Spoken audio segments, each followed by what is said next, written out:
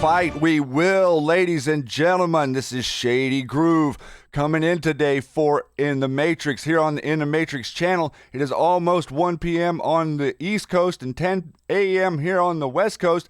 It is January 30th, guys. Wow, we have got some big news all of a sudden here right before we start up the show. Carly got queued again, guys. Wow, this is amazing. She is here. I hope we're coming in 5-5. I'm hoping that she comes around in the chat here a little bit too. And everybody today, this is a monumental day in our history for America and for you guys out there in the whole world. We are seeing things that we've never seen before, and we're starting to really get some momentum here. We have a rally tonight in Iowa, I believe. And the president is not really letting these guys get in his way, is he? He's sitting there and he's kind of just watching them. This is we're going to be getting into the Senate coverage here in a few minutes whenever they start. We got them lined up, but real quick before that, I wanted to show you what did Q point us to? He pointed us to Carly's Twitter here. Impeachment end. Killboxes attempts to send new articles to Senate to delay. State of the Union boomerang, quote, and the rocket's red glare, the bombs bursting in air, gave proof through the night that our flag was still there. Incredible, right? Just incredible to see all of this coming together here. And so let's go over right now. Let me get to the window here. I've got like all kinds of stuff going up. It's great to see everybody. Matrix did an amazing job yesterday, didn't he? Big shout out for Matrix there. That was really incredible. Big long run yesterday. We're going to do it again today because this is important and no one is covering this. And I don't understand why, but for whatever reason, they're not covering it. So we're going to. So let's see what Carly posted here. And experience with the president discussing what he described in effect as a quid pro quo. Yeah. Why not hear from John Bolton to describe that? I can assume the following, that the president suspended the aid for a period of time to make sure the Bidens were looked at by the Ukraine, and that the Ukrainians would look at allegations of election interference in 2016. What has been clear to me in this trial, that there's every reason in the world to want to look at Hunter Biden's conduct, that the public purpose that we're talking about is that when Joe Biden, my friend, got up in front of the Ukrainian parliament and said the time for sweetheart deals is over in the energy sector, his son receiving $3 million from Burisma undercut that message, and that will be pursued outside of impeachment. That to me is a legitimate point of inquiry, even if you assume the facts most favorable to the government. And this is not a crime. This is a partisan impeachment, and I'm hoping a few Democrats will say, I don't like President Trump, I don't agree with his policies, but we should never do this again because the House in Republican hands, trust me, could do the same thing, and I may find myself in a position of where a partisan impeachment comes to the Senate involving a Democrat, and I hope I would rise to the occasion. Sir, on what do you base your increasing optimism that you'll block witnesses? Everybody believes that there's a scintilla of evidence that the Bidens were involved in business practices that undercut U.S. foreign policy interests in the Ukraine. The manager said this is a hoax, it's been debunked, it hasn't. If there's not a scintilla of evidence, I would argue if you can find a scintilla of evidence, then it makes the president's concerns reasonable, non-personal, and all you need to do is show a public motive, not an exclusively solely personal motive. I buy what Dershowitz is saying. Have you heard there are fewer than 4 votes, 4 Republican votes? I think Mr. Dershowitz has convinced people. You can assume the facts, as you said, most favorable to the government, and still find that the evidence would suggest there's a scintilla of reason. Wow. Wow. So you can finally start to see what's happening here and how things are playing out and how we're moving forward. This is the drip turn into flood, and also pointing to anons to see, like, you know, we're the news. We're bringing the stuff that no one else will show you. Much like the channel here today, we're going to be bringing you uninterrupted coverage of the Senate hearing, or the impeachment hearings in the Senate. And I was out yesterday. You guys were all here listening, and I was out on the road. But interestingly enough, no channels on Sirius XM were broadcasting this impeachment. Isn't that interesting? Isn't that interesting how they interrupted the airflow for all of the other House members to flop around, and whenever it comes to your president having a defense, well, all of a sudden the media coverage isn't very interested in it. So great, amazing Q post this morning tagging Carly and showing us that the boomerang at the State of the Union might be pretty interesting to watch, guys. So with that, I would really like to say thank you so much. If you could consider supporting a sponsor here on our channel, we have the Red Pill Living, which is Red Pill Living in /intheMatrixxx with 3x's.com. And please, with them, they have some amazing products there that you can get to help you and your family. They have the Keela Cream, they have the C60. I personally take the C60, and I really think that it's made an improvement on my my getting older. Let's put it in the easiest way that I can put it. But they really are a great patriot organization there with starting to help both sides, not just content creators, but also people that are creating products to help detoxify the body. As well as we have the Patriot Pen. He's out there, I think, in the chat. If you guys could drop the links for that, then you guys could check out a Patriot Pen. It's a great way to support us. They're awesome pens, and they really do have a little bit of a cool conversation starter if you have a little Q pen on your lapel with a flag on it there. And also we have the PayPal, the Patreon, and we have the new members here on YouTube. The people in green out there, they got those nice, cool emojis. I can see you out there. Well, you can sign up for that for $4.99 a month, or you can go for $9.99 a month and get access to our Discord server. And that has been a real hoot because we're getting to know you guys over there a little bit better. And at nighttime and stuff, whenever things are going on and we're not on the air, well, we can kind of dig together and be together, and that's really something special. Really makes me excited to be here with you guys. So we're waiting on them to jump into the hearings. Looks like they're gathering in there. They may be drawing to order here pretty quick. I wanted to show you this real fast. The president yesterday tweeted "game over," and so that's interesting, right? Where have we seen that before? We have two posts, post number 416, post number 3615. And let's see, here was the president's post. What was post number 416? Soros takes orders from P. You have no idea how sick and evil these people are. Fight, fight, fight. Day of days. Game over. Only 2 times out of all of, I think it's about 60 or 70 times game appears on the Q map. This is only one of 2 where it says game over. So what are we doing here? We got Brexit tomorrow, Freedom Day. Then we had the drop here to Methods Twitter. Their playbook has been around for a long time. When certain obstructionists become too irritating, label them after suitable buildups as fascist or Nazi or anti-Semitic. The association will, after enough repetition, become fact in the public mind. And you're seeing that. You're watching that actually happen. It's becoming fact in the public mind to attack people and to call them names and to say that they're deplorable or that this person is a Nazi. Or you'll see all these interviews with the people who are anti-Trump, and they can't point at anything. Watch them. They cannot point at anything. It's all about gaslighting a conversation. It's all about sliding a conversation. It's all about not getting to the truth. So this is, looks like they're coming to order over here. Discordant, and we're going to go live. Much love, guys. Music. Thanks so much for joining us. We pray in your great name. Amen.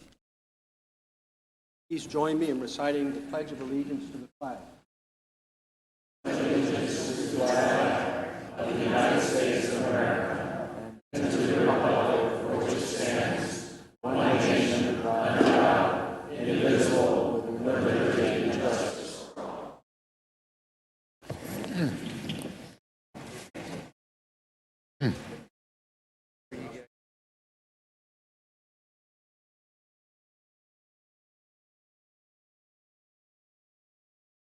Senators will please be seated.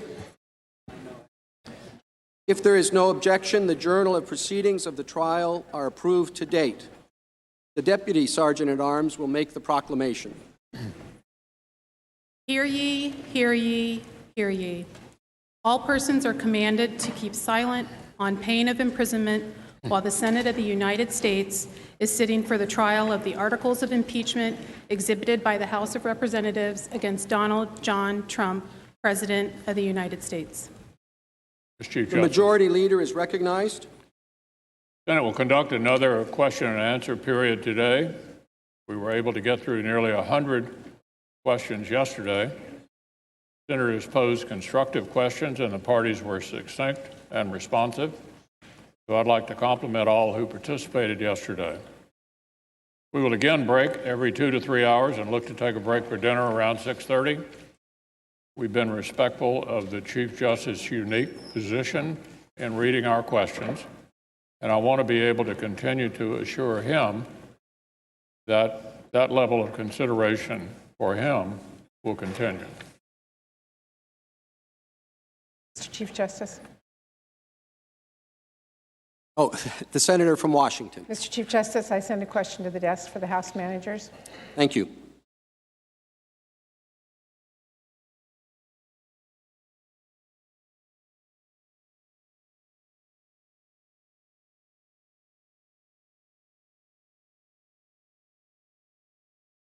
Senator Murray asks the House managers. Yesterday, when asked about why the House did not amend or reissue subpoenas after it passed its resolution authorizing its impeachment inquiry, the House managers touched upon the House having the sole power of impeachment as specified by Article 1 of the Constitution. Could you further elaborate as to why that authority controls, despite any arguments brought forth by members of the defense team contesting the validity of those subpoenas?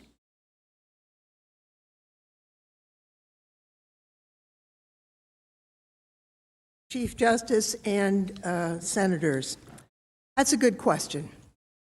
The answer is that these were validly issued subpoenas under the House rules.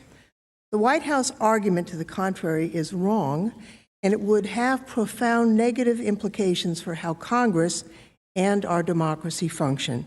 On January 9th, 2019, the House adopted its rules like we do every Congress, and these rules gave the committee the power to issue subpoenas. They're not ambiguous rules, and here is the relevant portion of Rule 11 on slide 55. The House's standing rules give each committee subpoena power for the purpose of carrying out any of its functions and duties as it considers necessary.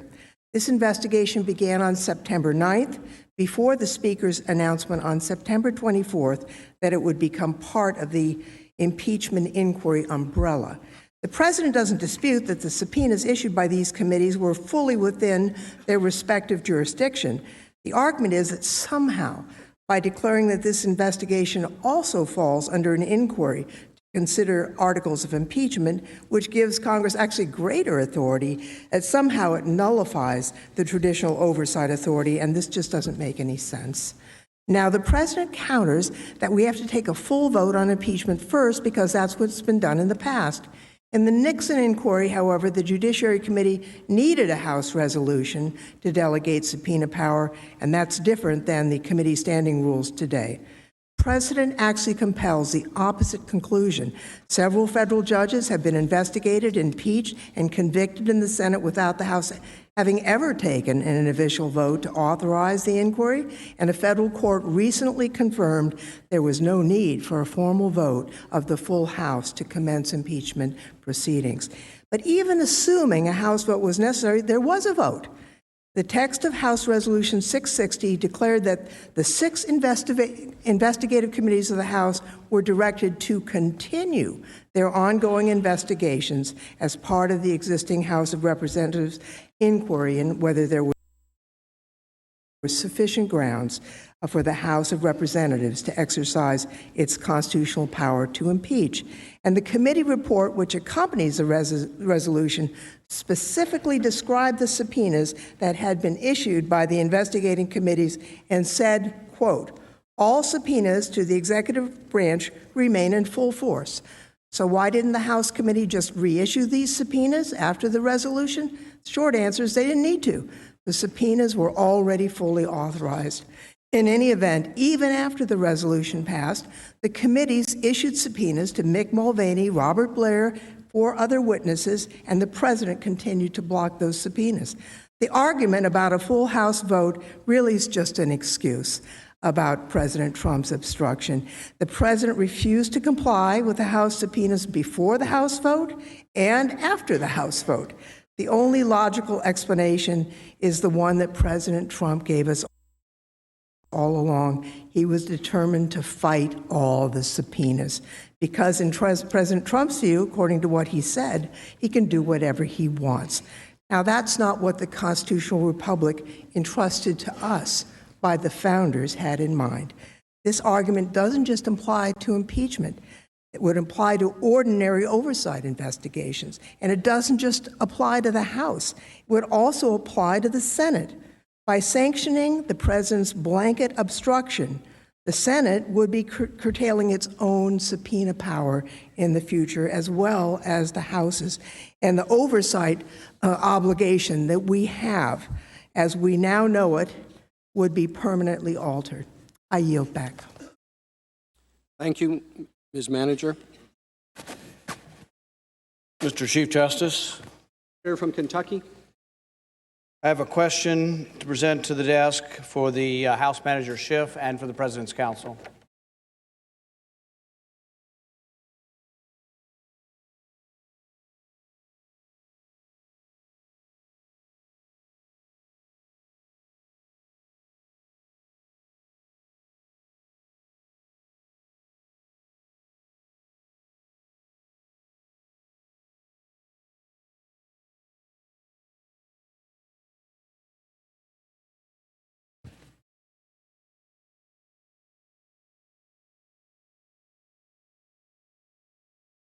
The presiding officer declines to read the question as submitted. Mr. Chief Justice. The senator from Wisconsin. Mr. Chief Justice, I send a question to the desk. Thank you.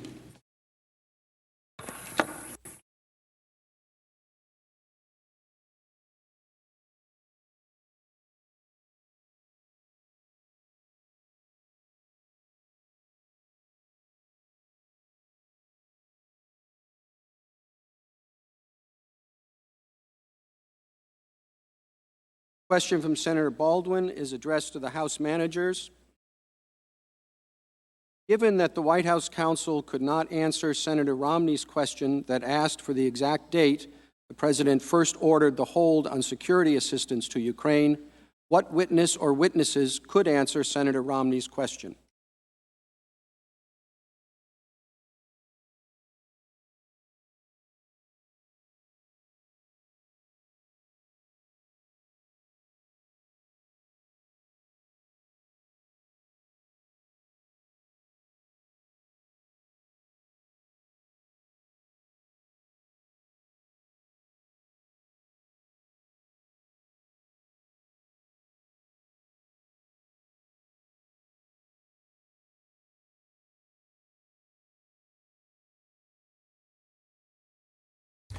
Thank you, Chief Justice. Thank you, Senator, for the question. You're right. They were not able to directly answer that question. And we believe that there is a tremendous amount of material out there in the form of emails, text messages, conversation, and witness testimony that could shed additional light on that, including an email from last summer between Mr. Bolton, Mr. Blair, where we know from witness testimony this issue was discussed. What we do know is from multiple witnesses, Ukrainian officials knew that President Trump had placed a hold on security assistance soon after it was ordered in July of 2019. So we know that not only did U.S. officials know about it and OMB communicate about it, but the Ukrainians knew about it as well. We know from former Deputy Foreign Minister of Ukraine, Elena Zirkle, she stated publicly, in fact, that the Ukrainian officials knew about it and had found out about it in July. We also know from the testimony of Laura Cooper that her staff received 2 emails from the State Department on July 25th, revealing that the Ukrainian embassy was, quote, asking about security assistance, end quote. And that, quote, the Hill knows about the FMF situation to an extent, and so does the Ukrainian embassy, end quote. And that was on July 25th, the same day as President Trump's call with President Zelensky. What we also know is that career diplomat Catherine Croft stated that, quote, she was very surprised at the effectiveness of my Ukrainian counterparts' diplomatic tradecraft, as in to say they found out very early on or much earlier than I expected them to, end quote.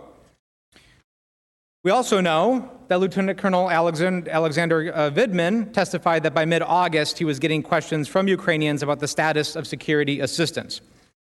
So there is a lot of evidence surrounding it.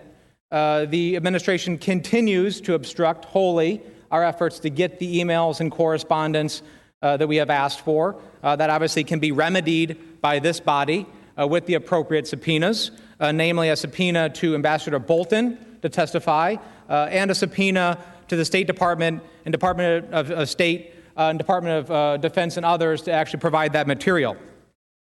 Last thing I'd like to say is last evening, Counsel for the President was asked the question about why did the hold for Ukraine differ from holds in the Northern Triangle and other holds like Afghanistan. He provided an explanation that I'm still trying to wrap my brain around because he seems to be the only person in the administration that actually has an explanation. And as far as I could tell, the explanation was somewhere along the lines of one was public and trying to put public pressure on the countries in question, and one was not, was a private conversation and a private effort to put pressure. If that were true, then of course there would be plenty of evidence, plenty of emails, text messages, and other correspondence within the entire interagency process that we know is robust that would illustrate that to be the case. But they have failed to provide any evidence to corroborate that. And let me finish with this. I happen to know that a lot of people in this chamber, a lot of people in the chamber on the other side of the Capitol, including me, have often described much consternation about red tape and bureaucracy and layers of government that run too slow. And I sometimes share that concern, right? That sometimes it takes a long time. There are memos for everything, emails for everything. There's paper trails for everything in this town. I think that is true with respect to this issue. And it is time that we actually see that information so we can get to the bottom of what actually happened. This body could get that information. Thank you, Mr. Manager. Mr. Chief Justice. Senator from Pennsylvania. Mr. Chief Justice, I send a question to the desk on behalf of myself and Senators Sass, McSally, Crapo, Thune, Young, Ernst, and Braun.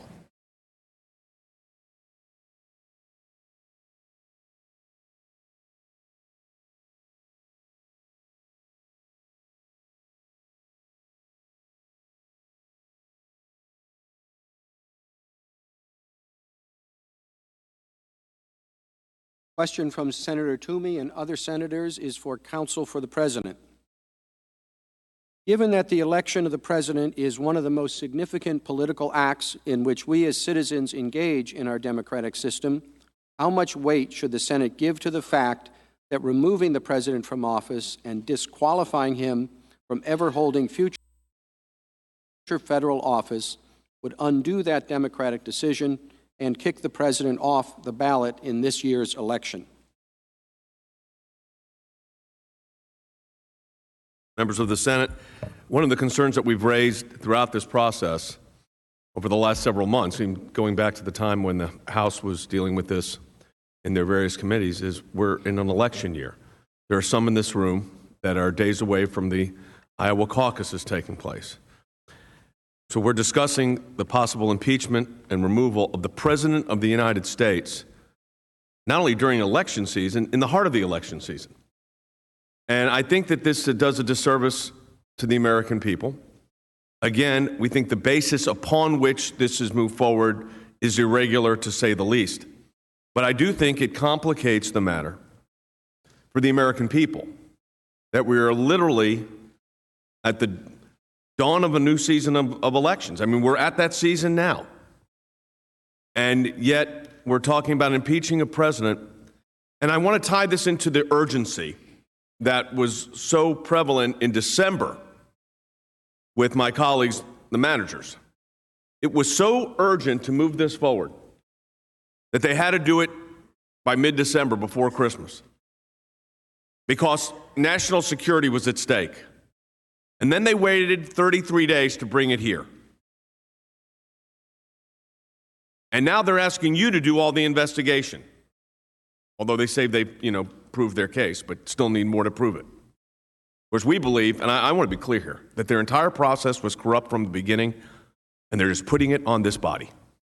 But to do it while the American people are selecting candidates for nomination to be the head of their party, to run as president of the United States. Some of you in this very room. And to talk about the removal of a president of the United States, I think that's all part and parcel of the same pattern and practice of irregularities that have taken place with this impeachment proceeding since the beginning. The Speaker allowed the articles to linger. It was such a nationally urgent matter that they could linger for a month.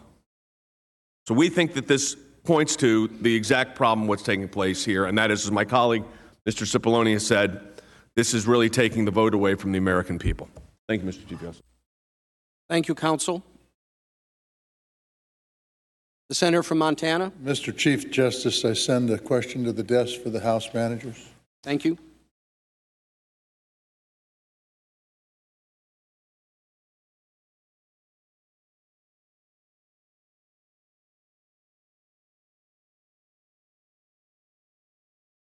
Senator Tester asks the House managers. Yesterday, Mr. Dershowitz stated, quote, if a president does something which he believes will help him get elected in the public interest, that cannot be the kind of quid pro quo that results in impeachment, end quote. Do you believe there is any limit to the type or scope of quid pro quo a sitting president could engage in with a foreign entity as long as the intent of the sitting president is to get reelected in what he or she believes is in the public's best interest?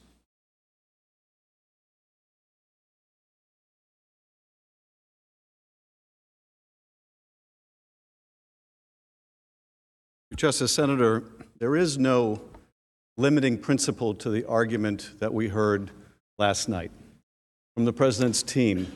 That is, if there's a quid pro quo that the President believes will help him get reelected, and he believes his reelection is in the national interest, then it doesn't matter how corrupt that quid pro quo is. It's astonishing that on the floor of this body someone would make that argument. Now, it didn't begin that way in the beginning of the President's defense, but what we have seen over the last couple of days is a descent into constitutional madness, because that way madness lies. If we are to accept the premise that a president essentially can do whatever he wants, engage in whatever quid pro quo he wants, I will give you this if you will give me that to help me get elected. I will give you military dollars if you will give me help in my reelection. If you will give me illicit foreign interference in our election. Now, the only reason you make that argument is because you know your client is guilty and dead to rights. That is an argument made of desperation. Now, what's so striking to me is almost half a century ago, we had a president who said, well, when the president does it, that means it is not illegal. That, of course, was Richard Nixon. Watergate is now 40 to 50 years behind us. Have we learned nothing in the last half century? Have we learned nothing at all? It seems like we're back to where we were. The president says it, it's not illegal. Or Donald Trump's version, under Article 2, I can do whatever I want. Or Professor Dershowitz's point, if the president believes it helps his reelection, it is therefore in the national interest. He can do whatever he wants. In fact, much as we thought that we progressed post-Watergate and we enacted Watergate reforms and we tried to insulate the Justice Department from interference by the presidency, we tried to put an end to the political abuses of that department, as much as we thought we enacted campaign finance reforms, we are right back to where we were half a century ago, and I would argue we may be in a worse place because this time, that argument may succeed. That argument, if the president says it can't be illegal, failed. And Richard Nixon was forced to resign. But that argument may succeed here, now. That means we're not back to where we are. We are worse off than where we are. That is the normalization of lawlessness. I would hope that every American would recognize that it's wrong to seek foreign help in an American election, that Americans should decide American elections. I would hope, and I believe, that every American understands that, and every American understands that's true for Democratic presidents and Republican ones. I would hope that we would understand it. I would hope that this trial would be one conducive of the truth. The senator asked what witnesses could shed light on when the president ordered the hold and why. Well, we know Mick Mulvaney would. That instruction came from OMB. You remember the testimony of Ambassador Taylor, the shock that went through the National Security Council and the shock he experienced in that video conference when it was first announced. And the instruction was, this comes through the president's chief of staff, OMB, but it's a direct order from the president. Well, Mick Mulvaney knows when that order went into place, and he knows why that order went into place, and he made that statement publicly, which he now wishes to recant. I'm sure he got an earful from the president after he did. But apparently it doesn't matter. None of that matters. Because if the president believes it's in his interest, it's okay. Now, there was an argument also, well, what if it was a credible reason? Of course, there's no evidence that this was a credible reason to investigate the president's rival, but let's say it was a credible reason. Does that make it right? What president is not going to think he has a credible reason to investigate his opponent? What president is going to think he doesn't have a credible reason or wouldn't be able to articulate one or come up with some fig leaf? They compounded the dangerous argument that they made that no quid pro quo is too corrupt if you think it'll help your reelection. They compounded it by saying, and if what you want is targeting your rival, it's even more legitimate. That way, madness lies. Justice? Senator from North Dakota. I send a question to the desk on behalf of myself and Senator Young. Thank you.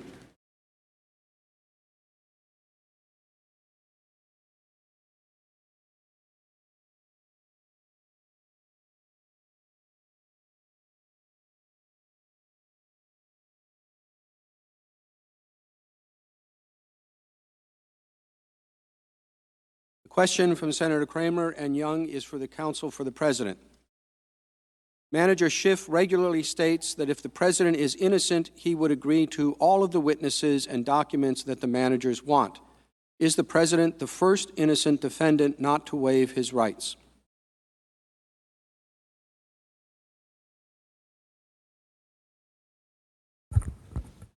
Mr. Chief Justice, Senators, thank you for that question. Because the answer is obviously no, the president is not the first innocent defendant who decided not to waive his rights.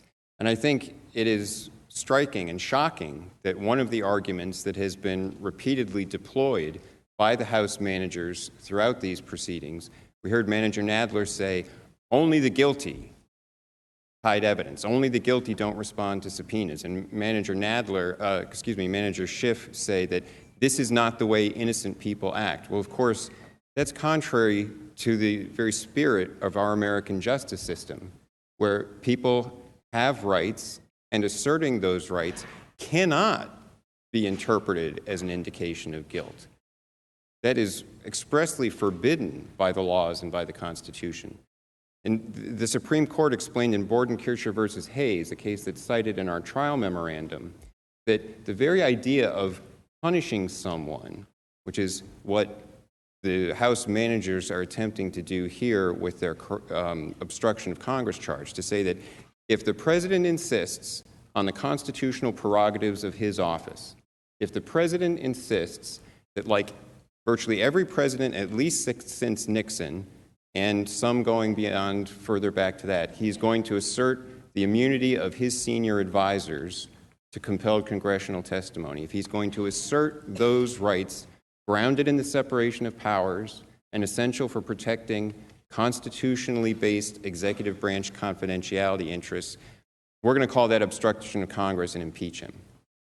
And it's this fundamental theme running throughout both their obstruction charge and their arguments generally here, that if the president stands on his constitutional rights, if he tries to protect the institutional prerogatives of his office, which he is duty-bound to do for future occupants of that office, that's somehow an indication of guilt and shows that he ought to be impeached.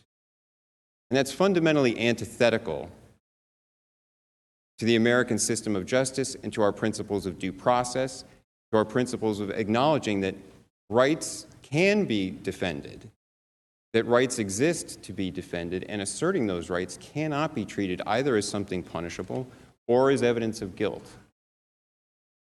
And there would be a long line of past presidents, as Professor Dershowitz pointed out, there are a lot of presidents who have been accused of abuse of power. There'd also be a long line of precedents who could have been impeached for quote-unquote obstruction of Congress if every time a president insisted upon the prerogatives of the office of the presidency and insisted on defending the separation of powers, that could be treated as something impeachable and as evidence of guilt.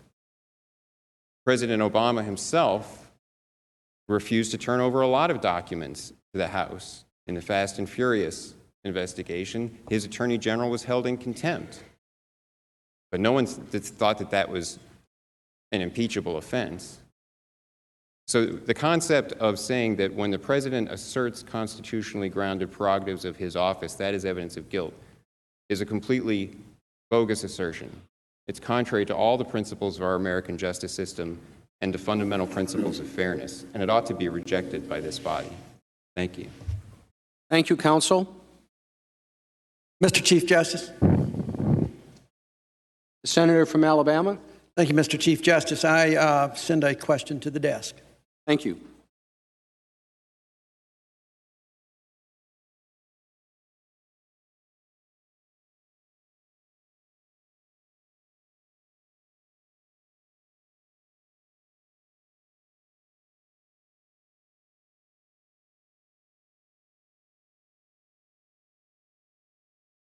Senator Jones's question is for the House managers.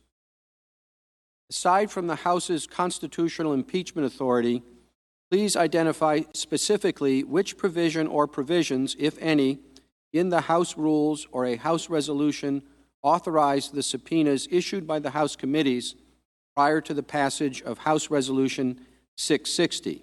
In addition, please list the subpoenas that were issued after House Resolution 660.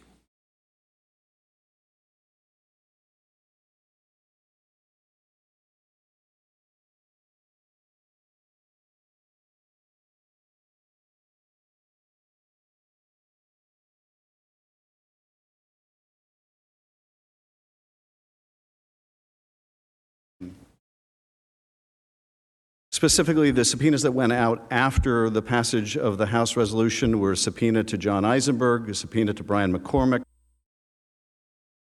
Robert Blair, Michael Ellis, Preston Wells Griffith, and Mick Mulvaney.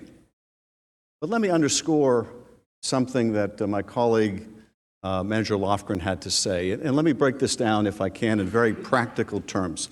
What is the practical import of what counsel for the president would argue? And it is this.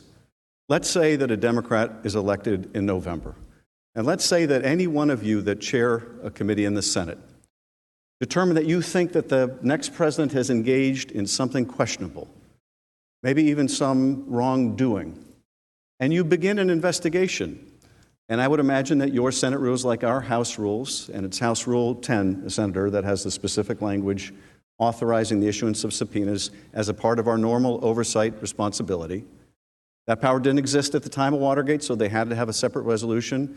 But that House rule passed each session empowers us to issue subpoenas as committee chairs as part of our oversight jurisdiction. So there you are, Democratic president, you're a chair, you start to do oversight, you issue subpoenas.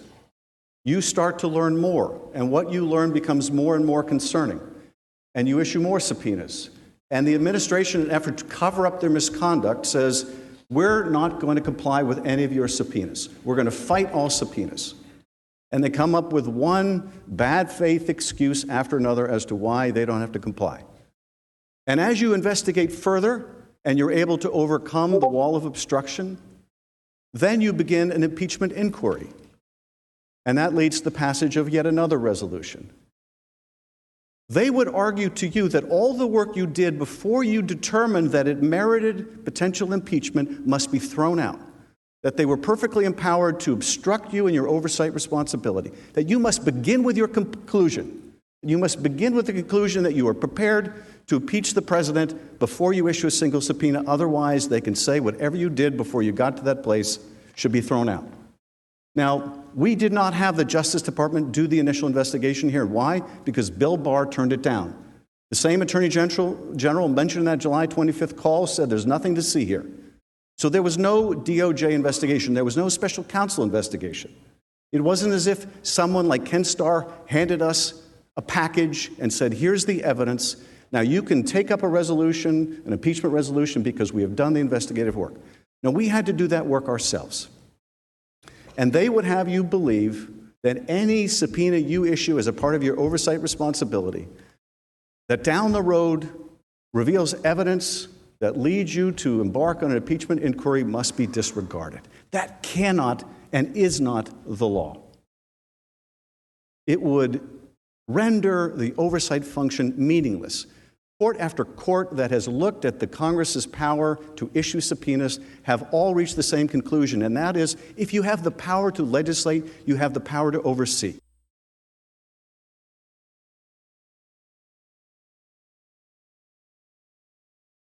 Here we have a violation of the Impoundment Control Act. That is, Congress passes military spending, the president doesn't spend it, he gives no reason, he keeps it a secret.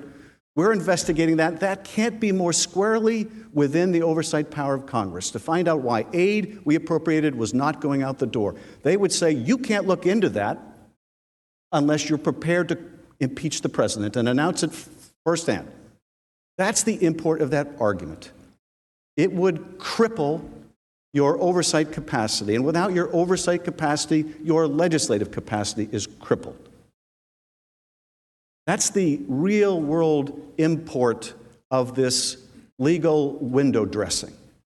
They would strip you of your ability to do meaningful oversight. And particularly here, where we're talking about misconduct of an impeachable kind and character, it would mean that a president can obstruct their own investigation. And if you need any evidence of their bad faith, of which is abundant, the shifting and springing rationalizations and explanations. When we had Corey Lewandowski in the Intelligence Committee, they said that under instructions to the White House, he wouldn't answer questions because they might claim executive privilege. Now, this was someone who never worked for the executive. They made the claim they might use executive privilege. I'm sorry, is my time up? Time has expired. Oh, thank you. Senator from Texas. Mr. Chief Justice, I send a question to the desk on behalf of myself and Senators Hawley and Graham. Thank you.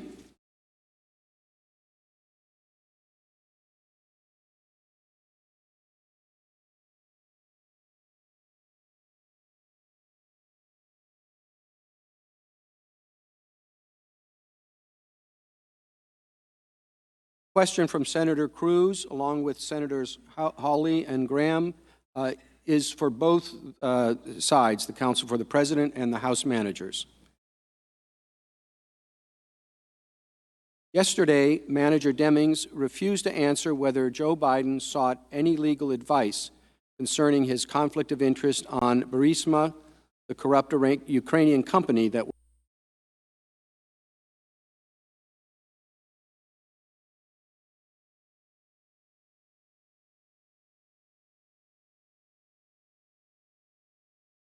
worker that he told his father about Burisma, and, quote, Dad said, I hope you know what you're doing, and I said, I do. Why do Joe and Hunter Biden's stories conflict? Did the House ask either one that question? The White House counsel goes first.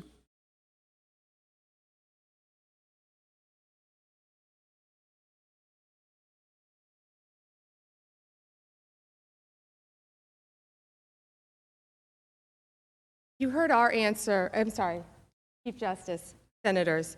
Senators, you heard our answer regarding that yesterday, but it is very interesting that he said he never spoke to his son about overseas dealings. His son said different things. Joe Biden was the point man for Ukraine, investigating, at the time, Ukrainians were a corrupt company, Burisma, and Zlochevsky, its owner, an oligarch who, by all media accounts we've discussed, was extremely corrupt.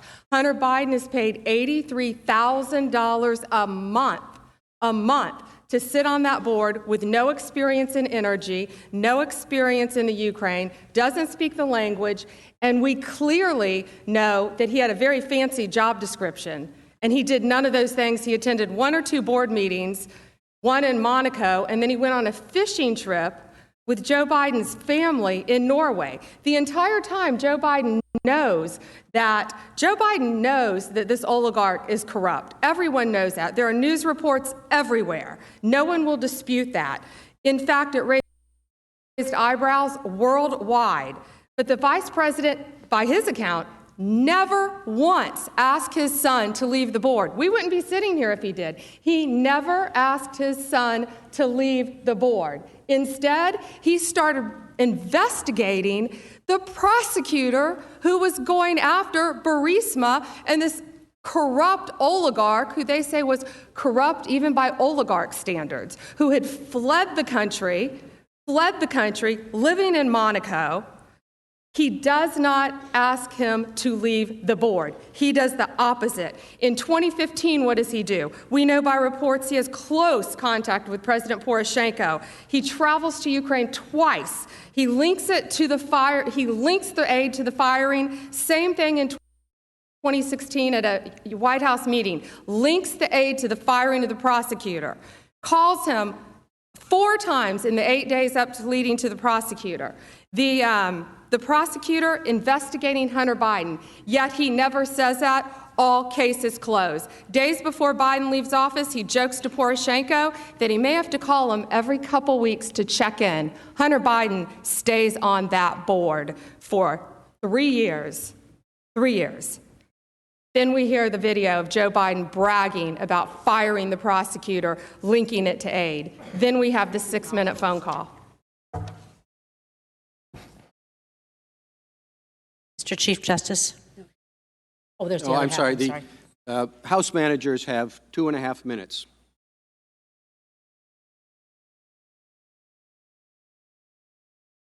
Mr. Chief Justice, and to our senators. Senators, thank you so much for that question. I know you have asked about a conversation between a father and his son.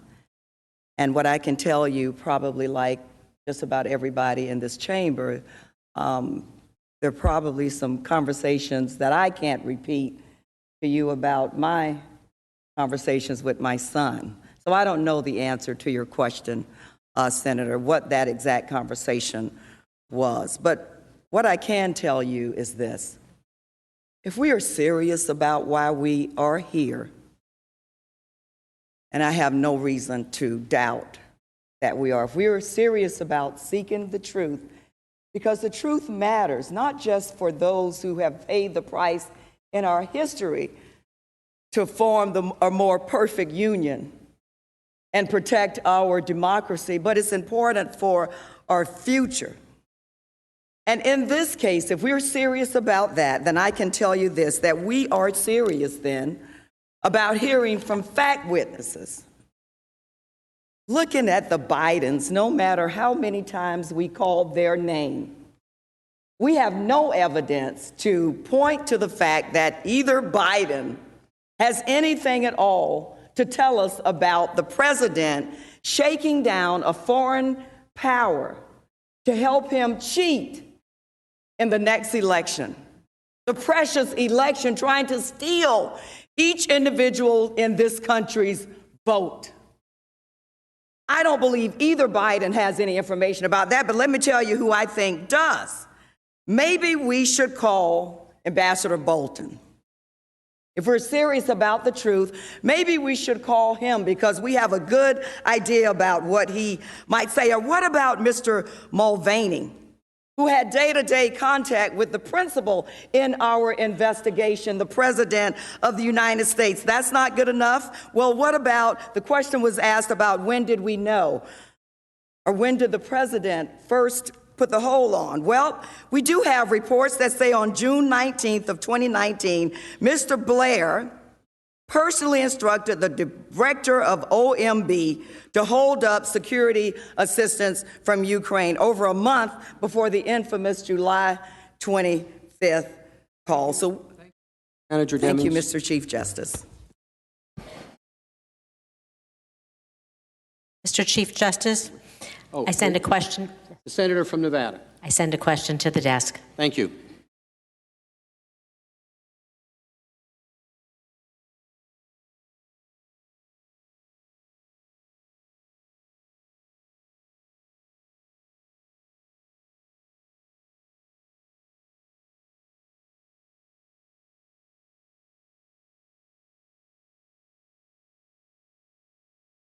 Question from Senator Rosen is addressed to the House managers.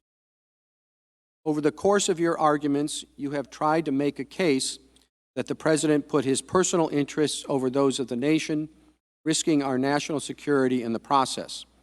What precedent do you believe the President's actions set for future presidents?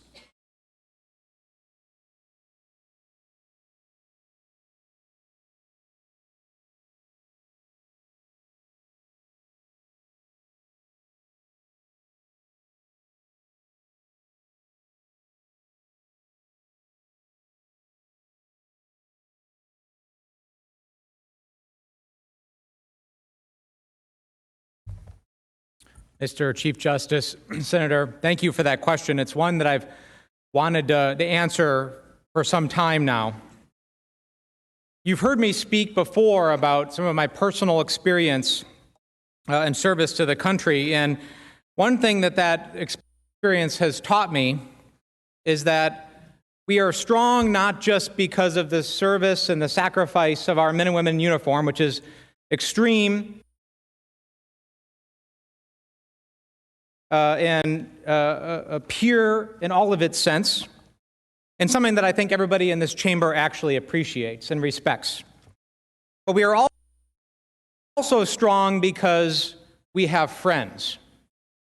We are strong because America doesn't go it alone. You know, when I was in Iraq and Afghanistan, I worked frequently with Afghan Army partners, Iraqi Army partners, and others, not because it was important,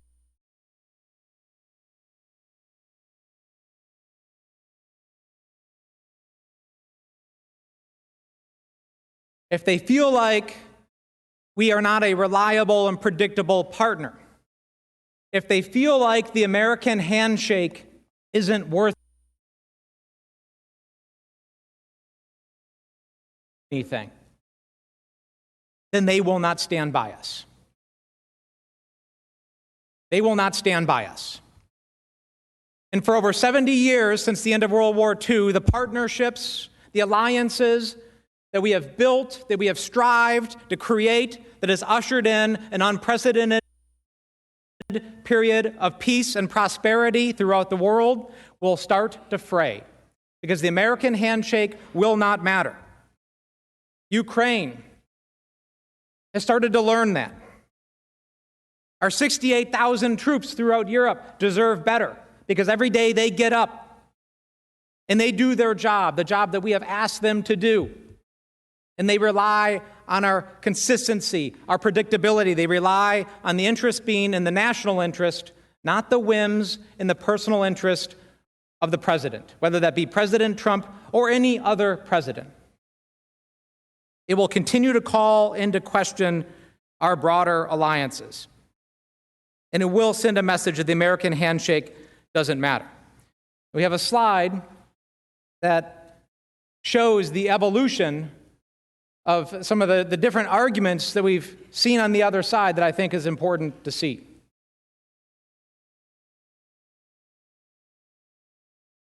Russia, if you're listening, I hope you're able to find the 30,000 emails that are missing.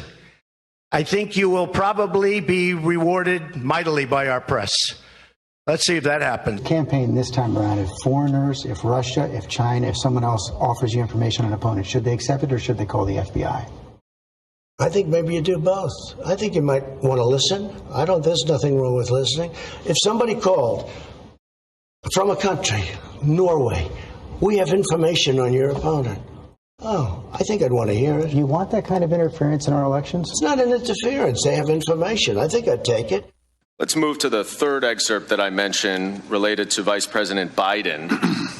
And it says, the other thing, there's a lot of talk about Biden's son. This is President Trump speaking, that Biden stopped the prosecution, and a lot of people want to find out about that. So whatever you can do with the Attorney General would be great. Biden went around bragging that he stopped the prosecution, so if you can look into it, it sounds horrible. Well, I would think that if they were honest about it, they'd start a major investigation into the Bidens. It's a very simple answer. If we feel there's corruption, like I feel there was in the 2016 campaign, there was tremendous corruption against me. If we feel there's corruption, we have a right to go to a foreign country. And by the way, likewise, China should start an investigation into the Bidens, because what happened in China is just about as bad as what happened with Ukraine. The American people deserve to know what happened. The American people deserve to know when they go to bed tonight that there's a president that has their interests in mind, that will put the national security of the country above his own political self-interest.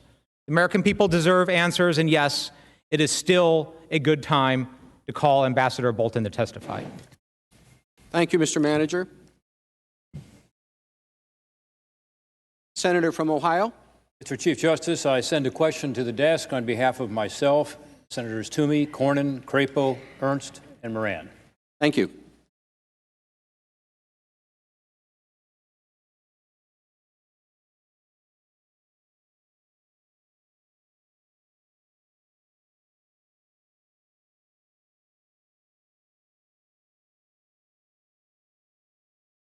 Question from Senator Portman and the other senators is for the counsel for the president. I have been surprised to hear the House managers repeatedly invoke constitutional law professor Jonathan Turley to support their position, including playing a part of a video of him. Isn't it true that Professor Turley opposed this impeachment in the House and has also said that abuse of power is exceedingly difficult to prove alone without any accompanying criminal allegation? Abuse of power has never been the sole basis for a presidential impeachment and was not proven in this case.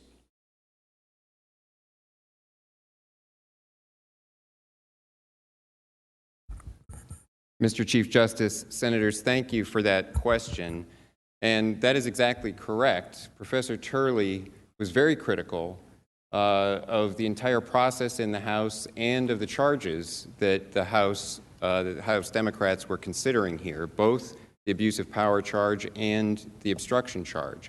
And he explained that this was a rushed process that had not adequately pursued an investigation, that, as the senators point out in the question, abuse of power is an exceedingly difficult theory to use to impeach a president, and it has never been used without alleging violations of the law. And I think that in the discussions we've had over the past week and a half, we've pointed excuse me, pointed that out multiple times.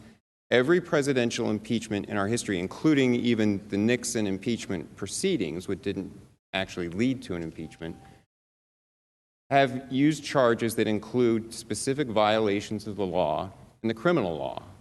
Andrew Johnson was charged mostly in counts that involved violation of the Tenure of Office Act, which the Congress had specifically made punishable by fine and imprisonment, and even wrote into the statute that violation would constitute either a high crime or a high misdemeanor, but one of those terms to make it clear that it was going to be used to trigger an impeachment. In the proceedings, in the Nixon impeachment inquiry, each of the articles of impeachment there, except for the obstruction of Congress charge, was sort of treated separately on the obstruction theory, included specific violations of law. There were specific violations alleged in the second article of impeachment, which is often sort of referred to loosely as the abuse of power article. It wasn't actually titled abuse of power. It didn't charge abuse of power. The specifications there were violations of law, violating the constitutional rights of citizens, violating the laws governing executive branch agencies, unlawful electronic surveillance using the CIA and others, specific violations of law. And clearly in the Clinton impeachment, President Clinton was impeached for perjury and obstruction of justice. Those are crimes. And while Professor Turley does not take the view that a crime is necessarily required, he pointed out here that there was not nearly a sufficient basis and not nearly a sufficient record compiled in the House of Representatives to justify an abuse of power charge. He also was very critical of the obstruction of Congress theory, and he pointed out that it would be an abuse of power by Congress under these circumstances, where Congress has simply demanded information, gotten a refusal from the executive branch based on constitutionally based prerogatives of the executive, a refusal to provide that information, then to simply go straight to impeachment without going through the accommodations process, without considering contempt, without going to the courts. That was Professor Turley's view of how incrementally the House of Representatives would have to proceed if they were going to try to reach ultimately some theory of obstruction of Congress. So to cite Professor Turley, it is true that in his academic writing and in his testimony, he did not adopt the view that you must have a crime and only a crime as the charge for an article of impeachment. He still thought that neither of the articles of impeachment here could be justified or were sufficient or could be used to impeach the president, both the abuse of power article and the obstruction article. So taking snippets out of what he said really does an injustice to the totality of his testimony, because the totality of his testimony was entirely against what the House ended up doing here. Thank you. Thank you, the senator from Ohio. Mr. Chief Justice, on behalf of Senator Wyden and myself, I send a question to the desk for the House managers. Thank you.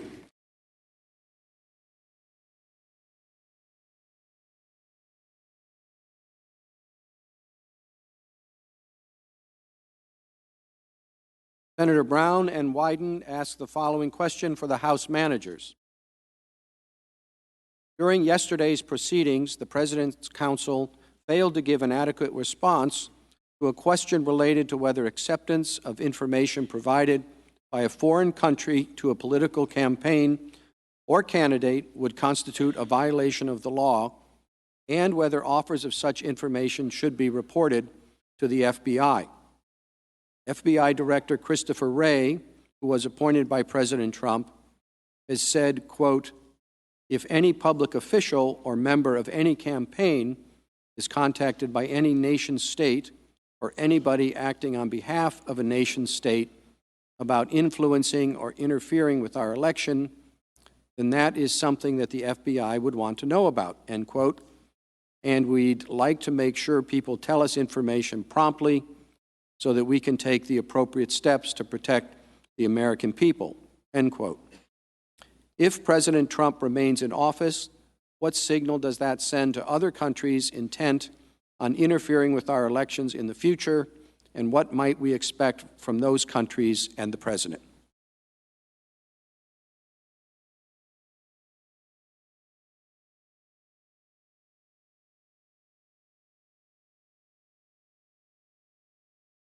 Mr. Chief Justice, distinguished members of the Senate, thank you for that question. Take the last part first.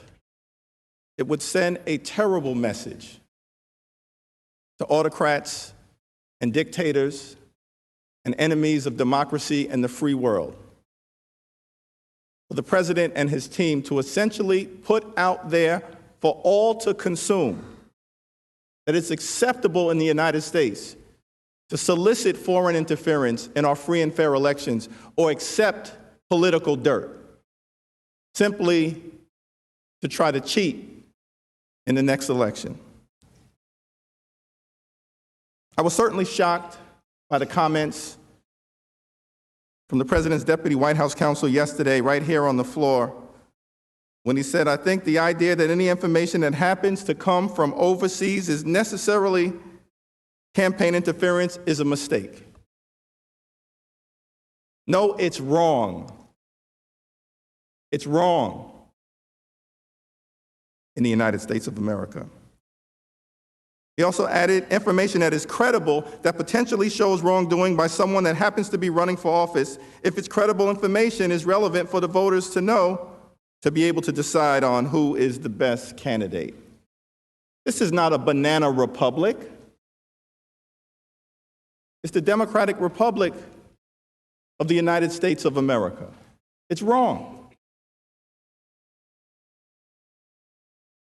Now, the single most important lesson that we learned from 2016 was that nobody should seek or welcome foreign interference in our elections. But now we have this president and his counsel essentially saying it's okay. It is not okay. It strikes at the very heart of what the framers of the Constitution were concerned about: abuse of power, betrayal by the president of his oath of office, corrupting the integrity of our democracy and our free and fair elections by entangling oneself with foreign powers. That's at the heart of what the framers of the Constitution were concerned about. Don't just trust me. We have several folks who have made this observation. The FBI director, the Trump FBI director, said that the FBI would want to know about any attempt at foreign election interference. And the chair of the Federal Elections Commission also issued a statement reiterating the view of U.S. law enforcement. She said in part, "Let me make something 100% clear to the American people and anyone running for office. It is illegal for any person to solicit, accept, or receive anything of value from a foreign national in connection with a U.S. election. This is not a novel concept."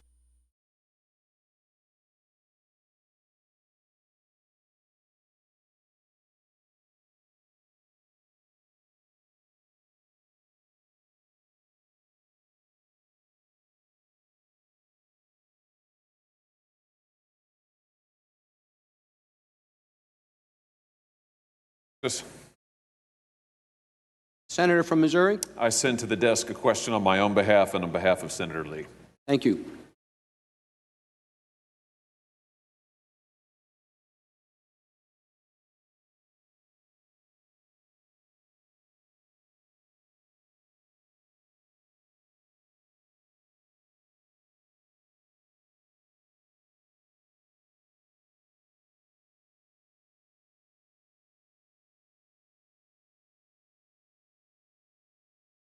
Question from Senators Hawley and Lee is for counsel for the President. United States federal courts have held, most prominently in the Blagojevich case, that it is not unlawful for a public official to condition his official acts on official acts performed by another public officer. Is there any application to the allegations against President Trump?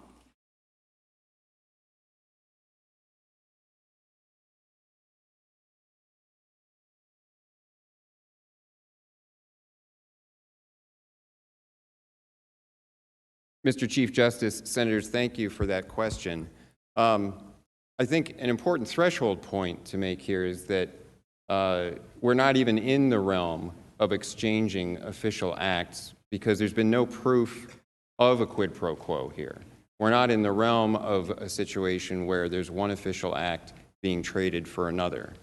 I think that we've gone through the evidence that makes it quite clear that both with respect to a meeting with the president, a bilateral meeting, and with respect to the temporary pause on the security assistance, the evidence just doesn't stack up to show that President Trump linked either of those. Both took place, the meeting and the release of the aid, without Ukrainians doing anything, announcing or beginning any investigations. There's nothing in the transcript linking them as a quid pro quo. The Ukrainians didn't even know that there had been a temporary pause on the aid. And I could go on with the list of points on that. I think if there were any application, hypothetically, it would come in the realm of the fact that in foreign policy, there are situations where there can be situations where one government wants some action from another and wants that action from another in a way that will condition other policies of one country. You can say, we would like you, and this happens, for example, with the Northern Triangle countries. We want you to do more to stop the flow of illegal immigration. We're going to be conditioning some of our policies towards you unless and until you start doing a better job stopping the flow of illegal immigration, because it's a real problem on our southern border. That happens all the time. And when there's something legitimate to look into, there could be a situation where the United States would say, you've got to do better on corruption, you've got to do better on these specific areas of corruption, or we're not going to be able to keep having the same relationship with you. One example like that, I believe we pointed out that aid was held up to Afghanistan. President Trump held up aid to Afghanistan specifically because of concerns about corruption. And in situations like that, there'd be nothing wrong whatsoever with conditioning one policy approach on a foreign country modifying their policy to be more in line, to attune more directly to U.S. interests. That's part of what foreign policy is all about. And that could arise in the situation of even investigations. And I think it's interesting to point out that in May of 2018, 3 Democratic senators sent a letter to the then prosecutor in Ukraine suggesting that we've heard some things that you might not be cooperating with the Mueller investigation. And there is sort of an implicit indication behind the letter that there's not going to be as much support for Ukraine. This is something that's important. You've got to be helping with that election. And there's nothing wrong with encouraging the prosecutor general to assist with something that's important to the United States. That's part of foreign policy, happens all the time. So to the extent that that case, the Blagojevich case is relevant, I think it is in the general concept that were there some linkage between we want your country to pursue these policies, it's going to affect our policies towards you, that's entirely legitimate. That's not something that is a violation of any law or is improper. But again, I come back to the point that here, there is no proof of that linkage.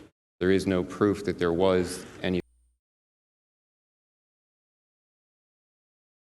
sort of, as we've come to call it, quid pro quo in this case. Thank you. Thank you, counsel.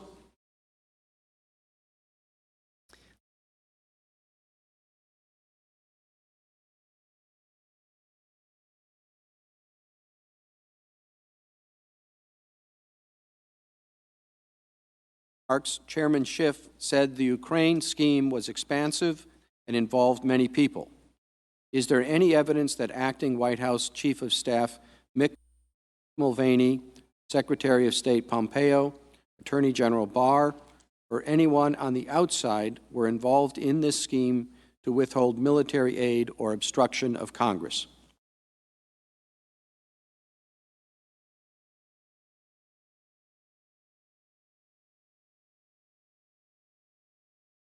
Mr. Chief Justice and Senator, thank you so much for that question.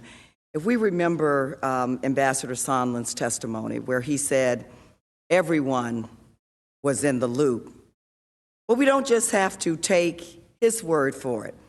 During his hearing, Mr. Sondland discussed a July 19th email he sent to the president's top aides, including Secretary Mike Pompeo, Acting Chief of Staff Mick Mulvaney, Mr. Mulvaney's senior advisor Robert Blair, Secretary Rick Perry, and Brian McCormick, Secretary Perry's Chief of Staff. And we should at least start with, if we're serious about getting to the truth, issuing a subpoena for State Department emails. If you'll pay attention to the slide, in the email, Sondland stated, quote, "I talked to Zelensky just now. He is prepared to receive POTUS's call. We'll assure him that he intends to run a fully transparent investigation and will turn over every stone. He would greatly appreciate a call prior to Sunday so that he can put out some media about a friendly and productive call, no details." Mr. Mulvaney in the email acknowledges receipt and responds shortly, "I asked the NSC to set up the call for tomorrow." 6 days before President Trump, now infamous July 25th call, in which he told President Zelensky to conduct investigations into the Bidens and the 2016 election, Mr. Sondland sent an email to the president's top aides updating them on the status of the scheme. Again, quote, "Everyone was in the loop." On August 11th, Ambassador Sondland emailed Mr. Breckball to ask him to brief Secretary Pompeo on a statement he was negotiating with President Zelensky with the aim of, quote, "making the boss happy," the boss being the president, enough to authorize the investigation. Ambassador Sondland wrote to Mr. Breckball, and I quote, "Kurt and I negotiated a statement from Mr. Zelensky, to be delivered for our review in a day or two. The contents will hopefully make the boss happy enough to authorize an invitation." And he's talking about the invitation for a White House Oval Office meeting, which we know was much more critical and important than a sideline meeting at the UN. Yet, further evidence, and I quote, "Everyone was in the loop." Attorney General Barr reportedly responded at some point, and there was a New York Times article that was done, and Attorney General Barr responded to that article by stating that he was aware of DOJ investigations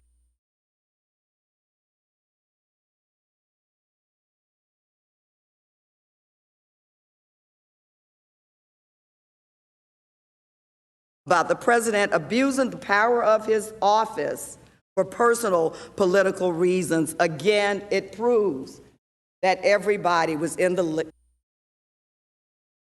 loop, and we should want to subpoena and review those emails involving the State Department and others.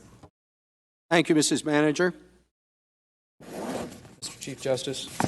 Senator from South Dakota. I sent a question to the desk on behalf of myself and Senators Moran, Daines, Ernst, Scott of Florida, and Crapo. Thank you.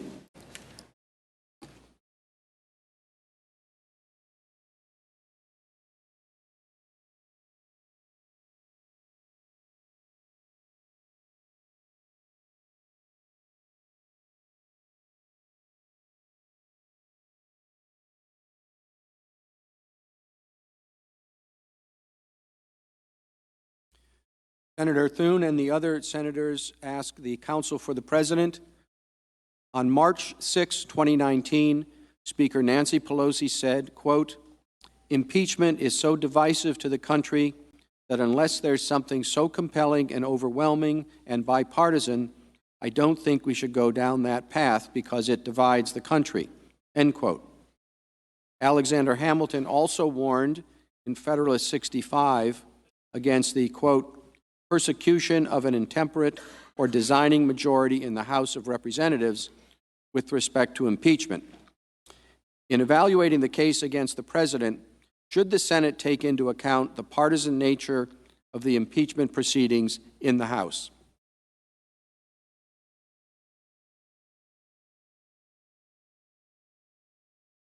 Thank you, Mr. Chief Justice, members of the Senate. Absolutely, you should take that into account. That's dispositive. That should end it. Based the statements that we heard the last time from our friends on the Democratic side. That's a reason why you shouldn't have an impeachment. Speaker Pelosi was right when she said that. Unfortunately, she didn't follow her own advice. We've never been in a situation where we have the impeachment of a president in an election year with the goal of removing the president from the ballot. As I've said before, that is the most massive election interference we've ever witnessed. It's domestic election interference. It's political election interference, and it's wrong. They don't talk about the horrible consequences to our country of doing that. But they would be terrible. They would tear us apart for generations, and the American people wouldn't accept it. Let me address in that context the importance of the vote for their inquiry, which also had bipartisan opposition. Now, they said, well, we were fine when Speaker Pelosi announced it. We didn't need a vote. The subpoenas were authorized. Then why did they have a vote? They had a vote because they understood they had a big problem that they needed to fix. But what's more important about the vote than the procedural issue? The important thing about the vote is that if you're going to start an impeachment investigation, particularly in an election year, there needs to be political accountability to the American people.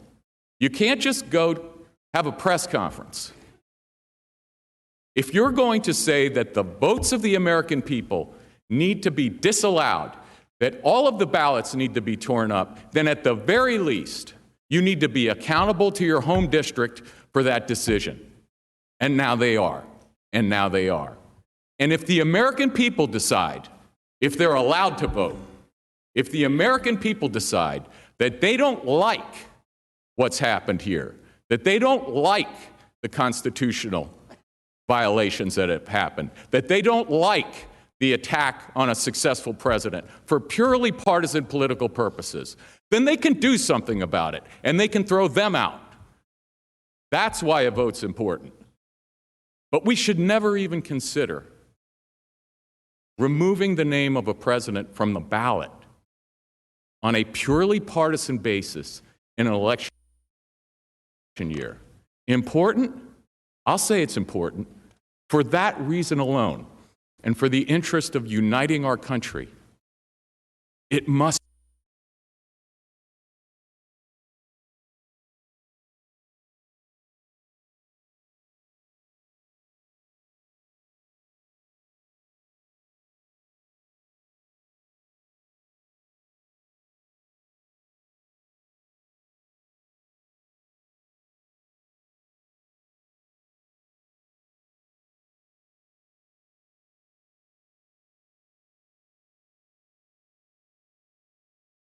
Question from Senator Reid and the other senators is for both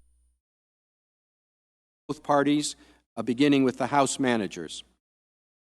It has been reported that President Trump does not pay Rudy Giuliani, his personal attorney, for his services. Can you explain who has paid for Rudy Giuliani's legal fees, international travel, and other expenses in his capacity as President Trump's attorney and representative?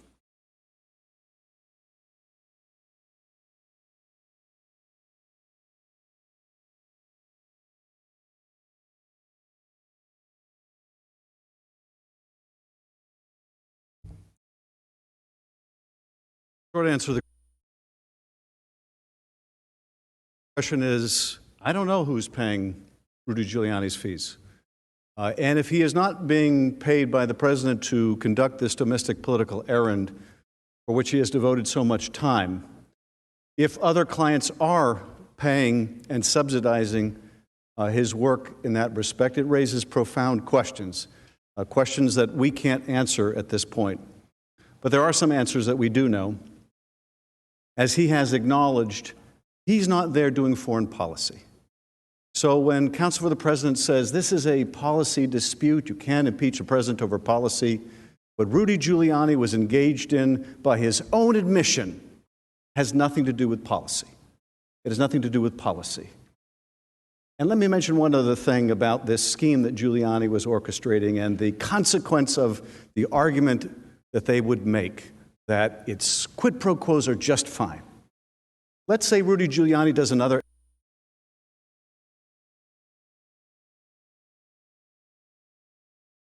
of the Bidens. You know the one the president's been calling for. They would say that's okay. They would say that's a quid pro quo to help his reelection. He can betray the American farmer. That's okay. That's their argument. Where does that argument lead us? That's exactly the kind of domestic, corrupt political errand that Rudy Giuliani was doing gratis, without payment, at least not payment apparently from the president. So who's paying the freight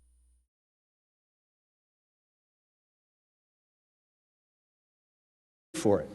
Well, I don't know who's directly paying the freight for it, but I can tell you the whole country is paying the freight for it. Because there are leaders around the world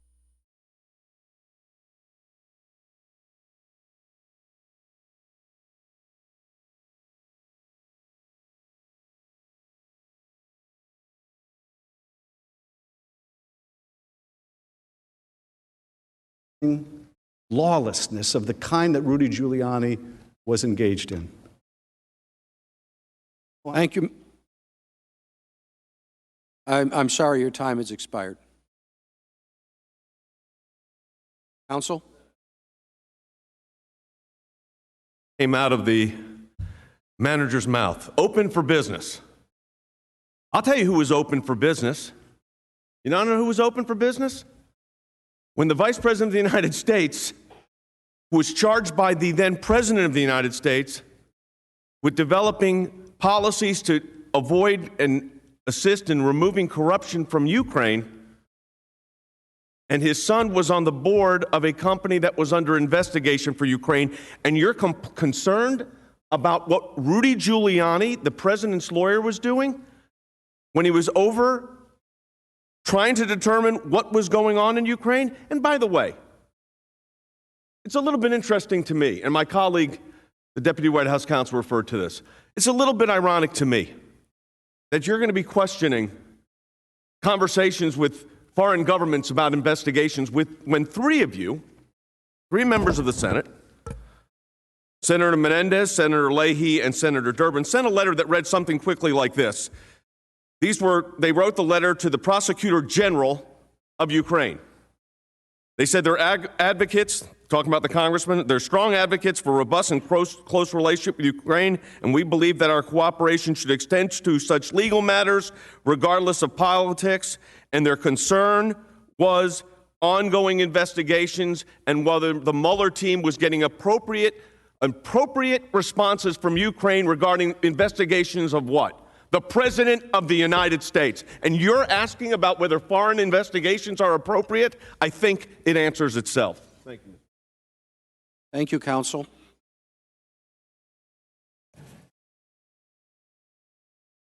Mr. Chief Justice. The senator from Oklahoma. Mr. Chief Justice, I sent a question to the desk on behalf of myself, Senator Ernst, and Senator Crapo.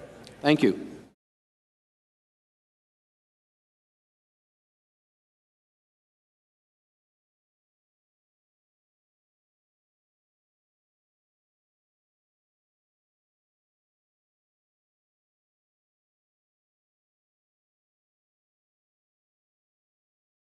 Question from Senator Langford and the other senators is for the counsel for the president. House managers have described any delay in military aid and State Department funds to Ukraine in 2019 as a cause to believe there was a secret scheme or quid pro quo by the president. In 2019, 86% of the DoD funds were obligated to Ukraine in September, but in 2018, 67% of the funds were obligated in September, and in 2017, 73% of the funds were obligated in September. In the State Department, the funds were obligated September 30 in 2019, but they were obligated September 28 in 2018. Each year, the vast majority of the funds were obligated in the final month or days of the fiscal year. Was there, was there a national security risk to Ukraine or the United States from the funds going out at the end of September in the 2 previous years? Did it weaken our relationship with Ukraine because the vast majority of our aid was released in September each of the last 3 years?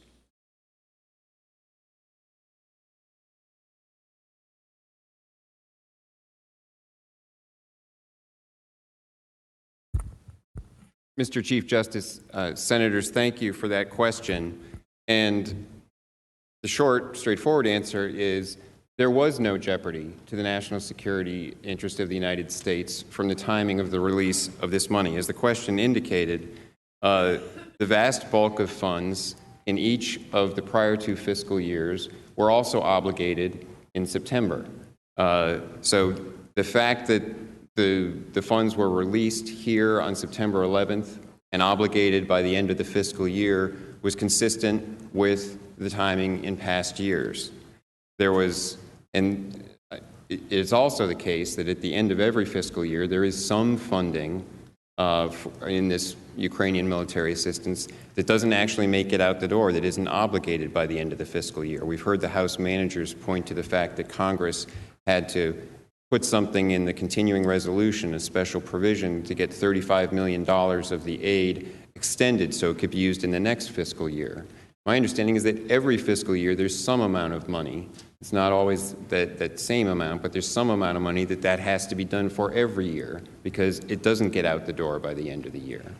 Now, it's not just from the raw data that we can see that the funds went out roughly the same timing towards the end of the year, that therefore it doesn't suggest any great risk to Ukraine or risk to the national security of the United States. We know that from testimony as well. Ambassador Volker testified that the brief pause on the aid was not significant. And Undersecretary of State for Political Affairs David Hale explained that this is future assistance. And I mentioned this the other day. It's not like this money is being spent month by month to supply current needs in the Ukraine. It's 5-year money. Once it is obligated, it can go to U.S. firms who are providing material to the Ukrainians, and it doesn't get spent down finally and material shipped to Ukraine for a long time. So a delay of 48 or 55 days, depending on how you count it, and the money being released before the end of the fiscal year ends up having no real effect. It's not current money that's supplying immediate needs, despite what we've heard about the idea that on the front lines in the Donbass, Ukrainian soldiers are being put at risk. That's just not accurate. And we know that also from Ola Sevchuk, the Ukrainian Deputy Minister of Defense, who gave an interview to the New York Times and explained that the hold came and went so quickly that he didn't even notice any change. And remember, the Ukrainians didn't even know. President Zelensky and his advisors, Yermak and others, have made it abundantly clear. There was another interview just the other day with Daniluk, who, I might get his title wrong, I think he was the foreign minister at the time, but there was an interview just the other day that was published, and he explained again that they didn't know the aid had been held up until the Politico article on August 28th. And then he said there was a panic in Kiev because they were just trying to figure out what to do. Well, within 2 weeks, it had been released. And so we've also heard the idea that, well, it was just the fact of the delay that gave the Russians a signal and it gave the Ukrainians a signal, and that was what the damage to national security was. But the whole point is the leaders of the government in Ukraine didn't know. It wasn't made public. So they weren't being given a signal by that, and the Russians weren't being given a signal by that. So that theory for damage to the national security also doesn't work. There was a pause temporarily so that there could be some assessment to address concerns the president had raised. The money was released by the end of the fiscal year.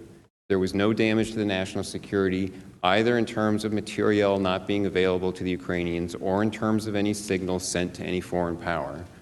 The money got out the door roughly the same time as in prior years, a little bit more left over at the end that had to be fixed, but there's some left over at the end every year that has to be fixed with a rider on the next appropriations bill or continuing resolution. So no damage whatsoever to the national security of the United States. Thank you. Thank you, counsel. Senator from Hawaii. Aloha. I send a question to the desk for the House managers. Thank you.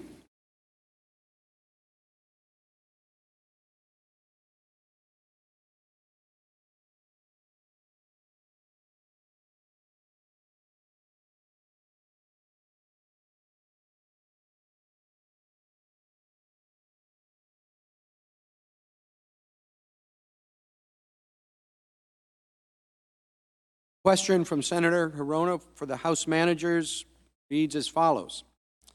In contrast to arguments by the President's counsel, acting White House Chief of Staff Mick Mulvaney stated that President Trump held up aid to Ukraine to get his politically motivated investigations. He claimed, quote, "We do that all the time with foreign policy," end quote, get over it, end quote. What was different about President Trump's withholding of aid to Ukraine from prior aid freezes? Are you aware of any other presidents who have withheld foreign aid as a bribe to extract personal benefits?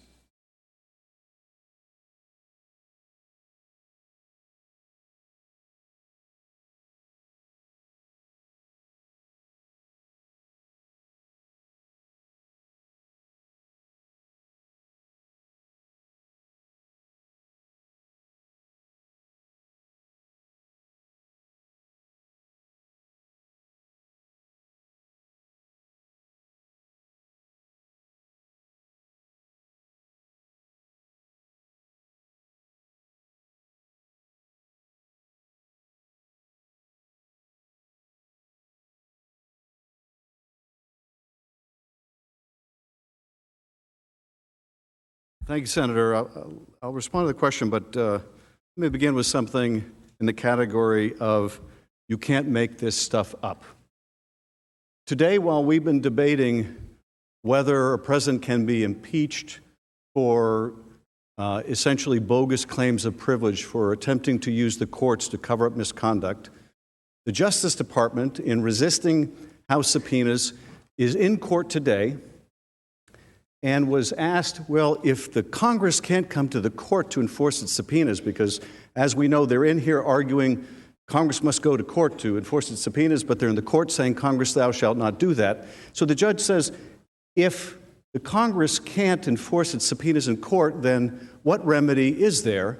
And the Justice Department lawyer's response is impeachment. Impeachment. You can't make this up. I mean, what more evidence do we need of the bad faith of this effort to cover up? I said the other day, they're in this court making this argument, they're down the street making the other argument. I didn't think they'd make it on the same day. But that's exactly what's going on. Now, in response to the question about how does this aid different, this hold different from other holds, it's certainly appropriate to ask that question. The laws Congress passed authorizing this appropriation did not allow for the hold by this president. And as the GAO, the Government Accountability Office, found, it violated the law to hold the aid the way it did. Once the Department of Defense, in consultation with the Department of State, certified that Ukraine had met the anti-corruption benchmarks required under the law, there was nothing that would allow for a hold. The money had to flow. And that was intentional. Military assistance to Ukraine is critical to our national security. It has overwhelming bipartisan support. And recall that in the spring of 2019, the Defense Department certified Ukraine had met all of the anti-corruption benchmarks. The Department of State sent the Senate a letter saying that the benchmarks had been met. It issued a press release saying that the aid was moving forward. It began to spend the funds to help Ukraine. But then the president stepped in. Without legal authority, he secretly placed a hold on the aid. Now, the President's counsel in their presentation gives specific examples of past holds, as if we cannot distinguish one for a corrupt reason and one that is for a policy reason. In many of their examples, the law explicitly provided the executive branch the authority to pause, reevaluate, or cancel foreign aid programs as the situation in a recipient country evolved. For example, with regard to foreign assistance to El Salvador, Honduras, or Guatemala, the law explicitly allows the Secretary of State to, quote, suspend in whole or in part that assistance if at any time the Secretary deems that, quote, sufficient progress has not been made by a central government on a host of priorities from respecting human rights to upholding the law. Those are the priorities that you, the Senate, agreed to, and the President was required to implement them. Similarly, aid to Afghanistan is subject to periodic reevaluations by law, and the law explicitly directs the Secretary of State should, quote, suspend assistance for the government of Afghanistan should it be assessed that the Afghan government is, quote, failing to make measurable progress in meeting certain anti-corruption, human rights, and counterterrorism benchmarks. The overthrow of the democratically elected government in Egypt, we've had that brought up as another example. Members of this body, including Senators McCain, Leahy, and Graham, pressed the Obama administration to suspend military aid. It wasn't hidden from the Senate.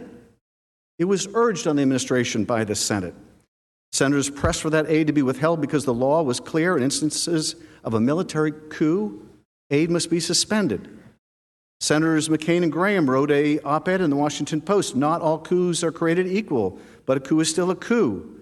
Morsi, that's the deposed leader of Egypt, quote, was elected by a majority of voters, and U.S. law requires the suspension of foreign assistance. I could go on with examples. No one has suggested you can't condition aid. But I would hope that we would all agree that you can't condition aid for a corrupt purpose. Try to get a foreign power to cheat in your election. Now, counsel says that if you decide the prosecution has proved that he engaged in this corrupt scheme, if you decide as impartial jurors that the Constitution requires his removal from office, that the public will not accept your judgment. I have more confidence in the American people. Thank you, Mr. Manager. Mr. Chief Justice. Senator from Arkansas. I send a question to the desk on behalf of myself, Senator Cotton, Ernst, Young, Hawley, Risch, Fisher, and Hoeven. Thank you.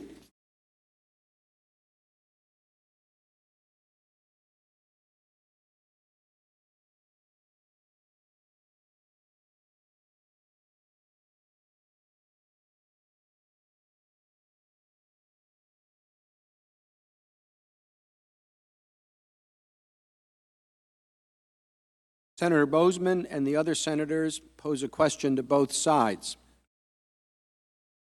In the House manager's opening statement, they argue that it is necessary to pursue impeachment because, quote, the president's misconduct cannot be decided at the ballot box, for we cannot be assured that the vote will be fairly won, end quote. How would acquitting the president prevent voters from making an informed decision in the 2020 presidential election? Since counsel goes first.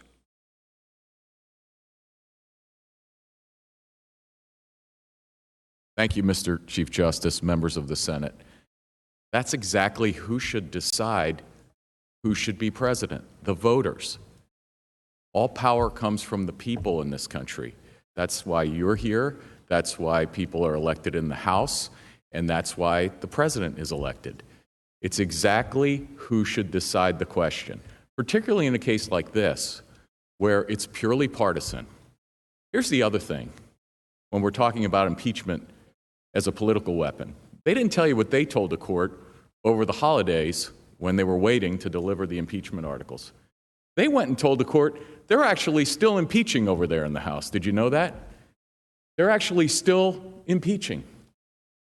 They're coming here and they're telling you, please do the work that we didn't do, where we had 2 days in the House Judiciary Committee. We had the rush delivery for Christmas, and then we waited and waited and waited. But now we want you to call witnesses that we never called, that we didn't subpoena.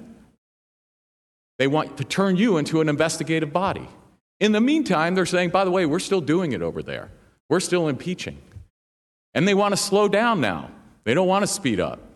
They want to slow it down and take up the election year and continue this political charade. It's also wrong. It's also wrong. Let's leave it to the people of the United States. Let's trust them. They're asking you not to trust them. Maybe they don't trust them. Maybe they won't like the result. We should trust them. That's who should decide who the president of this country should be. It'll be a few months from now. And they should decide. Thank you. Thank you, counsel.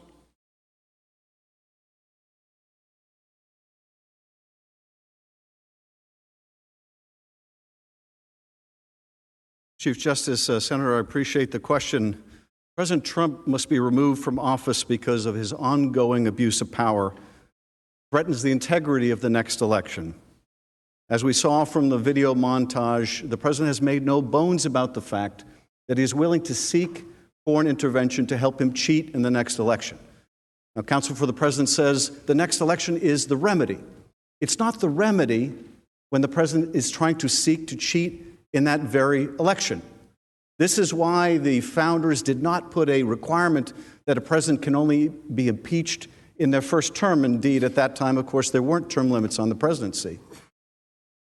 If it were the intent of the framers to say that a president can't be impeached in an election year, they would have said so. Now, they didn't for a reason, because they were concerned about a president who might try to cheat in that very election.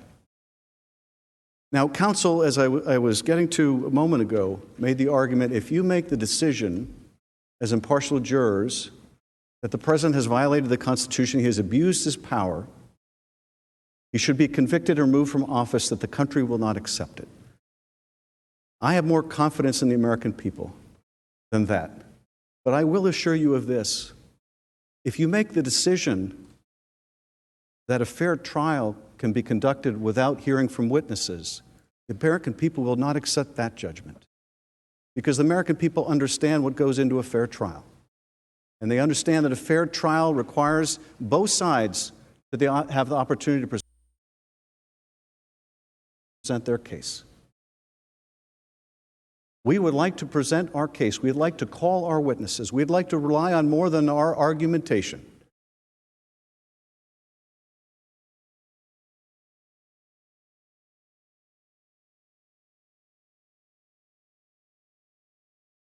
Let's give the country a trial they can be proud of. Let's show that at least the process worked and that we followed the founders' intent that a trial have witnesses. I don't think anyone can quarrel with the fact, when you look at the history of this body and every Thank you, Mr. Manager. impeachment. Mr. Chief Justice, The senator from Virginia. I send a question to the desk for the House managers. Thank you.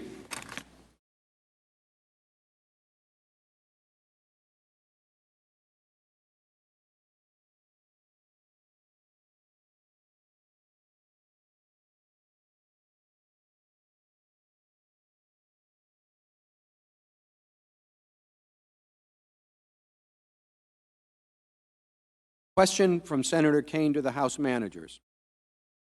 If the Senate acquits the president on Article 2, after he violated both the Impoundment Control Act and the Whistleblower Act to hide the Ukraine scheme from Congress, what is to stop President Trump from complete refusal to cooperate with Congress on any matter?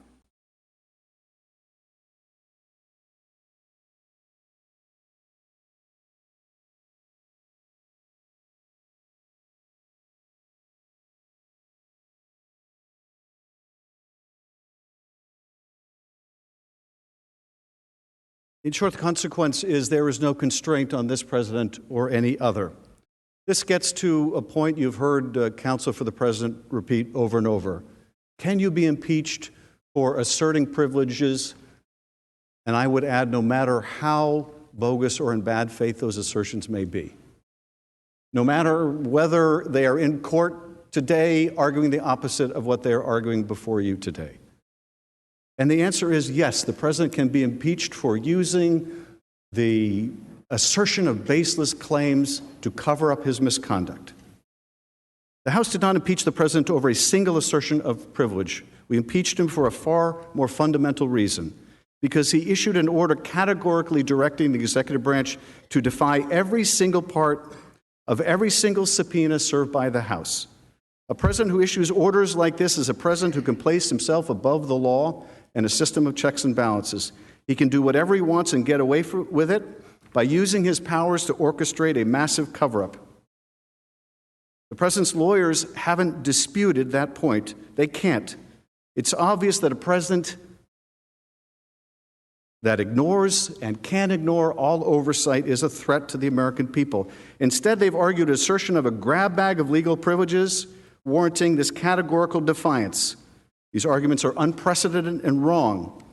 The first thing to note is the president's arguments conveniently ignore the October 8th letter sent at the president's behest declaring that the president will not, quote, participate, unquote, in the impeachment investigation. I won't participate.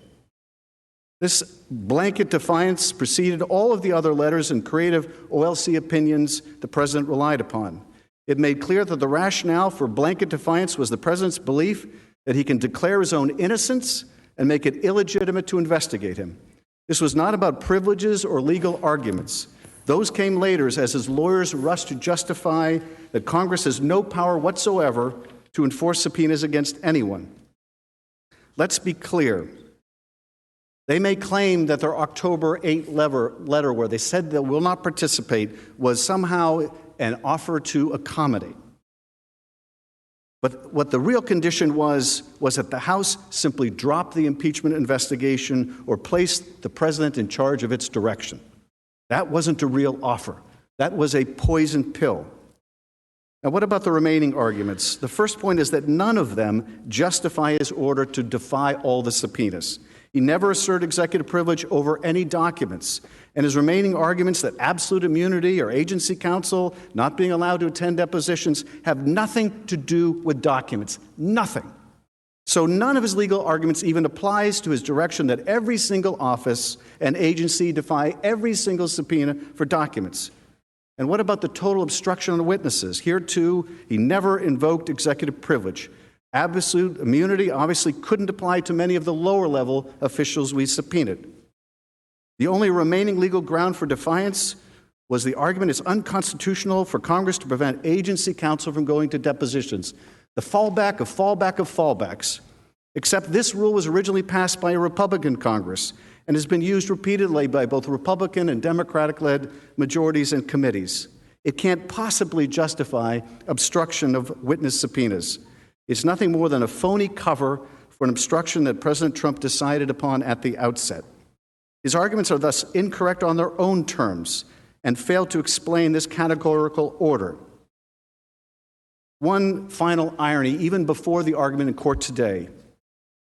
At a recent oral argument in the D.C. Circuit, they made the same claim they made today. Let's pull up slide 56. In litigation, again, to enforce subpoenas, the judge said they can make it a grounds for impeachment for obstruction of Congress. And the president's own lawyers said impeachment is certainly one of the tools that Congress has. We agree. It is one of the tools that you have.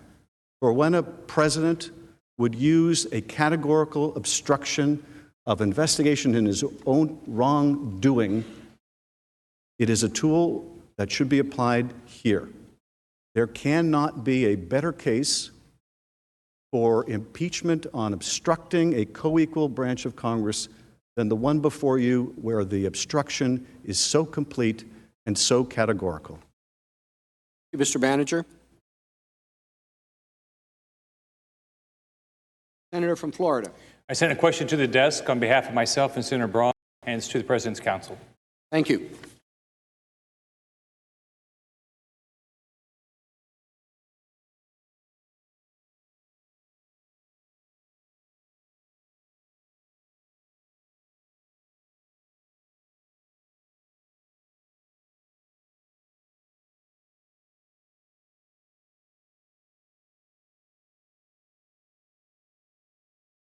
Question from Senator Scott and Braun for counsel for the President. If Speaker Pelosi, Chairman Schiff, Chairman Nadler, and House Democrats were so confident in the gravity of the President's conduct and the overwhelming evidence of an impeachable offense that prompted the inquiry, why were the House Republicans denied the procedural accommodations and substantive rights afforded to the minority party in the Clinton impeachment? Additionally, why were the President's counsel and agency attorneys denied access to cross-examine witnesses during committee testimony and present the testimony of witnesses in defense of the issues under review?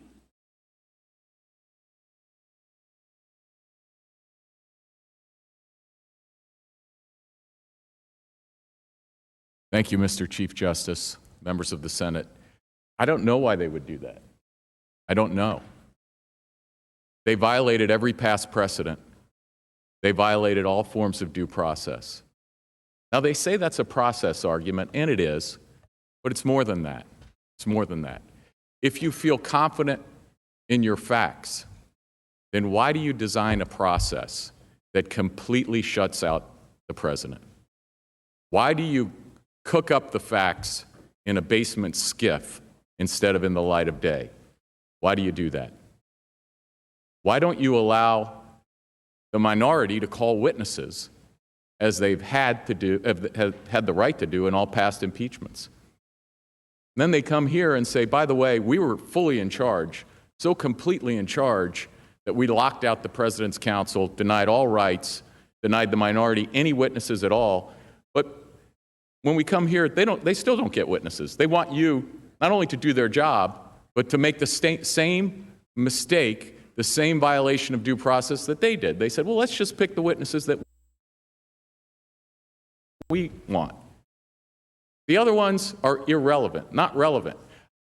In listening to Mr. Schiff over these months, I've come to a determination about what he means by irrelevant. He means bad for them, okay? He means witnesses that the president wants to call. So I don't know why they did that. I'll say something else. I have respect for you and I have respect for the House. And when I first got this job, one of the first things I did is I went to visit Mr. Schiff, Chairman Schiff. I went to visit Chairman Nadler.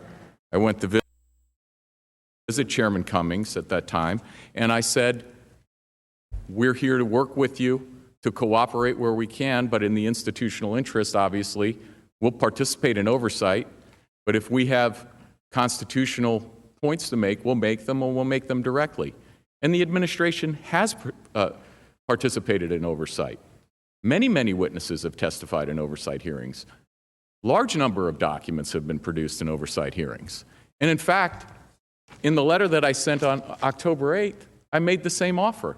I said, look, this is not really a valid impeachment proceeding for all of the reasons that we've stated. But if the committees wish to return to the regular order of oversight requests, we stand ready to engage in that process. But that never happened. So I respect Congress. The administration respects Congress. But we respect the Constitution. We respect the Constitution, too. And we have an obligation to the executive branch and to the future presidents to vindicate the Constitution and vindicate those rights. Thank you. Thank you, counsel. Mr. Chief Justice. The senator from Oregon. Mr. Chief Justice, I send a question to the desk for the House floor managers. Thank you.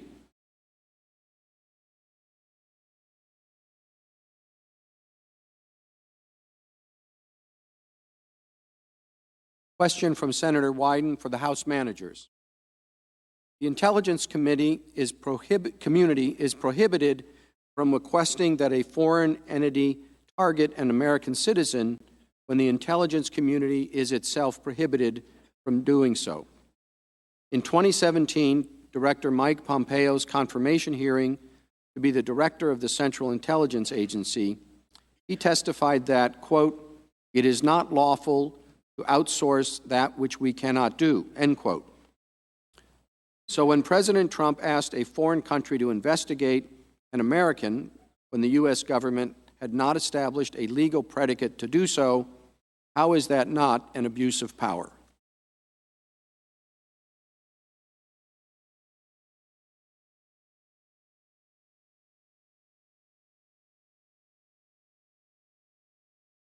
It is absolutely an abuse of power.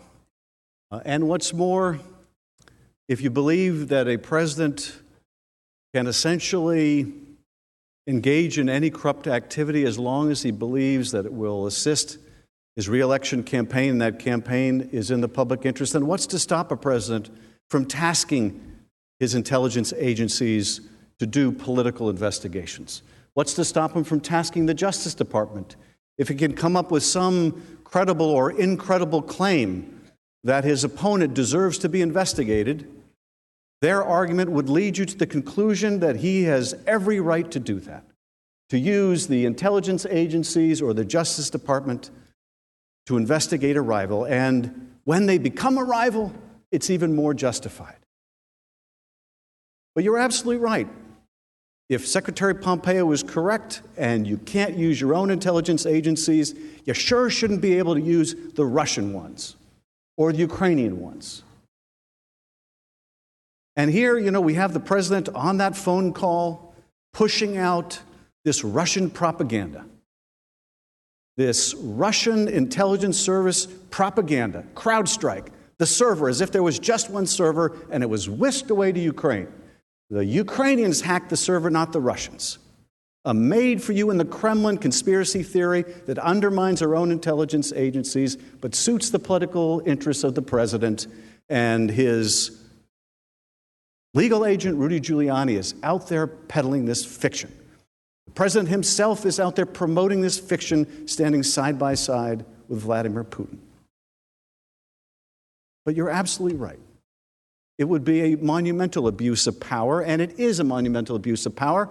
And if you don't think abuse of power is impeachable, well, don't take my word for it. Don't take earlier Professor Dershowitz's word for it, or Jonathan Turley's word for it. Let's look to our Attorney General. This is what he said.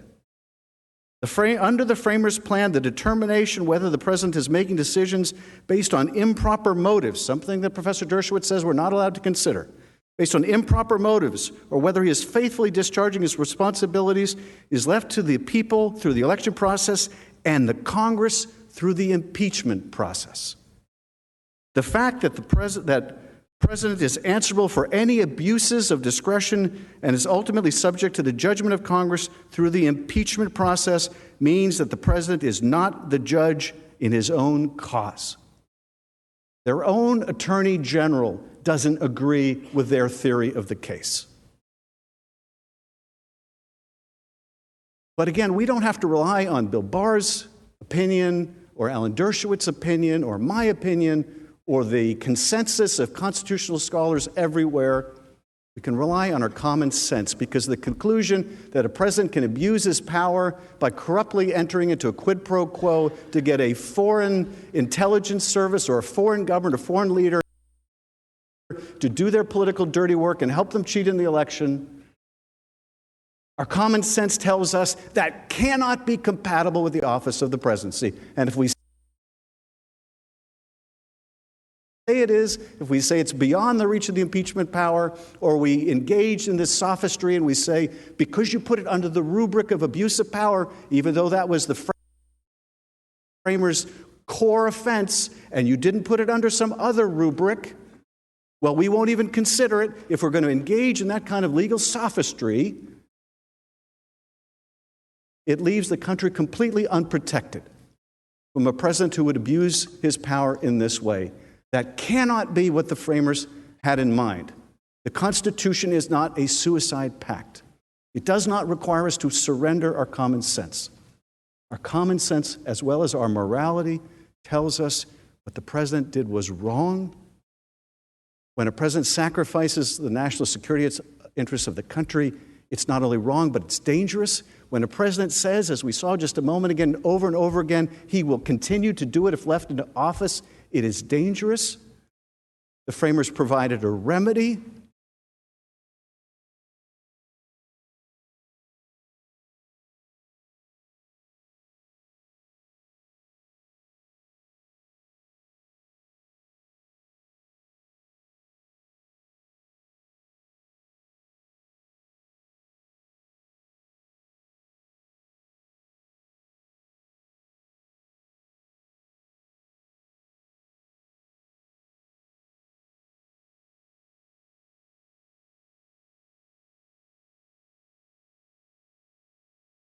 Question from Senator Braun and Barrasso for counsel for the President. The House managers have said the country must be saved from this president, and he does not have the best interests of the American people and their families in mind. Do you wish to respond to that claim?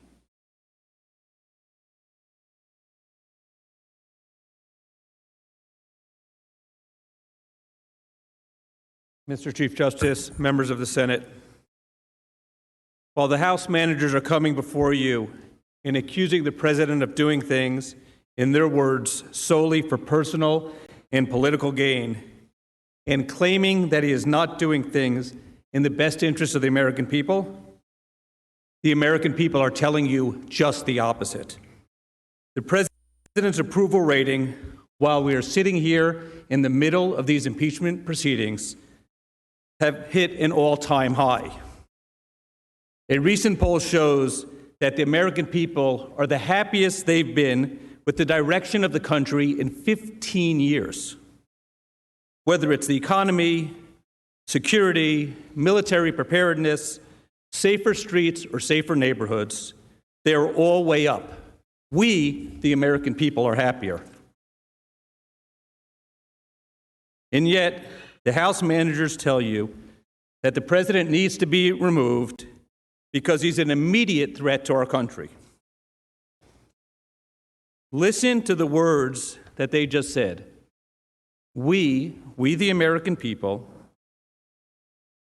cannot decide who should be our president because, as they tell us, and these are their words, quote, we cannot be assured that the vote will be fairly won.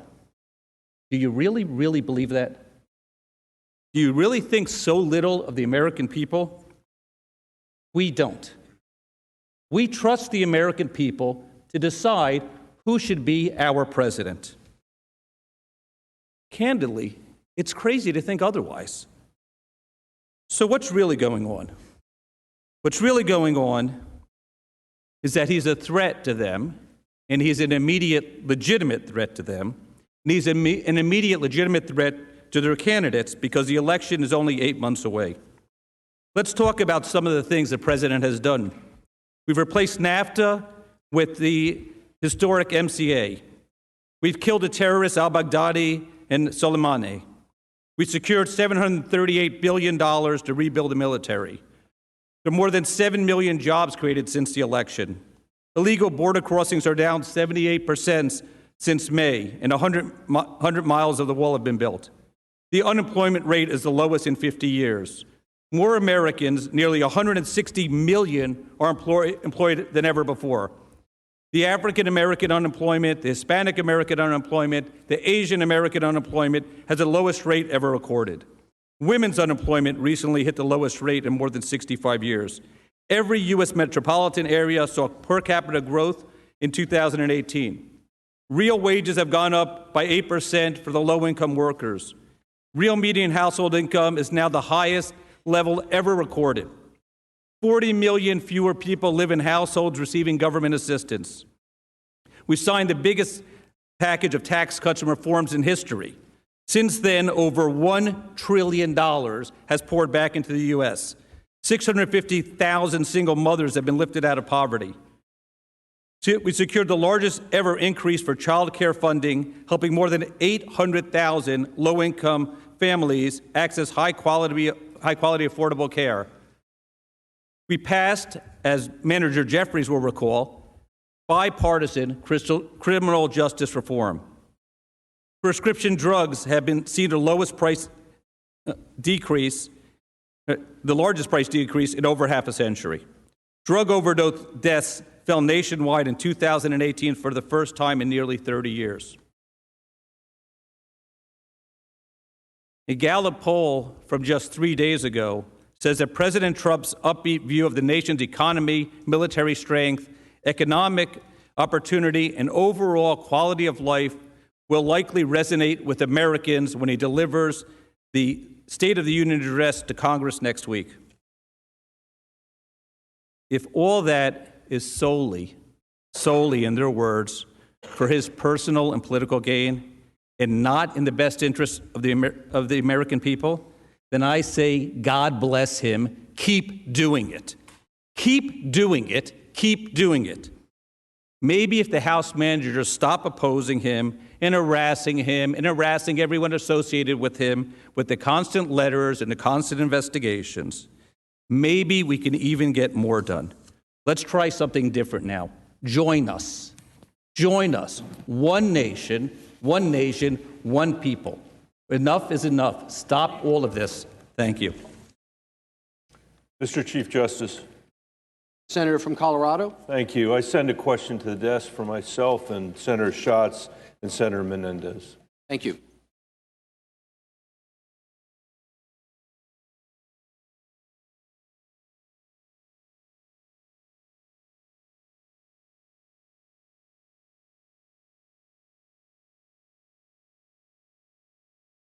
The question from Senators Bennett, Menendez, and Schatz is to the House managers. If the Senate accepts the President's blanket assertion of privilege in the House impeachment inquiry, what are the consequences to the American people? How will the Senate ensure that the current President or a future President will remain transparent and accountable? How will this affect the separation of powers? And in this context, could you address the President's counsel's claim that the President's advisors are entitled to the same protections as a whistleblower?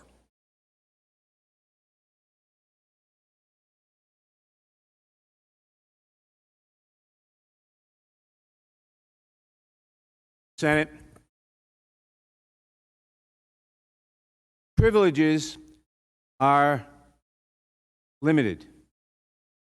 We have voted to impeach the President for, among other things, Article 2 of the impeachment is total defiance of House subpoenas.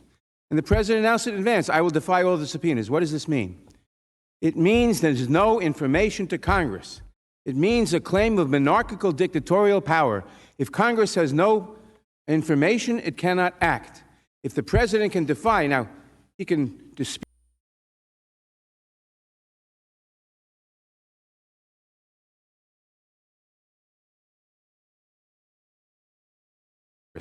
That's why, for much lesser degree of offense, Richard Nixon was impeached for abuse of Congress for the same defiance of any attempt to by the Congress to investigate. But this is, and what are the consequences? The consequences, if this is to be, if he's to get away with it, is that any subpoena you vote in the future, any information you want in the future from any future president, he denied you with no excuses, announce in advance, I'll defy all the subpoenas. It eviscerates Congress and establishes the department, the executive department.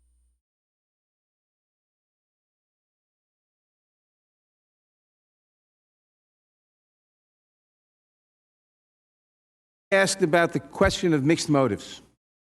What if, how do you define, how do you deal with a deed, with a president who may have a corrupt motive and a fine motive? And how do you deal with it? And Professor Dershowitz said, well, you have to look at the, you have to mix, you have to weigh the balances. Nonsense. Nonsense. We never, in American law, look at decent motives if you can prove a corrupt motive. If I am offered a bribe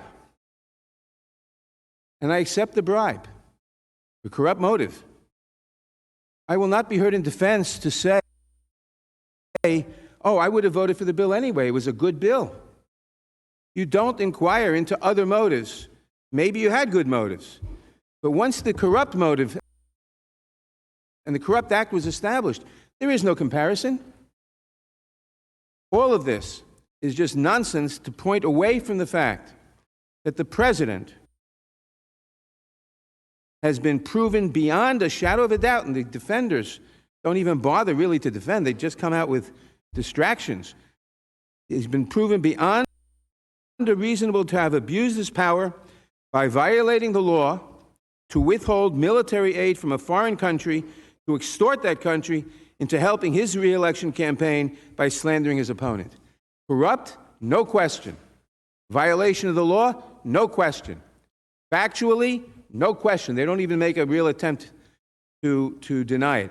Everything is a distraction, and the one chief distraction is once you prove a corrupt act, that's it. You never measure the degree of maybe had decent motives too. So Professor Dershowitz, in talking about that, in talking about the absolute power of the presidency, was just absent from American law or any kind of Western law. Thank you, Mr. Manager. Mr. Chief Justice. The senator from Georgia. I send a question to the desk for the President's Counsel on behalf of myself.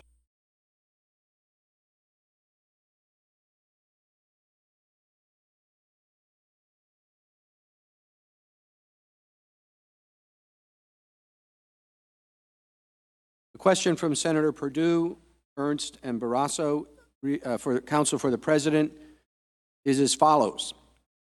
Please summarize the House of Representatives' three-stage investigation and how the President was denied due process in each stage. Combined with Manager Schiff's repeated leaks during the House's investigation, do these due process violations make this impeachment the fruit of the poisonous tree?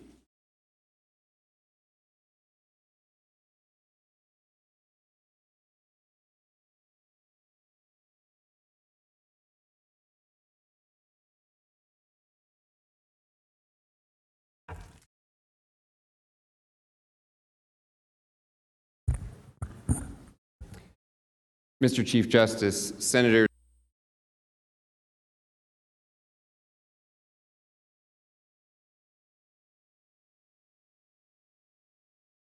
from the start to the beginning. And as a result of that, it produced a record that is totally unreliable, can't be relied on here for any conclusion other than acquitting the president. And let me detail the three phases. First error was that the House began the proceeding in a totally unconstitutional, unlawful, and illegitimate manner. It started an impeachment inquiry without any vote of the House to authorize that inquiry. And I want to spend a second on this because the House managers have spent a lot of time today trying to go back and argue about why their proceeding was all right. But they're not actually engaging the real issues. In order for the House to exercise the power of impeachment, there has to be a delegation of that authority to a committee. That's just a fundamental principle that the Constitution gives power to the House itself, not to individual members of the House, not to the Speaker. Just as here in the Senate, you wouldn't think that the majority leader could say, if an impeachment arrived, the majority leader could say, guess what, we're not going to do a trial with the whole Senate. I, the majority leader, am going to just decide that I'm going to have one committee hear the evidence, provide a summary, and then you all can vote. The majority leader doesn't have the authority on his own to do that. The Speaker doesn't have the authority in the House to give the power of impeachment to any committee to start pursuing an inquiry. And this is the key. There is no rule giving any committee in the House the authority to use the power of impeachment. Rule 10 speaks of legislative authority, not the power of impeachment. And all the subpoenas that were issued came with letters saying on them, pursuant to the House's impeachment inquiry. They purported to be using a power that hadn't actually been delegated to the committee. That's the first flaw. Illegitimate, unlawful proceeding from the start. Then there are the due process flaws. 3 stages of hearings. 1, secret hearings in the basement bunker. President's locked out. No opportunity to cross-examine witnesses, to see the evidence, to present evidence. And then they go from that to the public hearings, what's really just a public show trial, because the president is still cut out, totally unprecedented in any presidential impeachment, that there would be that second phase of public hearings where the president is still cut out, can't present evidence. The minority members don't have equal subpoena authority. The third phase in front of the House Judiciary Committee They purport to have offered rights, but I've explained that. It was illusory because they had already decided before the president was supposed to respond with what rights he would like to exercise. The Speaker had announced the result. There were going to be articles of impeachment. The Judiciary Committee had decided they weren't going to hear from any fact witnesses. They had no plans for hearings. It was all a foregone conclusion because they had to get it done by Christmas. And the third error, that Chairman Schiff was in charge of all the fact-finding, and he had an interest, because of the interactions of his office with the whistleblower that we still don't know about, to shut down questioning about the motive, the bias, the reasons that the whistleblower, how this all came about. All three of those errors infected this process from the very beginning. They resulted in a one-sided, slanted fact-finding that was rushed by a person controlling the fact-finding who had a motive to limit what facts would be allowed.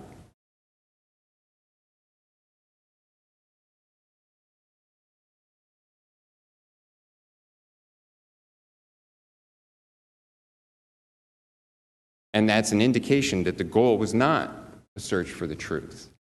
It was a partisan charade intended to justify a preordained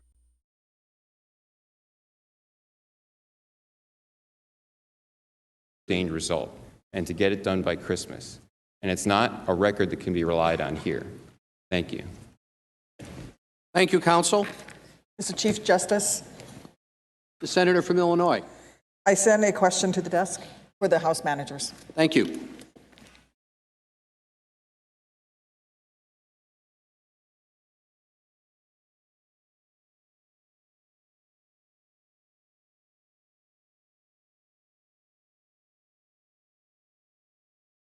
Was meant to be kept secret until the president could gather internal U.S. government information on Ukraine corruption and European cost-sharing, then is there any documentary evidence of this? For example, is there any evidence that the president was briefed on those issues by the NSC, DOD, or State Department during the period of the hold in the summer of 2019, or any evidence that he requested specific information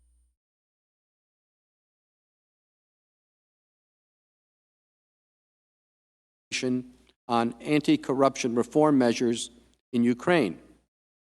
Prior to releasing the aid on September 11, 2019, did the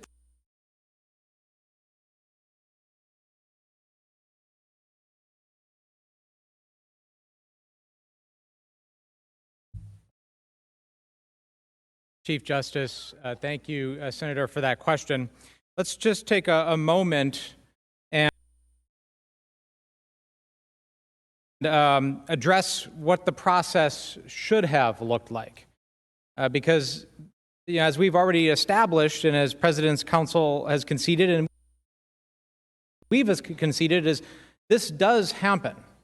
Right? There is a legitimate policy process for review and for a determination on hold, because there is indeed legitimate policy reasons to hold aid. And we've never said that corruption is not one of those, or burden sharing wouldn't be one of those. What we're saying is there's no evidence that in what we are talking about today, that the president was concerned or engaged that process. So what would normally happen is Congress would come together, as we did. We passed appropriations bills, and we made a determination that funding was appropriate for the aid, which 87 members of the Senate did this past year. The president would then rely on the advice of government experts from the National Security Council, the Department of Defense, the State Department, and the Office of Management and Budget regarding that aid. That's the interagency process that we've talked so much about, the interagency process that we went through earlier last year, and at the conclusion of that interagency process, it was determined that it had met all of the conditions for the aid, and all the agencies determined that it should go forward. The president would then seek permission from Congress that he intended to, would normally, if there was a reason, the president would go back and seek permission from Congress to hold the aid. So let me repeat that. If there were a reason to hold it, the president, and President Trump has done this in the past under legitimate processes, as has President Obama and prior presidents, would go back to Congress under pre-described processes and make sure that they're not violating the Empowerment Control Act and seek permission to hold it. That did not happen. Congress would then weigh in on the request by either approving or denying the president's request. And then unless Congress specifically approves the president's request, the aid must be made available. Of course, none of that happened. In this instance, a hold was put in place. We don't know exactly when, because the president and his agencies have prevented us, and his counsel have prevented us from getting that information, but a hold was put in place. No reason was given. And in fact, the only one within the United States government who apparently knows why that hold was put into place is President's counsel, who tried to tell us last night why he thinks the hold was put into place, but nobody else knows. So yes, the answer is, if there was a legitimate policy process put in place, there will be a lot of information about burden sharing, about corruption, about any of the other concerns to which we have no evidence. And if burden sharing, to the last point of the question, was a concern, then the person who should have been asked to discuss those concerns with the EU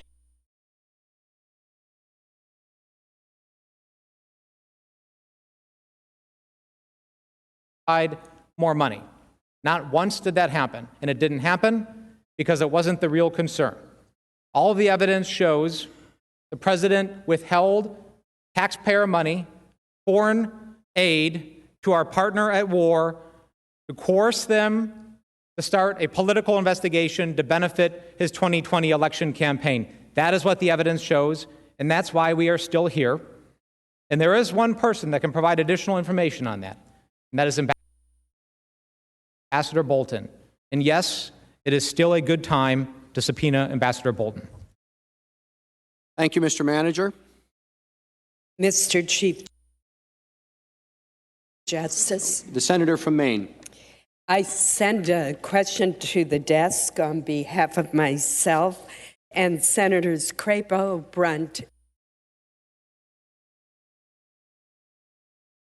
Blunt, and Rubio. Thank you.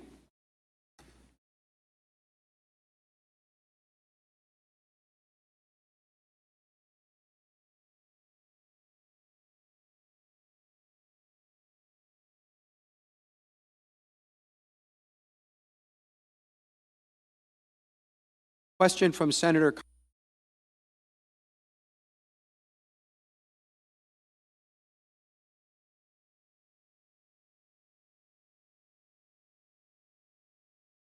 and how do they apply to the present case? The House goes first.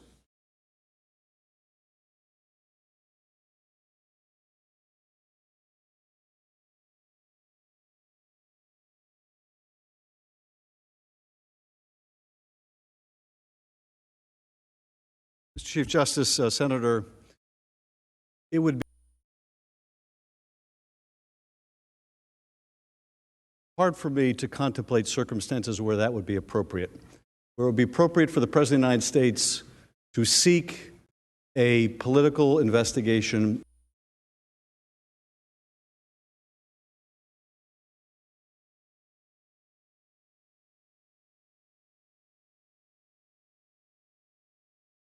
where the President has affirmatively and aggressively sought to investigate his rivals.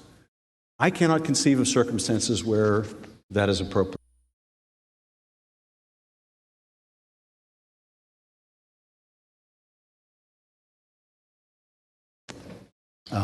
It may be appropriate for the Justice Department, acting independently and in good faith, to initiate investigation. There's a process for doing that. We heard testimony about that. You can make requests under the Mutual Legal Assistance Treaty, the MLAT process, when a foreign country has evidence involving a criminal case involving a U.S. person. There is a legitimate way to do that. That didn't happen here. In fact, when Bill Barr's name was first revealed, when that transcript was brought to light, the Justice Department immediately said, we have nothing to do with this. We have nothing to do with this.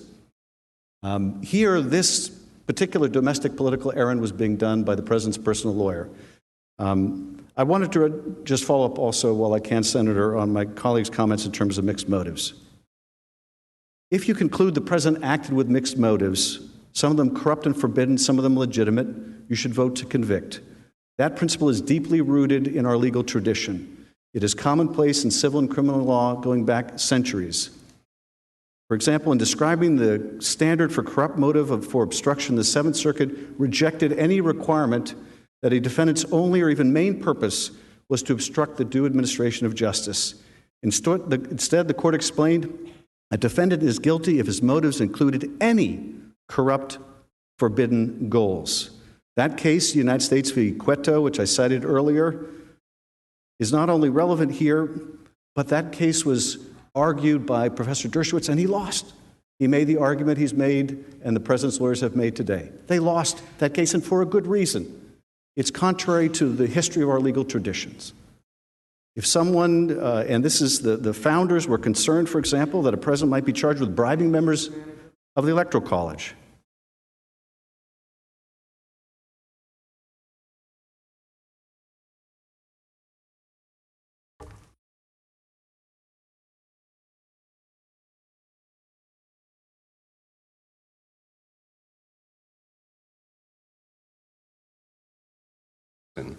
I'd just like to bring it back, though, here to the transcript of the July 25th call, where President Trump didn't ask President Zelensky specifically for an investigation or an investigation into Vice President Biden or his son Hunter. I mean, there's a lot of loose talk in sort of shorthand in reference to it that way. But what he refers to is the incident in which the prosecutor was fired. And the first thing that he says in that whole exchange is talking about the prosecutor being fired. And he says it sounds horrible to him. And the situation with Burisma. And so, and all that the president says is, so if you can look into it, it sounds horrible. It sounds like a bad situation. That's not calling for an investigation necessarily into Vice President Biden or his son, but the situation in which the prosecutor had been fired, which affected anti-corruption efforts in the Ukraine. And President Zelensky responded by saying, the issue of the investigation of the case is actually the issue of making sure to restore the honesty. So we will take care of that. And he's explaining that he understands that it's an issue that has to do with, was an investigation over there, that their prosecutor was handling, derailed in a way that affected their anti-corruption efforts, and it's something worth looking into. It's the president making clear that we're not saying that's off limits. It sounds bad to the U.S. as well. But let me get more specifically to the question, is there any situation where it might be legitimate to ask for an investigation overseas? Yes, if there was a conduct by a U.S. person overseas that potentially violated the law of that country, but didn't violate the law of this country, but there was a national interest in having some information about that and understanding what went on, then it would be perfectly legitimate to suggest this is something worth looking into. We have an interest in knowing about this, even if it's not something that would mean a criminal investigation here in the United States. And so that could arise in various circumstances where a person had done something overseas, but there was a national interest in understanding what they had done. Thank you. The Democratic leader is recognized. Mr. Chief Justice, I send the question to the desk for the President's Counsel and the House managers. Thank you.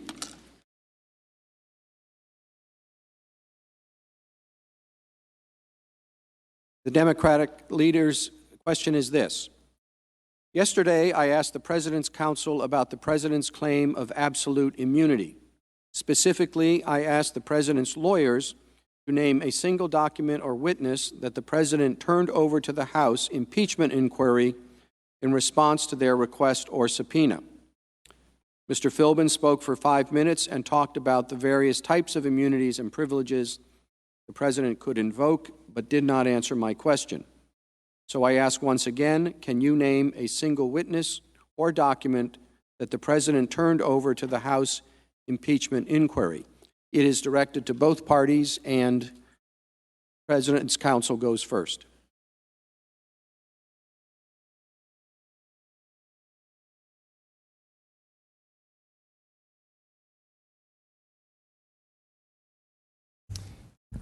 Mr. Chief Justice, Minority Leader Schumer, thank you for that question. I apologize if I was not direct in getting to the nub of the question yesterday. I was intending to explain the rationales that the administration had provided for its actions, and to explain, contrary to the question, that it was not simply absolute defiance and not simply a blanket assertion that we won't do anything. That's the way the House managers have tried to characterize it. But so let me be clear. There were document subpoenas issued prior to the adoption of House Resolution 660. The President explained, the administration explained in various letters, all of those were invalid, and there were no documents produced in response. There were no documents produced in response because all of those subpoenas were invalid. There was no attempt to reissue those subpoenas or to retroactively attempt to authorize them. There were then subpoenas for witnesses who were senior advisors to the President. The President advised the committees that had issued those that those senior advisors had absolute immunity, and they were not produced for testimony. Those 3 senior advisors were not produced. There were then subpoenas for witnesses to others who the House managers, the House Democrats, insisted they would be required to testify without the benefit of agency counsel, and I've explained that principle. The Office of Legal Counsel advised that those subpoenas attempting to require executive branch officials to testify without the benefit of agency counsel were unconstitutional, and so those witnesses were not produced. Still, there were 17 witnesses who testified, not including the 18th witness, the ICIG, whose testimony is still secret. So there was quite a bit of testimony, and there have been subsequently some documents relevant to this produced under FOIA. And I raise that because it makes clear that if you follow the law and you follow the rules and you make a document request that's valid, documents get produced. If you don't follow the law, the administration resisted. That's why the documents weren't produced, because the subpoenas were invalid, and we made that very clear. Thank you. Thank you, counsel.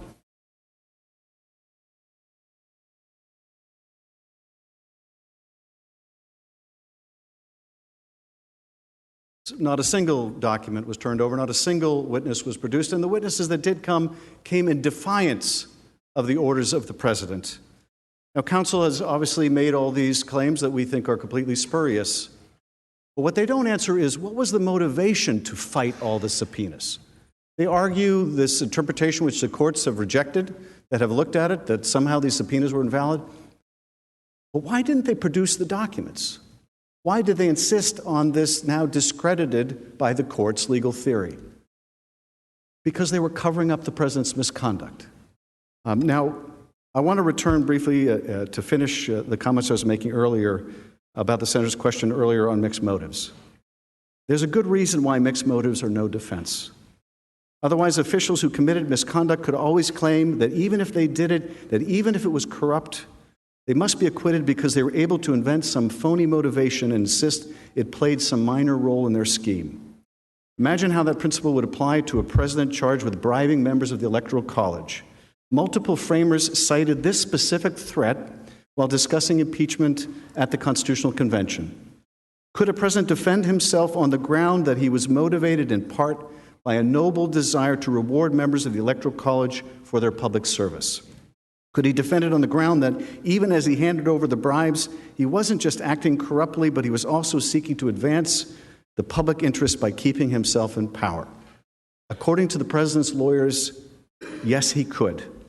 Indeed, for all the reasons we provided, there's no doubt that the President's quid pro quo, his solicitation of foreign interference, and his use of official acts to compel that interference were a fundamentally corrupt scheme. By which I mean the motive and intent was to benefit himself, to obtain personal political gain while ignoring and injuring core national interests in our democracy and our security. We have demonstrated we believe that this scheme was entirely corrupt. But if you have any question about that, ask John Bolton. If there's any question about whether the motive was mixed or not mixed, ask John Bolton. He has relevant testimony. You can ask also Mick Mulvaney. You can subpoena the documents and answer the earlier questions, what the documents say about when the president withheld the aid, whether there was any interagency discussion of reforms in the RADA. I mean, the President's counsel literally made the argument that the circumstance that changed was a change in the RADA. There is no evidence to support that idea. Fired. The majority leader is recognized. Mr. Chief Justice, I ask that we stand in recess until 4. Without objection, so ordered.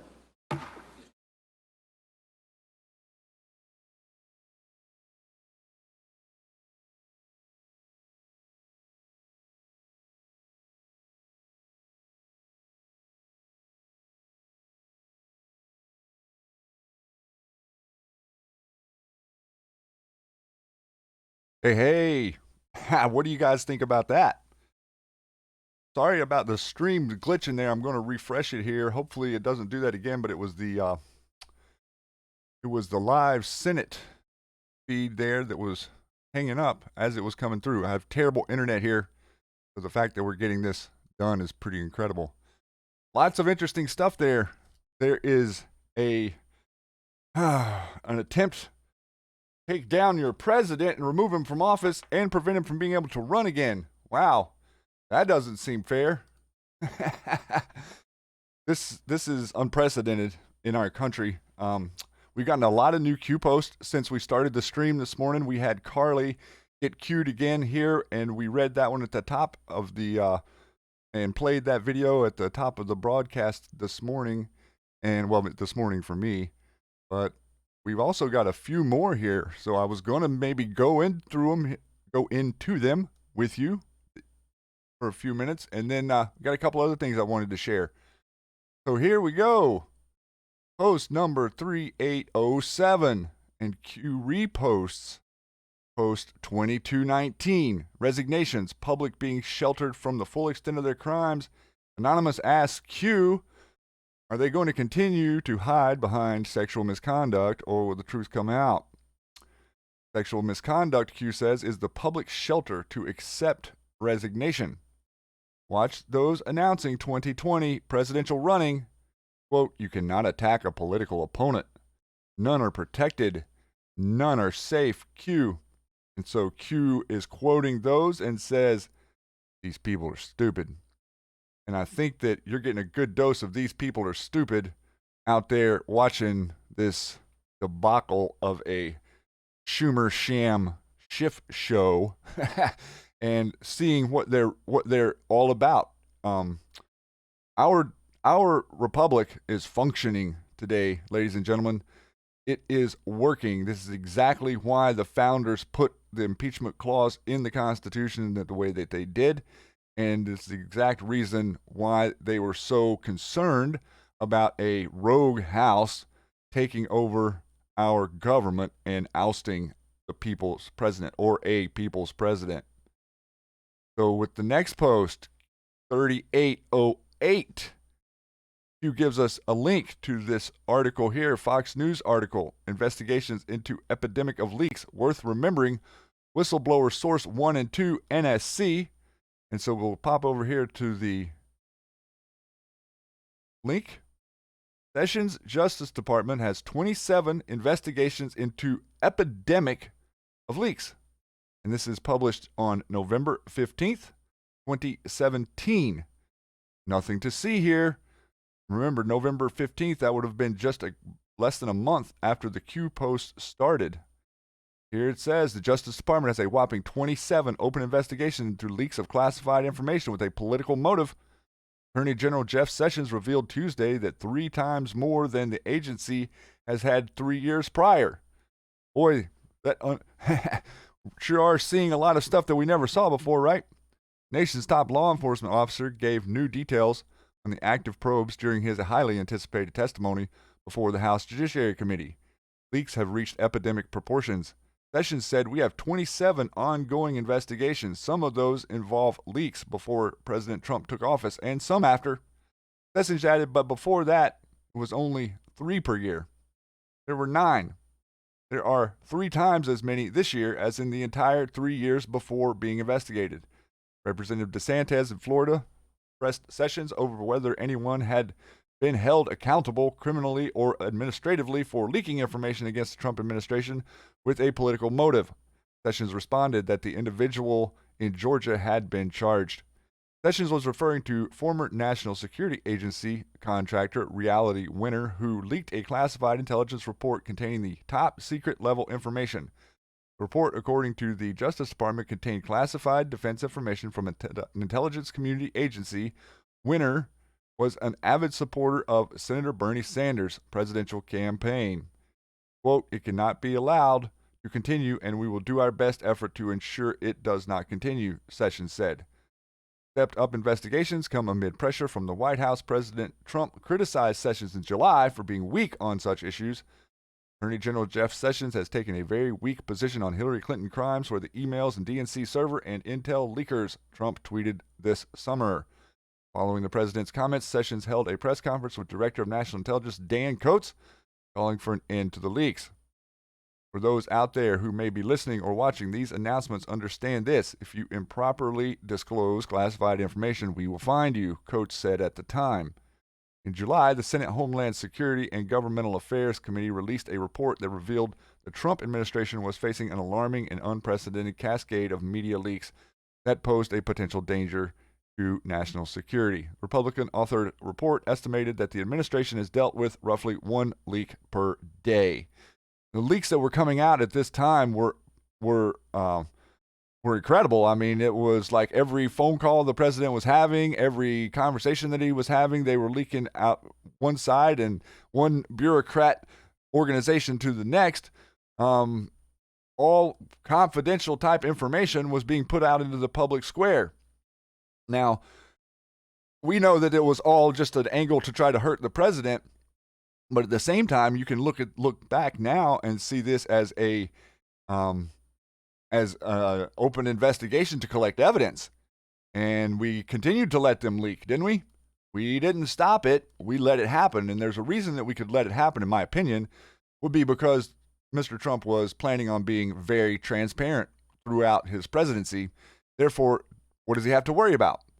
Now, the House people there were claiming that, oh, why does he fight? What is his, why is he so staunch in not sharing information with them and all of these different points that they were making? But the truth is, they did not properly impeach.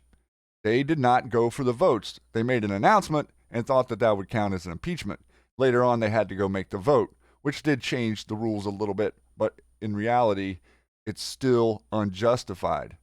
So we are going to see something pretty incredible as this unfolds, because I think that a lot of these people, and this is not just bureaucrats in Washington, well, this is also the media. The media are going to be complacent for publishing classified information. I mean, going back to before the president took office and the stuff that they were releasing about him. And I think that we're going to see quite the show here real soon. So with 3808 gives us that article, says worth remembering whistleblower source 1 and 2 NSC.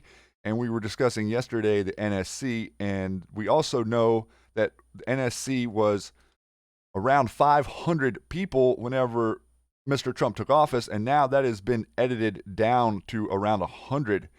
But they are starting to freak out over there a little bit right now, I would suggest, with Q and all of you guys moving the information around Twitter. They can't stop us. They can't stop us from moving it, take people's accounts down. They put them right back up. Carly got Q'd a few times on her old account. Now she's gotten Q'd again on the new account. This is the comms, guys. Post 3809. Today, Pelosi claims Trump violated the Constitution in a weekly press briefing. 27,810 views, streamed live 89 minutes ago. Speaker Pelosi holds her weekly press briefing, and it gives us the link to that. Q says, SC to hear case regarding legality of impeachment. Articles drafted by House. Clean record. Failed to support Constitution, treason, bribery, or other high crimes and misdemeanors. Partisan politics. Q. Wow. What do you think that means? That means that we don't want a stain on our president's name, right? I want him acquitted. I want this to go away. Fruit of a poisonous tree. They even talked about it there this morning. Maybe we'll drop back and play Nancy Pelosi, but I know you guys have had enough of you guys have had about enough of them so far the last couple of days. So we'll move on here real quick and get a couple more of these done before they come back. 3810 links us to Fox News article. DOJ relents, says it would accept probation for Michael Flynn as he moves to withdraw guilty plea. Yeah? I'm not sure that that's going to work anymore, DOJ. In my opinion, we don't want to accept your plea. In my opinion, General Flynn didn't lie. In my opinion, General Flynn set a trap for you, and we've been playing you the whole time. Let's dig into it here a little bit. Department of Justice backed down from seeking jail time Wednesday and made clear that prosecutors would accept more probation in the case of former Trump National Security Advisor Michael Flynn. A shift that comes as Flynn moves to withdraw his guilty plea, leveraging accusations of government misconduct. Just weeks ago, the DOJ said it would seek up to 6 months of prison time for the retired Army Lieutenant General who spent just 24 days at his post in the Trump administration. Represented by an aggressive new attorney, Flynn, days later, had moved to withdraw his guilty plea for making false statements to two FBI agents in 2017, statements that eventually wrapped him up in the former special counsel Mueller's investigation into Russian interference in the 2016 election. Truth, I never lied, Flynn wrote in the new supplemental motion to withdraw his guilty plea filed Wednesday. My guilty plea has rankled me throughout this process, and while I allow myself to succumb to the threats from the government to save my family, I believe I was grossly misled about what really happened. Flynn also blamed his former lawyers for providing him with bad information that led him to plead guilty. He had swamp attorneys who were giving him bad information, who weren't pursuing the exculpatory evidence, who weren't pursuing the Brady materials, who were basically just trying to get him to shut up. Quote, one of the ways a person becomes a 3-star general is by being a good soldier, taking orders, being part of a team, and trusting the people who provide information and support, Flynn wrote. Lori and I trusted Mr. Kellner and Mr. Anthony to guide us through the most stressful experience in our lives. In a completely incomprehensible situation, I had never felt more powerless. While the DOJ stance is technically the same, it is seeking a sentence of 0 to 6 months. The Department's new filings makes clear that it would not oppose a sentence imposing 0 jail time if that is what the judge decides. In support of a potential sentence of probation, the government notes two similarly situated high-ranking officials who committed similar crimes and got probation. Former National Security Advisor Sandy Berger, who stole classified information and lied about it to investigators, and General David Petraeus, who was convicted of possessing classified documents, he should not have had. Both were sentenced to probation. It was not clear why the Justice Department appeared to soften its position, though prosecutors did suggest Flynn deserves credit for his decades-long military service. There's no dispute that the defendant has an unusually strong record of public service, prosecutors wrote. Yeah, definitely no dispute, prosecutors. Prosecutors initially were in favor of probation due to Flynn's level of cooperation with the government, but Flynn replaced his lawyers with new ones who have taken a far more adversarial approach in the case, including in their declaration of a supplemental motion Wednesday as he sought to withdraw his plea. In a sweeping argument that took aim at the Bureau's outrageous conduct, Flynn's legal team highlighted a slew of information that has come to light since Flynn's plea, including that no precise record of Flynn's statements to the agents exists and that the original handwritten FD 302 witness report from the interview is missing, with subsequent versions later edited in some undisclosed manner by anti-Trump FBI officials. Moreover, Flynn's team maintained he had no reason to lie about his communications with the Russian ambassador concerning how the country should respond to sanctions imposed by the Obama administration or a then pending vote on Israel in the United Nations. Conversations that put him on the FBI's radar and he later pleaded guilty for lying about. After all, Flynn said he knew federal officials routinely monitor, record, and transcribe conversations like the ones he had with the Russian diplomats. DOJ made clear in its Wednesday filing, however, that it was opposed to granting Flynn a sentence lighter than probation. Defendant Flynn has affirmed his guilt of his crime on multiple occasions before multiple district judges, and he does not directly contest it in his supplemental sentencing memorandum, filing says. Accordingly, the relevant facts are before the court to impose an appropriate sentence for the offense of conviction. Justice Department says that while Flynn did provide assistance to their investigation and that a judge may consider that it's fashioning a sentence, any claims of acceptance or responsibility are hard to reconcile with his request to withdraw his guilty plea. Flynn is due to be sentenced on February 27th. That would be matching up with the clock in a couple. I think you guys have probably already seen the decodes of the 30 days from the 28th to the 27th.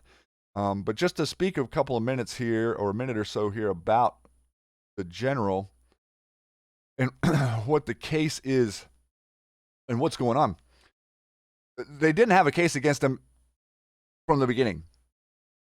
And they used deep state tactics to threaten him, attack his family, tell him that they were going to charge his son, come after his son, other members of his family.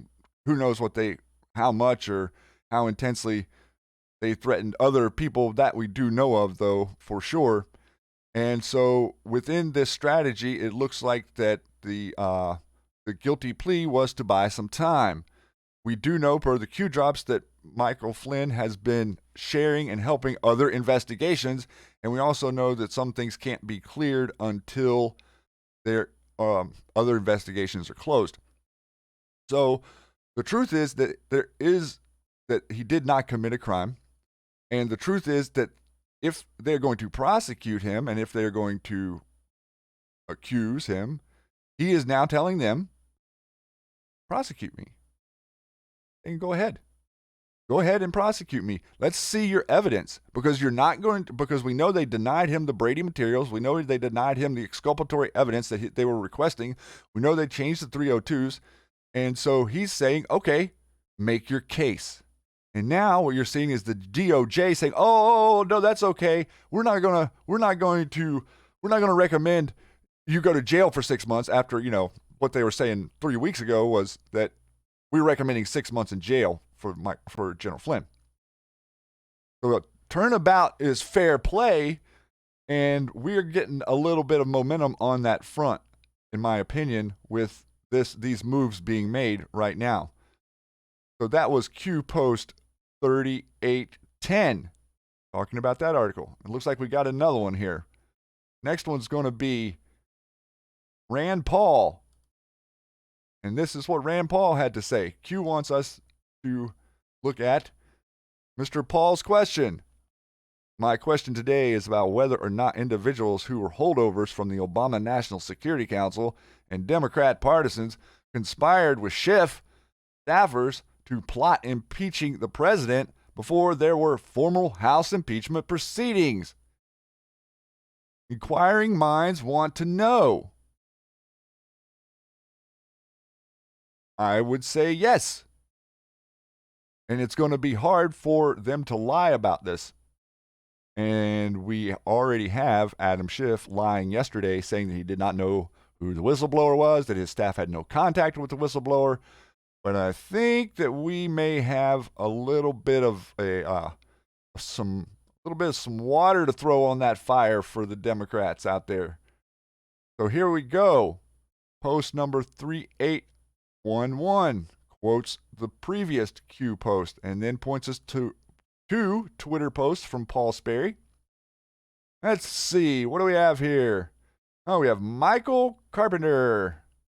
Well. Who is this fellow? Oh. Well, that doesn't look inconvenient. Who's Michael Carpenter? Oh, quid pro Joe friend. Yeah. Nothing to see here, right? No whistleblower picture to here.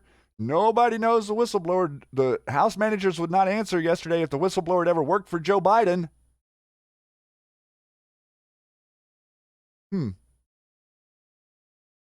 Seems contrary to the truth. Second post from Paul Sperry here. Breaking. Eric Clown Op, believed to be the whistleblower, is captured in 2015 photo taking notes between Biden's advisors Michael Carpenter and NSC's Liz Zentis. In White House meeting with Ukrainian officials, Carpenter later appeared with Biden in infamous son of a bitch video. Boy, these clowns get around. Funny how small the clown car really is, isn't it? I think that you guys are starting to really see that the clown car is not as big as the deep state wants you to think it is. They're panicking. I see panic. That's what I'm watching happen in front of me on the Senate floor is panic. Absolute unadulterated panic. Because this information is moving around in real time while they're up there making absolute asses of themselves in front of you and me and the rest of the country. You post 3813. We're going to zip through here. This one and see if there's a couple more. I think they're coming back on here in a few minutes. Should alert us whenever they come back on. This is Shady Groove imitating In the Matrix today. He was not able to be with us today. I was not able to be with you all day yesterday, so I'm taking over the helm here because we think this stuff's important. Seems like your regular news doesn't think it's very important. I do. I don't want people not to understand what the defense of my president is because it seems like only the prosecutors are the ones who can get their talking points out. So we gotta push this even further. Let's see here what Maria and Representative Ratcliffe were talking about over the weekend. There were 18 witnesses that the House prosecutors had for this, but you have not seen all 18 transcripts. Is that right? That's exactly right, Maria. The House managers kept putting up charts talking about the 17 witnesses, but there were 18. The 18th was the Inspector General of the Intelligence Community, Michael Atkinson. He was the second witness interviewed on October 4th. I was there. It's the one transcript out of 18 that hasn't been released. It's a 179-page transcript, and you can bet that if that transcript was helpful to Adam Schiff and the Democrats and harmful to President Trump, everyone would have seen it by now. But instead, it's just the opposite. It's the one transcript that talks about Adam Schiff and the whistleblower. Now, everyone knows by now that Adam Schiff was not truthful about his contacts with the whistleblower. What they don't know, and what's in that transcript, is that the whistleblower wasn't truthful about his contacts with Adam Schiff. This whole thing started, Maria, when a whistleblower filed a complaint with the Inspector General under penalty of perjury that wasn't true and correct, made representations in writing and then verbally that weren't true and correct. And when we found that out and tried to get into the details of that, Adam Schiff, who was in charge of this investigation, shut it down, and now he's trying to bury that transcript. Yeah. He is definitely trying to bury the transcript. Now, this is testimony. This is part of the case we're discussing here. This is an 18th person who testified in the little skiff star chamber. And for some reason, that didn't get entered into the record. Now, you see the House or the President's Counsel asking multiple times, why isn't that here? Why don't we get to see that information? What is so, this is part of your investigation. How can you hide this? Now, look at the comparisons between this and what we just discussed with General Flynn. Same exact thing. They're withholding evidence that would relieve you of your charges so that they could continue a charade to attack you. That's what they're doing. They're attacking patriots. They're trying to silence the majority of America. And here we go, guys. This looks like they may be coming back here soon, but let's see if we can get this one in here. 3814, just released within the last 10 minutes. Done in 30.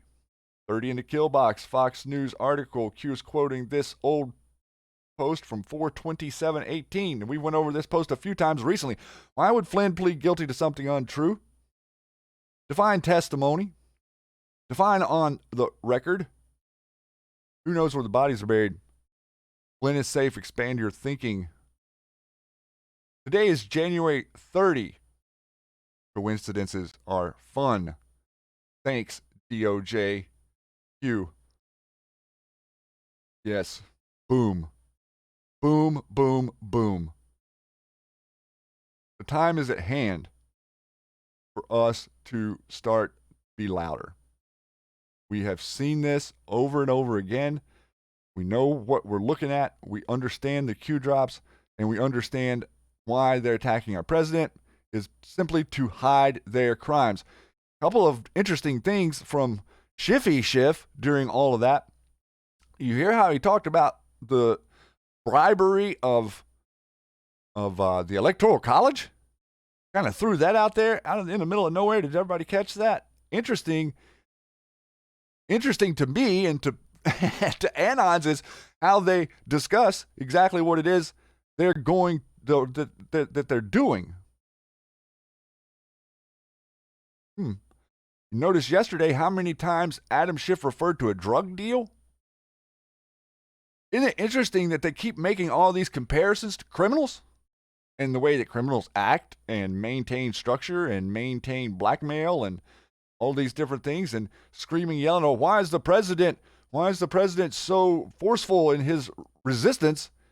He's forceful in his resistance because it's unconstitutional. Very simple. Looks like they're coming back, guys. Maybe there'll be some more Q here soon. Mr. Chief Justice. Thanks for joining us. Please, Senator from Idaho.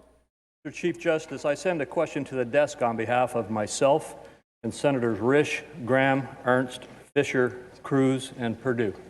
Thank you. If I could run the Discord, I'd be playing the Cappy music in between like Matrix was doing last night. Much love, guys. Sit back and enjoy the show.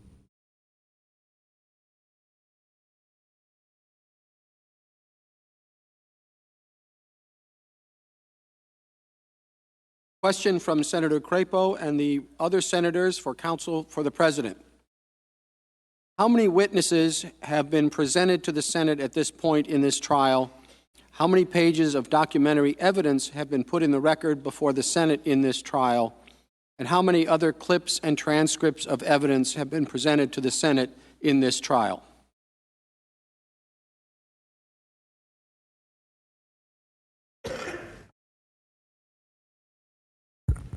Mr. Chief Justice, Senators, thank you for that question. And I think it is important to recognize that because the House managers keep talking about the need for witnesses, you can't have a trial without witnesses. You've seen a lot of witnesses. There were 17 witnesses who were deposed and testified in public, 12 in public, 17 who were in closed hearings below.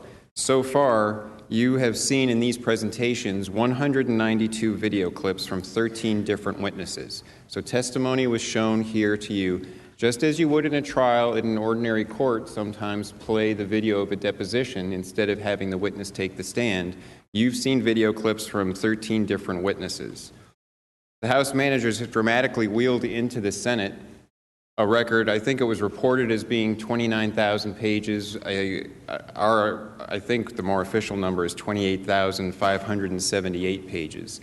So you've got over 28,000 pages of documents submitted into the record provisionally in evidence in this trial, subject later to potential objections for hearsay and other evidentiary objections. You've also heard here the arguments that have been presented, along with the presentation of both the documentary and testimonial evidence by video clip and by slides that were put up. You've heard argument for up to 24 hours from each side. We didn't take all of our time, but the House managers argued for over 21 hours, putting on with their video clips and their excerpts from documents in the record their case. So at this point, there has been a lot put on here in terms of a trial. You've seen the witnesses in the clips, all of the most relevant parts. You've seen the documents put up in excerpts on the screens. And as a result of this, the House managers have consistently said over and over again, before they came here, they said they had an overwhelming case. It was already buttoned down. They didn't need anything else. They said when they got here that it was proven. Every single allegation, every line in each article of impeachment, they said proven, proven, proven. We don't think that that's true, but that's their words. That's what they're telling you, that they've had sufficient evidence to make their case. They said proven, sufficient, uncontested, and overwhelming at least 68 times in the proceedings on the floor here. Manager Nadler told us just today that they think they've not only proved it beyond a reasonable doubt, but beyond any doubt because of the evidence that they've already put on in front of you. We don't think that's true. We think we've demonstrated it's not.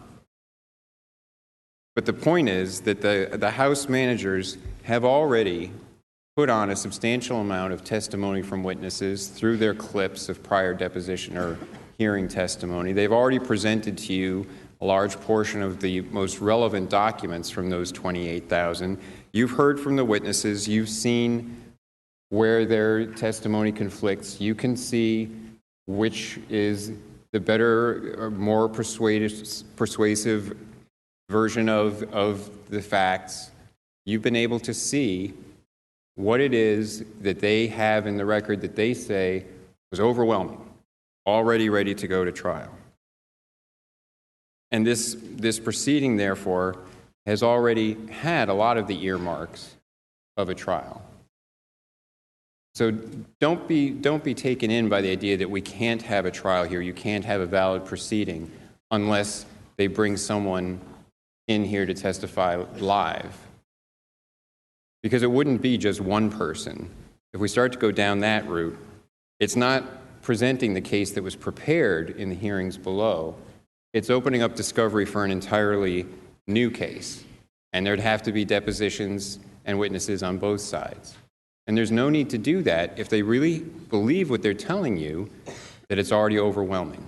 It's already proven. There's no need to go on to anything else when you've already seen so much.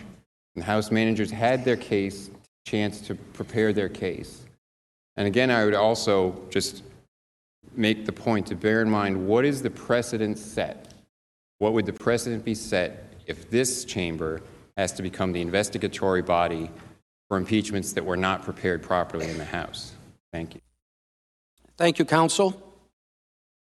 Mr. Chief Justice.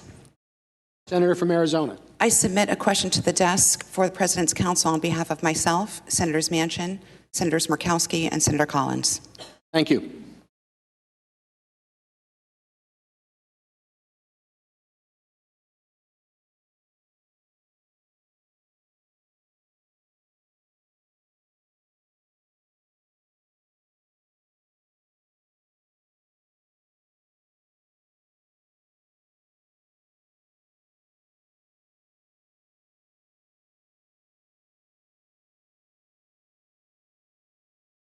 Questions from Senator Sinema and the other senators for counsel for the President. The Logan Act prohibits any U.S. citizen without the authority of the United States from communicating with any foreign government with the intent to influence that government's conduct in relation to any controversy with the United States. Will the President assure the American public that private citizens will not be directed to conduct American foreign policy or national security policy unless they have been specifically and formally designated by the President and the State Department to do so?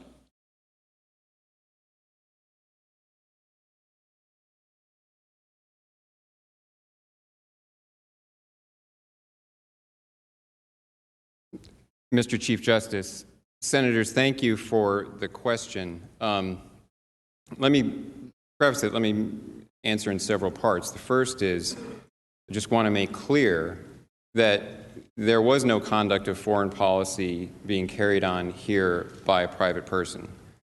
The testimony was clear from Ambassador Volker, and I assume that the reference would be to Mr. Giuliani, the president's private counsel.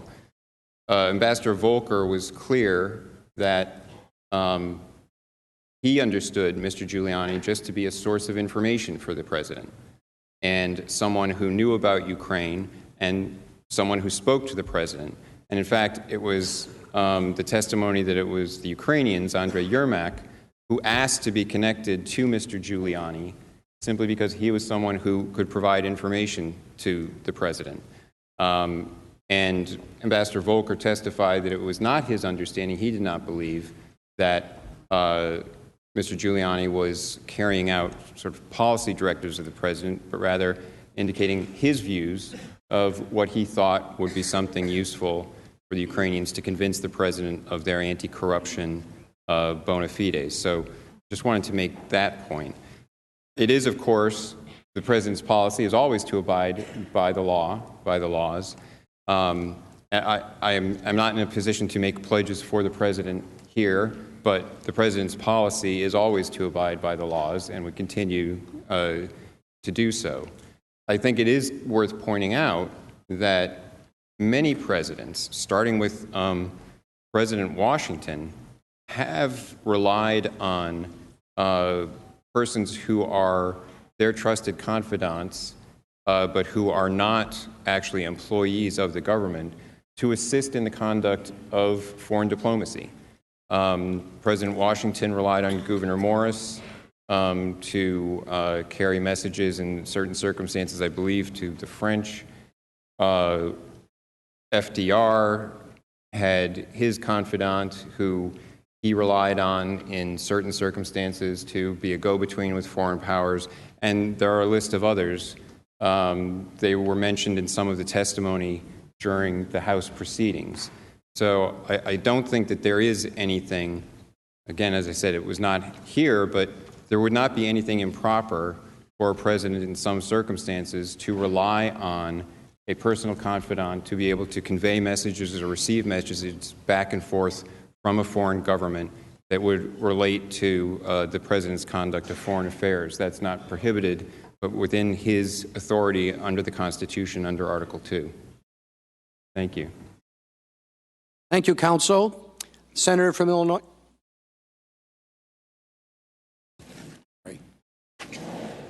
Your Honor.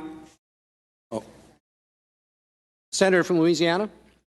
Thank you, Your Honor. On behalf of myself and Senator Ernst, I send a question to the desk for Mr. Nadler and Mr. Philbin.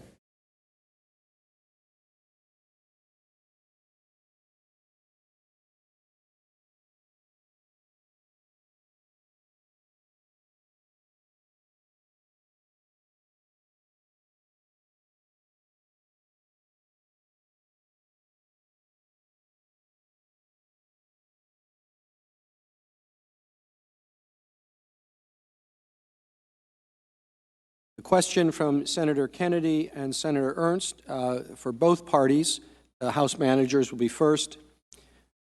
If a president asks for an investigation of possible corruption by a political rival under circumstances that objectively are in the national interest, should the president be impeached if a majority of the House believes the president did it for the wrong reason?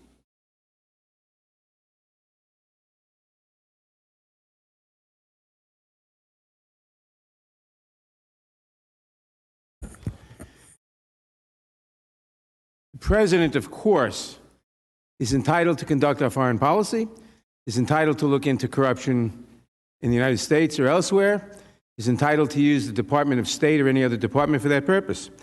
He is not entitled to target an American citizen specifically, nor did he do so innocently here. It was only after Mr. Biden became an announced candidate for president that he suddenly decided Ukraine ought to look into the Bidens. And he made it very clear that he wasn't interested in an investigation. He was interested in an announcement of an investigation just so the Bidens could be smeared. So probably never suitable for a president to order an investigation of an American citizen. If he thinks there's general corruption and there's an investigation ongoing, the Justice Department can certainly ask a foreign government for assistance in that investigation. But that wasn't done here. The president specifically targeted an individual with an obvious political motive. And I would simply say that that is so clear that there's no question that it was a political motive against specific individuals. There are about 1.8 million companies in Ukraine. The estimates were that half of them were corrupt.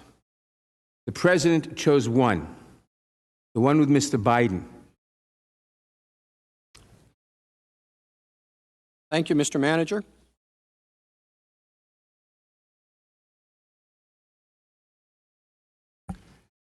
Mr. Chief Justice, Senators, thank you for the question. I think the short answer is no, the president should not be impeached. And I think the focus of the question is getting at to a situation of mixed motives, which has come up a couple times here.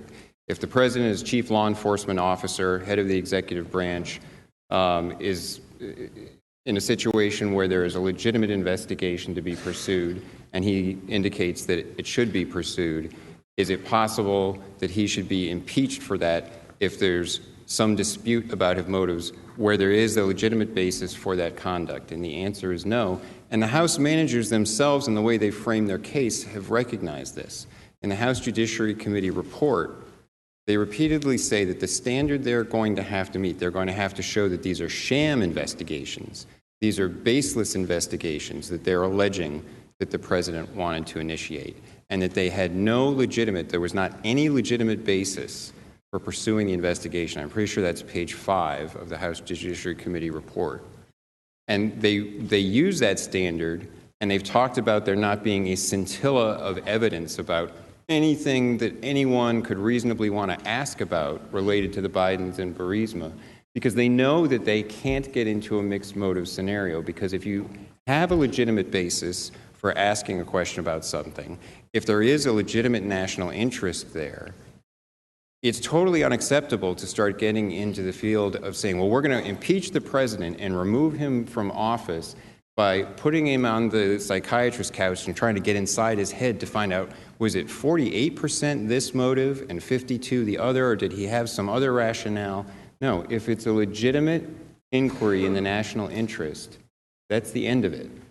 And you can't be saying that we're going to impeach the president, remove him from office, decapitate the executive branch of the government, disrupt the functioning of the government of the country in an election year by trying to parse out subjective motives and which percentage of the motive was this good motive or some other motive, something like that. If it's a legitimate inquiry in the national interest, if that possibility is there, if the national interest is there, that's the end of it. Thank you. Thank you, counsel.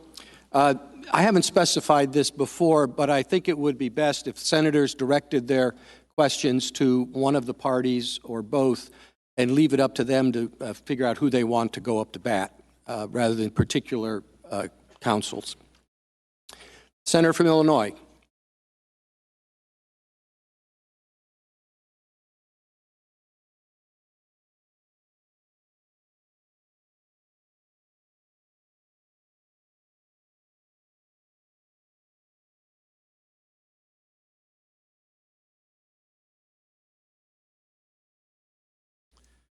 The question from Senator Durbin to the House managers. Would you please respond to the answer that was given by President's counsel to Senator Sinema's question?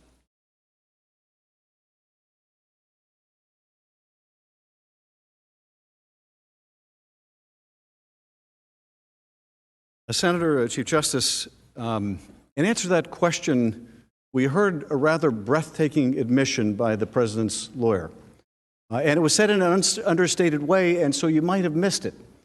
But what the president's counsel said was that no foreign policy was being conducted by a private party here. That is, Rudy Giuliani was not conducting U.S. foreign policy. Rudy Giuliani was not conducting policy. That is a remarkable admission. because to the degree that they have attempted to suggest or claim or insinuate that this is a policy difference, that a concern over burden sharing or something, corruption, was a policy issue, they have now acknowledged that the person in charge of this was not conducting policy. That is a startling admission. So the investigations that Giuliani was charged with trying to get Ukraine to announce into Joe Biden,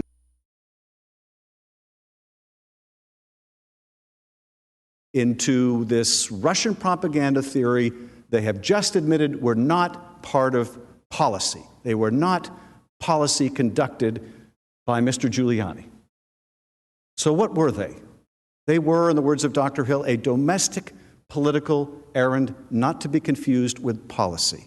They have just undermined their entire argument, even as to mixed motives, because the man in charge of it was undergoing this domestic errand. Now, you heard a suggestion there.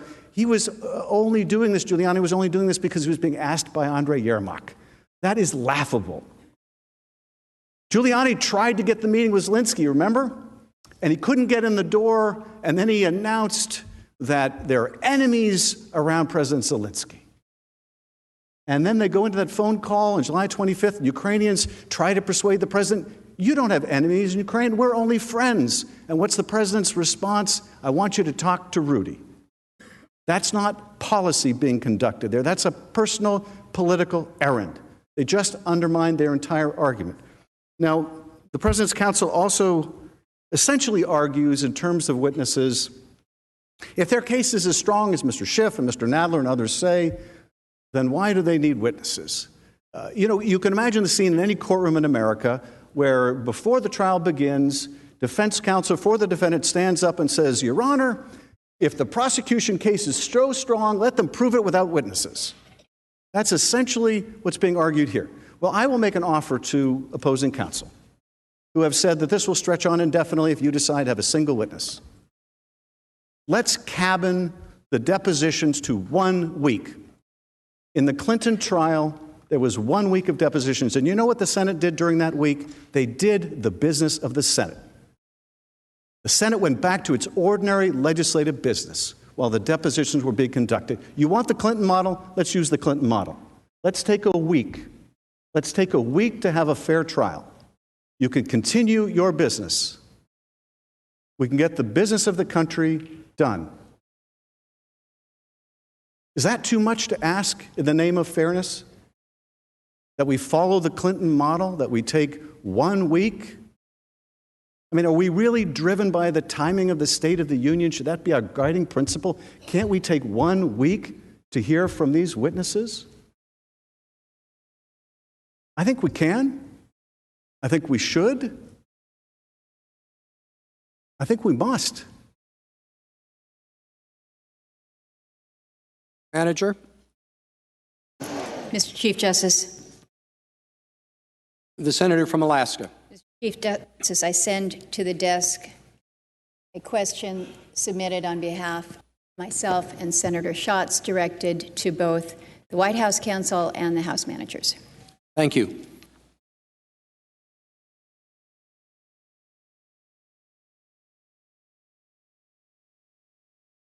A question from Senators Murkowski and Schatz directed to both parties.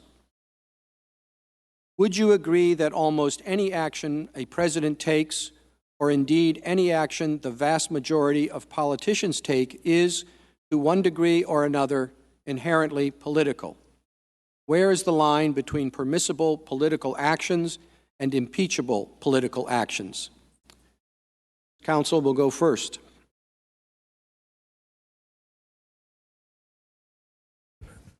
Mr. Chief Justice, Senators, thank you for that question. And I think that the question really hits the nail on the head.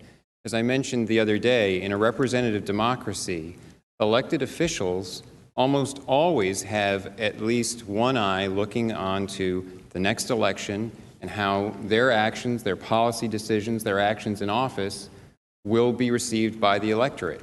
And there's nothing wrong with that. That's good. It's part of the way representative democracy works. So having part of your motives being looking towards the next election, looking towards how that will affect electoral chances, that's part of the nature of elected office. And to start getting into motives about will this affect my prospects in the next election and calling that corrupt, and if you've got that as part of your motive, looking into whether you were doing something for electoral advantage and saying that's going to be a corrupt motive, will say that you can be charged for wrongdoing with that or impeached, is very dangerous, because there's almost no way to get inside someone's head and parcel out which percentage was one motive, which percentage was another motive.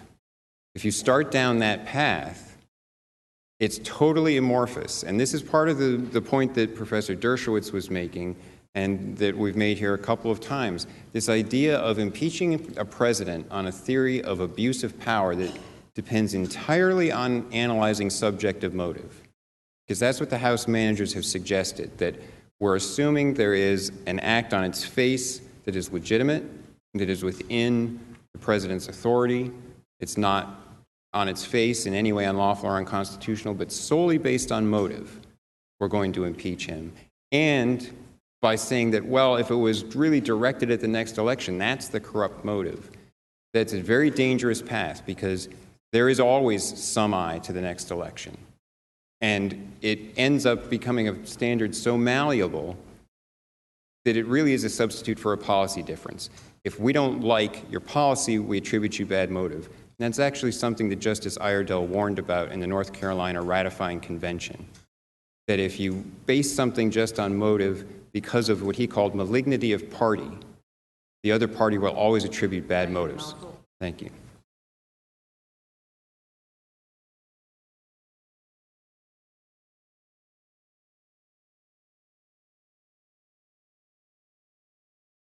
I think the answer is yes, that public officials are inherently political animals. I don't mean that in a derogatory term. They run for office, they hold office, they conduct acts as political figures. But if we look at what Hamilton had to say about the core of offenses that warrant the impeachment power, he talked about the crimes being political in character and the remedies being political in character, because we're not talking about imprisonment here. We're not talking about taking away someone's liberty. So we're talking about a political punishment for a political crime. Now, what's a political crime? Yes, everyone in office has a political motivation. But certainly that doesn't mean that we can't draw a line between corrupt activity that is undertaken, yes, for a political reason, and non-corrupt activity. Indeed, we have to draw that line.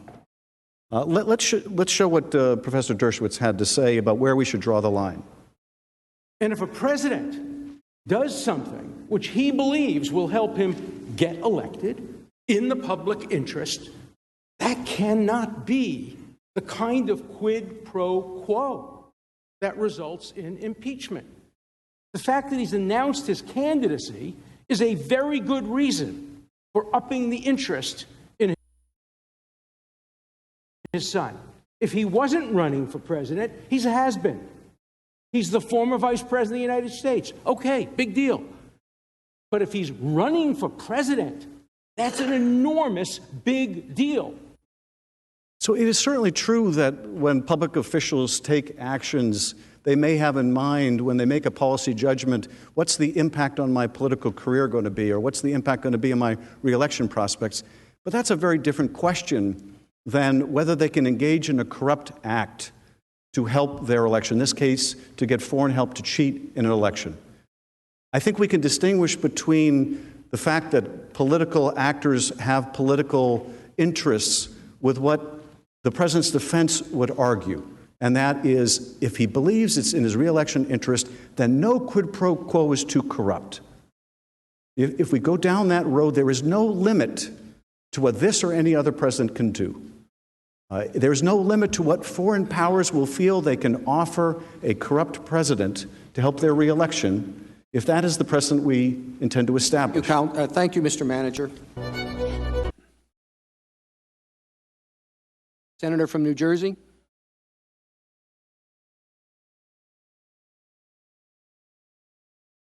Thank you.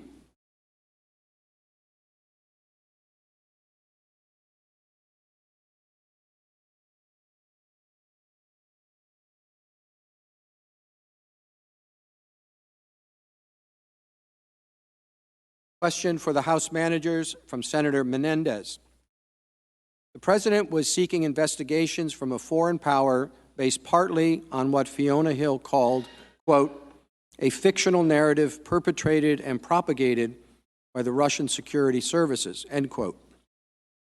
The U.S. intelligence community has warned that the Russian government is already preparing to attack our election in 2020, and the President has said publicly he would welcome foreign interference in our elections.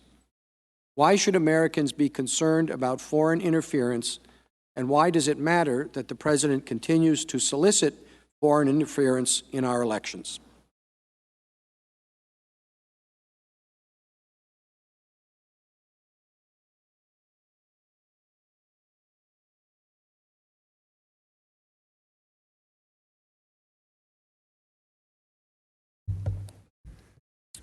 Mr. Chief Justice, Senator, thank you for the question.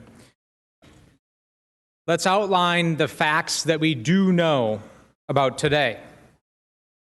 None of the 17 witnesses who testified as part of the House's impeachment inquiry were aware of any factual basis to support the allegations that it was Ukraine and not Russia that interfered in the 2016 election.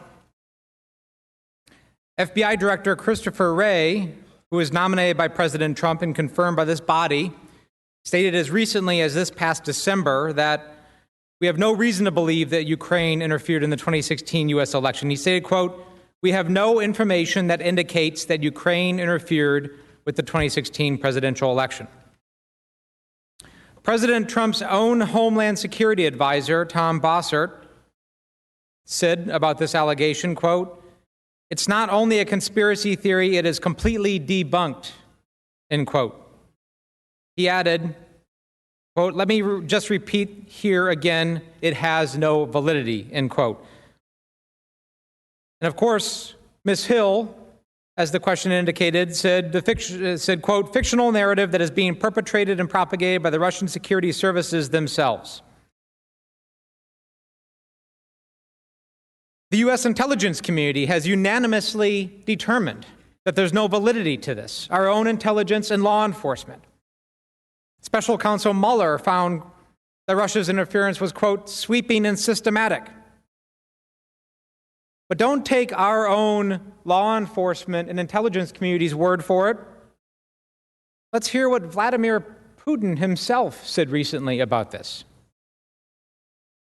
In November of 2019, Mr. Putin was overheard saying, quote, thank God no one is accusing us of interfering in the U.S. elections anymore. Now they're accusing Ukraine, end quote. And let me end with that one, because that one demonstrates to me why this matters. That one demonstrates to me why anyone in the United States should matter. Vladimir Putin could care less about delivering health care for the people of Russia, for building infrastructure in Russia. Vladimir Putin, as many people in this chamber know well, because I've worked with some of you on this, wakes up every morning and goes to bed every night trying to figure out how to destroy American democracy. And he has organized the infrastructure of his government around that effort. This is a battle over resolve. It's the battle over the hearts and minds of our people. It's the battle over information and disinformation. And if the message from the very top of our government, from the very top of our leaders, if the message from some folks over the last couple of weeks is that facts don't matter, that our law enforcement doesn't matter, that our intelligence community's unanimous consensus doesn't matter, that is dangerous. That is what Vladimir Putin and Russia are looking for, and that makes us less safe. Manager.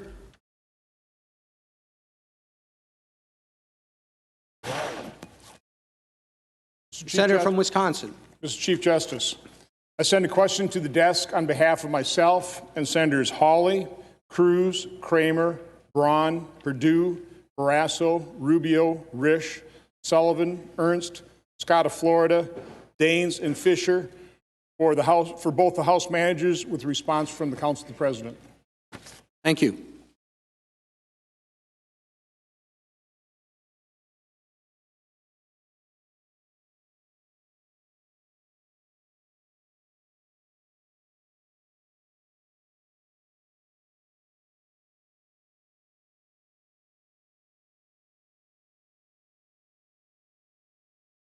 The question from Senator Johnson and the other senators for both parties. Recent reporting described 2 NSC staff holdovers from the Obama administration attending an all-hands meeting of NSC staff held about 2 weeks into the Trump administration and talking loudly enough to be overheard, saying, "We need to do everything we can to take out the president."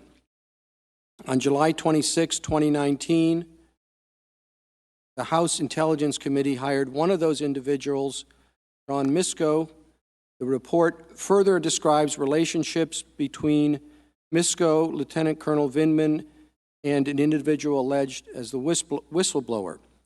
Why did your committee hire Sean Misko the day after the phone call between President Trump and Zelensky, and what role has he played throughout your committee's investigation? The House will begin.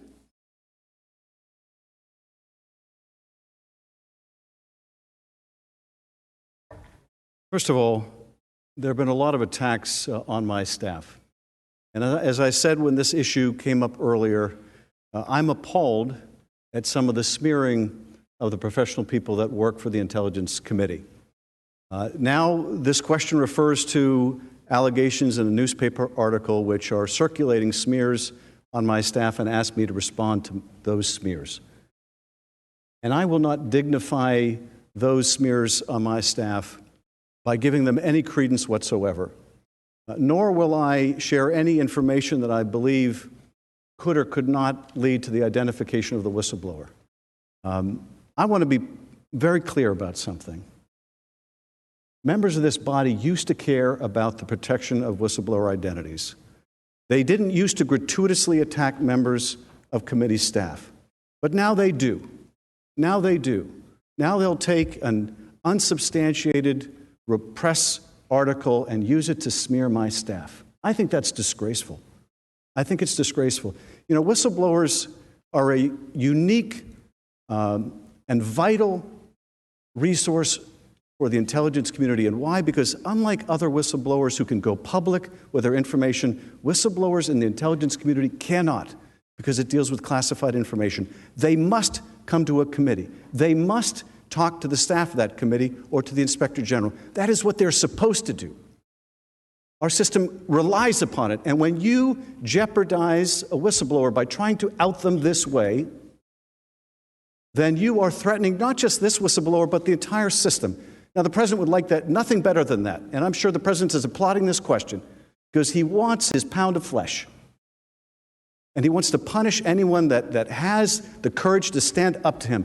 Well, I can't tell you who the whistleblower is because I don't know, but I can tell you who the whistleblower should be. It should be every one of us. Every one of us should be willing to blow the whistle on presidential misconduct.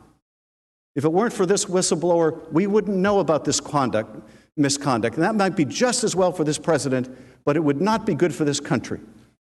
And I worry that future people that see wrongdoing are going to watch how this person has been treated, the threats against this person's life, and they're going to say, why stick my neck out? Is my name going to be dragged through the mud? Will people join our staff if they know that their names are going to be dragged through the mud? Thank you, Mr. Manager.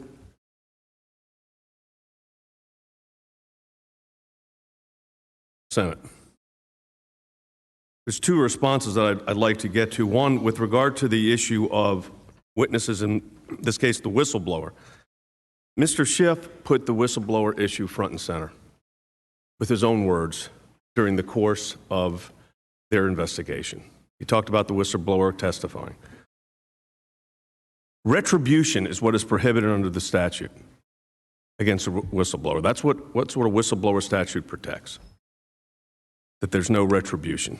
In other words, they're not going to be fired for blowing the whistle.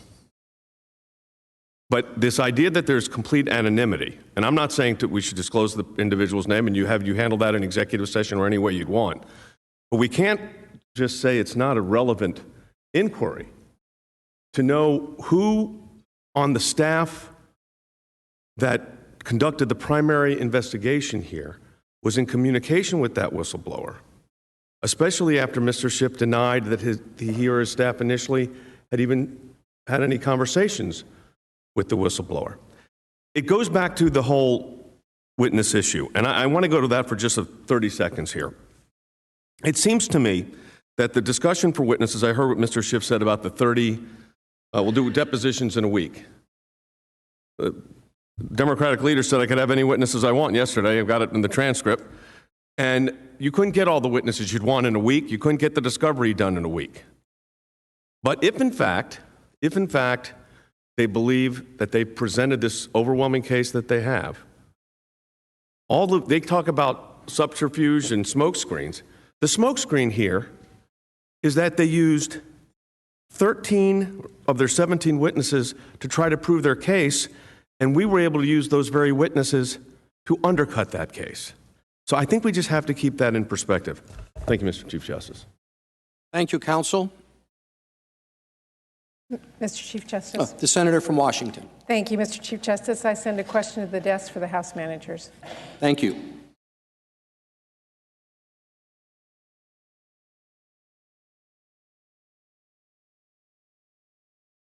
Question from the for the House managers from Senator Murray. If there are no consequences to openly defying a valid congressional subpoena, how will Congress be able to perform its constitutional oversight responsibility to make sure any administration is following the law and acting in the best interests of American families?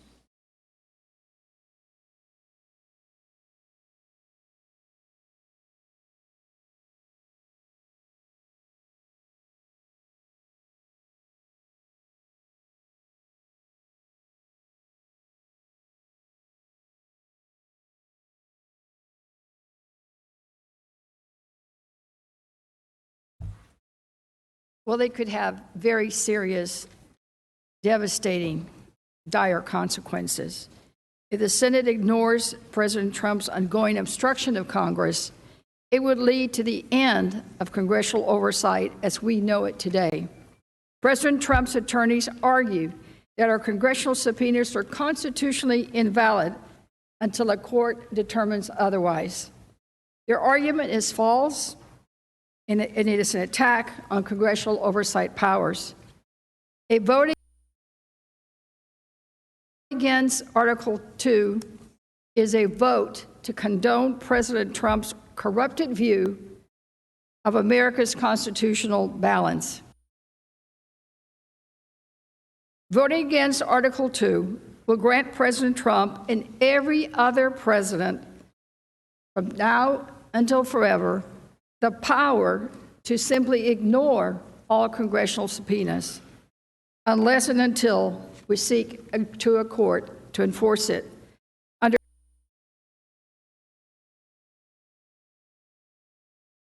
President Trump's view, even if all of you senators were to vote to favor to issue a subpoena for documents or witnesses, the administration could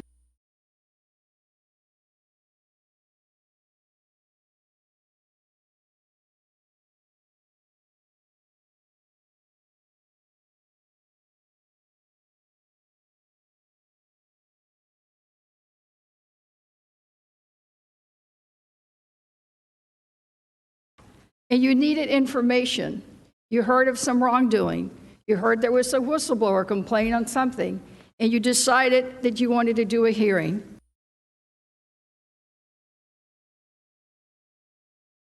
It's very possible that the president would just flatly refuse your subpoena, because if we ignore Article 2, that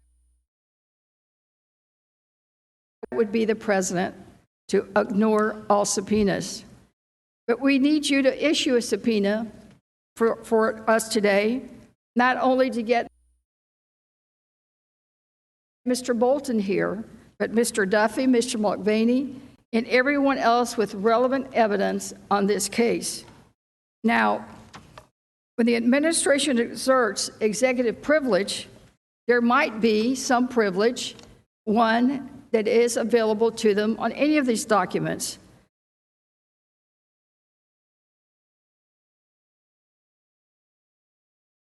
That this body will make sure that no future president will just simply defy, disrespect, and ignore subpoenas. Because someday you may be in our shoes, wanting to get information, wanting to get to the bottom line to ensure that no president is above the law. Thank you. Thank you, Ms. Manager. Mr. Chief Justice. The Senator from Alaska. Mr. Chief Justice, I sent a question to the desk on behalf of myself, Senators Risch, Blunt, Kennedy, and Johnson for the President's Council. Thank you.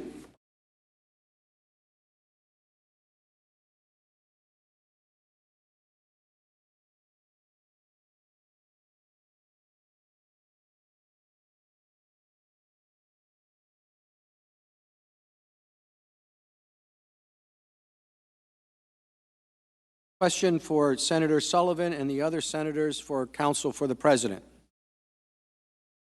Given that the Senate is now considering the very evidentiary record assembled and voted on by the House, which Chairman Nadler has repeatedly claimed constitutes overwhelming evidence for impeachment, how can the Senate be accused of engaging in what Mr. Nadler described as a cover-up if the Senate makes its decision based on the exact same evidentiary record the House did?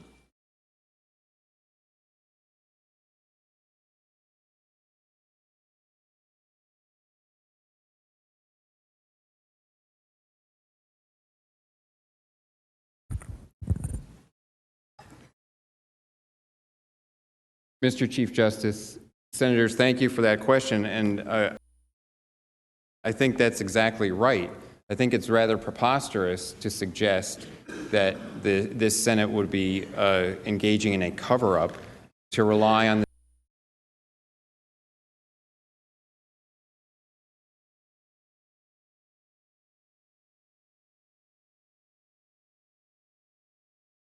for the Senate to rely on that record. Your judgment may be and should be, we submit, different from the House manager's assessment of that evidence because it hasn't established their case at all. But if they're willing to tell you that it's complete and it has everything they need, to establish everything they want, I think you should be able to take them at their word that that's all that's there. And the switch now to say, well, no, we need more witnesses, I think just demonstrates that they haven't proved their case. They don't have the evidence to make their case. And as I went through a minute ago, they have already presented a record with over 28,000 pages of documents that's here. They've already presented video clips of 13 witnesses. You've heard all of the key evidence that they gathered. It was their process. They were the ones that said what the process was going to be, how it had to be run, who ought to testify, and when to close it, when to decide they had enough. And you've heard all of the key highlights from that. And that is sufficient for this body to make a decision. If in the time I have remaining, I just want to turn to one point in response to something that was said a couple of minutes ago. And we keep hearing repeatedly today the refrain of the idea that President Trump was somehow trying to peddle Vladimir Putin's conspiracy theory, that it was Ukraine and not Russia that interfered in the 2016 election. And the House Democrats try to present this binary view of the world, that only one country and one country alone could have done something to interfere in the election, and it was Russia. And if you mention any other country doing something related to election interference, you're just a pawn of Vladimir Putin trying to peddle his conspiracy theories. That is obviously not true. More than one country and foreign nationals from more than one country could be doing different things for different reasons in different ways to try to interfere in the election. And that's exactly what President Trump was interested in. In the telephone call, the July 25th transcript,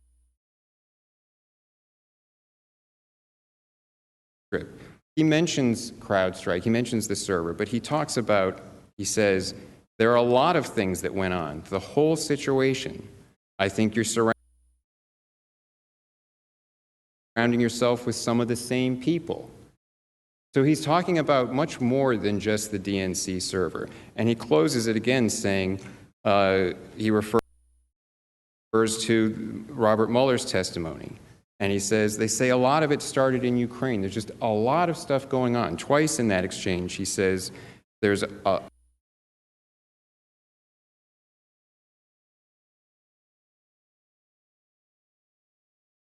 January of 2017, cataloging multiple Ukrainian officials who did things either to criticize President Trump or to assist a DNC operative, Alexandra Chalupa, in gathering information against the Trump campaign.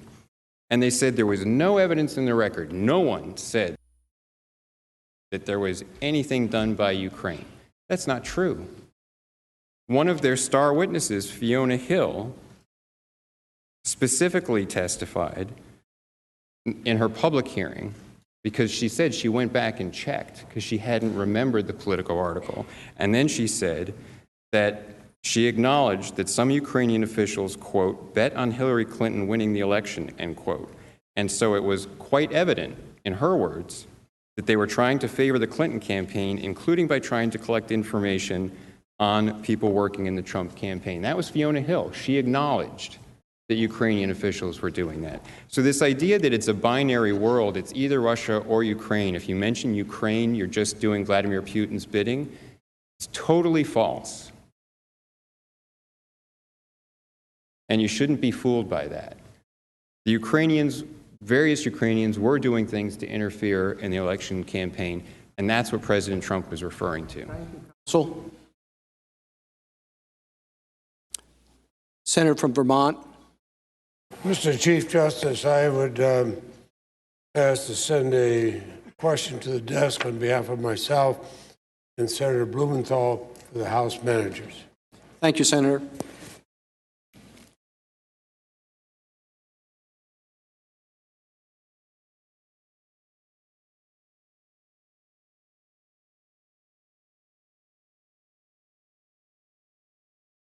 Question for the senator, for the House managers from Senator Leahy and Senator Blumenthal. The President's counsel claimed, quote, if a president does something which he believes will help him get elected in the public interest, that cannot be the kind of quid pro quo that results in impeachment, end quote. He added a hypothetical, quote, I think I'm the greatest president there ever was, and if I'm not elected, the national interest will suffer greatly. That cannot be an impeachable offense, end quote. Under this view, there is no remedy to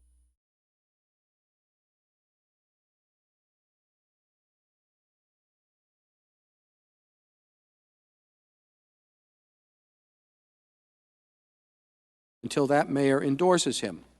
What would stop a president from withholding nearly any part of the $4.7 trillion annual federal budget subject to his personal political benefit?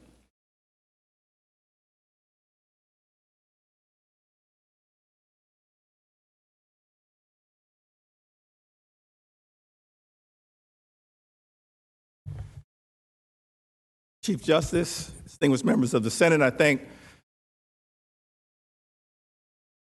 the senators for that very important question.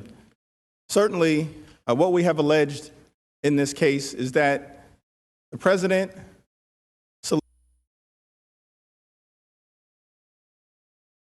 solicited a personal political benefit in exchange for an official act. solicited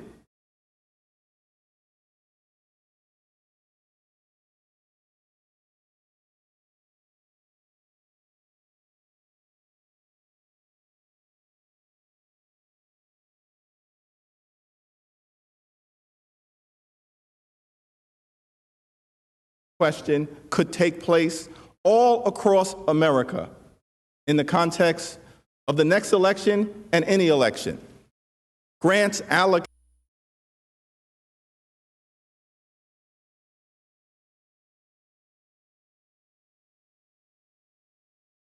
unless you endorse me for re-election. President could say that to any governor of our 50 states. That's unacceptable. That cannot be allowed to happen in our democratic republic. Now, by my count, as of this afternoon, the framers of the Constitution and the founders of our great republic had been quoted either directly or mentioned by name 123 times. Alexander Hamilton, 48 times. James Madison, 35 times. George Washington, 24 times. John Adams, 8 times. Thomas Jefferson and Ben Franklin pulling up the rear 4 times. Seems to me that Ben Franklin and Thomas Jefferson need a little bit more love.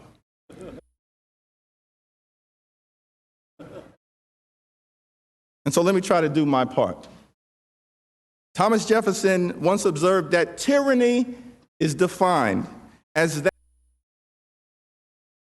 that which is legal for the government, but illegal for the citizenry. Legal for the government, but illegal for the citizenry. That's what we confront right now. President Trump corrupt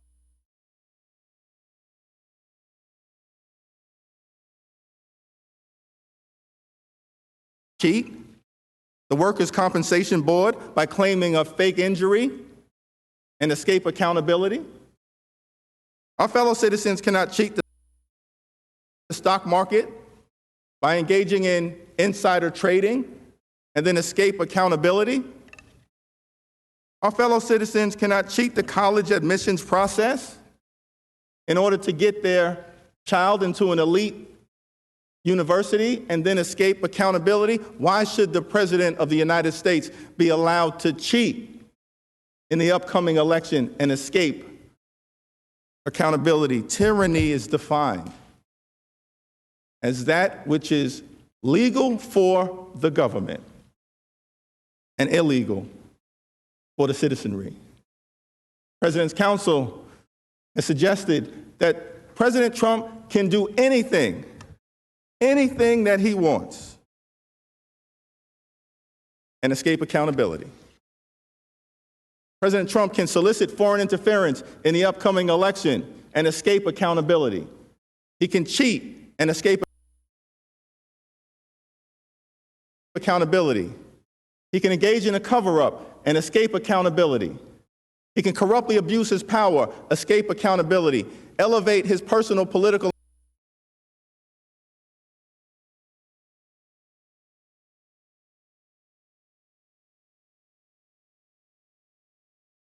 abuse of power matters. Corruption matters. The Constitution matters. Thank you, Mr. Manager. Mr. Justice. The Senator from Louisiana. I send a question to the desk on behalf of myself and Senator Risch to both the House Manager and the White House Counsel, and although I cannot pick, ideally it would be Manager Lofgren.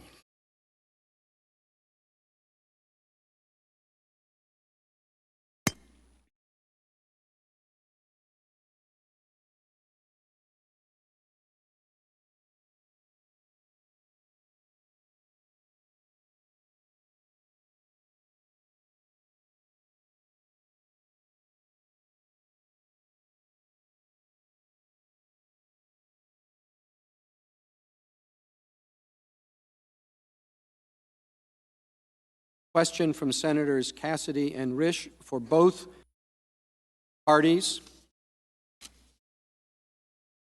is as follows. In the Clinton proceedings, we saw a video of Manager Lofgren saying, quote, "This is unfair to the American people. By these actions, you would undo the free election that expressed the will of the American people in 1996. In so doing, you will damage the faith the American people have in this institution and in the American democracy. You will set the dangerous precedent that the certainty of presidential terms, which has so benefited our wonderful America, will be replaced by the partisan use of impeachment. Future presidents will face election, then litigation, then impeachment. The power of the president will diminish in the face of the Congress, a phenomenon much feared by the Founding Fathers," end quote. What is different now? If the response is that the country cannot risk the president interfering in the next election, isn't impeachment the ultimate interference? How does this not cheat those who did and or would vote for President Trump from their participation in the democratic process? I ask Manager Lofgren to address this question directly and to not avoid, as Manager Jeffers did, with a related question last night.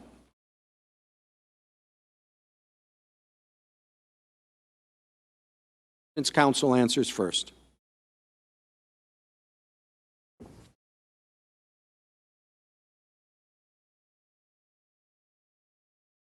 Thank you, Mr. Chief Justice, members of the Senate.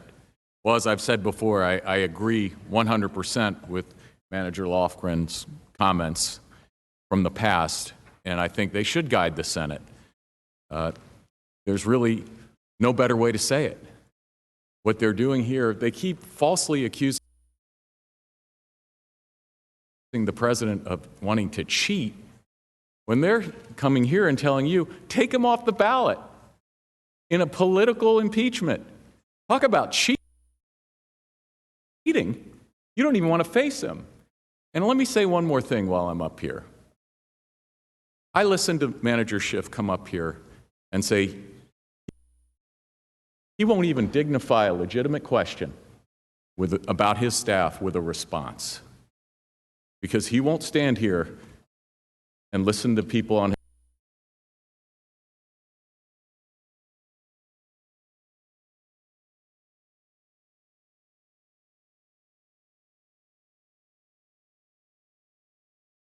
the chief of staff, lawyers on my staff, false accusations, calumny after calumny in dulcet tones. And that is wrong. And when you turn that around and say he will not respond to a legitimate question that I asked, it's a legitimate question. Who communicated with the whistleblower? Why were you demanding something that you already knew about? I asked him in another part of my October 8th letter that doesn't get a lot of attention from Mr. Schiff. I said, you have the full ability to release these documents on your own. No response. So I think you deserve an answer to that question. And I think it's time in this country that we stop assuming that everybody has horrible motives in the puritanical rage of just everybody's doing something wrong except for you. You cannot be questioned. That's part of the problem here. Thank you.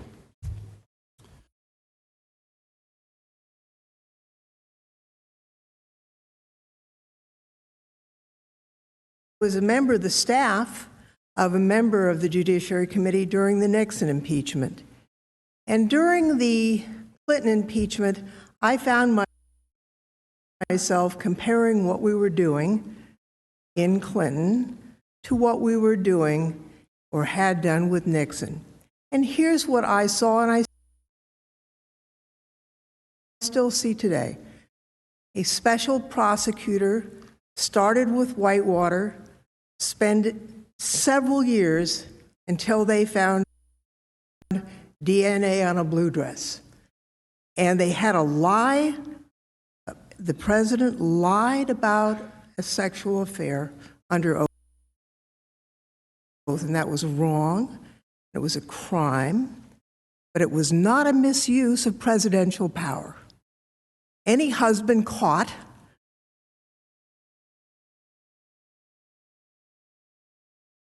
lied about it. It was wrong, but it was not a misuse of presidential power. And so throughout the Clinton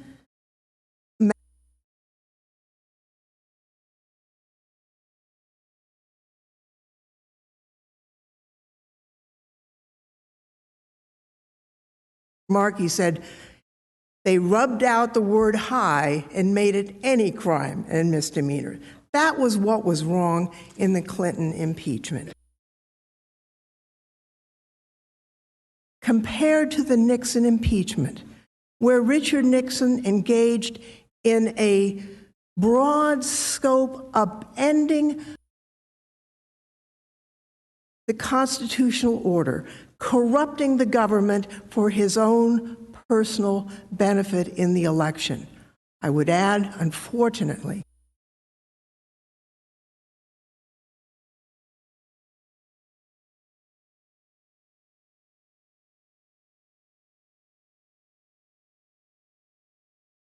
on behalf of myself, Senator Gillibrand, and Senator Schatz, to the President's Council and the House managers. Thank you.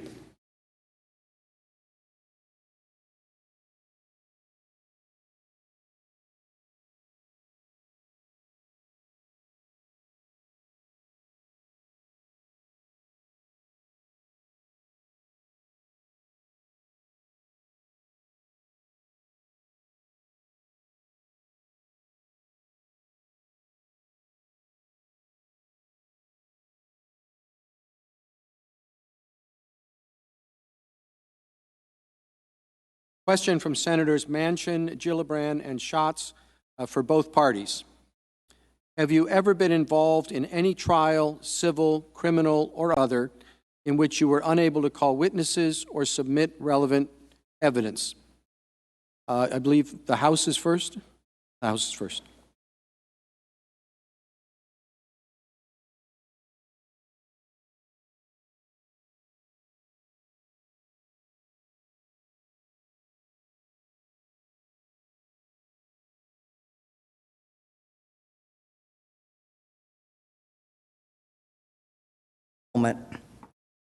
If someone broke into your house, stole your property, police caught them, they returned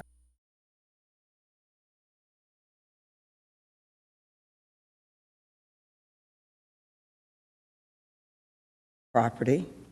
Now, the fact that they returned the property changes nothing. They would still be held accountable. But imagine if they had the power to obstruct,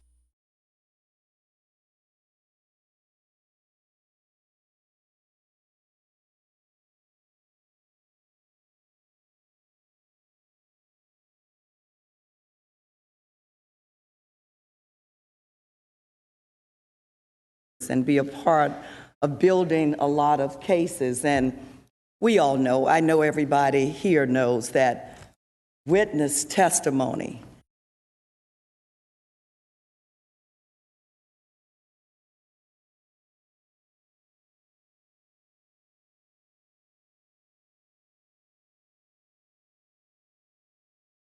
it truly baffles me, really, as a 27-year law enforcement officer, that we would not accept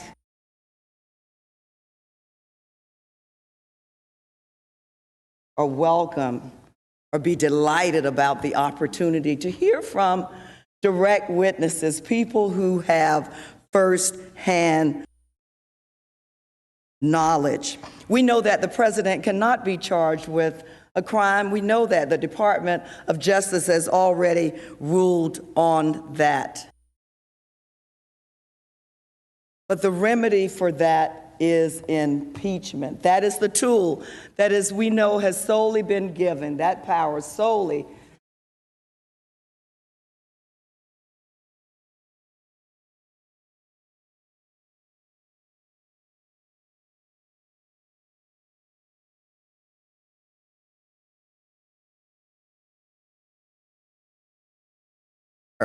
Thank you. Mrs. Manager, Counsel. Thank you, Mr. Chief Justice.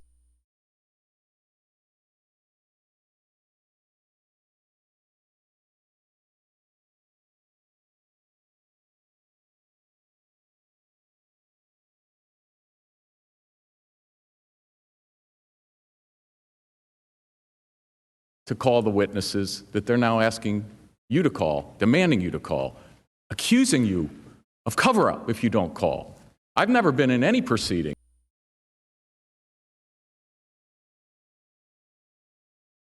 trial or otherwise, where you show up on the first day and the judge says, let's go, and you say, well, I'm not ready yet. Let's stop everything. Let's take a bunch of depositions.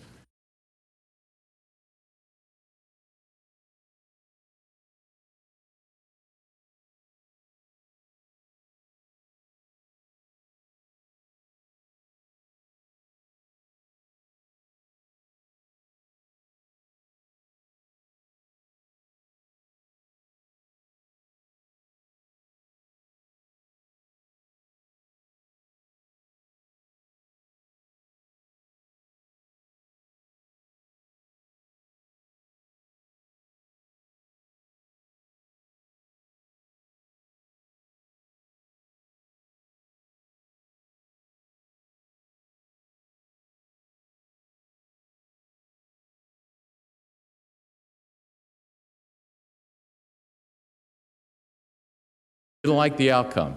So what did they do? They wanted a do-over. They wanted to do it all again themselves.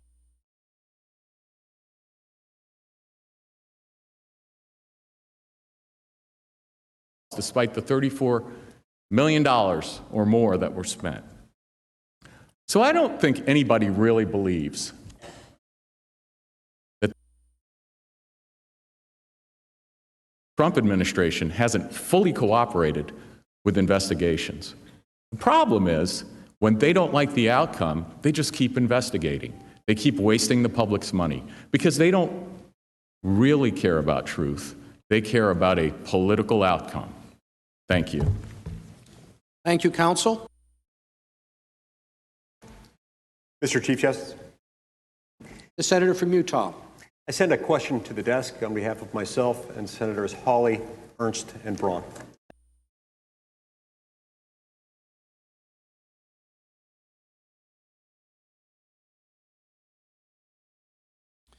The question for counsel for the President from Senator Lee and the other senators. Under the standard embraced by the House managers, would President Obama have been subject to impeachment charges based on his handling of the Benghazi attack, the Bergdahl swap, or DACA? Would President Bush have been subject to impeachment charges based on his handling of NSA surveillance, detention of combatants, or use of waterboarding?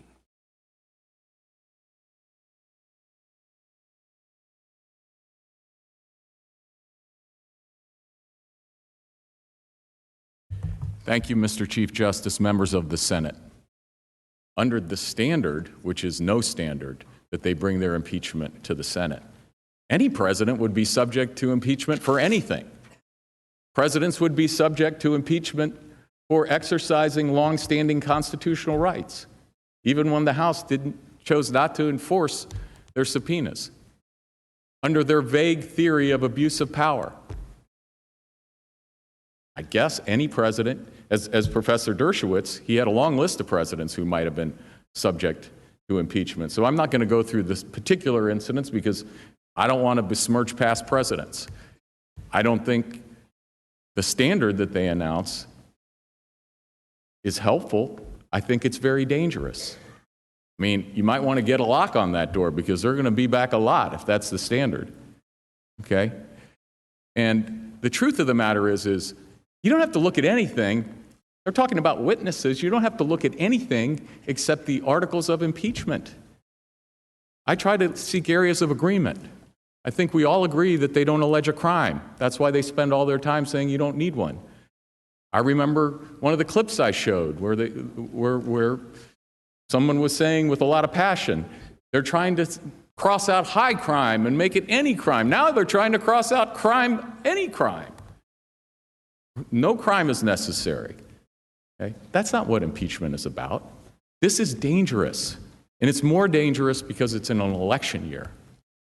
So yes, under the standardless impeachment, any president could be impeached for anything. And that's wrong.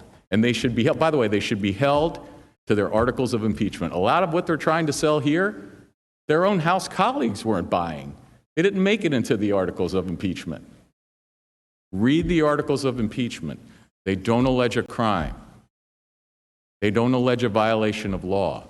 You don't need anything else except their articles of impeachment, your Constitution, and your common sense. And you can end this. Thank you. Thank you, counsel. The senator from Michigan. Thank you, Mr. Chief Justice. I send a question to the desk on behalf of myself, Senator Cortez Masto, and Senator Rosen.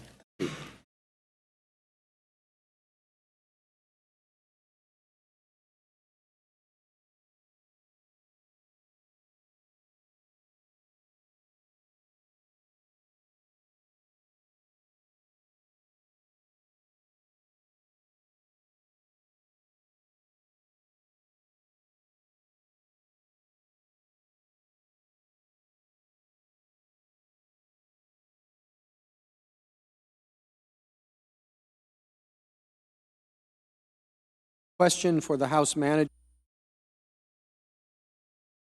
from Senators Stabenow, Cortez Masto, and Rosen to both parties. In June 2019, Ellen Weintraub, then chair of the Federal Election Commission, wrote in a statement that, quote, "It is illegal for any person to solicit, accept, or receive anything of value from a foreign national in connection with the U.S. election. This is not a novel concept. Electoral interference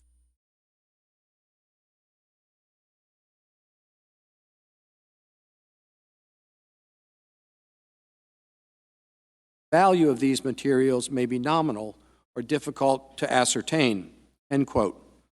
How valuable would a public announcement of an investigation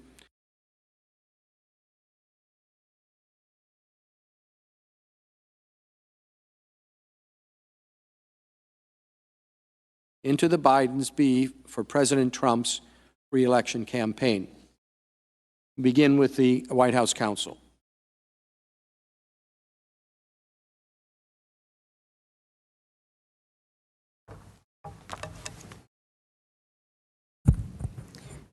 Mr. Chief Justice and Senators, thank you for the question. The idea that these investigations were a thing of value is something that was specifically examined by the Department of Justice. As I explained the other day, the Inspector General for the intelligence community wrote a cover letter on the whistleblower complaint, which he had actually exaggerated in the complaint, the idea that there was a demand for some assistance with the president's re-election campaign.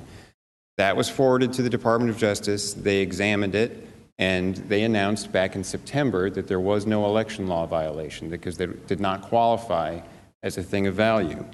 And I think that that issue has been thoroughly examined by the Department of Justice here. And I just want to clarify one thing. The other day, yesterday, there was a question about information coming from overseas. And I was asked a question about that. And I want to be very precise that I understood a question to be about, was there a violation of a campaign finance law? Would there be one if someone simply got information from overseas? And the answer is no, as a matter of law. And think about this. If pure information, if information that came to someone in a campaign could be called a thing of value, if it comes from overseas, a thing of value is a prohibited campaign contribution. It's not allowed. If it comes from within the country, it has to be reported. So that would mean that any time a campaign got information from within the country about an opponent or about something else that maybe would be useful in the campaign, they'd have to report the receipt of information as a thing of value under the campaign finance laws. That's not how the laws work. And there would be tremendous First Amendment implications if someone attempted to enforce the laws that way. So that's simply the point that I wanted to make. Pure information that is credible information is not something that is prohibited from being received under the campaign finance laws. Thank you, counsel. Mr. Chief Justice. Sorry, apologize. Yes, Mr. Manager.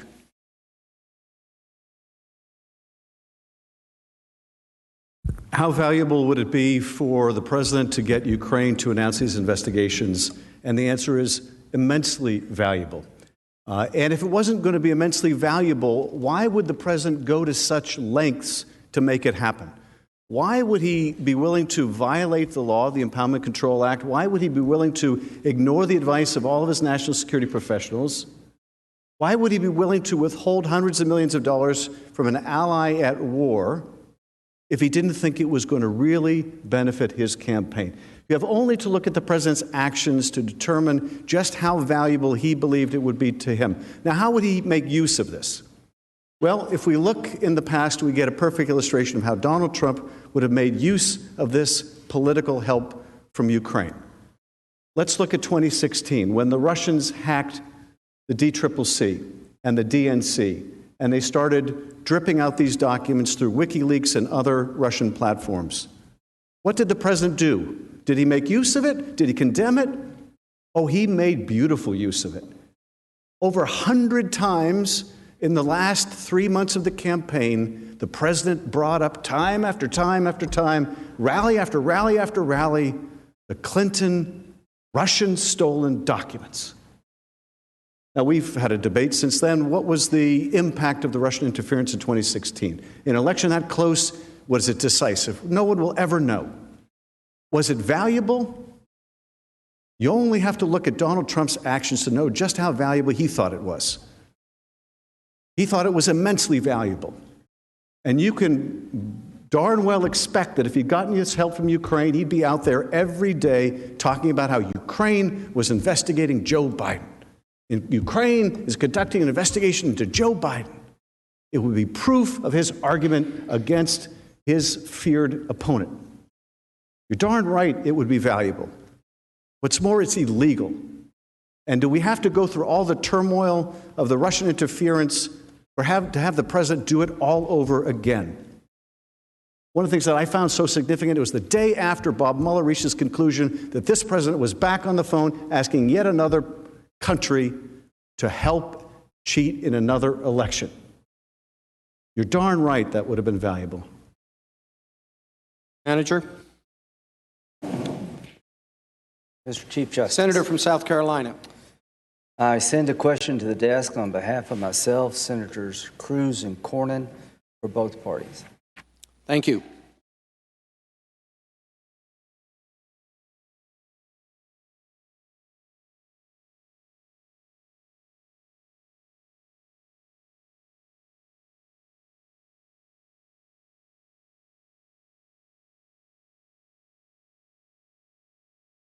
Question from Senators Graham, Cornyn, and Cruz is for both parties. When DOJ Inspector General Horowitz testified before the Judiciary Committee, he said their DOJ had a, quote, low threshold, end quote, to investigate the Trump campaign. At the hearing, Senator Feinstein said, quote, your report concluded that the FBI had an adequate predicate reason to open the investigation on the Trump campaign ties to Russia. Could you define the predicate? Horowitz replied, quote, yeah, so the predicate here was the information that the FBI got at the end of July from the friendly foreign government, end quote. Why is the legal standard for investigating Trump so much lower than the standard for investigating Biden? And why was it okay to get the information from a, quote, friendly foreign government, end quote? The House managers are first.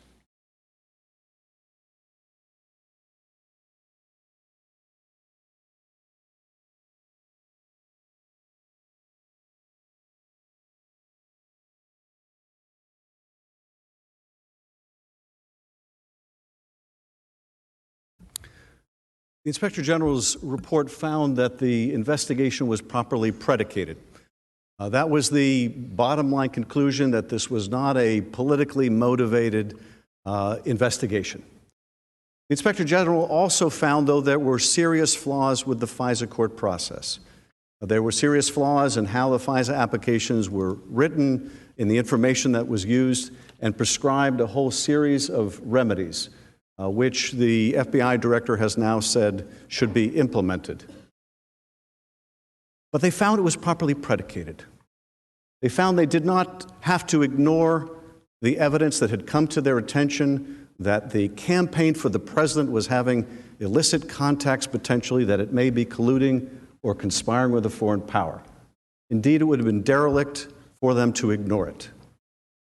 But the argument, the implicit argument here is because there were problems, albeit serious problems, in the FISA court application involving a single person, that somehow we should ignore the president's conduct here.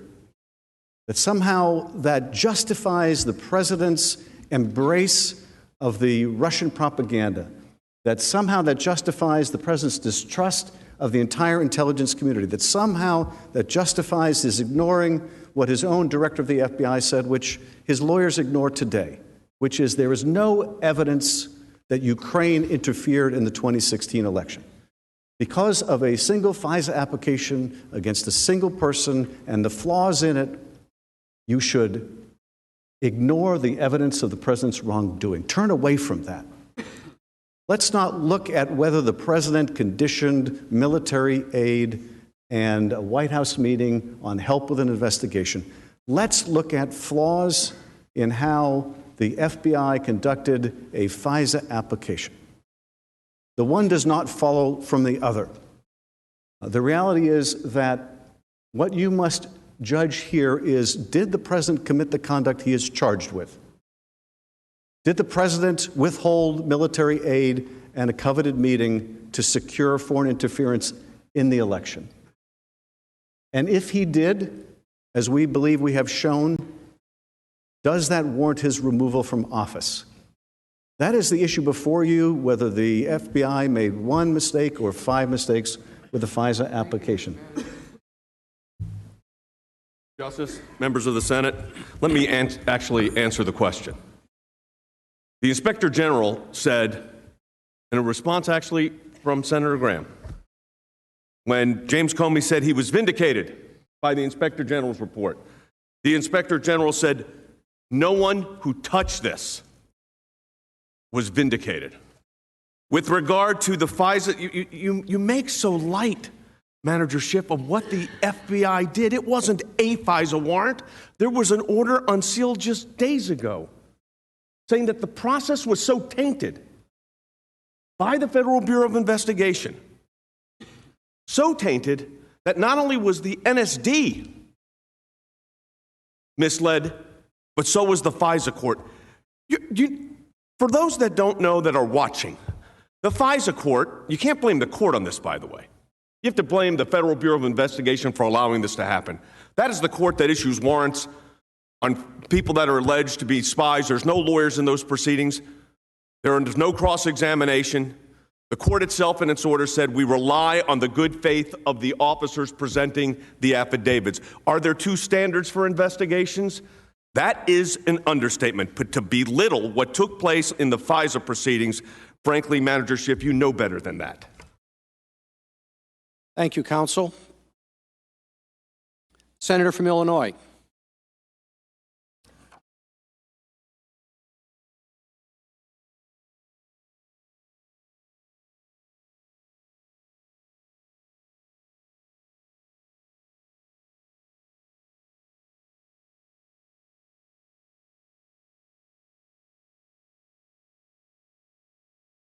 The question from Senator Durbin is to both parties. Emails between DOD and OMB officials reveal that by August 12, the Pentagon could no longer guarantee that all of the $250 million in DOD aid to Ukraine could be spent before it expired. Deputy Secretary of Defense Norquist drafted a letter that stated that the Pentagon had, quote, repeatedly advised OMB officials that pauses beyond August 19 jeopardize the department's ability to obligate USAI funding prudently and fully, end quote. Why did the President persist in withholding the funds when DOD officials were sounding the alarm that the hold would violate the law and shortchange our ally of needed military aid? It is the turn of the White House counsel to go first.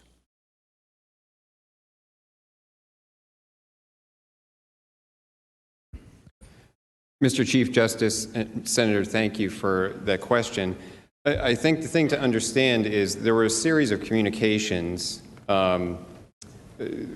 reflected, I believe, in the letter that OMB has sent to the GAO and in some of the testimony in the proceeding below that the Office of Management and Budget was encouraging DOD to take what steps it could to get everything lined up, have everything ready to obligate the funds, so everything would be able to move quickly when the pause was lifted. DOD, as the email you've mentioned suggests, was saying, we're running out of time, we're running out of time, we're going to have difficulty doing it. But the fact was that the deadline for obligating the funds was not going to be till the end of the fiscal year. And as it turned out, as I explained earlier in response to Senator Langford's question, the funds were released on September 11th, and the vast majority of them were obligated by the end of the fiscal year. So that the procedures that had been used to try to get everything pre-planned were mostly successful. Yes, there was some funds, I believe it was $35 million, that did not get out the door by the end of the fiscal year, slightly more than in past years, but every year, in fiscal year 2017, fiscal year 2018, there were funds in the Security Assistance Program that didn't make it out the door by the end of the year. And in each of those years, there was also the little fix in either the next appropriations bill or the CR to allow those funds to carry over. So the planning had been to try to ensure that when the decision was made to release the funds, it would be done by the end of the fiscal year. Not quite all of it got out the door, that's true, but there is always some that doesn't get out the door by the end of the fiscal year. Thank you. Thank you, counsel.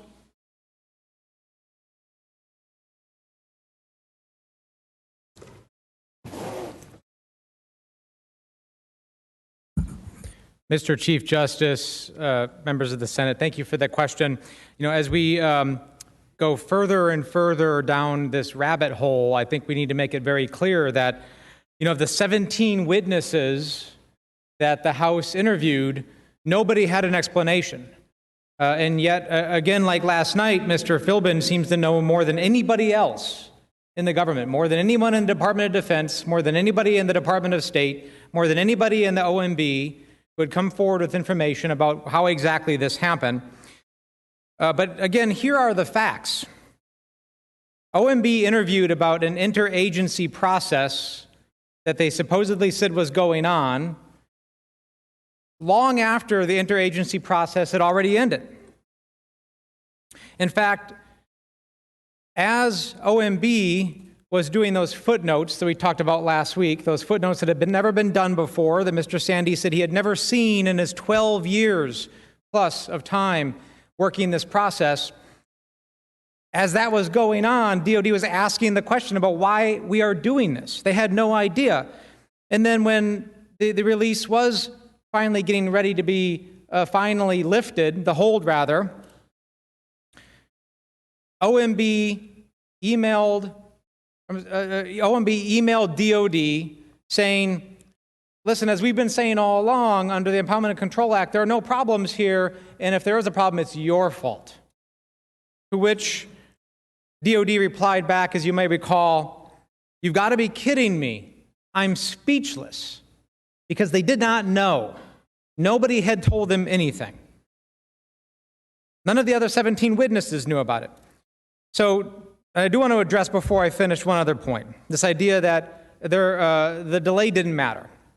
Listen, it doesn't matter if it was a 4-day delay, a 40-day delay, or a 400-day delay. Every delay in combat matters. Every delay in combat matters. And I will say, They talked about delays in the past. Well, in past years, there was about 3 to 6% of the funds unobligated because of unforeseen and legitimate reasons following the policy process.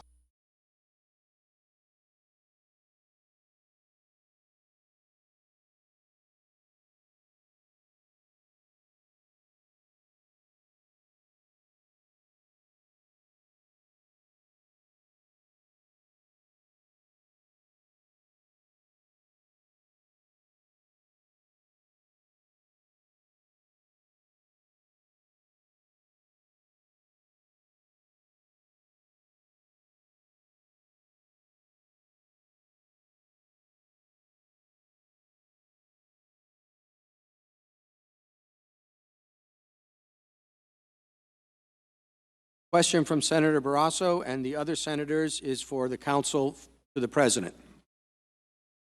Is it within a U.S. President's authority to personally address the issue of corruption with a head of a foreign government when he believes the established U.S. process has been unsuccessful in the past?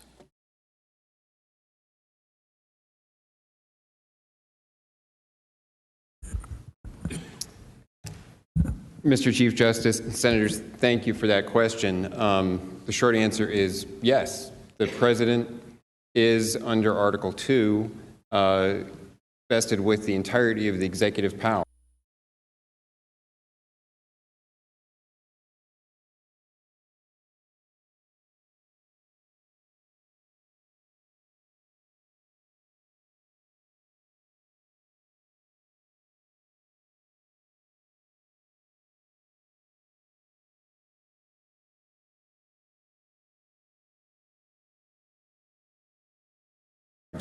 He is to be the sole voice of the nation in foreign affairs, and that is why that authority was assigned in the Constitution to the executive. Alexander Hamilton has explained in the Federalist Papers that the executive is characterized by unity and dispatch, the ability to have one view, to act quickly, and also the ability to maintain secrecy. And therefore, it is the executive that is uniquely suited and then uniquely has the ability to carry out the responsibilities of engaging with foreign nations and carrying out diplomacy. So when the President believes that there's an issue of interest to the United States, including corruption in another country, and there hasn't been the sort of progress that he would want to see in dealing with that issue in the foreign country, perhaps interactions with prior administrations, prior officials of prior administrations that don't look great from an anti-corruption perspective, it is entirely within the President's prerogative and within his province to raise those issues with a foreign leader, to point out where he believes that there needs to be something done in the interest of the United States, that if there is an issue related to corruption, or whether it's something else, an issue related to economic matters, trade matters, antitrust matters, cross-border trade. Those are all things that the President can raise with a foreign leader. Corruption is not taken off the table, and it's also not taken off the table if it's an issue that happens to involve an official from a prior administration, whether that official is not or may have recently decided to run for another office. If it relates to the national interest of the United States, he has a legitimate reason for raising it.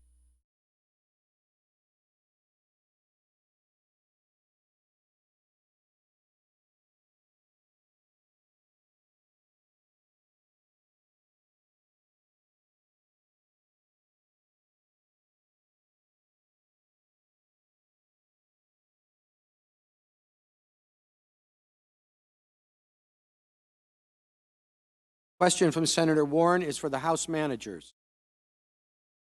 At a time when large majorities of Americans have lost faith in government, does the fact that the Chief Justice is presiding over an impeachment trial in which Republican senators have thus far refused to allow witnesses or evidence contribute to the loss of legitimacy of the Chief Justice, the Supreme Court, and the Constitution?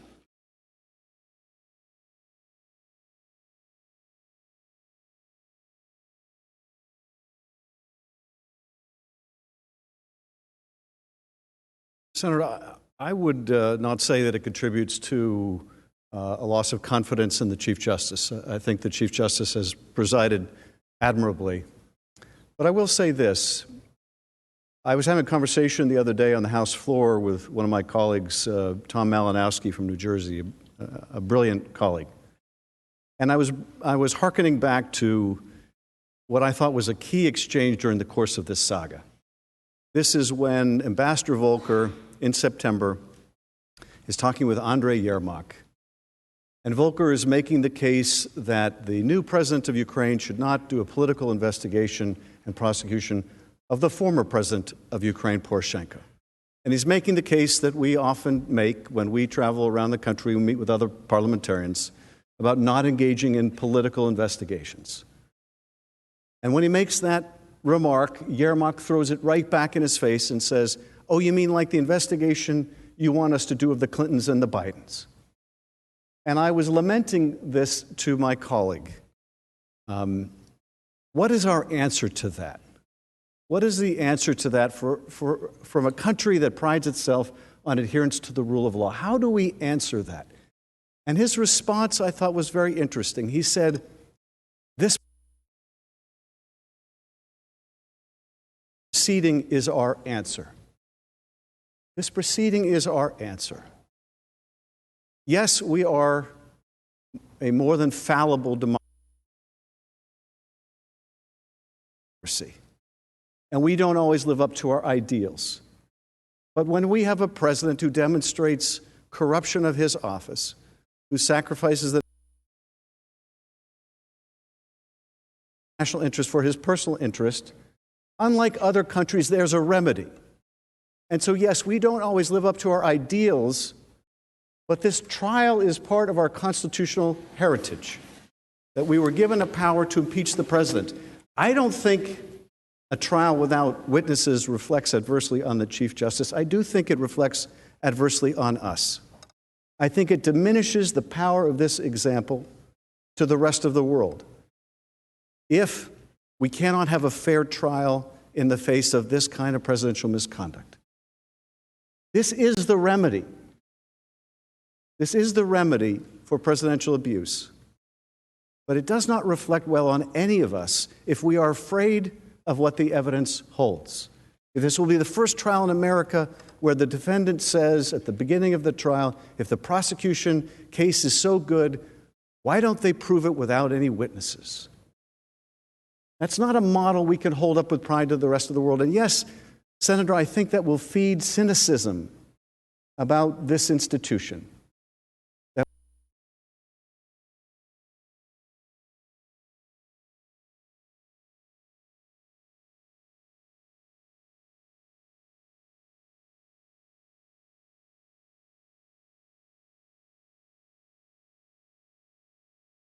That cannot reflect well on any of us. It's certainly no cause for celebration or vindication or anything like it. Now, my colleague says that I'm a Puritan who speaks in dulcet tones. I think that's the nicest thing he's ever said about me. I wouldn't describe myself as a Puritan, but yes, I do believe in right and wrong. And I think right matters. I think a fair trial matters. And I think that the country deserves a fair trial. And yes, Senator, if they don't get that fair trial, it will just further a cynicism that is corrosive to this institution and to our democracy. Thank you, Mr. Manager.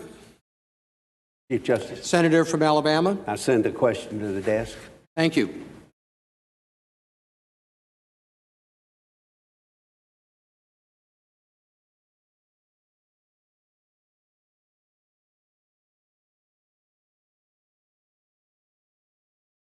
Question from Senator Shelby is for the counsel for the president. Though not charged in the articles of impeachment, House managers and others have stated the president's actions constituted criminal bribery. Can this claim be reconciled with the Supreme Court's unanimous decision in McDonnell versus United States?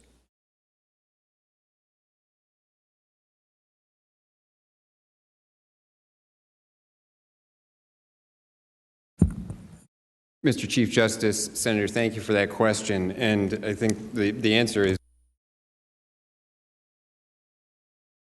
no, it can't be reconciled with the McDonald case. And let me make a couple of points in my answer. The first is, of course, because there is no bribery or extortion charged in the articles of impeachment, the managers can't rely on that now to try to establish their case. I pointed out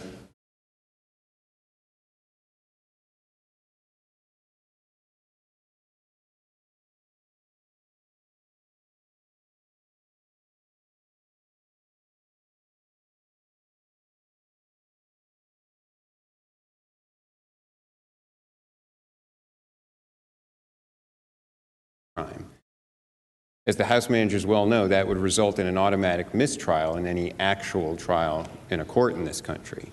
So that's the initial problem with trying to go there on bribery or something else. Then, as the senator's question raises, the McDonald case made clear that simply arranging a meeting for someone, simply setting up a meeting with other government officials, couldn't be treated as the thing of value in an exchange under the bribery statute. And it pointed out particularly in terms of government officials who all the time are asked by their constituents to introduce them to someone else in the government, to arrange a meeting, that is not an official act. It's not an official policy decision, an action that is determining some government policy. It's simply allowing someone to have a meeting to then talk about something. If that's the nature of the meeting, that can't be the thing of value that is being exchanged and can't support a charge of bribery. So they can't raise it because it's not in the articles of impeachment.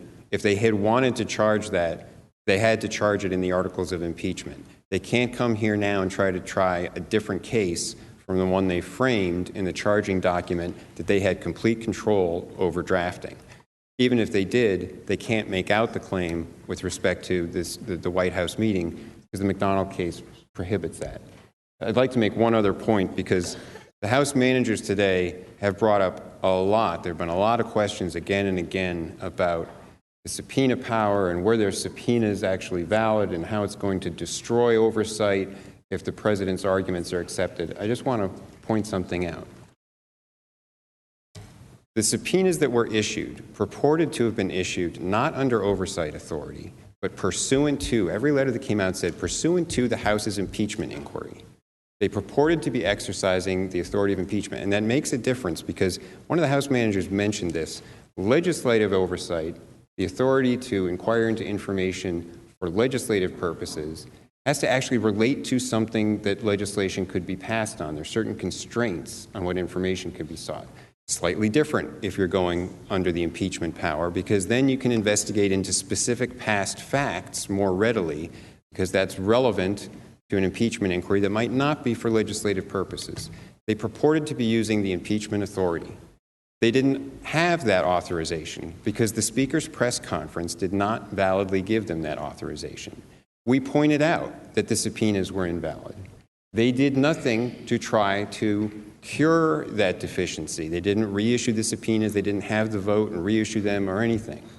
And to say now that all of oversight will be destroyed forever if you accept the president's arguments is totally false.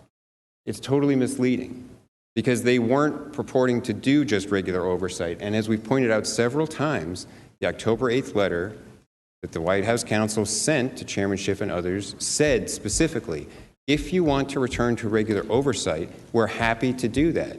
As we have in the past, subject to constitutional constraints, we'll participate in the accommodations process. And it was the House Democrats that didn't want to take that route. So they insist on using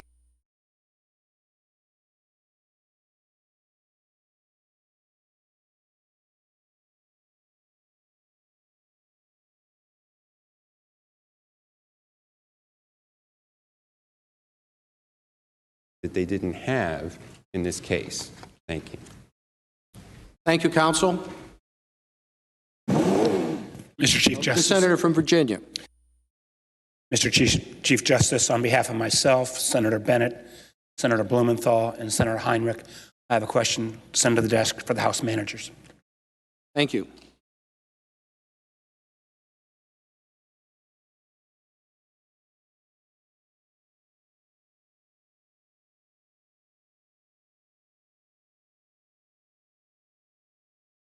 Question from Senator Warner and the other senators is for the House managers.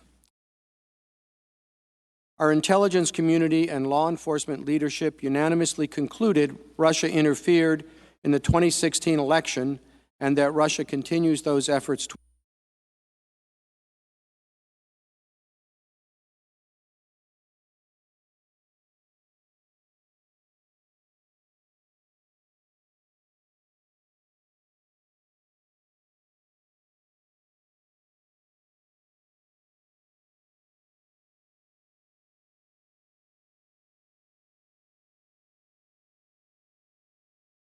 as he deems it to be from credible information. For the House managers.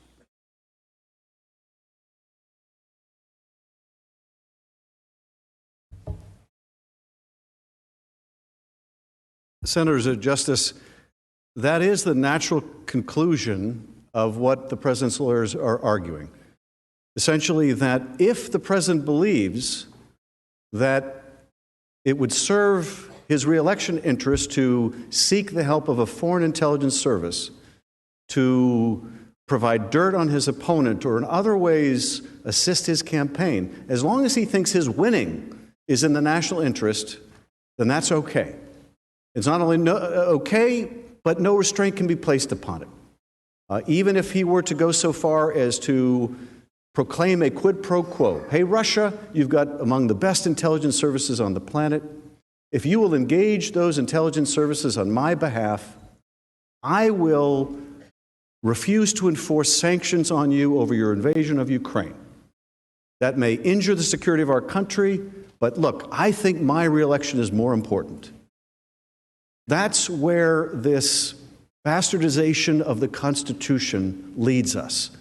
The idea that no abuse of power is within the reach of the Congress. Now, I want to take this opportunity to respond to a couple other quick points, if I can.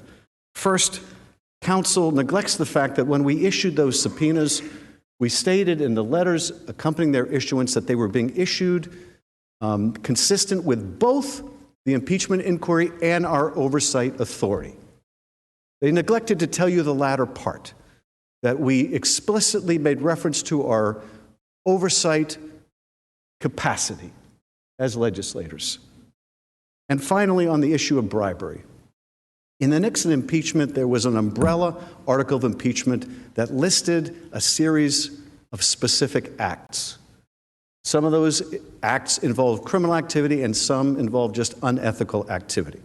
If you accept counsel's argument, you would have said that the articles passed out of the House Judiciary Committee in Nixon were likewise infirm.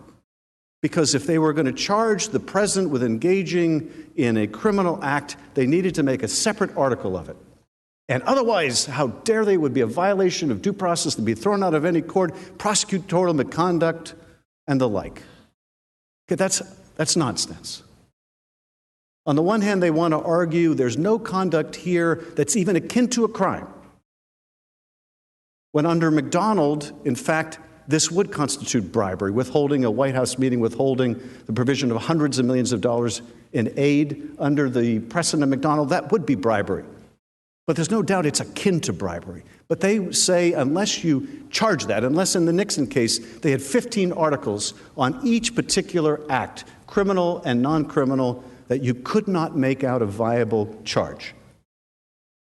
That's never been a constitutional principle. Just as they would have had the House organize its impeachment investigation along the terms they dictate, they now want to dictate how we can charge an offense.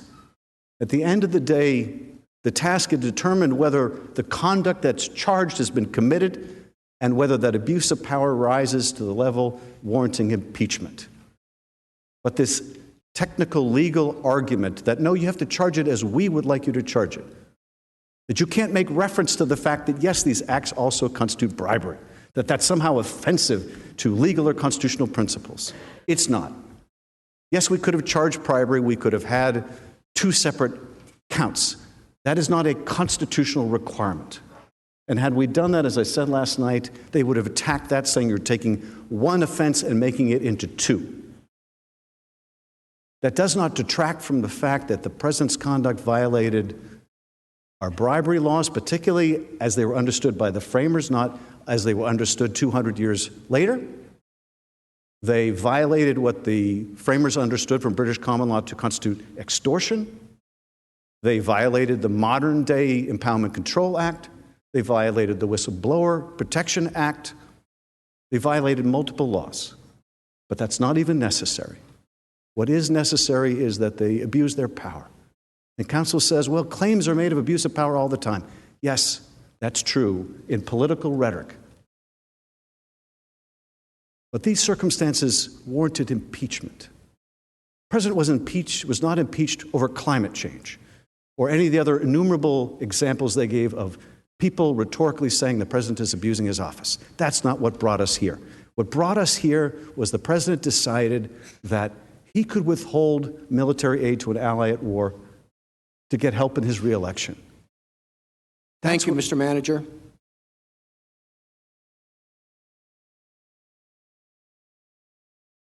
The senator from Oklahoma.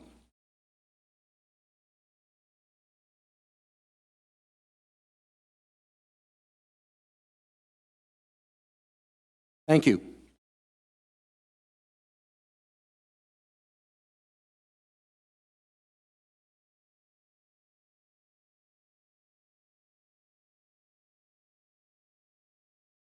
Question from Senator Inhofe, joined by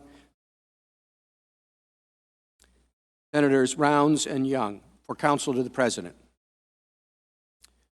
Even if additional witnesses are called, do you ever envision the House managers agreeing there has been a fair Senate trial if it ends in the President's acquittal?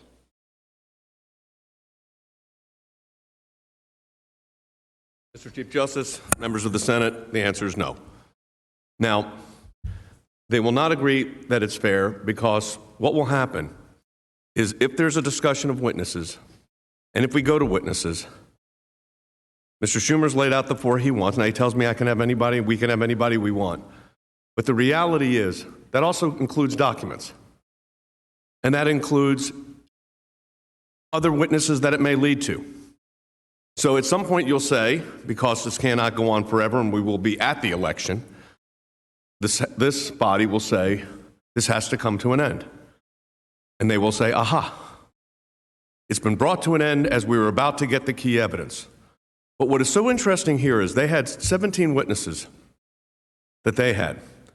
When the hearing took place before the Judiciary Committee, if I'm not mistaken, Manager Nadler, you had 4 witnesses, I think, at one point, when you had the law professors.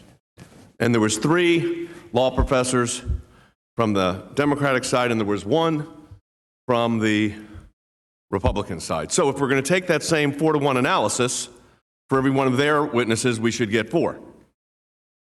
But there was a question earlier asked about the fruit of the poisonous tree. The taint of the poison does not age well. The longer it goes, does not make that poison go away. It gets deeper and deeper into the soil. And here the soil we're talking about is a trial that would be not only ongoing, but they put up 17 witnesses. You heard them. They're acting like there's been no witnesses presented here. They presented testimony, 17. They may not have liked that we were able to respond to those 17 by playing those witnesses' words. By the way, those witnesses, the testimony of those witnesses were never done with cross-examination by the counsels for the president. So, does this end? Will it ever be enough? No, it'll only be enough if they got a conviction. Because that's what it's about. Because let's not forget for a moment, this has been going on in one stage or another for 3 years now. My concern is where's the end point in that? So their end point is, well, just give us John Bolton, and then, you don't get anybody, or you get one and we get one, and then that one may lead to somebody else. It's not the way it works. So they've said overwhelming, proved 63 times. 63 times. And as we're 3 hours away from answering the end of the question section. We're about to go into it sounds like we've been arguing about witnesses for the last couple of hours, but that starts tomorrow. But do I think that is it our position that there will be a recognition that there's due process has been reached and we've reached the happy accord? No, I do not believe that. I also don't believe that what can be cured here. I don't think what they did can be cured here by anything you were to do as far as witnesses or anything else. That process was so tainted. And I thought Mr. Philbin did a very effective job of explaining painstakingly now, and multiple times I know, the issue of those subpoenas. And I thought the perfect analysis was when one of the managers said, well, when people file Freedom of Information Act requests, they get answers. Mr. Philbin said that's because they followed the law. They followed the rules. That is not what happened here. Thank you, Mr. Chief Justice. Thank you, counsel. Mr. Chief Justice. Senator from Delaware. Chief Justice, on behalf of our colleagues, Senators Booker, Cardin, Kane, Markey, Menendez, Merkley, Murphy, and Shaheen, I send a question to the desk for our House managers. Thank you. Thank you.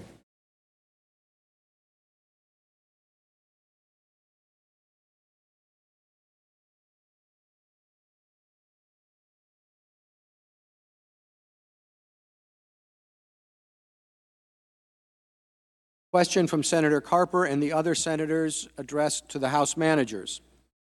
The President's aides and defenders have claimed that it is normal or usual to use U.S. foreign assistance as the President did to achieve a desired outcome. How was the President's act in withholding U.S. security assistance to Ukraine different from how the U.S. uses foreign assistance to achieve foreign policy goals and national security objectives? And how should we evaluate the defense argument that this is what is, quote, done all the time, end quote?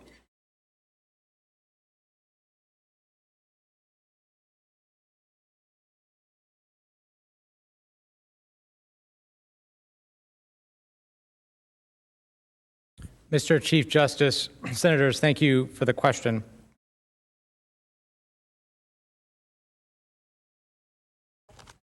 So to understand the answer to this, you don't have to look inside the President's mind. You just have to look at recent history and then what was done last year. As I talked about earlier and even yesterday, other presidents have held holds an aid for legitimate reasons, even this president. We concede that there are a variety of legitimate policy reasons for holding aid, whether it be corruption or burden sharing. So even in the president's other holds, like Afghanistan, because of concerns about terrorism, or Central America, because of immigration concerns. And even though some might disagree with that, that is a legitimate policy debate. The difference here is that every witness testified, these 17 witnesses that you hear about, testified that there was no reason provided for the implementation of this hold. Right, I talked about earlier how there is a process for doing this. Right? There is a well-prescribed process for allocating the funds, like we all did here in this chamber, and 87 of you agreed on. And then an interagency process to review it to make sure that it meets the standards and criteria outlined by this body, anti-corruption reforms. And that was done in this case. That interagency process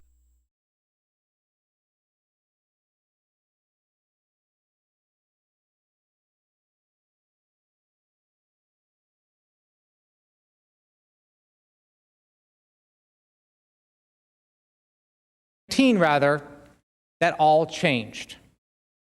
A hold was implemented for no known reason. There was no notification given to Congress, which violated the Impoundment Control Act. DOD, Department of State, Secretary Esper, Secretary Pompeo, even Vice President Pence, and the entire National Security Council implored the president to release the aid because it not only had met all of the certifications, but it was in the U.S. national interest and consistent with U.S. policy. And yet, nobody knew why it happened. And to this day, the individual who could shed light on this, Mr. Bolton, is being prohibited from coming forward to explain why the president told him it happened. So yes, it is still a good time to subpoena Ambassador Bolton and get that information. Thank you, Mr. Manager. The senator from North Carolina. Chief Justice, I have a question for both sets of counsels, sponsored by myself, Senator Cruz, Senator Scott of South Carolina, Hawley, Sass, and Rubio. Thank you.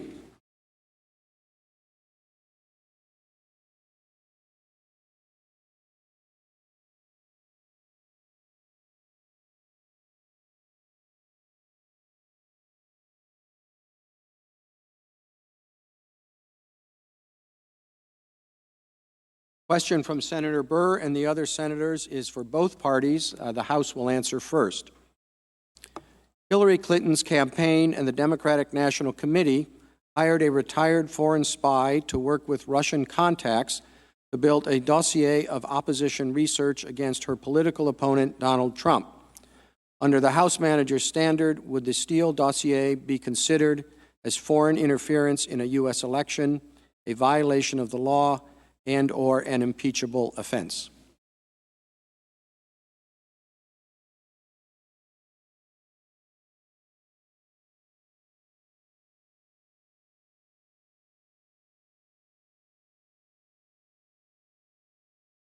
Thank you, Mr. Chief Justice and distinguished senators. I thank you for the question. The analogy is not applicable to the present situation because, first, to the extent that opposition research was obtained, it was opposition research that was purchased. But this speaks to the underlying issue of the avoidance of facts, the avoidance of the reality of what President Trump did in this particular circumstance. Now, I have tremendous respect for the President's counsel, but one of the arguments that we consistently hear on the floor of this Senate, this great institution in America's democracy, is conspiracy theory after conspiracy theory after conspiracy theory. We've heard about the deep state conspiracy theory. We've heard about the Adam Schiff is the root of all evil conspiracy theory. We've heard about the Burisma conspiracy theory. We've heard about the CrowdStrike conspiracy theory. We've heard about the whistleblower conspiracy theory. It's hard to keep count. This is the Senate. This is America's most exclusive political club. This is the world's greatest deliberative body. And all you offer us is conspiracy theories because you can't address the facts in this case that the president corruptly abused his power to target an American citizen for political and personal gain. He tried to cheat in the election by soliciting foreign interference. That is an impeachable offense. That is a crime against the Constitution. That is the reason that we are here. That is what is before this great body of distinguished senators. Mr. Manager. Mr. Chief Justice, members of the Senate, so I guess you could buy, this is what it sounds like. You can buy a foreign interference. You could, if you purchase it, you purchase their opposition research, I guess it's okay. So let me try to debunk the conspiracy, Manager Jeffries, and that is, it is not a conspiracy that Christopher Steele was engaged to obtain and prepare a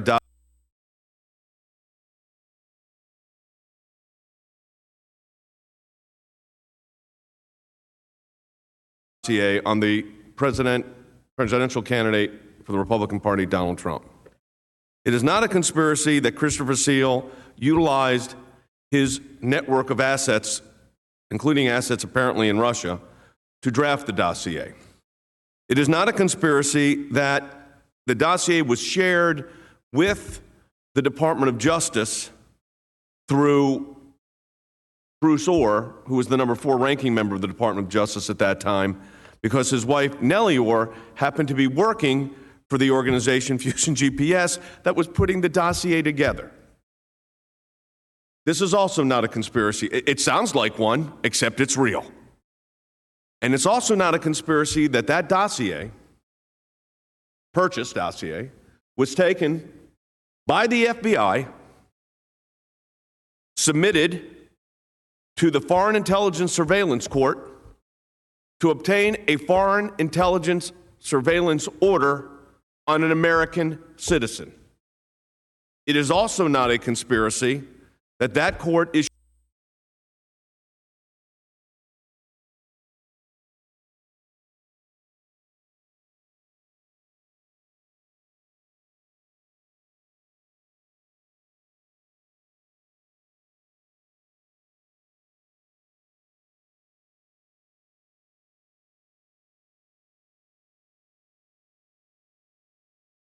Senator from Wisconsin.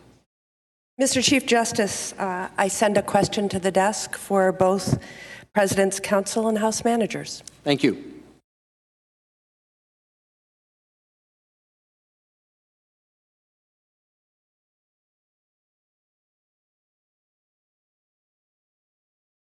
Question from Senator Baldwin is for both parties, and counsel for the President will answer first.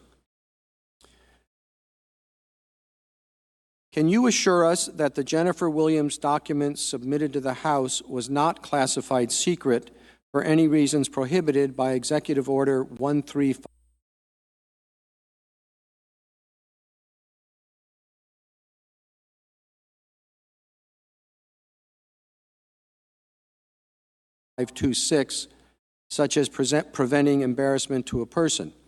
If yes, please describe or identify the serious damage to national security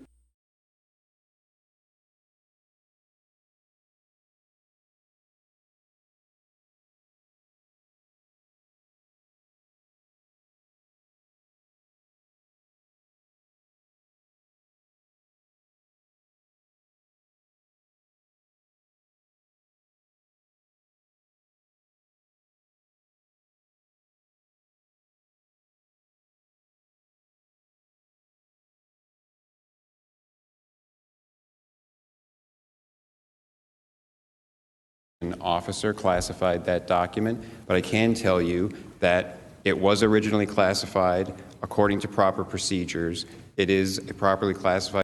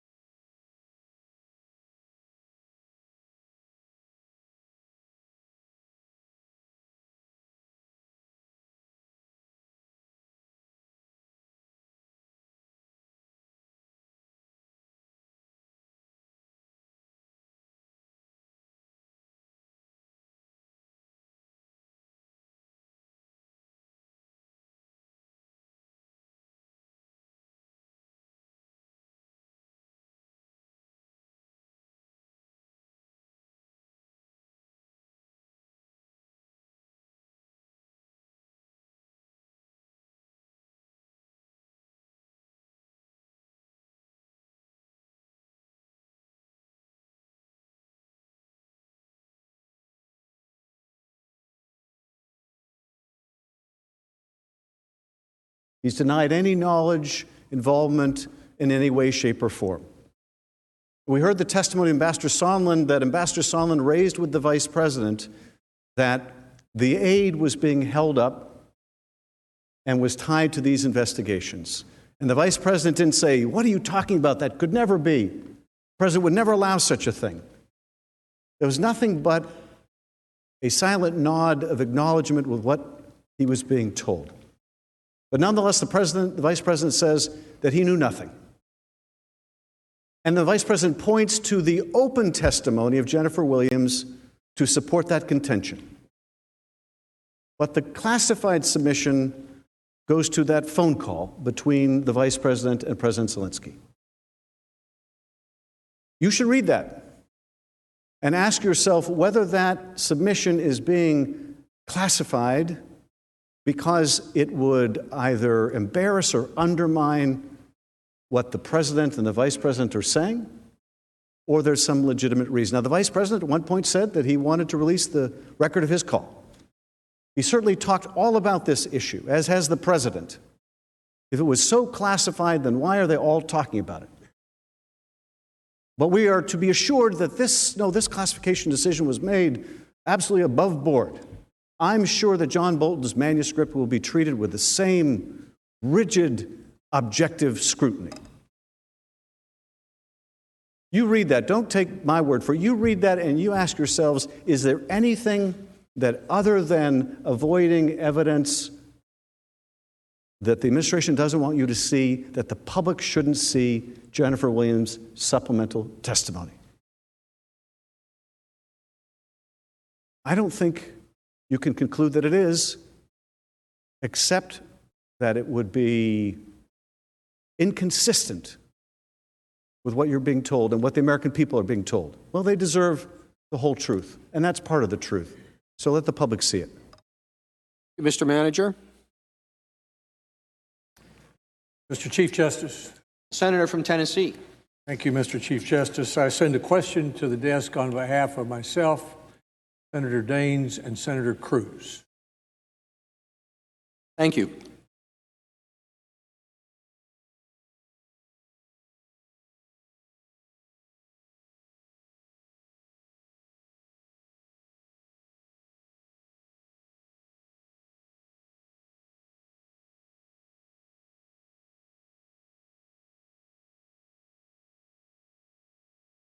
Question from Senators Alexander, Daines, and Cruz is for the House managers. Compare the bipartisanship in the Nixon, Clinton, and Trump impeachment proceedings. Specifically, how bipartisan was the vote in the House of Representatives to authorize and direct the House committees to begin formal impeachment inquiries for each of the three presidents?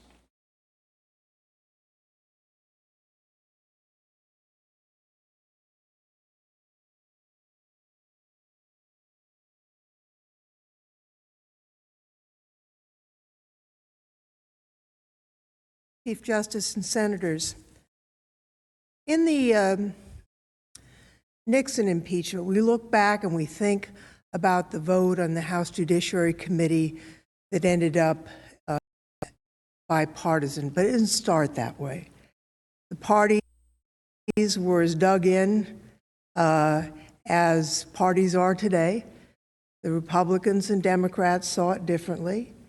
But as the evidence emerged, a bipartisan consensus emerged on the committee, and a number of Republicans, Tom Railsback, who just passed away, Caldwell Butler, who loved Richard Nixon. He was a huge fan of Richard Nixon, but they couldn't turn away from the evidence that their president had committed abuse of power, cheat in the election, and that they had to vote to impeach him. When it came to the Clinton impeachment, that was, again, it started out along very partisan lines, and it ended along partisan lines. And I believe the reason why, as I said a short while earlier, was that we never had a high crime and misdemeanor. That was the problem. With Nixon, we had clear abuse of presidential authority to upend the constitutional scheme, to cheat in an election, and members of both parties voted to impeach. With Clinton, we had private misconduct? Yes, I think probably a crime because he lied about that under oath, but it wasn't misuse.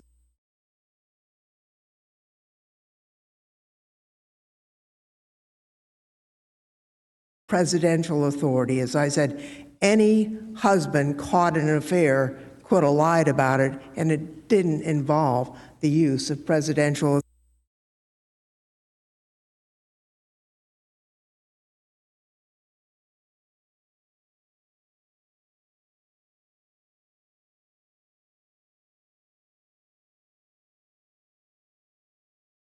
I serve with a number of Republicans in the House who I like, who I respect, who I work with on legislation. And I honestly believe that when this evidence came out, as with in the Nixon administration, we would have a coming together, but it didn't happen, much to my disappointment. I think you have a new opportunity here in the Senate. For one thing,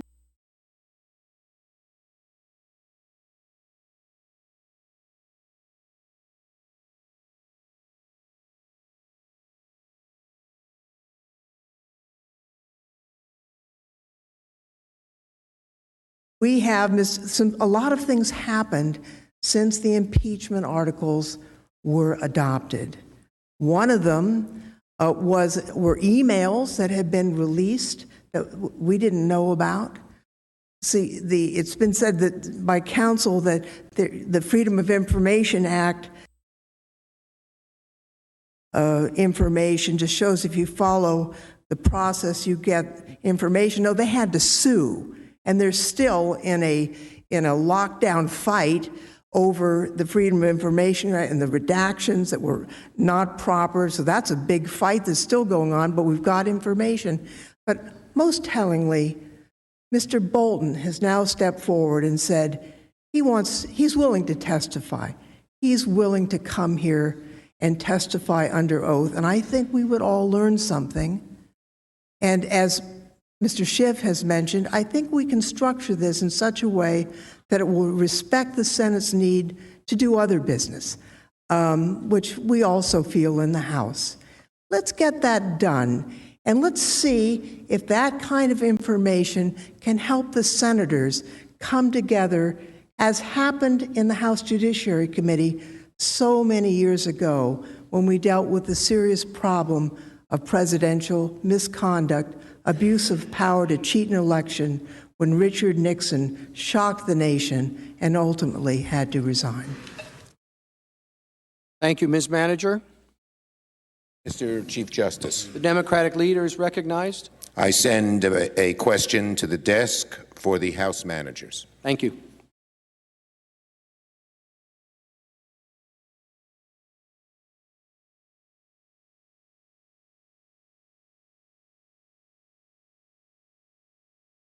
Question from Senator Schumer for the House managers. Many of our colleagues are worried that if we were able to bring witnesses and documents in the trial, it would take too long. Mr. Schiff mentioned we could do depositions in 1 week. Please elaborate. What can you say that will reassure us that having witnesses and documents can be done in a short time, minimally impeding the business of the Senate?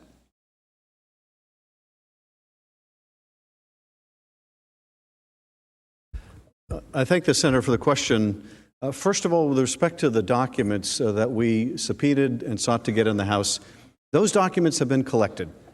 So that work has been done. We've been informed, for example, the State Department documents have been collected. Those could readily be provided to the Senate for its consideration. With respect to witnesses, if we agree to a 1-week period to do depositions while you continue to conduct the business of the Senate, it doesn't mean that we would have unlimited witnesses during that week. We would have to decide on witnesses who are relevant and probative of the issues. Neither side would have an unlimited capacity to call endless witnesses. We would have a limited period of time, just as we had a limited period of time for our opening presentations and for this question and answer period. If there was any dispute over whether a witness is truly material and probative, that decision could be made by the Chief Justice in very short order. If there was a dispute as to whether a passage in a document is covered by an applicable privilege, and if for the first time the White House should actually invoke a privilege, the Chief Justice could decide, is that properly laid, or is that merely an attempt to conceal crime or fraud? So this can be done very quickly. This can be done, I think, effectively. We have never sought to depose every witness under the face of the sun. We have specified 4 in particular that we think are particularly appropriate and relevant here. But we should be able to reach an agreement on concluding that process within a week. So that's how we would contemplate it being done. We make that proposal to our opposing counsel. It would be respectful of your time. It would, I think, be a reasonable accommodation. A counsel says that the Constitution mandates a reasonable accommodation. Well, let's have a reasonable accommodation here. And a reasonable accommodation would be, we'll take 1 week, you'll continue with the business in the Senate, we'll do the depositions, and then we'll come back and we'll present to you what the witnesses had to say in those depositions. And that's how we contemplate the process would work. Thank you, Mr. Manager. The Majority Leader is recognized.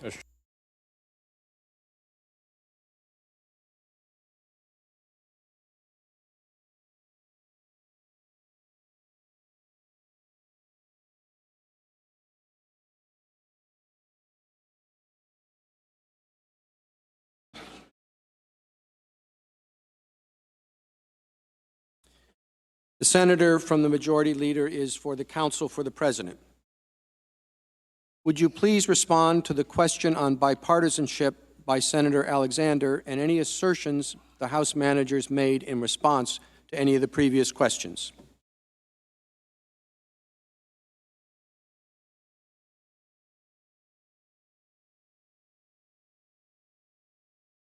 Mr. Chief Justice, Majority Leader, thank you for that question. And in response to Senator Lamar's question about bipartisanship,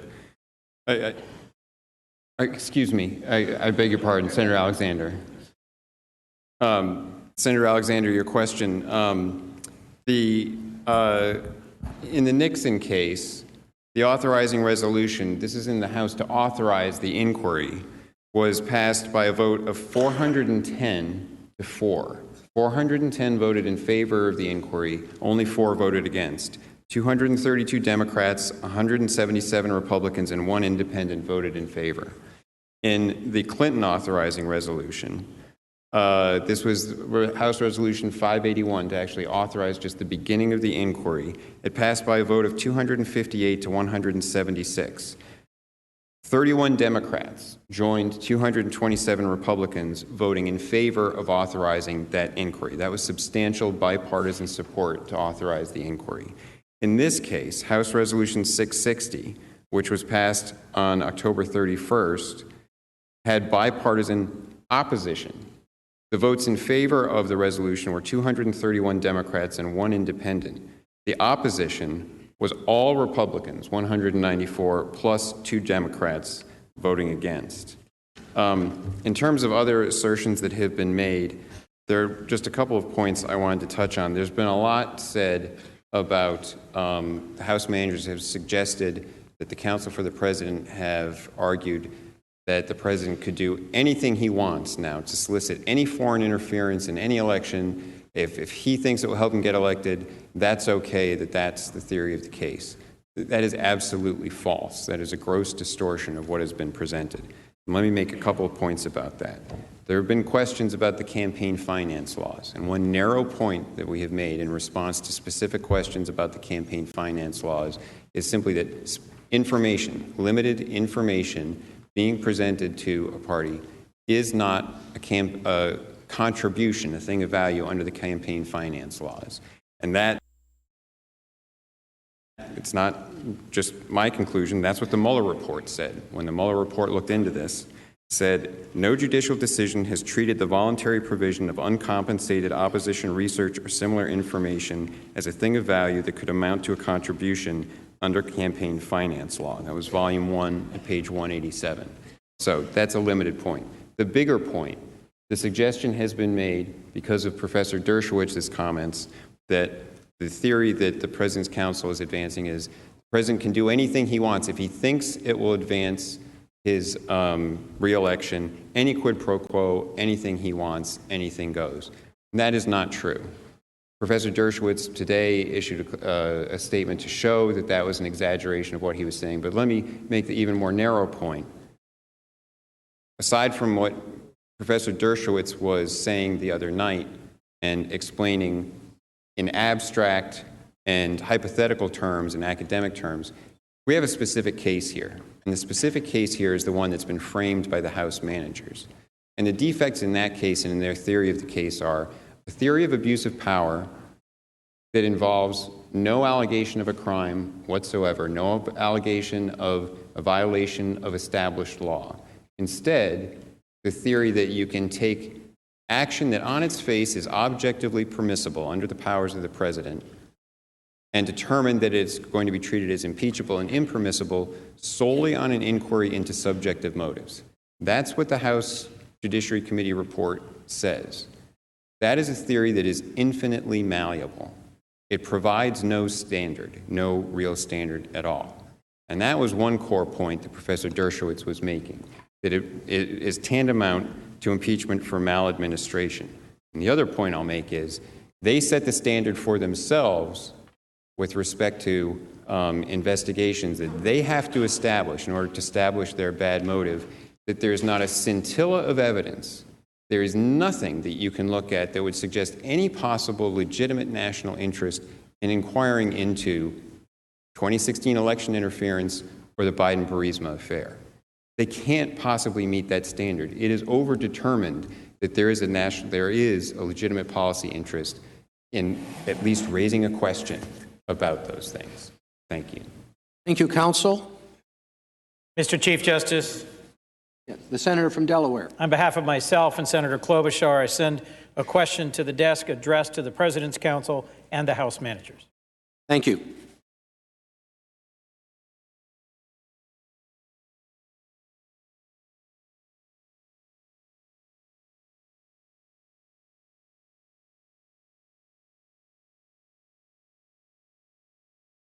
The House will go first in answering the question from Senator Coons and Klobuchar.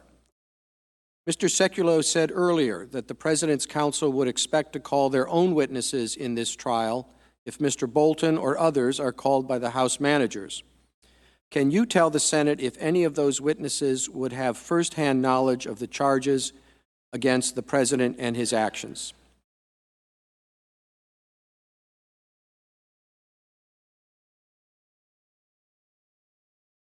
Mr. Justice, Senator, there certainly are witnesses that the President could call with firsthand information. I don't know that they're the witnesses that they have described so far. Their position is apparently if you're the chairman of a committee doing an investigation, that makes you a relevant witness. It doesn't, or you've all become witnesses in your own investigations. They want to call Joe Biden as a witness. Joe Biden can't tell us why military aid was withheld from Ukraine while it was fighting a war. Joe Biden can't tell us why President Zelensky couldn't get in the door of the White House while the Russian foreign minister could.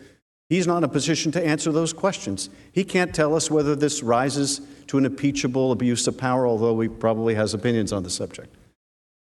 But are there witnesses they could call? Absolutely. They have said, Mick Mulvaney issued a statement saying, the President never said what I said he had said earlier.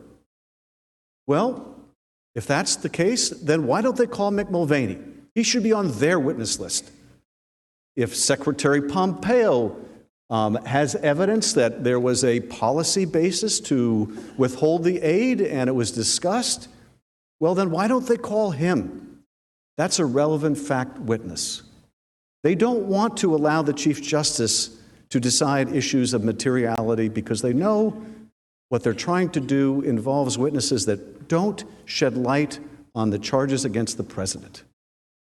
They do satisfy the appetite of their client, but they don't have probative value to the issues here. So, yes, there are witnesses. Now, the reason they're not on the President's witness list is because if they were truthful under oath, they would incriminate the president. Otherwise, they would be begging to have Mick Mulvaney come testify. Otherwise, they'd be begging to have the head of OMB, who helped administer the freeze on behalf of the president. Let's bring him in. He'll tell you it was completely innocent. It was all about burden sharing. So why don't they want the head of OMB in? Why don't they want their own people in? Because their own people will incriminate the president. But there's no shortage of relevant, probative witnesses. They just don't want you to hear what they have to say. Mr. Manager? Besides the fact that Mr. Schumer said, and it's on page 675 of the transcript, that we could call any witnesses we want, Mr. Schiff just said we don't really we can call their witnesses. And that's what he said, you can call their witnesses, because under their theory, if we wanted to talk to the whistleblower, even in a secure setting, to find out if he in fact may have worked for the vice president, or may have worked on Ukraine, or may have been in communication with the staff, that's irrelevant.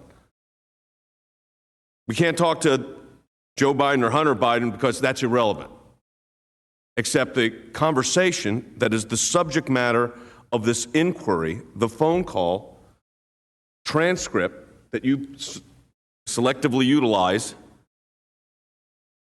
has a reference to Hunter Biden.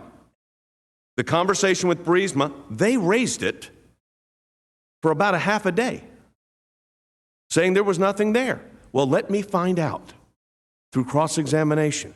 But I just think the irony of this before we go to dinner, that we could call anyone we want except the witnesses we want, but we can call their witnesses that they want. Remember we said the fruit of the poisonous tree? It's still the fruit of the poisonous tree. It doesn't get better with age, as I said. But this idea that this is going to be a fair process, call the witnesses they want. Don't call the witnesses you want because they're irrelevant. Maybe irrelevant to them. They are not irrelevant to the president. And they're not irrelevant to our case. Thank you, Mr. Chief. Counsel, Mr. Majority Leader, I understand we have 45 minutes. Mr. Chief Justice, we do indeed. Thank you.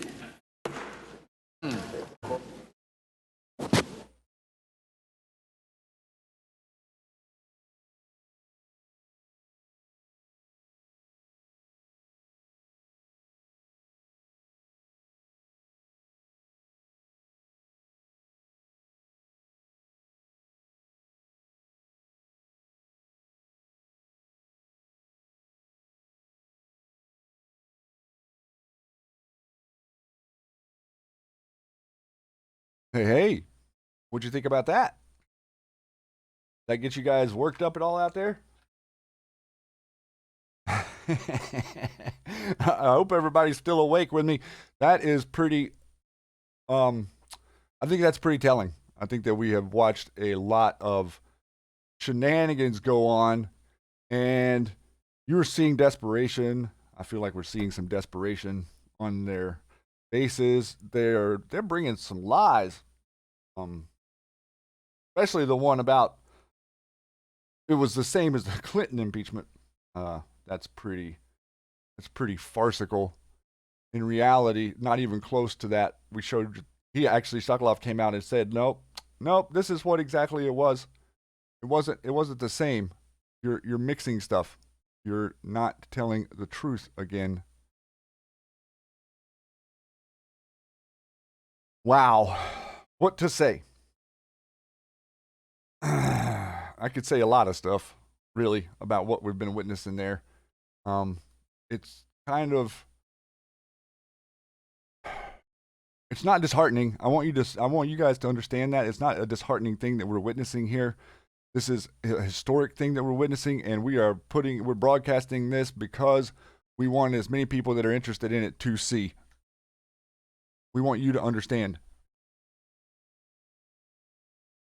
This is about your republic, and this is about freedom, and this is about our rule of law as a nation and who we are. It's not really going to change for us. We have to change it for ourselves. And the longer that we let them get up there and talk, the more that they expose themselves. They really are putting on a good case to eliminate the deep state. They're making it easy to decide what it is that we want. And you see them constantly there over and over again denying due process over and over and over again. For all of us. Not just for the president, for me, for you, and for anyone else that they decide that they just want to hurt or that they just want to come after. It's imperative that we slow down and we pay attention to this back and forth. And I know the stream has been freezing there, guys, and that's been a pain, but it is freezing from the Senate feed.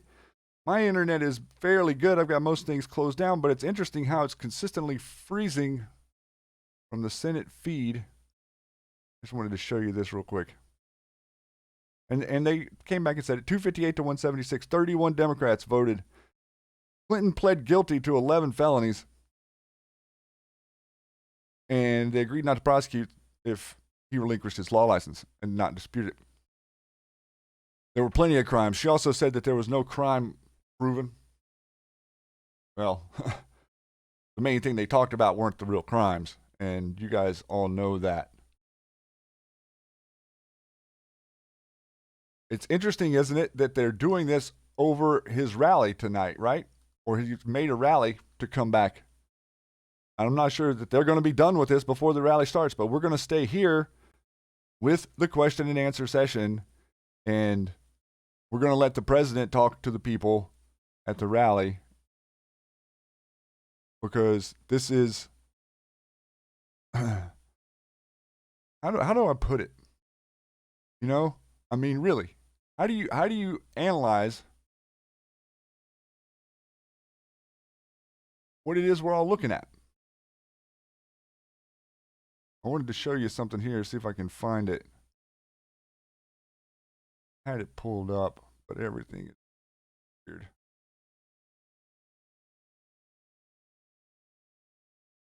I think I have it right there right now. We're going to get into some new stuff here in a second. Maybe a couple other things while we're waiting on waiting on them to come back out there. But what do we say? What do we say about our republic? What do we say about our way of life, about our country, about our culture, about who we are?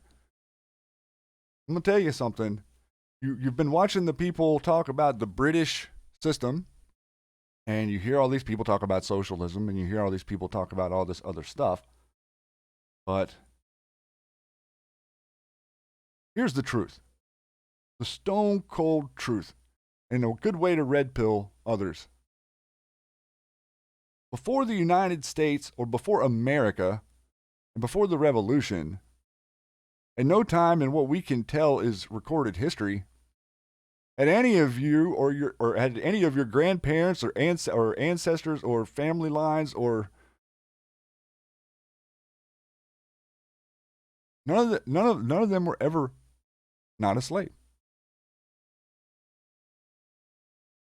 Think about that. Think about what we're talking about. They were not ever given opportunity on planet Earth, humanity, to not be a slave under a monarchy, a dictatorship, a totalitarian regime, quote unquote, the controllers. Why is your country different? Why is this so important? And what are we seeing? Because the reality of our country is literally the last standing hope for the world to free itself from the slave grip of those in charge. Slavery. Now we have our movement, Q, Anons, fighting human trafficking. Hashtag slavery. What's the difference? There's no difference. Meaning, that before America, everyone was a slave. Everyone could be considered trafficked. What does trafficked mean? It means exchange.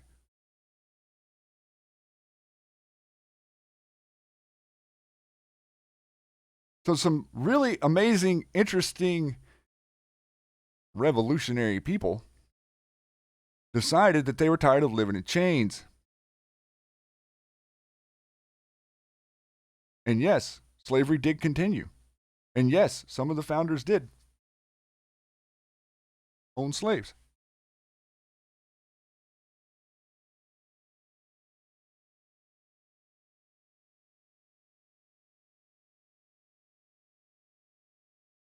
But how did we free ourselves? How did it come to this? Are they trying to enslave us again?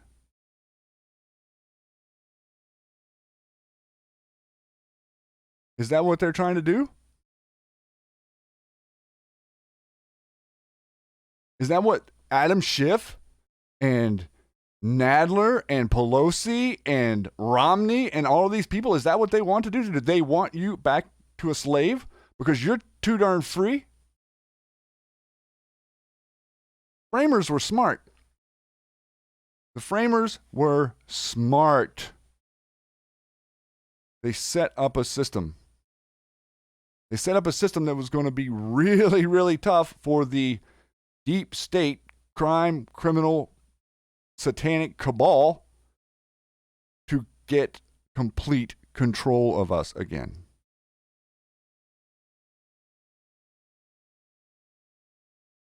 Now we're 100 years into our country having its money taken from it, and here we are. And you know how you know that this is where you are? Do you know how you know you still have your country? Because of us sitting here watching this process today. This process that you're watching, to me, is the most fascinating thing because it means my country breathes. My country lives. My country is here, functioning. Yes, they're attacking our president. Yes, they're throwing every globalist gun you could imagine on him. Yes, they have taken down person after person on social media and all of this stuff from around the planet. But what is happening right now? If you were in a monarchical system or a slave system, then you wouldn't have a Senate vote. You would have a parliamentary removal process. And the founders specifically did not want a parliamentary removal process. That was anti-productive in their opinions. So what they set up was what you're witnessing right now. What they set up was the ability, it's a republic if you can keep it. Well, do you think they didn't know that every person who was elected president wouldn't be attacked or come after by this system that was starting to build even in the early 1800s? And the control of media, quote unquote, printing press invention, and then the spread of media turned into radio, turned into TV, turned into the internet. And here we are, watching our country work 240 years later.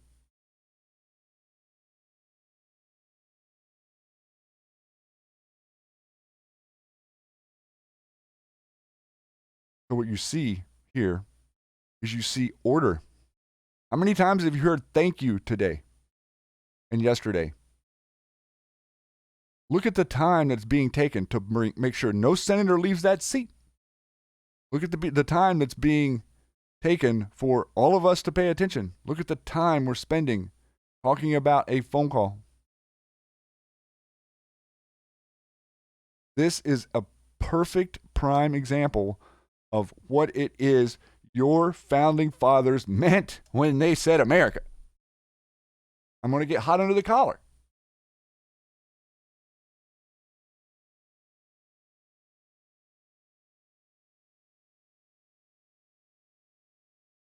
They said we want order.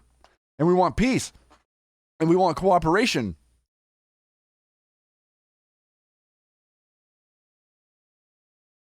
They said we want a republic. They said we want the people to be in charge of the government. How do we have the people in charge of government whenever, no matter what, you're going to elect a bureaucrat eventually? Maybe you don't elect one that gets into office, but you're going to elect one eventually, and they're going to turn on you. And you got to have checks and balances, 3 branches of government, one that works separately than the others. But then you have this impeachment process, and they went at extensive lengths in debate about what this impeachment process means and how it could compare to Britain and how it relates to the need to remove an executive, because we were putting in an executive system that relied on you, us, we, the people, to elect every 4 years. Taking out the idea of a dictator or totalitarian regime as of 4 years is not a lot of time to get things set up. I mean, look, we're 3 years into the Trump presidency, and we're just now starting to get to the truth.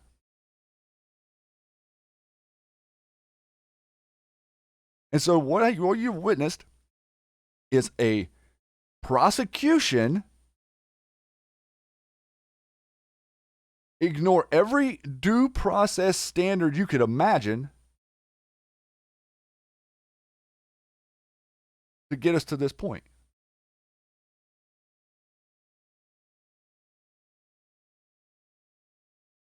And stand there and defend it as if it were completely on the level. With the straightest faces. I mean, those people are standing there with the straightest faces they could possibly have, acting like they're the accused. They are literally standing there acting like the state, the prosecution, are the victims or the accused. And they're telling you that the president is acting like a victim, and why is he fighting so hard? What? If I'm going to be accused of something, you expect me to provide my people to testify against me? Why do we have a system where your spouse can't testify against you, or your attorney can't testify against you? You have attorney-client privilege. Do they understand anything about your government? Do they care? No, they do not care. This is why this impeachment is brilliant on the part of the president and the White Hats. That is why it is brilliant.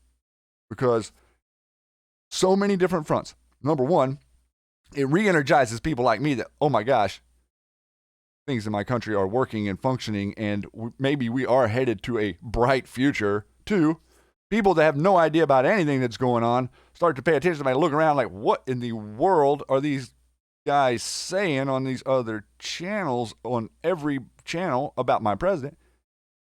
And then you have the people that have no idea about the process that are learning about what does impeachment mean. I mean, you had melted snowflakes from coast to coast whenever they realized that the fact that the House voted all Democrat, two Democrats voted with the Republicans to impeach him. Well, they all thought that means that the man had to pack his stuff and walk out the door. That's literally what they thought it meant.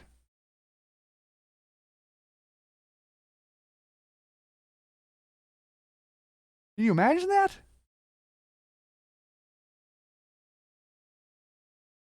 So why is the system so brilliant? This is why. Courtesy, politeness, rule of law.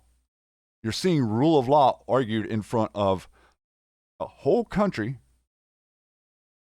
who kind of thought up until this point, before the socialist regime of the last 15, 20 years that's really kind of just stepped into the light, that you're innocent until proven guilty. That's what I thought. But now we're seeing, with the comparisons to General Flynn and the comparisons to the president,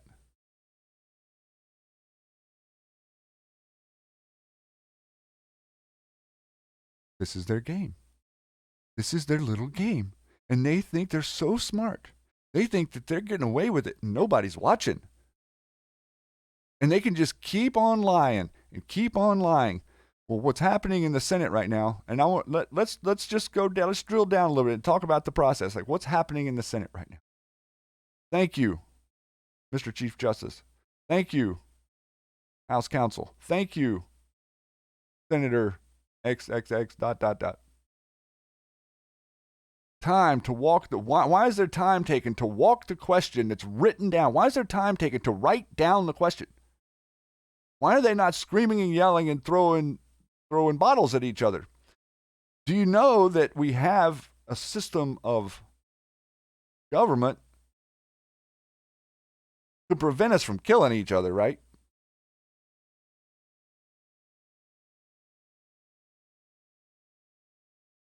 To at least appear fair. But it's all up to you. You take the courtesy of the Senate right now, and you see these ladies and gentlemen writing down their questions, talking and sharing similar concerns with each other on the Republican side. And on the Democrat side, you're seeing them set up the pitcher so that they think they can knock another one out of the park.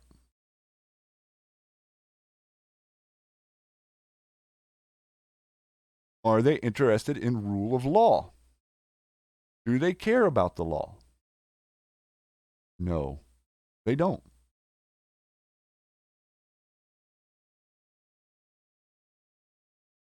It's an incredible process because we, the people, have the power. Still, to this day, we, the people, have the power. We have the power to elect new officials. We have the power to run for office.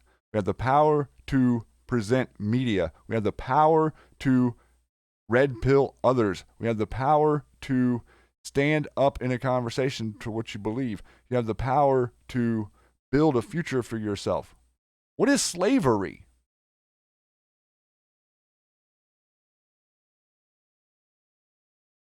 They really do have the world turned on its head, don't they? They really do make it hard to understand the difference between freedom and slavery. Because they have a nation filled with unbelievably kind-hearted people who have somehow been tricked into thinking that their freedom is not slavery. And it is. And that's why Q is here. That's why Patriots are here. That's why the Republic is functioning again in the Senate for you to see, for you to get interested in, to spark that fire in the belly of the revolution. You're seeing the stuff with the president and the Q post and the lining up of the direct comms now. You can ignore the naysayers. You can ignore the people that want to say that Q doesn't exist. Ignore them. Doesn't matter. You don't have to fight them on Twitter.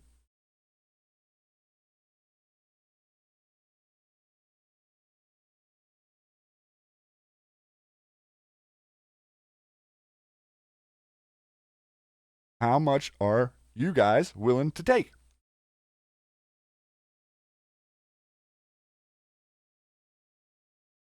Due process matters, Adam Schiff. Due process matters. Your subpoenas were not valid. They did not comply with your subpoenas because they were not valid. They do not have to allow you to interrogate White House counsel or chiefs of staff. They don't have to allow that. Executive privilege has been exerted through every single administration. Abuse of power has been accused in every single administration. So that awesome back and forth is why our republic is breathing right now. You see the pull to one side, the pull back to the other side, the pull to one side. It's fascinating. And it's really fascinating because we're bringing so many people to the conversation. You guys have no idea how many people you have brought to this conversation over the last couple of years. It's remarkable. You can't even really describe what it is. Because to me, it feels like I didn't think we were going to get here. Really. Ask me 10 years ago if I thought that at some point we could actually overtake this octopus of a democracy that had done everything it could to stifle out the flame in my republic. You have any idea how many conversations I've had with people who try to convince me that I live in a democracy? I don't. You don't. News media on every channel will tell you you do. And they also use the word democratic. The Democratic Party. No, democratic is a process. It's a Democrat Party. See how they twist the words? So with all the frustration that we're going through, guys, all this stuff with watching the guys lie and seeing little snaky Schiff up there and Jerry Nadler and, oh, they think they're so funny and smart. They have no idea. They're like a child lying to their parent, and they think that their parent doesn't notice. Because that's how asleep that they think you are. And so our republic was the first experiment in the history of mankind to attempt to free people, creating the largest middle class ever known to humanity. And I'm not going to say that there wasn't loopholes put in the system to try to prevent maybe us from keeping it forever.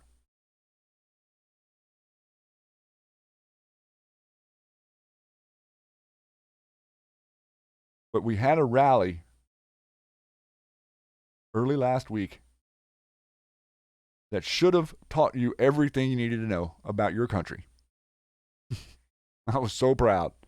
I was personally so proud that day. All the angst and everything that they built up and every white nationalist statement on every Mockingbird media channel from coast to coast, attempting to incite violence. Nope. 60,000 Patriots marching with pretty much every gun known to man was represented. Not a shot fired. Kind of helps to prove the point that guns don't kill people, doesn't it?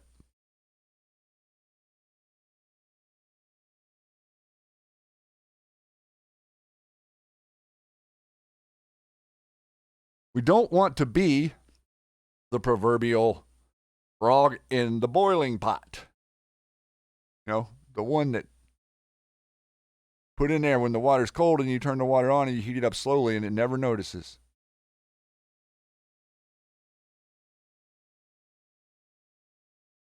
And I think that President Trump, you, Patriots, White Hats, all of the people that were behind the engineering of this really had one thing in mind. Even maybe more so than being able to share all the information. I think the larger picture was to reunite us, reunite men and women in America. I mean, at these rallies, I mean, it's showing packed house in Iowa tonight. 175,000 tickets requested for New Jersey just the other night.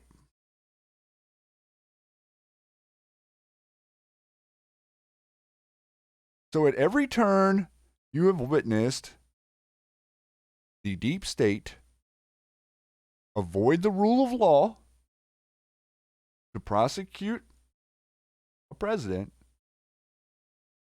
while they had simultaneously stand there and say he is not above the law. Think about the magic spell. Think about what that magic spell is. They're telling you everything. We talked about this earlier whenever we had the break, but he said today stuff about him bribing the Electoral College. Okay. Well, we need to start figuring out how he's doing that. We had, I think it was, what was it, 6 or 8? Was it 6 or 8 different? Let me see. Let me see if I can get over here to bring you over here. I think it was, yeah, right here. Several prominent anti-human trafficking organizations boycotting Ivanka Trump's White House event on trafficking. Does that make sense?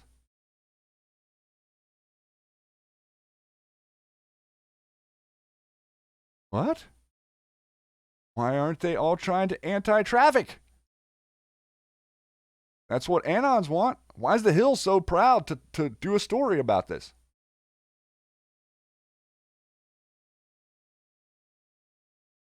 Washington Post reported that a number of top anti-trafficking groups have indicated that they will not send a delegation to the White House for the summit, which is set to honor federal law establishing trafficking as a felony. Why do they not like that? Doesn't that seem weird?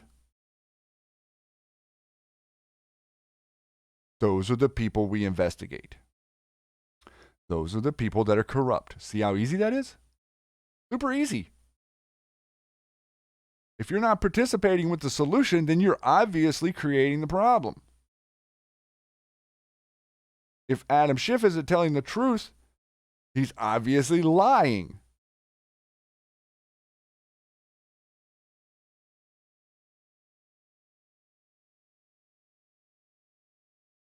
They're hiding in plain sight.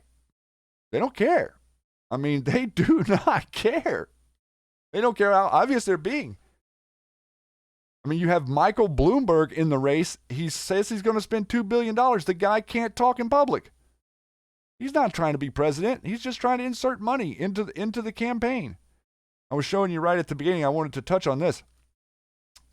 From some of the Anon's Beer Parade posted this is from the other night. In the era before trains, trucks, and modern highways were invented, ships were the main method of transporting goods over distances. The waters around Cape May and the wild woods, is that where Trump was the other day? Were a strategic importance in the Revolutionary War because they are at the opening of Delaware Bay. In 1776, Philadelphia served as the American capital, and the only water path to Philadelphia from the Atlantic Ocean is through Delaware Bay into the Delaware River. Because of this, British set up a naval blockade of Delaware Bay early in the war to prevent ships from sailing to Philadelphia with war supplies. Also, in the Battle of Trenton and the Revolutionary War, the British tried to escape on a ship called Nancy. I'm not making that up. That is no joke. And we crossed the river in Durham boats. If you pay attention, what you're going to start to see is the pattern again. Whatever is going on, the world's frequency is adjusting and it's functioning again, and these patterns are starting to appear in almost perfection. And the more quiet you become inside, the more you'll start to see that your whole life is like this pattern. And you'll also see this interference that's been going on for the last 25 or 30 years, roughly since the mid-90s. And so it seems to me like we're starting to seam back together a little bit with that time. And then now we're here connecting back to the Revolutionary War and moving forward into the future of setting up some new precedents and stuff. Starting to make the pattern perfect again. Starting to cherish the family again. Starting to rely on friendships again. Starting to trust other people to do what they say they're going to do. We have a problem with that. Part of the mentality of greed or get whatever you can get now is what has deteriorated our system. It's deteriorated our freedom of speech. Think about that. Our freedom of speech is deteriorated because of it.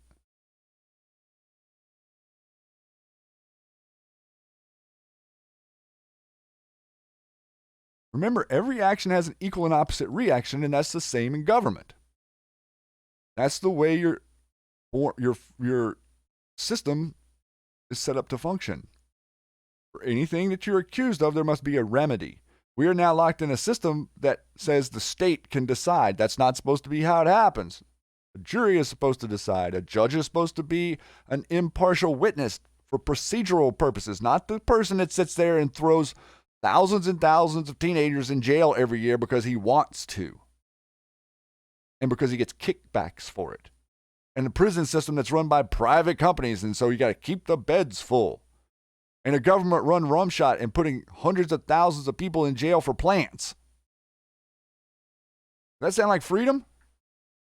I mean, I even had a thing yesterday. What was it? It's I was in New York. I think it was New York. Yeah, it was. Where they're going to charge you for stargazing, man. You can't make it up. Let's see, where was it? I'm serious. Got to understand. We got to get our freedom back here.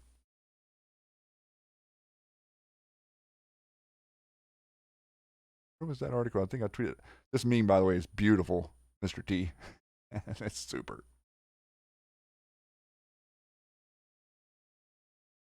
And then we're looking for the 56 exclamation point, the 56 on the 31st. That would be something if you got 56 votes to acquit, right? Big decode that came out yesterday.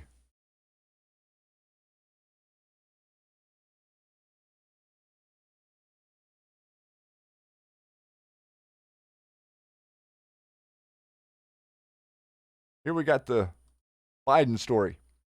Why is Biden important? Biden's sister sent millions of Joe's campaign dollars to her own firm. Quid pro Valerie.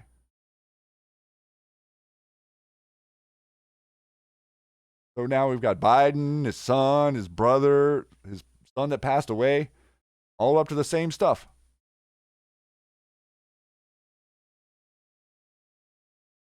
New news. Think they're panicking yet? McAfee. This is funny.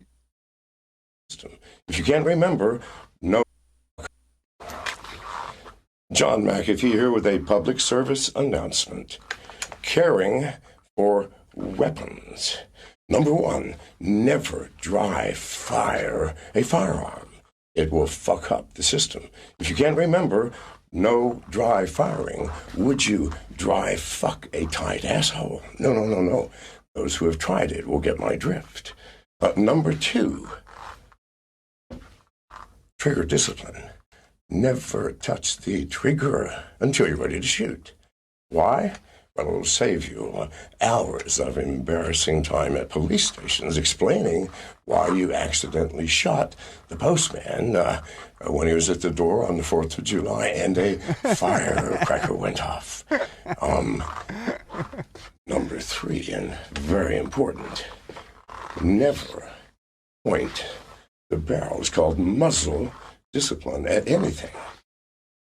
For example, looks like I'm pointing the barrel at you. No. It's a trick of photography. I'm pointing at the camera, and there's no one behind it. That guy is hilarious. You have any idea how many times they tried to kill that dude? They have tried to kill him like 100 times. I don't know how he may have his own time machine too, because that guy just keeps coming back around, and he makes videos, and he comes at them. He's been bringing all this stuff about Epstein. Pretty incredible to see all this stuff. Let's see here. How much time we got? We got a few minutes till the House comes back. Still going on here. A couple things. Let's go over a couple of these other things first. Jeff Sessions creates new federal task force. We talked about this a little bit. MS-13 and the second John Durham.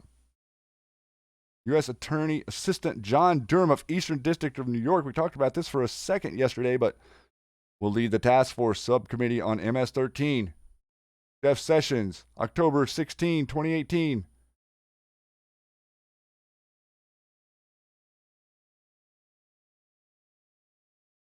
Nothing to see here. Why are the deep state trying to impeach your president? Why must they impeach him? Because they're not only looking to get rid of your system of government, they're looking to get rid of your ability to talk about it. They're looking to get rid of your free speech. The Second Amendment protects the rest of them. and our ability to stand up for ourselves is not a question. You saw it in Virginia. 320 some million firearms in America at the low estimate. There's a reason that they want them. Why do you think that people like we have all these people with Project Veritas talking about putting people in gulags, okay? Do you think that it's interesting that the same people that are fascinated with gulags and re-education camps believe that you shouldn't own a firearm?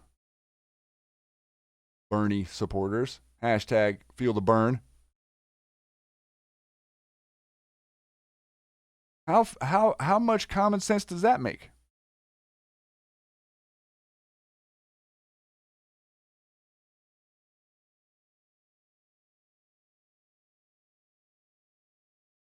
Here we've got Dan Scavino's most recent tweet.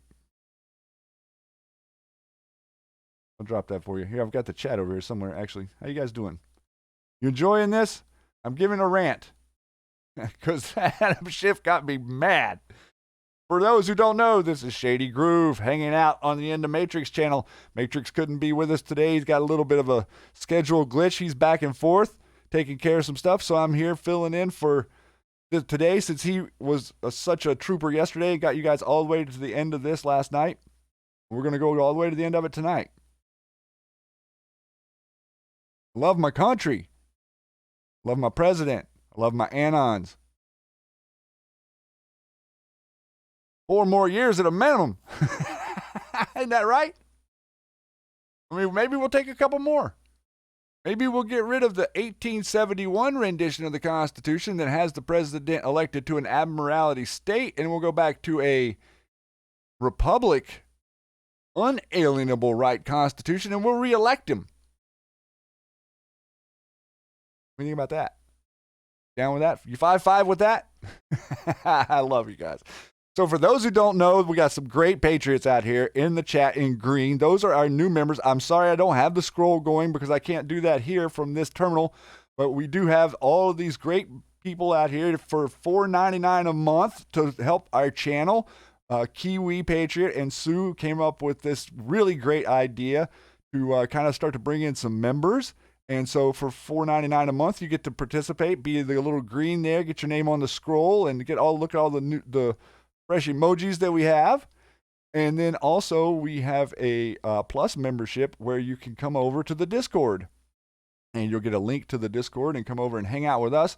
And we're not always digging seriously. We have a good time, and it's funny how much having a good time gets you further to the truth, because we really do start to see a whole nother angle of things whenever we start talking to more people.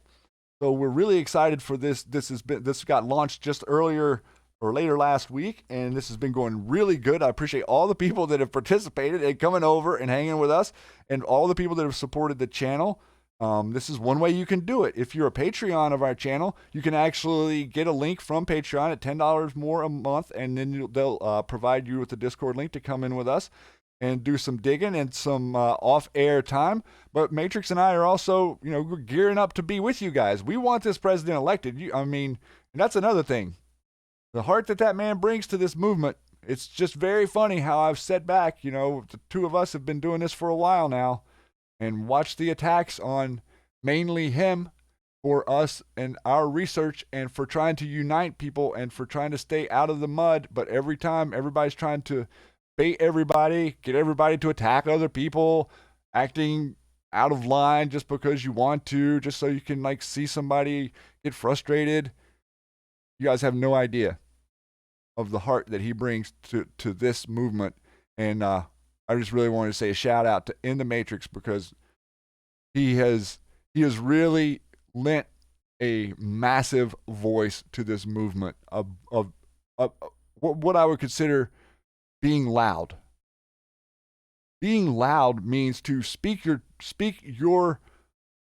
yourself. Say what you think. Say what you believe.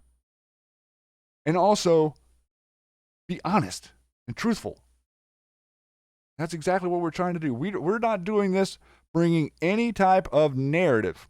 We are pro-America, pro-POTUS, and pro-Q. Seems all so simple, doesn't it?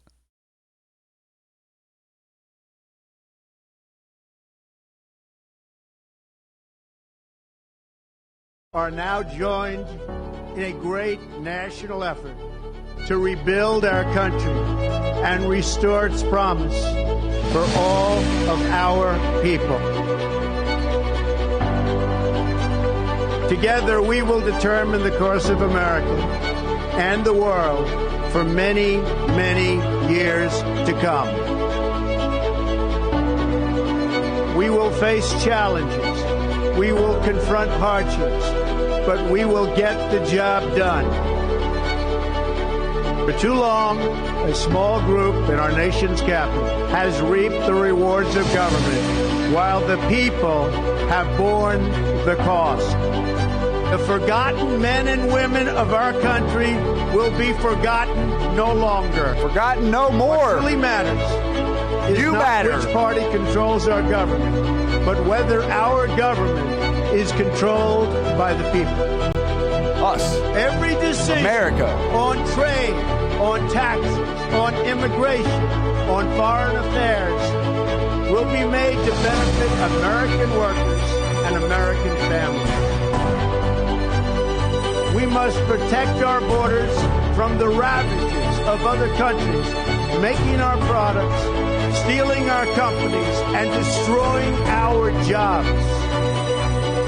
America will start winning again, winning like never before. At the bedrock of our politics will be a total allegiance to the United States of America. And through our loyalty to our country, we will rediscover our loyalty to each other. We must speak our minds openly, debate our disagreements honestly, but always pursue solidarity. Do not allow anyone to tell you that it cannot be done. No challenge.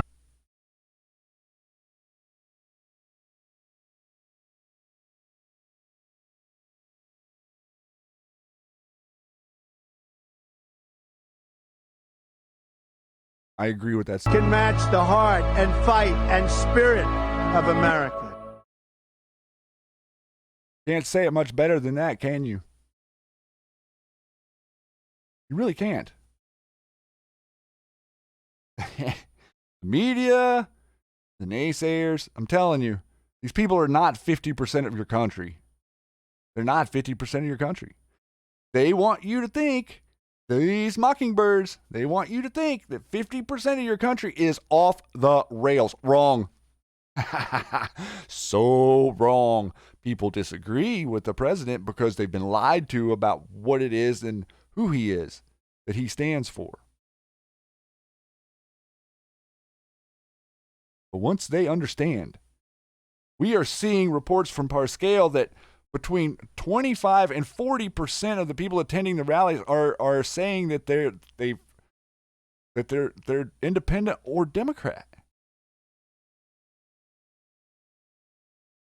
That is huge. You're watching Joe Biden not be able to put 100 butts in the seats in a tiny little room while this guy could literally fill RFK Stadium. Literally. Maybe not RFK because that's in D.C., but any of the other ones, a Superdome or whatever. Super Bowl's coming this weekend. Isn't that interesting?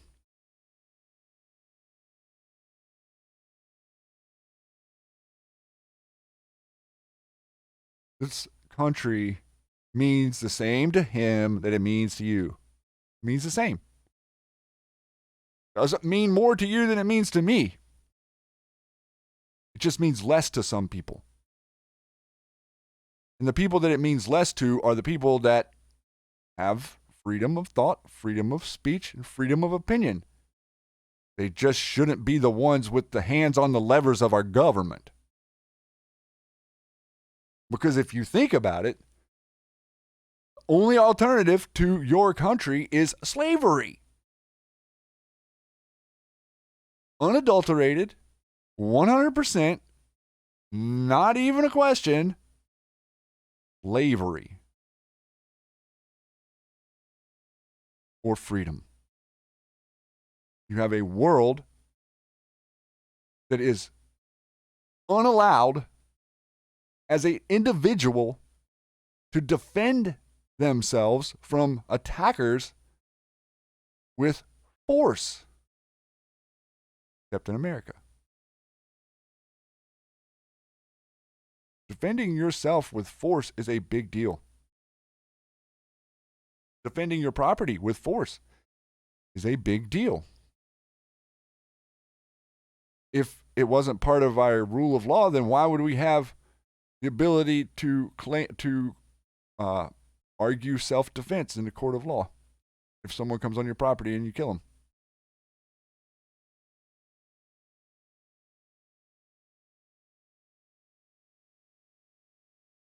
Self-defense equals not a slave. Defenseless equals a slave. Not a lot else we really have to talk about.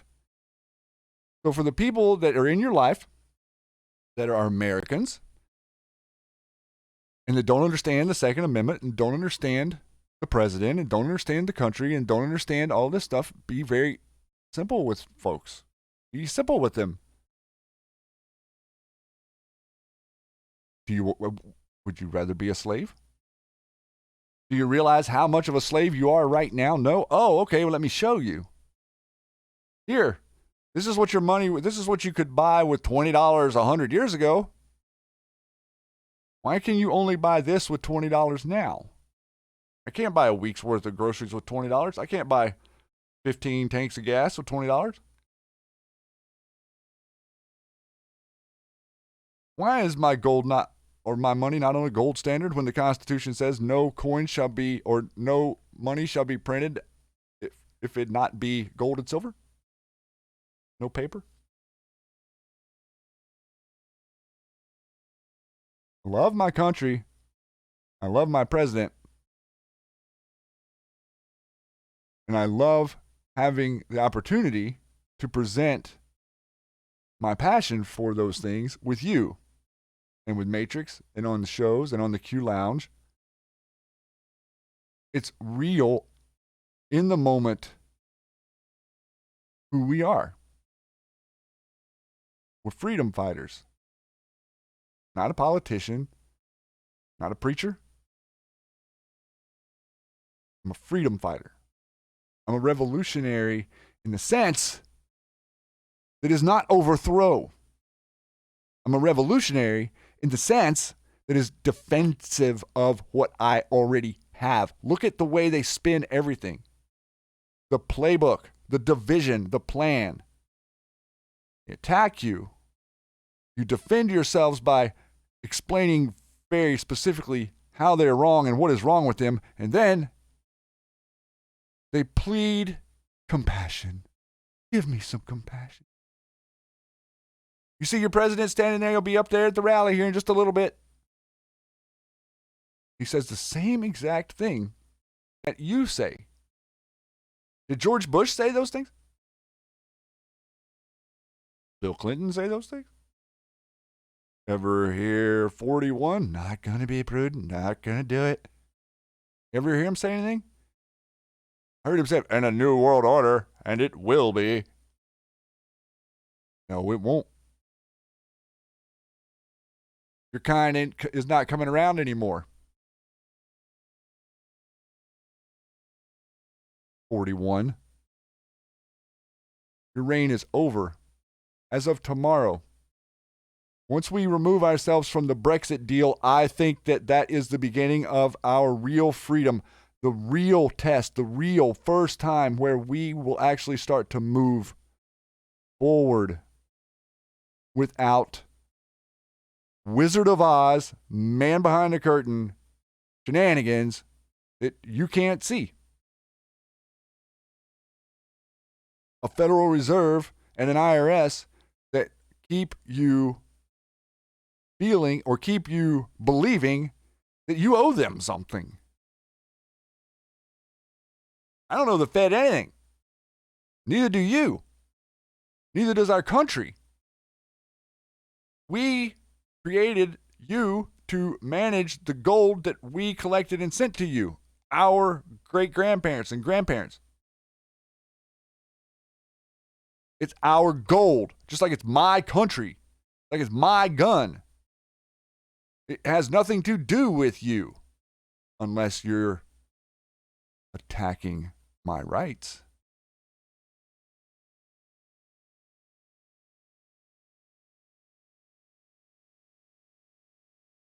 I think this has been brilliant, guys. I think this has been absolutely brilliant to watch this. I'm telling you, it's compelling. I know it's frustrating to see them and to listen to them, but they are burying themselves. I mean, like I said, they're not hiding it. They don't care. They don't care that you see it. They don't care that you know. They don't care that you're frustrated about it. They could literally care less. We're still waiting on them to come back over there. Let's go check out something fun here for a second.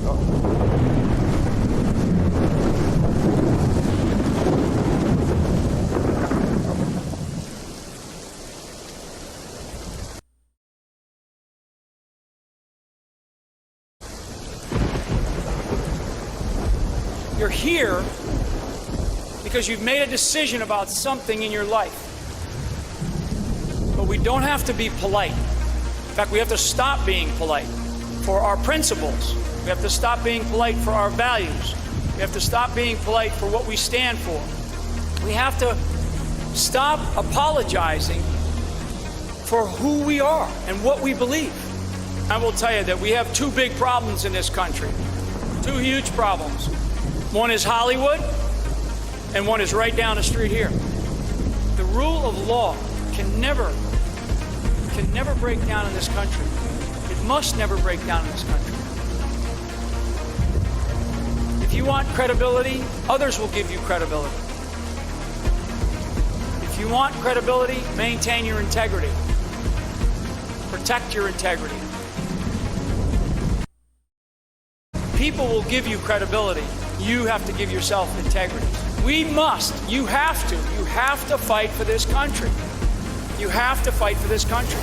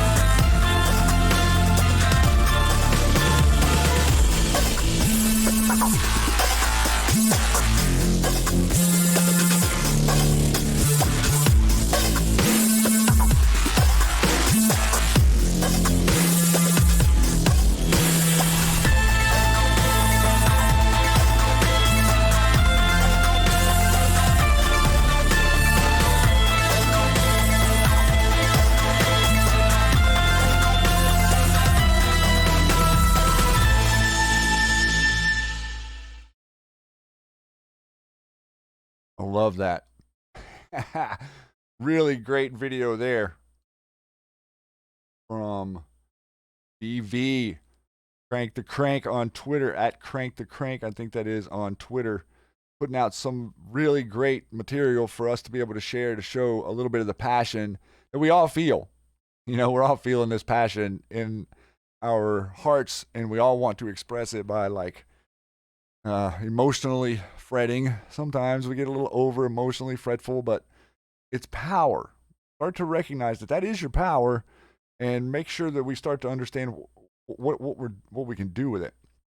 You know, it's not just to be directed in anger, guys.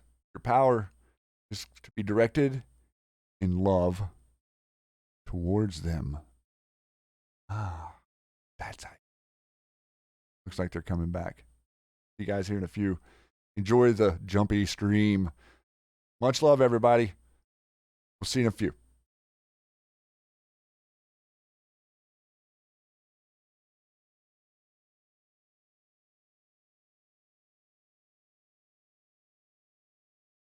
The question from Senator Grassley and the other senators is addressed to counsel for the President. During President Clinton's impeachment trial, he argued that, quote, no civil officer, no president, no judge, no cabinet member has ever been impeached by so narrow a margin, and that the closeness and partisan division of the vote reflected the constitutionally dubious nature of the charges against him, end quote. President Trump has raised similar concerns during these proceedings and argues that the lack of bipartisan consensus highlights the partisan nature of the charges. Are the President's concerns well-founded?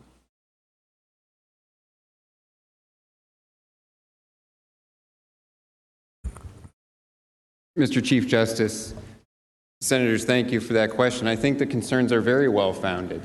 I think that they are concerns that echo back to our founding when Alexander Hamilton warned in Federalist Number 65 precisely against partisan impeachments. A partisan impeachment is one of the greatest dangers that the framers saw in the impeachment power. And in Federalist Number 65, Hamilton specifically said that impeachments could become persecution by an intemperate or designing majority in the House, in the House of Representatives. And that is what we have in this case. In fact, there was bipartisan opposition to the articles of impeachment here in the House. So this is it is the most divisive sort of an impeachment that could be brought here. And it reflects very poorly on the process that was run in the House, which did not have bipartisan support, and the charges that were ultimately adopted in the House, because it is a purely partisan impeachment. And I think that that's important to bear in mind also, that the House managers themselves and some of the members of this chamber at the time of the Clinton impeachment warned very eloquently against partisan impeachments. They recognized that a partisan impeachment would not be valid, that it would do grave damage to our political community, to our polity, to the country. It would create deep divisions that would last for years. And in the Clinton impeachment, they made those warnings when it was not even arising in the context of an election year. Now we have a partisan impeachment, as we've pointed out, when there's an election only 9 months away. And it will be perceived, and is perceived by many in the country, as simply an attempt to interfere with the election and to prevent the voters from having their choice of who they want to be president for the next 4 years. And the House managers have said, we can't allow the voters to decide because we can't be sure it will be a fair election. That can't be the way we approach democracy in the United States. We have to respect the ability of the voters to take in information, because all the information is out now. They've had plenty of their opportunity with the process that they ran in the House to make all of the information public that they want and to be able to make their accusations against the president. We think they've been disproved, and the voters should be able to decide. And the most important thing, the greatest danger from this partisan impeachment, I believe, is the one that Minority Leader Schumer warned about back in 1998, which is that once we start down the road of purely partisan impeachments, once we start to normalize that process and make it all right to have a purely partisan impeachment, especially in an election year, then we just turn impeachment into a partisan political tool, and it will be used again and again and again, and more frequently and more frequently. And that's not a process, that is not a future for the country that this chamber should accept.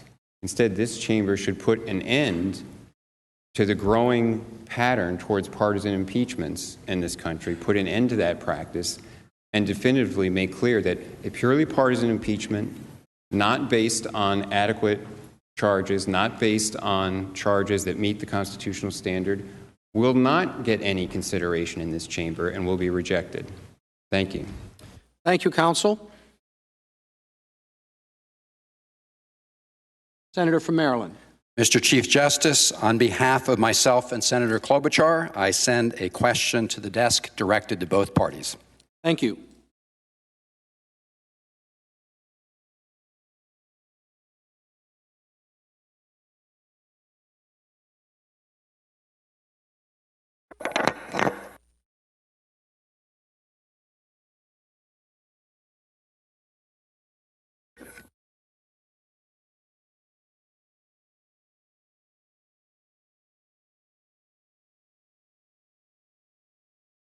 Question from Senator Van Hollen is to both parties. The President's counsel will go first. In his response to an earlier question this evening, Mr. Sekulow cited individuals like the Bidens as being, quote, not irrelevant to our case, end quote.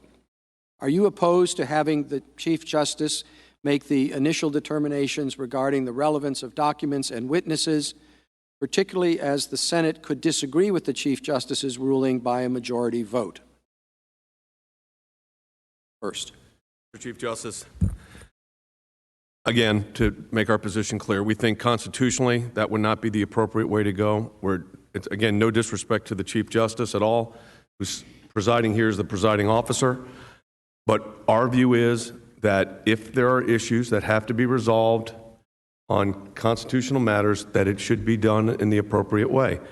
You have Senate rules that govern that as to what you would do. And then there's, if litigation were to be necessary for a particular issue, that would have to be looked at. But this idea that we can short circuit the system, which is what they've been doing for 3 months, is not something we're willing to go with. I've said that. I said it all day yesterday. And no disrespect to the senator's question, but that's not a position that we will accept. As far as moving these proceedings forward. Thank you.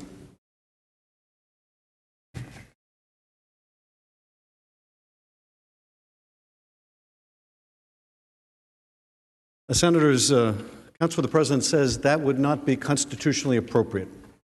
Why not? Where is it prohibited in the Constitution that in an impeachment trial, upon the agreement of the parties, the Chief Justice cannot resolve issues of the materiality of witnesses? Of course, that is permitted by the Constitution. Now, counsel earlier said that the House managers want to decide on which witnesses the President should be able to call. We want them to call our witnesses. Well, you would think that Mick Mulvaney, the White House Chief of Staff, would be their witness. If indeed he supports what the President is claiming, if indeed he is willing to say under oath what he's willing to say in a press statement, you would think he would be their witness. But I'm not saying that we get to decide. That's not the proposal here.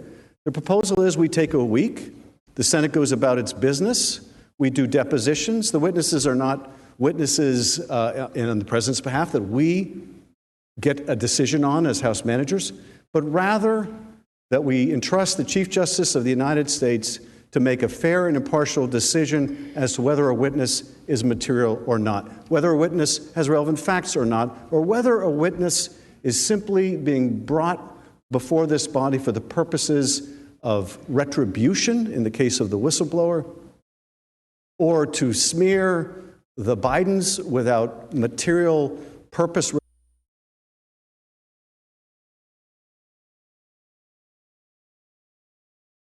to these proceedings.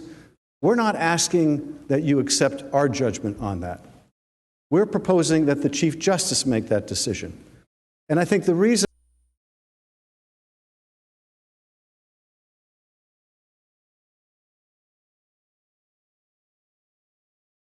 why they went to court, why they refused to comply with any subpoenas, why they refused to provide any documents, why they're here before you saying that the House managers must sue to get witnesses, and they're in court on the same day saying you can't sue to get witnesses. And this is why they don't want the Chief Justice to make that decision, because they know the witnesses they're requesting are for purposes of retribution or distraction. Mr. Manager. Mr. Chief Justice. Senator from North Carolina. Thank you, Mr. Chief Justice. I sent a question to the desk on behalf of myself and Senator Cruz. Thank you.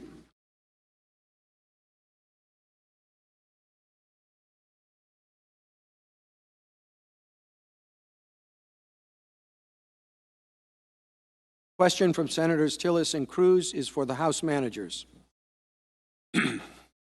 You have based your case on the proposition that it was utterly baseless and a sham to ask for an investigation into possible corruption of Burisma and the Bidens. Chris Hines, the stepson of then Secretary of State John Kerry, emailed Kerry's chief of staff that, quote, apparently Devon and Hunter both joined the board of Burisma, and a press release went out today. I can't speak to why they decided to, but there was no investment by our firm in their company. Hines subsequently terminated his business relationship with Devon Archer and Hunter Biden because, quote, working with Burisma is unacceptable, end quote, and showed a, quote, lack of judgment, end quote. Do you agree with Chris Hines that working with Burisma was unacceptable? Did John Kerry or Joe Biden agree with Chris Hines? If not, why not?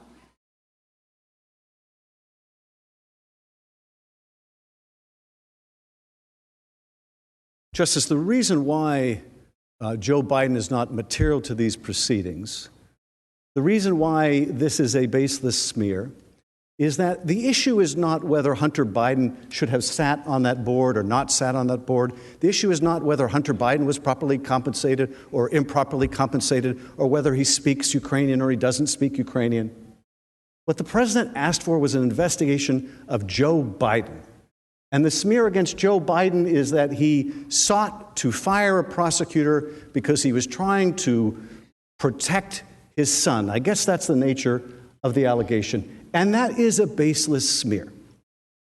As we demonstrated, as the unequivocal testimony in the House demonstrated, when the vice president sought the dismissal of a corrupt and incompetent prosecutor, it had nothing to do with Hunter Biden's position on the board. It had everything to do with the fact that the State Department, our allies, the International Monetary Fund, were in unanimous agreement that this prosecutor was corrupt. And the uncontradicted testimony was also that in getting rid of that prosecutor, it would increase the chances of real corruption prosecutions going forward, not that it would decrease them. So the sham is this. The sham is that Joe Biden did something wrong when he followed United States policy, when he did what he was asked to do by our European allies, when he did what he was asked to do by international financial institutions. And the other sham is the Russian propaganda sham, that this CrowdStrike kooky conspiracy theory, that the Ukrainians, not the Russians, hacked the DNC, and that someone whisked this server away to Ukraine to hide it. That is Russian intelligence propaganda. And yes, it's a sham. And it's worse than a sham. It's a Russian propaganda coup is what it is. Thank God, Putin says, that they're not talking about Russian interference anymore. They're talking about Ukrainian interference. Now, counsel says, well, isn't it possible that two countries interfered?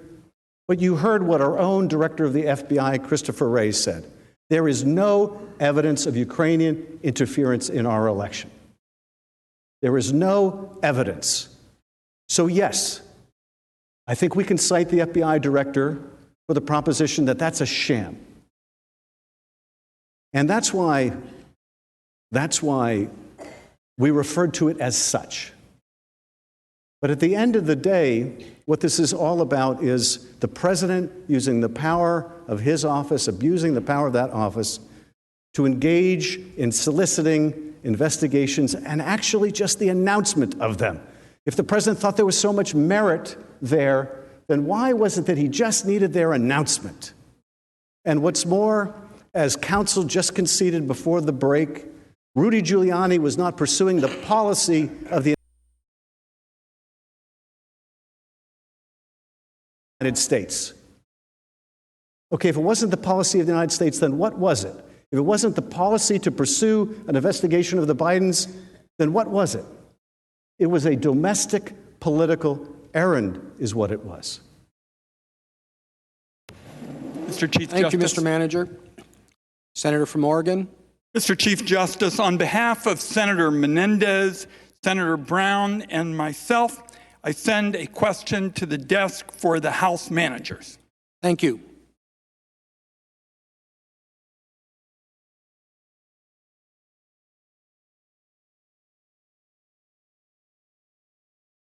Senators Wyden, Menendez, and Brown ask the House managers. The President's counsel has argued that the President's actions are based on his desire to root out corruption. However, new reporting indicates that Attorney General Barr and former National Security Advisor Bolton shared concerns that the President was granting personal favors to autocratic foreign leaders like President Erdogan of Turkey. The President has also acknowledged his private business interests in the country, like Trump Towers, Istanbul.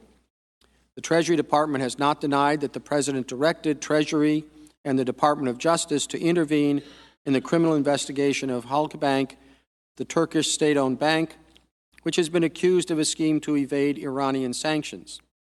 Has the President engaged in a pattern of conduct in which he places his personal and political interests above the national security interests of the United States?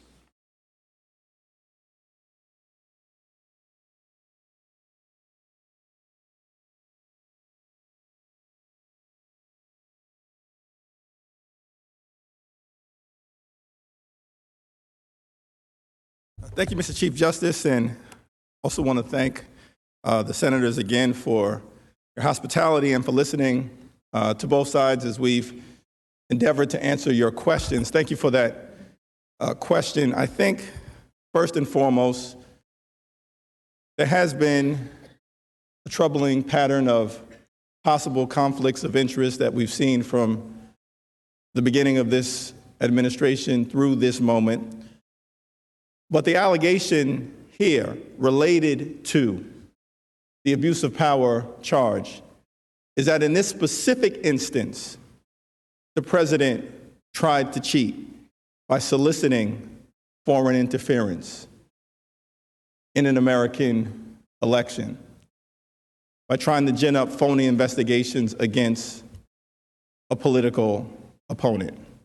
Now, what counsel for the President has said is that what the President was really interested in is corruption, that he's an anti-corruption crusader. For you to believe the President's narrative, you have to conclude that he's an anti-corruption crusader. Perhaps his domestic record is part of what senators can reasonably consider, but let's look at the facts of the central charge here. The President had two calls with President Zelensky on April 21st and on July 25th. In both instances, he did not mention the word corruption once. Release the transcripts, the word corruption was not mentioned by Donald Trump once. We also know that in May of last year, President Trump's own Department of Defense indicated that the new Ukrainian government had met all necessary preconditions for the receipt of the military aid, including the implementation of anti-corruption reforms. That's President Trump's Department of Defense saying there is no corruption concern as it relates to the release of the aid. Now, I think we can all acknowledge, as the President's counsel indicated, that there was a general corruption challenge with Ukraine. I think the exact quote from Mr. Popora was, "Since the fall of the Soviet Union, Ukraine has suffered from one of the worst environments for corruption in the world." Certainly, I believe that that's the case, but here's the key question. Why did President Trump wait until 2019 to pretend as if he wanted to do something about corruption? Let's explore. Did Ukraine have a corruption problem in 2017? Generally, the answer is yes. Did President Trump dislike foreign aid in 2017? The answer is yes. What did President Trump do about these alleged concerns in 2017? The answer is nothing. Under the same exact conditions that the president now claims motivated him to seek a phony political investigation against the Bidens and place a hold on the money, the president did nothing. He did not seek an investigation into the Bidens in 2017. He did not put a hold on the aid in 2017, but the Trump administration oversaw $560 million in military and security aid to Ukraine in 2017. In 2018, the same conditions existed. If President Trump is truly an anti-corruption crusader. But what happened in 2018? He didn't seek an investigation into the Bidens. He didn't put a hold on the aid. Rather, the Trump administration oversaw $620 million in military and security aid to Ukraine. Which brings us to this moment. Why the sudden interest in Burisma, in the Bidens, and alleged corruption concerns about Ukraine? What changed in 2019? What changed is that Joe Biden announced his candidacy. The president was concerned with that candidacy. Polls had him losing to the former vice president, and he was determined to stop Joe Biden by trying to cheat in the election, smear him, solicit foreign interference in 2020. That is an abuse of power. That is corrupt. Thank you, Mr. Manager.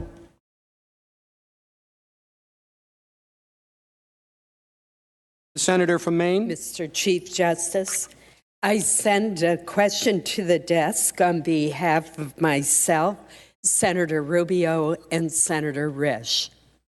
Thank you.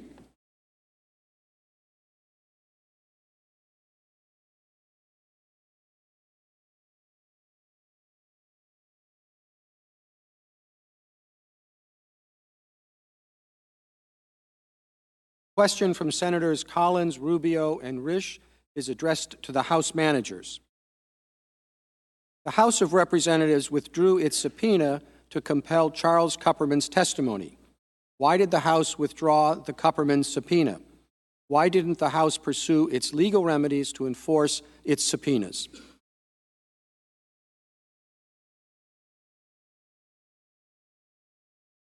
Senators, I thank you for the question. Our practice in the House was to invite witnesses to come voluntarily if they refused to give them a subpoena. In the case of Dr. Kupperman, he refused to come in voluntarily, and we subpoenaed him. Almost instantly upon receipt of the subpoena, a lengthy complaint was filed in court where he sought to challenge that subpoena. Interestingly, and contrary to, I think, what you're hearing from the President's counsel here today, the House took the position that a witness cannot challenge, does not have standing to challenge a congressional subpoena. We were joined, by the way, in that position by the Justice Department, which also said that that Dr. Kupperman didn't have jurisdiction to challenge or get a declaratory judgment as to the validity of a subpoena. So in that litigation, we were often on the same page as the Justice Department. But more meaningful to us is we were simply not going to engage in a years-long process of delay to get the answers that we needed. And we proposed to Dr. Kupperman's counsel that if, as you claim, this is really about just wanting to get court blessing, there's a willingness to come forward, but we just want to make sure that it's appropriate that we do so. If you're sincere about that, there's already a case that's been filed, the McGahn case, that is about to be decided. Let's agree to be bound by what conclusion Judge Jackson reaches in that case. And their answer was no.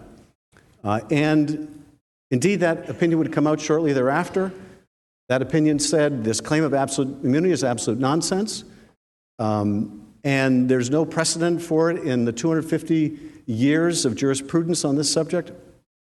So we went back to Dr. Kupperman, and of course, Dr. Kupperman said, no, we'd like to get our own judicial opinion. Now, had we gone to fruition, even though we don't believe, and it would have created a bad precedent that they have standing to challenge subpoenas that way, had they lost, they would have gone to the Court of Appeals and the Supreme Court. They would have come back to the district court and now no longer arguing absolute immunity because that would have been, we believe, defeated. They would make claims of executive privilege, and they would litigate those up through the Court of Appeals and the Supreme Court. We knew that course because we're in it with Don McGahn. 9 months after he was subpoenaed, we're still litigating it. And they're in court saying Congress shouldn't do what they're saying that we should do before this body. So that's why we withdrew the subpoena. We were not going to go through that exercise. Now, you have to ask the question, I think, why did Fiona Hill feel that she could come and testify? She worked for Dr. Kupperman. Why was she willing to show the courage to come and testify when her boss wasn't? There's not a good answer to that question. But I'm awfully glad that she did, because without her, we would be that much less knowledgeable about this president's scheme. So that was the history of the Kupperman subpoena. Likewise, John Bolton, who has the same counsel, told us if we subpoenaed him, he would sue. Now, why is it that he is willing to testify now and he wasn't willing to testify before the House? You should ask him that question. But that was the predicament we faced, and in our view, a president should not be able to defeat an investigation into his wrongdoing by endlessly litigating the matter in court, particularly when they're in court saying you can't use the court to enforce your subpoenas. Mr. Manager. Mr. Chief Justice. Senator from Hawaii. I send a question to the desk for the House managers. Thank you.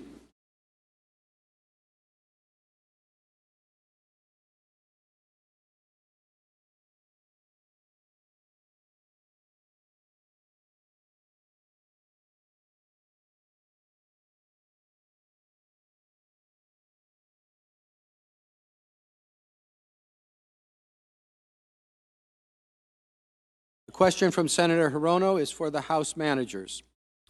Can you talk about what has happened to whistleblowers when they have been outed against their will?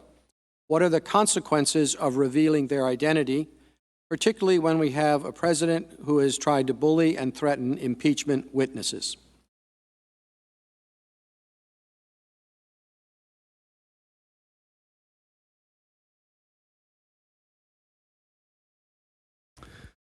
Senator, I don't know that we can give you examples of whistleblowers who were the subject of retaliation, although I have no doubt that there are many.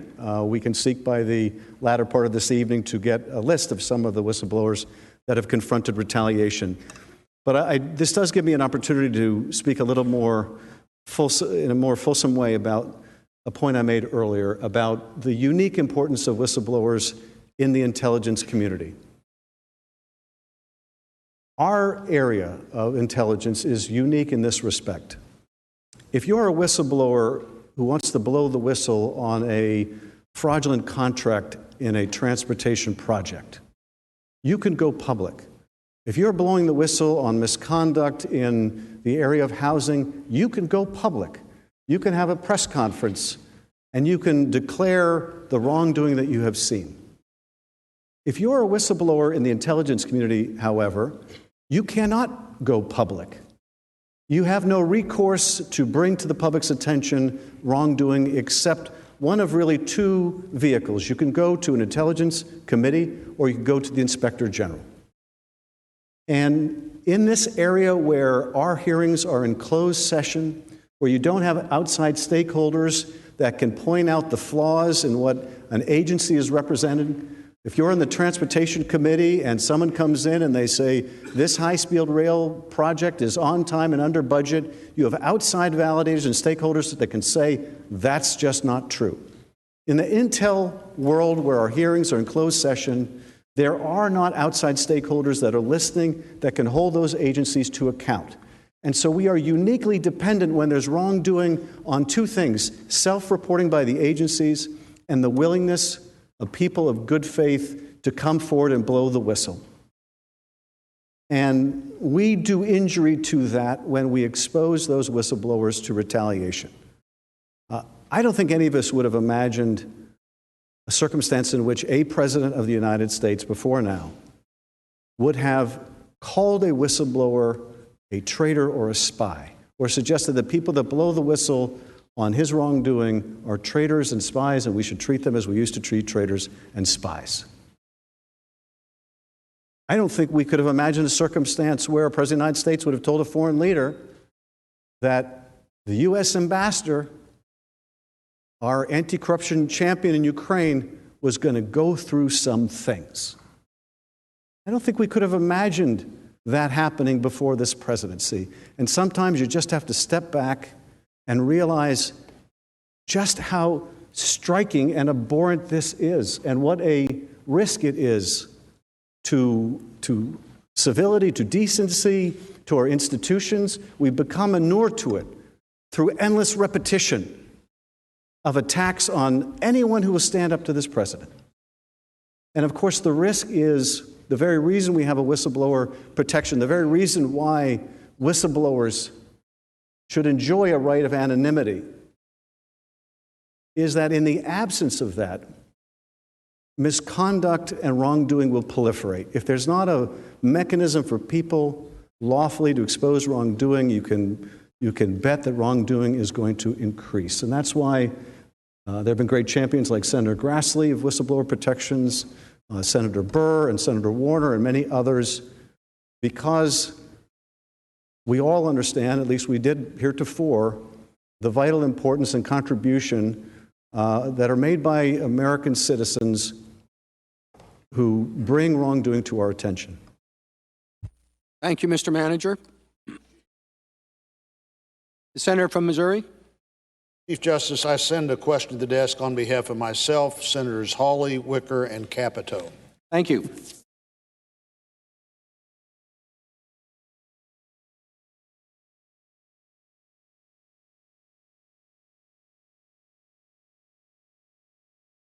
The question from Senators Blunt, Hawley, Wicker, and Capito is addressed to counsel for the President. What responsibility does the President have to safeguard the use of taxpayer dollars for foreign aid and work to root out corruption?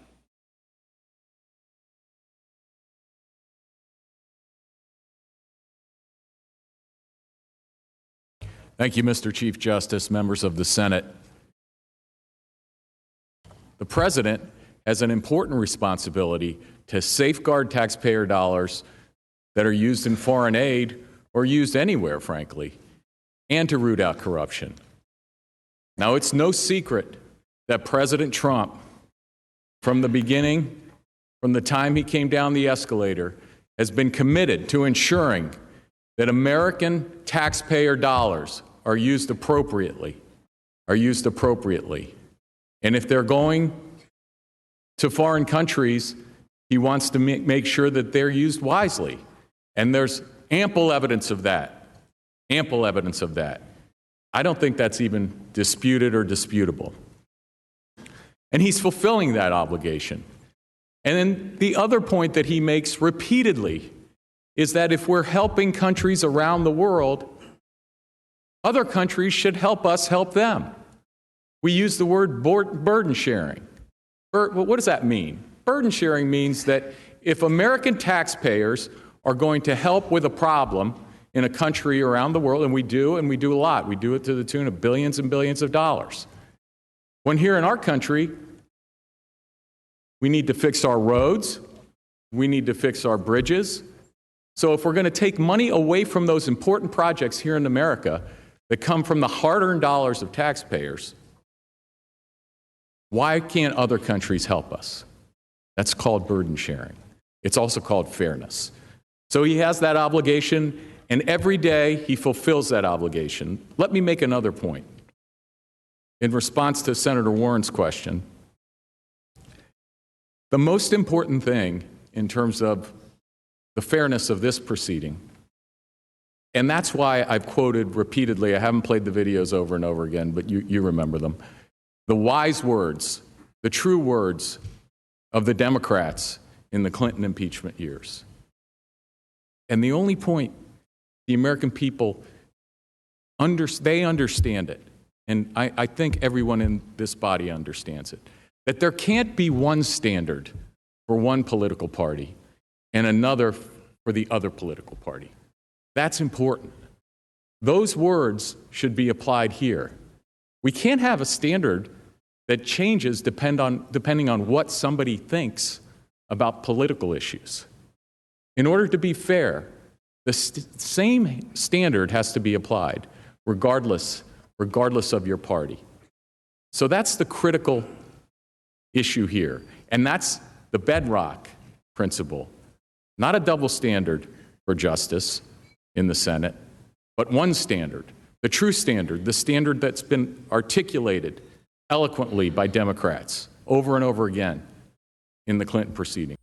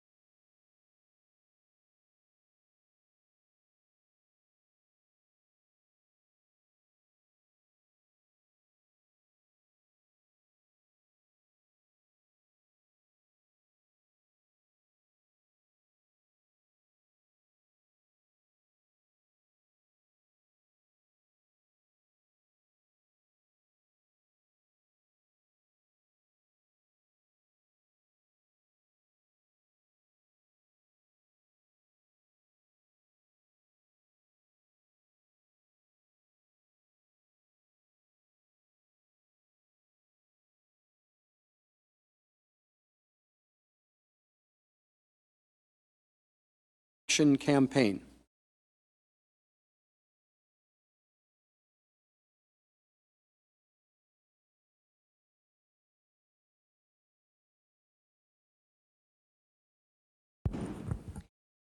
Mr. Chief Justice and Senator, thank you for the question, but the question really has nothing to do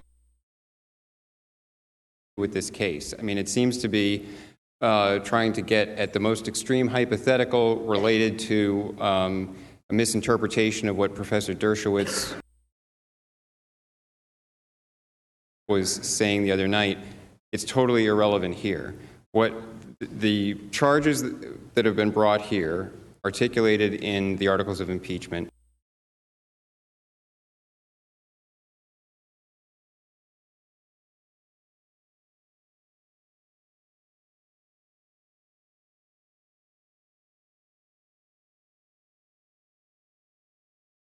the Biden and Burisma incident, that there was not any legitimate public policy or foreign policy interest in mentioning those things to the president of Ukraine.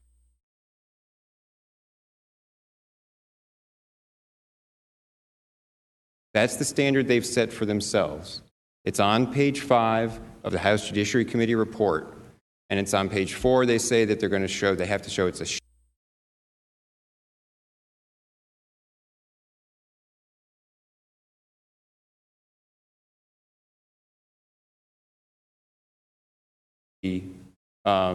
wrongful conduct by the president. Because if there's a legitimate interest, if there's something there that's worth asking, they don't have a case. And that's why they've tried to tell you again and again there's not a scintilla of evidence. And this is really pretty preposterous for the House managers to come and say, particularly with respect to the Biden-Burisma incident, there can't be any legitimate interest in raising that, questioning that, because it's all been debunked. And the question's been asked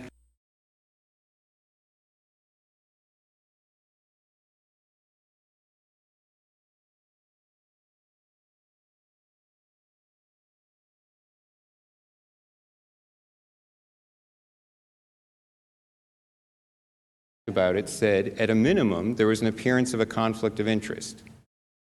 We do know that at least two members of the Obama administration, Amos Hochstein and Deputy Assistant Secretary of State Kent, raised the issue of a conflict of interest with Vice President Biden's office. We know that Chris Hines, the stepson of Secretary of State Kerry, who had been a business partner with Hunter Biden,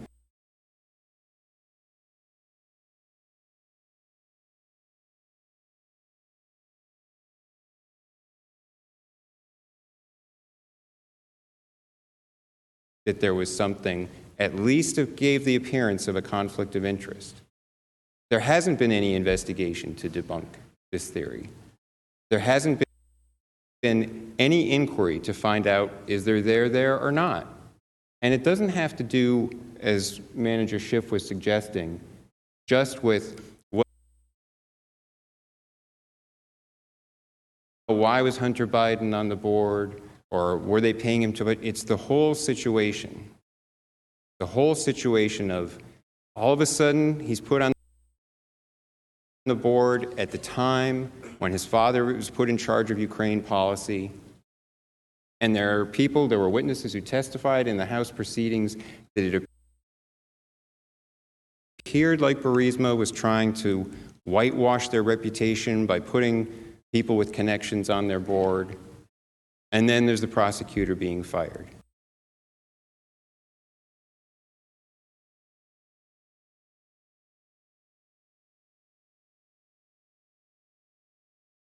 Thank you.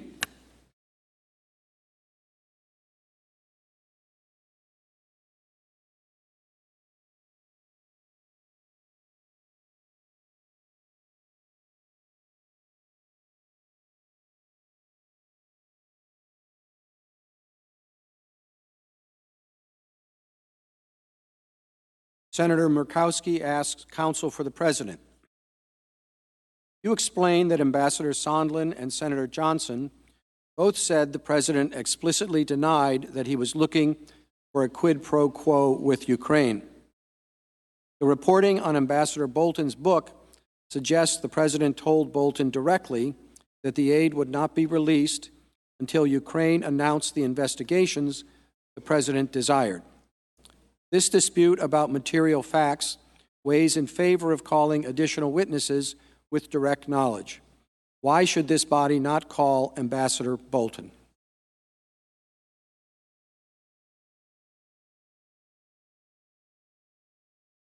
Mr. Chief Justice, Senators, thank you for the question.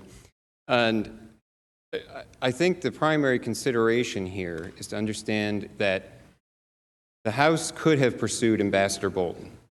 The House considered whether or not they would try to have him come testify and subpoena him. They chose not to subpoena him. And this all goes back to the most important consideration, I think, that this chamber has before it in some ways, especially on this threshold issue of whether there should be witnesses or not, has to do with the precedent that's established here for what kind of impeachment proceeding this body will accept from now going forward. Because whatever is accepted in this case becomes the new normal for every impeachment proceeding in the future. And it will do grave damage to this body as an institution to say that the proceedings in the House don't have to really be complete. You don't have to subpoena the witnesses that you think are necessary to prove your case. You don't really have to put it all together before you bring the package here. When you're impeaching the President of the United States, the gravest impeachment that they could possibly consider, you don't have to do all of that work before you get to this institution. Instead, when you come to this chamber, it can be kind of half-baked, not finished. We need other witnesses, and we want this chamber to do the investigation that wasn't done in the House of Representatives. And then this chamber will have to be issuing the subpoenas and dealing with that. And that's not the way that this chamber should allow impeachments to be presented to it. And we've heard there was some exchange the other day about, well, there were a lot of witnesses in the Judge Porteous impeachment, and that this chamber was able to handle that. It's very different in the impeachment of a judge, which is being handled by a committee. My understanding is that under Rule 11 of the Senate procedures, there was a committee receiving that evidence. But in a presidential impeachment, there's not going to just be a committee. It's the entire chamber that is going to have to be sitting as a court of impeachment, and that will affect the business of the chamber. And so I think the idea that something comes out because someone makes an assertion in a book, allegedly, it's only an alleged, it's simply alleged now that the manuscript says that. Ambassador Bolton hasn't come out to verify that, to my knowledge. That then we should start having this chamber call new witnesses and establish the new normal for impeachment proceedings as being that there doesn't have to be a complete investigation in the House. I think that's very damaging for the future of this institution. Thank you. Thank you, counsel. The senator from Hawaii. Mr. Chief Justice, I have a question on behalf of myself, Senators Whitehouse and Heinrich, and this is for the Counsel for the President and the House managers. Thank you.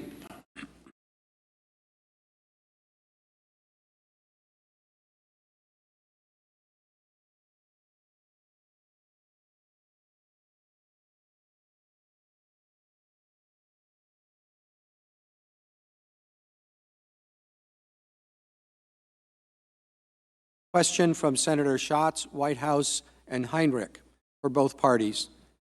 Can the White House really not admit that Senator King's hypothetical would be wrong? We begin with the House managers.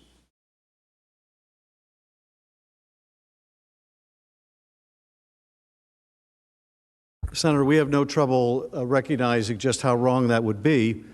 But more than that, it's the natural extension of Professor Dershowitz's argument that if the president believed that that kind of quid pro quo would help his reelection, then it's perfectly fine and non-impeachable.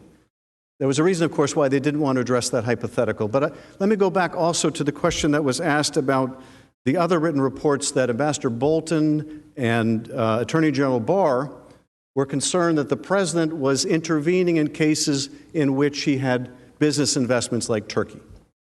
Under the theory of the president's lawyers, that's perfectly okay too. If the president thinks somehow that that's in the United States' interest because it's in his interest, that's perfectly fine. It's unimpeachable. Now, is it a crime to give preference to autocrats, to give special consideration to autocrats where you have business investments? That may not be criminal, but it is impeachable. It certainly should be impeachable if we are going to sacrifice the national security of the country, if we're going to withhold military aid, if we're going to bestow favors in U.S. resources to countries where the president has investments.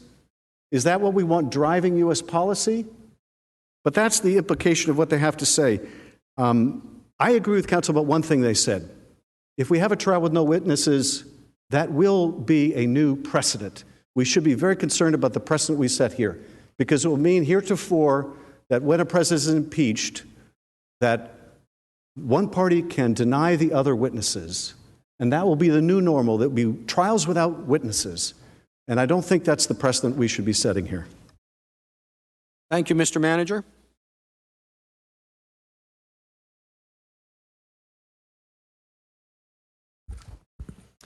Mr. Chief Justice, Senator, thank you for the question. Let me just begin by noting I think it's a little bit rich for Manager Schiff to say that one party, i.e. the president, is going to deny them witnesses. It was the president who has denied any witnesses throughout this process up till now. But to get back to the question on Senator King's hypothetical, if the president insisted that a foreign leader come here and lie about someone else, and he was holding up military aid or a package of congressional aid and saying, you have to go out and lie about this, that would be wrong, but it's not this case. And it has nothing to do with this case. But I'd like to address something that what Manager Schiff said, because he immediately pivoted now to the next thing, that what's in the newspapers? What else can we bring in from the newspapers? There's an allegation that the manuscript says something about conversations that Ambassador Bolton had with Attorney General Barr. Well, Attorney General Barr has issued a statement saying that that allegation, that assertion is not accurate, that that's false. And there are other allegations that are made about what might be in this manuscript. Mick Mulvaney has issued a statement saying that that's not true. So to sort of play the game of there's going to be another leak, somebody might write a book, there's something else, and that's what, again, turning this body into the one doing investigations because the House didn't pursue the investigation, it's not prudentially a wise move for this chamber to take on that task. Thank you. Thank you, counsel. Your Honor, Senator from Louisiana. I send a question to the desk for counsel for the President. Thank you.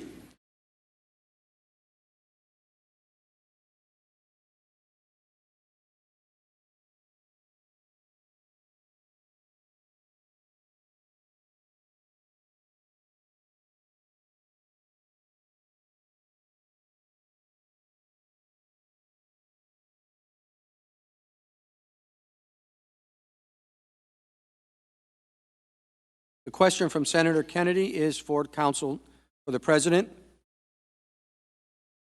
Has the House of Representatives, in its impeachment proceedings or otherwise, investigated the veracity of the statement by former Ukrainian Prosecutor General Viktor Shokin that Mr. Shokin, quote, believes his ouster was because of his interest in Burisma Holdings and his claim that had he remained in his post, Shokin said he would have questioned Hunter Biden, end quote, as reported on July 22, 2019, in an article in the Washington Post entitled, As Vice President Biden said Ukraine should increase gas production. Then his son got a job with a Ukrainian gas company, by Michael Kranish and David Stern.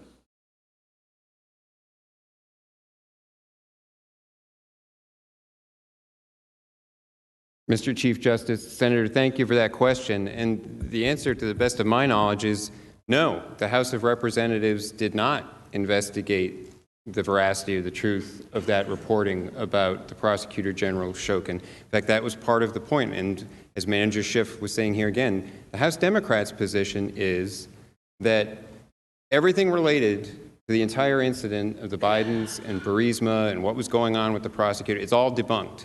There's nothing to see there. Move along. Don't ask about it. But they didn't investigate it, and they can't point to anyone who's investigated it. They can't point to anyone who's really looked at it. And as I said a minute ago, and I won't belabor the point, every witness who was asked said that they thought, yes, there's at least the appearance of a conflict of interest there. And at least one witness, and there's a public reporting of another person, Amos Hochstein, in the Obama administration, raised the issue with Vice President Biden's office. But nothing was done about it. There have been questions about whether Vice President Biden sought or received an ethics opinion. We don't know. Not that I've heard of, not that I've seen anywhere, but it's just something that no one has actually inquired into. And there have been questions raised about why now? Why was it raised now? And the implication the House managers have tried to make is it's just because Joe Biden decided in April he was going to run for the presidency. But as I explained the other day, Rudy Giuliani, as the president's private counsel, was exploring matters in the Ukraine starting in the fall of 2018. He had tips because he was interested in finding out. Remember, the Mueller investigation was still ongoing at that point. It wasn't clear what the outcome of the Mueller investigation was going to be. And he was trying to find out what were the origins of Russian interference, of the Steele dossier, of allegations of collusion by the Trump campaign.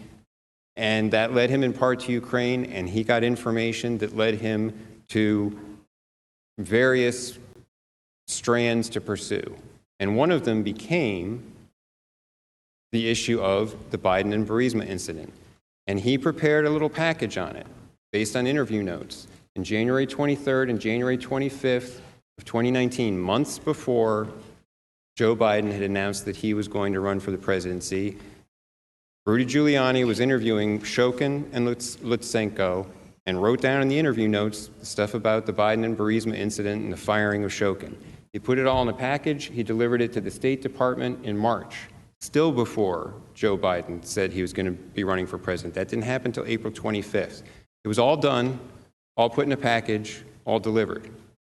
And that's public now because that little package that he sent to the State Department was released. I think it was under a FOIA litigation, but it's been released publicly. And the notes that he took, his interview notes, are there publicly. So the timing dates back to when Rudy Giuliani was pursuing that, starting back in the fall of 2018. Takes him time to pursue leads. He was trying to get Shokin to come to this country to interview him. Couldn't get him a visa. Had to interview him by phone. Lutsenko was in New York. And he prepares this package. That's why there's that timing. And then there were public articles published about the Biden-Burisma affair. One of them was just mentioned in the question, a Washington Post article, July 22nd, 2019, specifically about it, about the firing of Shokin, 3 days before the July 25th telephone call. It was in the news. It was topical. Thank you. Counsel? Chief Justice. Senator from Michigan. Chief Justice, on behalf of myself and Senator Cornyn, I send a question to the desk for both House managers and the President's Council. Thank you.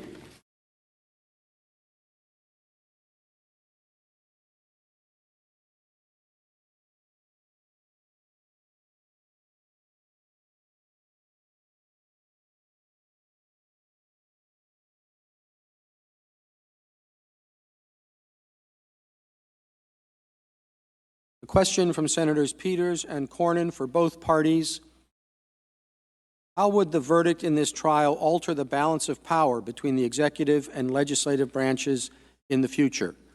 The President's Council goes first.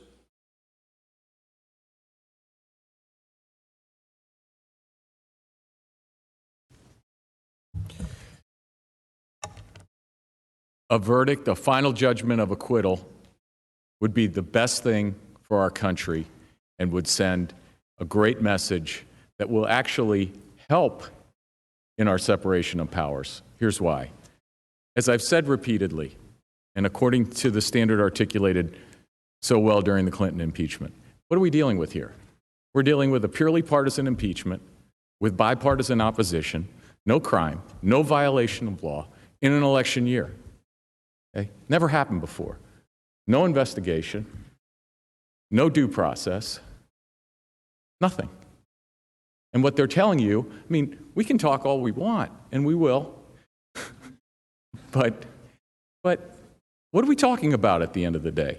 We're talking about removing a president of the United States from a ballot in an election that's occurring in months. Who thinks that's a good idea? Particularly when you're dealing with a purely partisan impeachment that was warned about from the framers. Okay? So the only appropriate result that won't damage our country horribly, maybe forever, but certainly for generations, is a verdict of acquittal. Here's the other point. Getting back to the question of witnesses. Mr. Schiff's up here. Let's make a deal. How about we have the Chief Justice, and we have the greatest respect for the Chief Justice. Here's the problem. We're talking about critical constitutional rights that have been protected by the Supreme Court for our history. So what is he really saying? He's saying that the Senate, think about these questions, the Senate can decide about executive privilege by a vote, by a majority vote. If the Senate can decide, with the greatest respect, if the Senate can just decide there's no executive privilege, guess what? You're destroying executive privilege. Can the Senate decide the House's speech or debate protection? I mean, when we ask for documents from Mr. Schiff and his staff, and he says speech or debate, are you going to decide that? Is that how we're going to do this? Are we going to flip a coin? Is that going to be your next suggestion? We're talking about an election of the president. There are critical constitutional issues that will alter our balance of power for generations if we go down that road. Down this road is the path provided by the Democrats so wisely during the Clinton administration and an election. Thank you.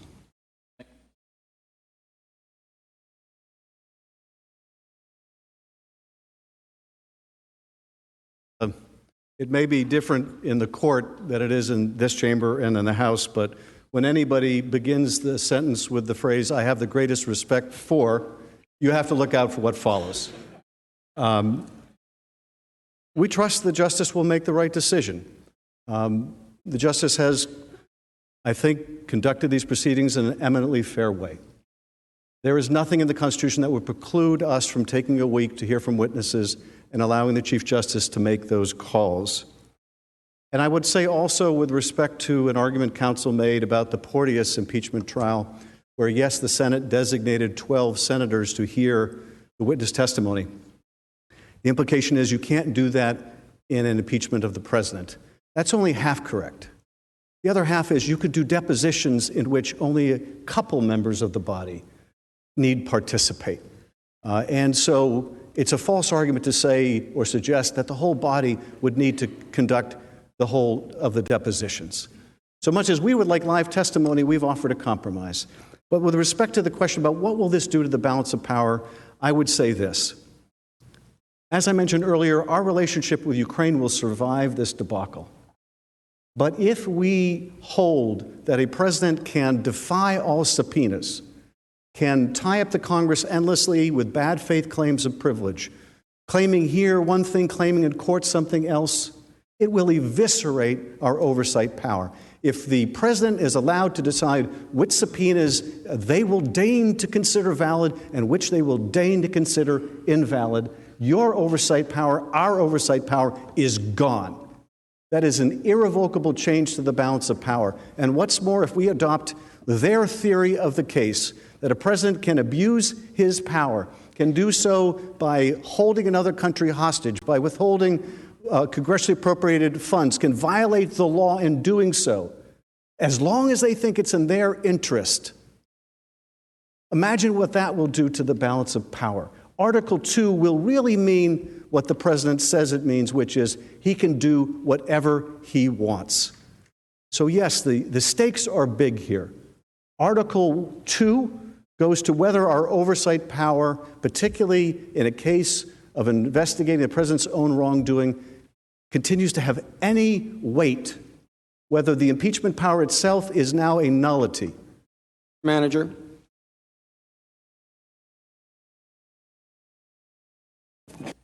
Chief Justice. The senator from Florida. I send a question to the desk on behalf of myself and Senators Capito and Scott of South Carolina, with all due respect. Thank you.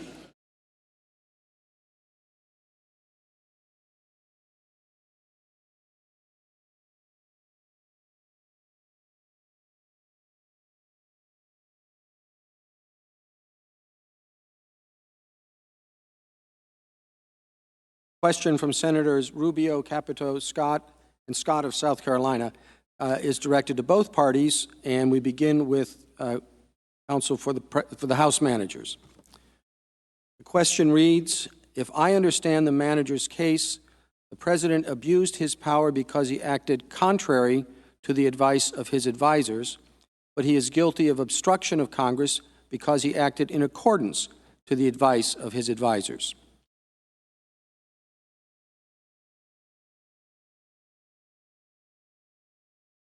That's not our argument at all. The president is impeached on Article 1 not because he acted contrary to the advice of his advisors. That's a red herring offered by the president's legal team. We're not saying that the president is not free to disregard the advice of his counsel. He is. He is entitled to disregard even really good advice. What he is not free to do is engage in corruption.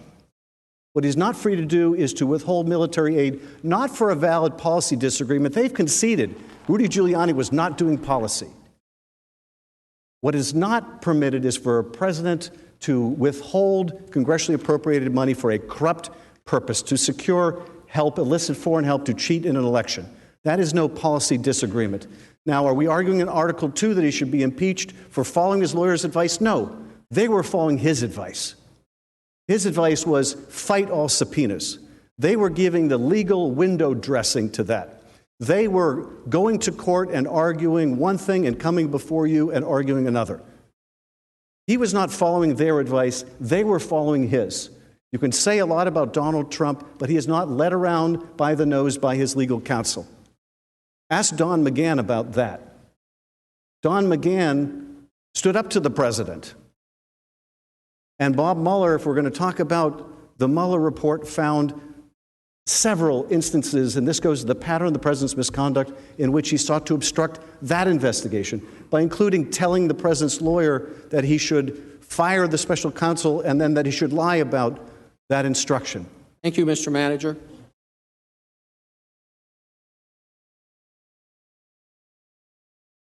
Thank you, Mr. Chief Justice, members of the Senate.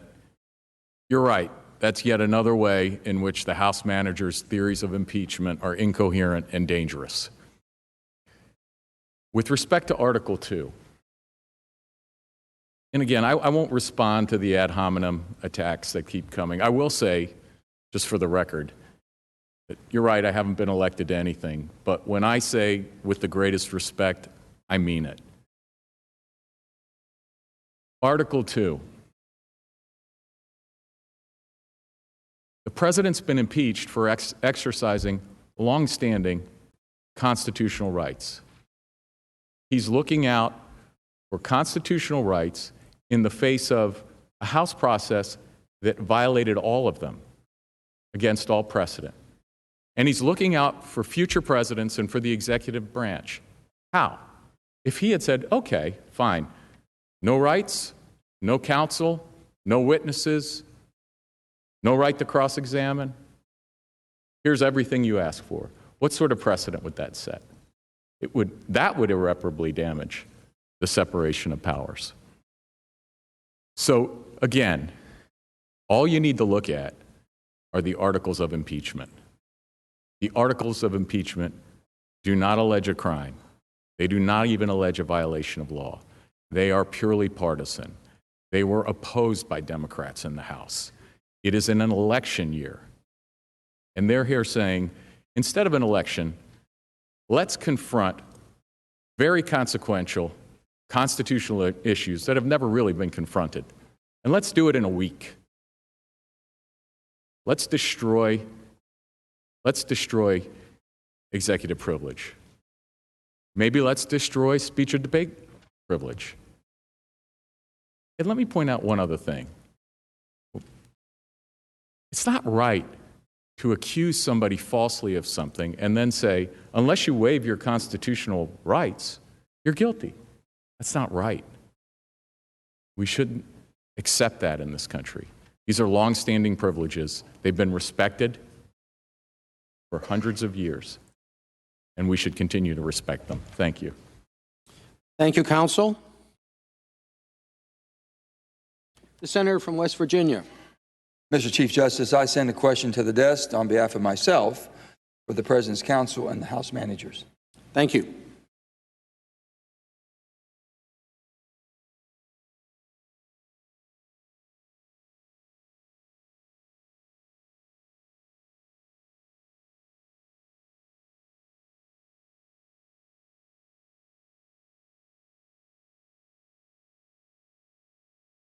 Question from Senator Manchin for both parties, and we'll begin with the President's counsel. Over the past 2 weeks, the White House counsel had detailed all the problems associated with the House's decision to move quickly through their impeachment proceedings. Why shouldn't this body heed their advice and slow down and at least allow the judge to rule in the McGahn case to give the members of this body an official opinion from the judiciary on Article 2?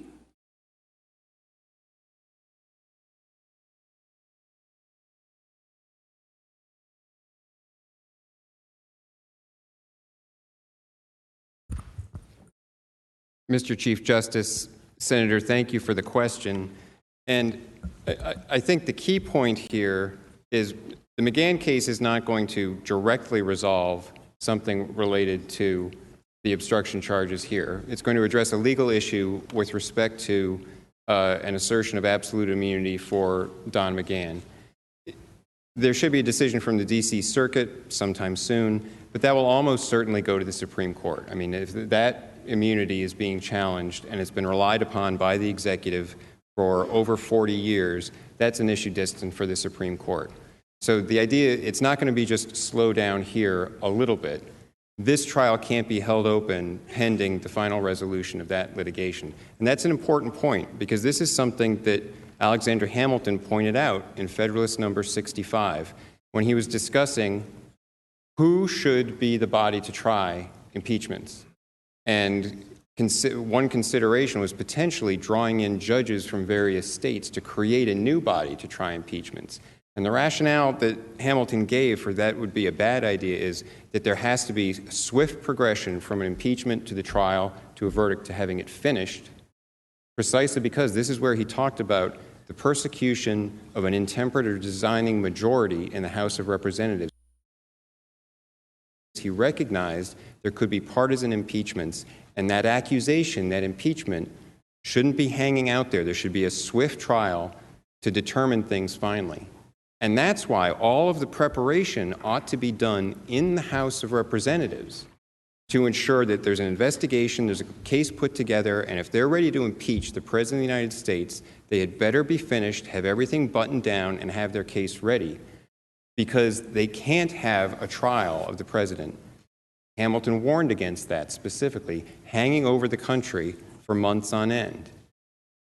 And so to push off this trial, to say, well, we'll wait for litigation then at that point, that's a very dangerous idea.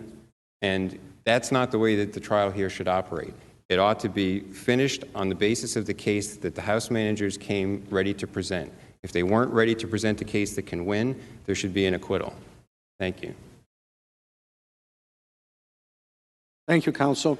We have another half of the presentation. If we could, Senator, if we could pull up slide 37. This is what the district court had to say in the McGahn litigation now on appeal. Executive branch officials are not absolutely immune from compulsory congressional process, no matter how many times the executive branch has asserted as much over the years. That is consistent with the decision in the Myers case, where the court said clear precedent and persuasive policy reasons confirm that the executive cannot be the judge of its own privilege, and hence Ms. Myers is not entitled to absolute immunity. Let's look at what the court said on slide 38, where Judge Jackson said, stated simply, the primary takeaway from the past 250 years of recorded American history is that presidents are not kings. Compulsory appearance by dint of a subpoena is a legal construct, not a political one, and per the Constitution, no one is above the law. This is the district court saying, thou shalt appear, and this claim of absolute immunity is absolute nonsense. The court, now this is what the Justice Department is arguing in that case, if we could see slide 39. The committee lacks Article III standing to sue to enforce a congressional subpoena demanding testimony from an individual on matters related to his duties as an executive branch official. And so here we are, we're now in the Court of Appeals. The Justice Department is saying that you cannot enforce congressional subpoenas. And they're saying, well, let's continue to litigate the matter. Let's let this play out further. To what end? To what end? Yes, I suppose we could wait for a Court of Appeals decision, but of course they would say they're not satisfied with that court throwing out this idea either. Well, look, we've got a perfectly good justice right here that can make these decisions. Let's let him make the call. Let him make the call. Let's trust that he will be fair and impartial. Thank you, Mr. Manager. The senator from South Carolina. Thank you, sir. I sent a question to the desk on behalf of myself, Senators Hawley, Sass, and Barrasso. Thank you.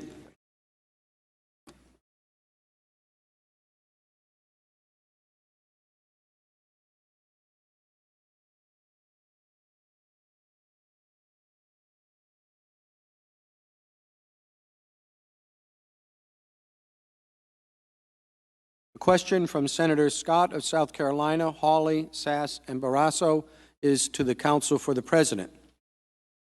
During their presentation, the House managers referenced Chairman Gowdy and the House Benghazi investigation. The final report on Benghazi flatly says, quote, "The administration did not cooperate with the investigation," end quote. That committee fought for 2 years to access information and often had information requests ignored or denied.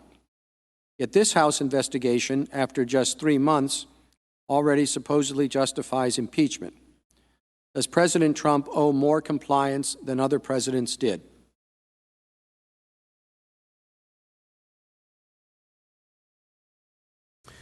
Thank you, Mr. Chief Justice.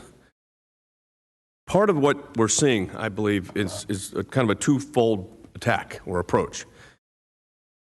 We just saw a citation to 2 district court opinions, as if the final arbiter of an issue of this magnitude is going to be the district court, or for that matter, the Court of Appeals. You're right. It's going to be the Supreme Court of the United States if it goes in that direction. Now, with regard to the question about the statement in the Benghazi report that the administration did not cooperate, the same was also true with Fast and Furious and the investigation there. And in that particular investigation, it reached such a significant point that members of the House determined that the then Attorney General of the United States should be held in contempt. Now, President Obama exercised executive privilege over documents and testimony related to Fast and Furious. The constitutional process was followed. Now, I'm not the one that makes the decision whether that was privileged or not privileged. If there was going to be a challenge, it would have been adjudicated. But the fact of the matter is, at least 10 times tonight, Manager Schiff has said, we have complete confidence in the Chief Justice, ignoring the fact that it's not his call. And I mean that with all sincerity, since you're making fun of people that are saying with due respect. That's not the way it's set up. Now, you could agree to anything. Sure, you can negotiate that all the witnesses that'll be called will be the witnesses they requested. Or you can negotiate that, well, since they had 17 and we had none, we get 17 and they get 4. All kinds of things can be negotiated under their view. But this is brought to you by the managers who have an overwhelming case that they proved over and over again. That's what they say. They proved it. It's overwhelming. It's incredible. We were able to put it together in a record amount of time. And now we want you, the United States Senate, to start calling witnesses for our overwhelmingly proved case. I would just lay this down. If we're negotiating, why don't we just go to closing arguments, see what this body decides? But I respect the process. The process is we have 2 days of questioning. Tomorrow there'll be an argument on the motion. There'll be a decision on the motion, and we have to, that's the system that's in place. That's the system we should follow. But this idea that 2 district court judges have decided an issue of this magnitude, and that is now the determination, they wouldn't accept it if they were in our position. They would say, well, the district court decided, so that's going to be it. So I think when we have to look at what's really at stake, these are really significant issues. These are serious. I mean, the idea that executive privilege should just be waived or doesn't exist, that in your view, absolute immunity, it can't possibly exist. It's only been utilized for administrations for 50 years or more. Professor Dershowitz gave you the list of presidents that have put forward executive privilege, and a lot of his writings, he talks about it. But to say tonight, we're just going to, we'll just cut a deal. We'll do it in a week. We'll get some depositions, and that'll make everyone happy. Doesn't make the Constitution happy. Thank you. Thank you, counsel. Mr. Chief Justice. The senator from Ohio. I send a question to the desk on behalf of Senators Casey, Klobuchar, Warren, and Wyden for the House managers. Thank you.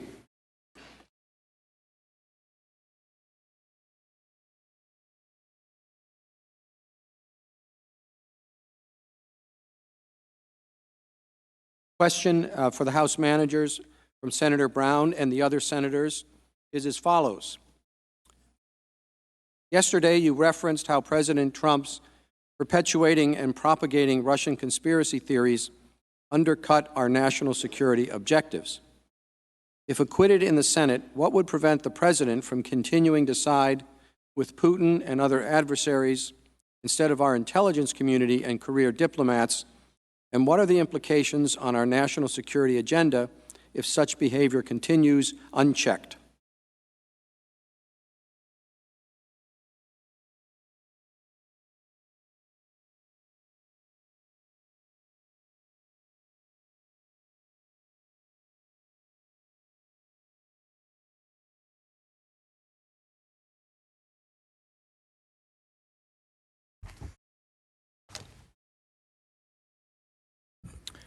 Mr. Chief Justice, Senators, thank you for the question.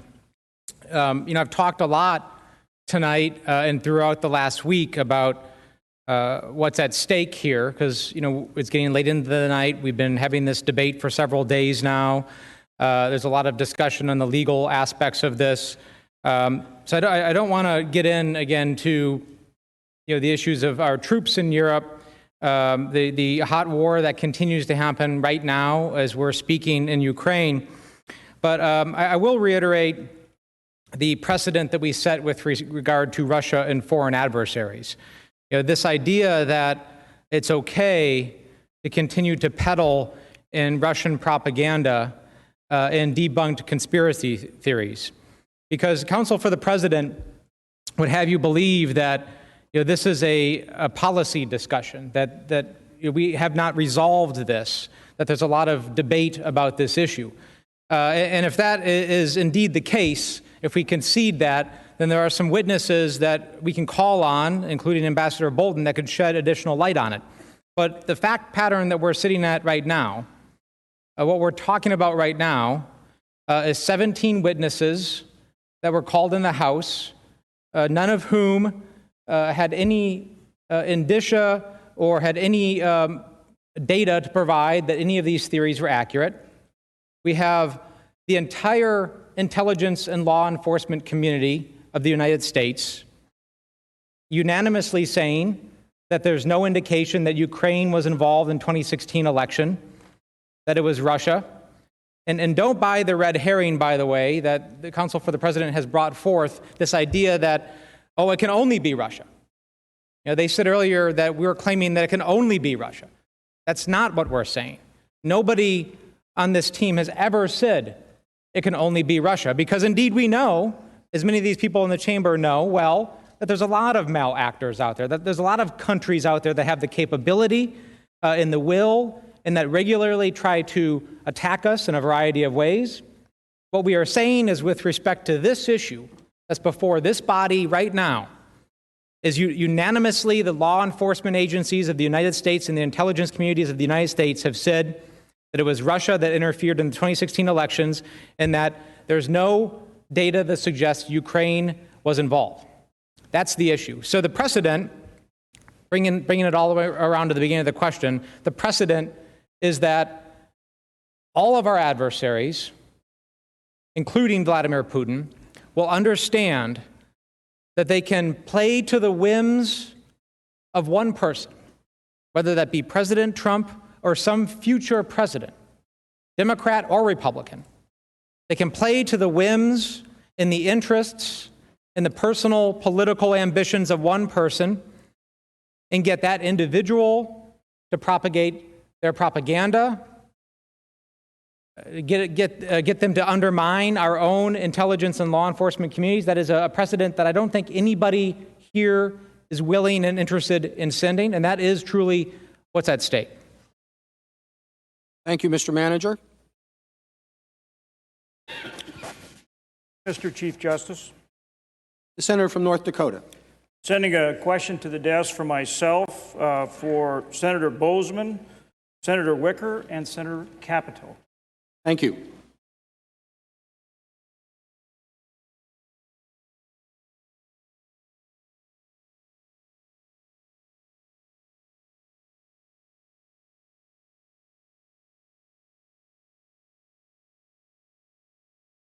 Question for counsel for the President from Senator Hoeven, Bozeman, Wicker, and Capito.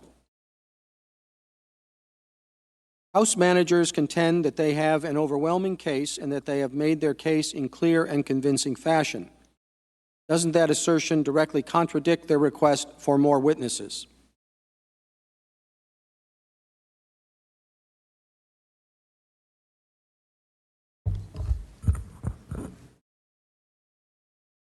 Mr. Chief Justice, Senators, thank you for the question. And I think it does directly contradict their claim now that they need more witnesses. They said for weeks that it was an overwhelming case. They came here and they've said 63 times that it's overwhelming or proved beyond a reasonable doubt. Manager Nadler said twice today that based on what they've already shown you, it's been proved beyond any doubt, right? If that's their position, why do they need more witnesses or evidence? It's completely self-contradictory. And I'd like to address a couple of other points while I'm here and I have the time. And we've gone back and forth on this, and I don't know why I have to say it again. The House managers keep coming up here and saying and acting as if you mention Ukraine in connection with election interference, you even mention it, you're a pawn of Vladimir Putin, because only the Russians interfered in the election. And there's not any evidence in the record, they say, that the Ukrainians did anything. I read it before. I'll read it again. One of their star witnesses, Fiona Hill, said that some Ukrainian officials, quote, bet on Hillary Clinton winning the election, end quote. So it was, quote, unquote, quite evident that they were trying to curry favor with the Clinton campaign, including by trying to collect information on Mr. Manafort and on other people as well. So that was Fiona Hill. There was also the evidence in the record from a Politico article in 2017 that listed a whole bunch of Ukrainian officials who had done things to try to help the Clinton campaign and the DNC and to harm the Trump campaign. In addition, two news organizations, both Politico and the Financial Times, did their own investigative reporting. And the Financial Times concluded that the opposition to President Trump led Kiev's wider political leadership to do something they would never have attempted before, to intervene, however indirectly, in a U.S. election. That's the Financial Times. So the idea that there is no evidence whatsoever of Ukrainians doing anything to interfere in any way is just not true. They come up here and say it again and again. It's just not true. The other thing I'd like to point out, Manager Schiff keeps suggesting that somehow we're coming here and saying one thing and the Department of Justice is saying something else in court about litigation. That's also not true. We've been very clear every time. The position of the Trump administration, like the Obama administration, is that when Congress sues in an Article III court to try to enforce a subpoena against an executive branch official, that is not a justiciable controversy, and there is not jurisdiction over it. The House managers in the House, though, take the position that they have that avenue open to them. So our position is when we go to court, we will resist jurisdiction in the court. But if the House managers want to proceed to impeachment, where they claim that they have an alternative mechanism available to them, our position is the Constitution requires incrementalism in conflicts between the branches. And that means that first there should be an accommodation process. And then Congress can consider other mechanisms at its disposal, such as contempt, or such as squeezing the president's policies by withholding appropriations, or other mechanisms to deal with that interbranch conflict. Or if they claim that they can sue in court, sue in court. But that impeachment is a measure of last resort. Now, earlier, Manager Schiff suggested that today in court, the Department of Justice went in and said, there's no jurisdiction. And when the judge said, well, if there's no jurisdiction to sue, then what can Congress do? And the DOJ, as he represented it,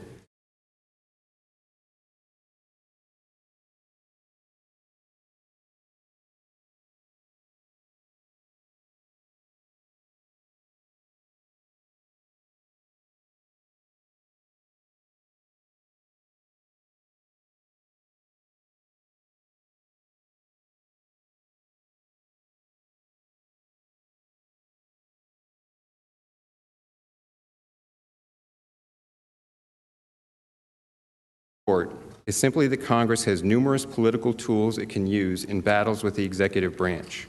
Appropriations, legislation, nominations, and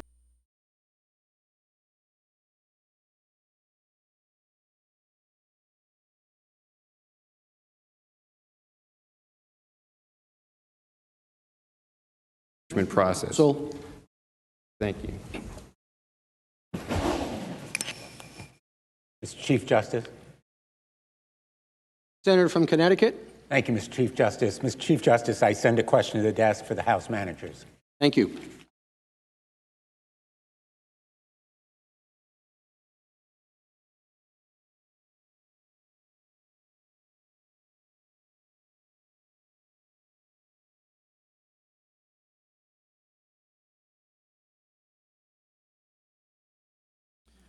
Question from Senator Blumenthal to the House managers.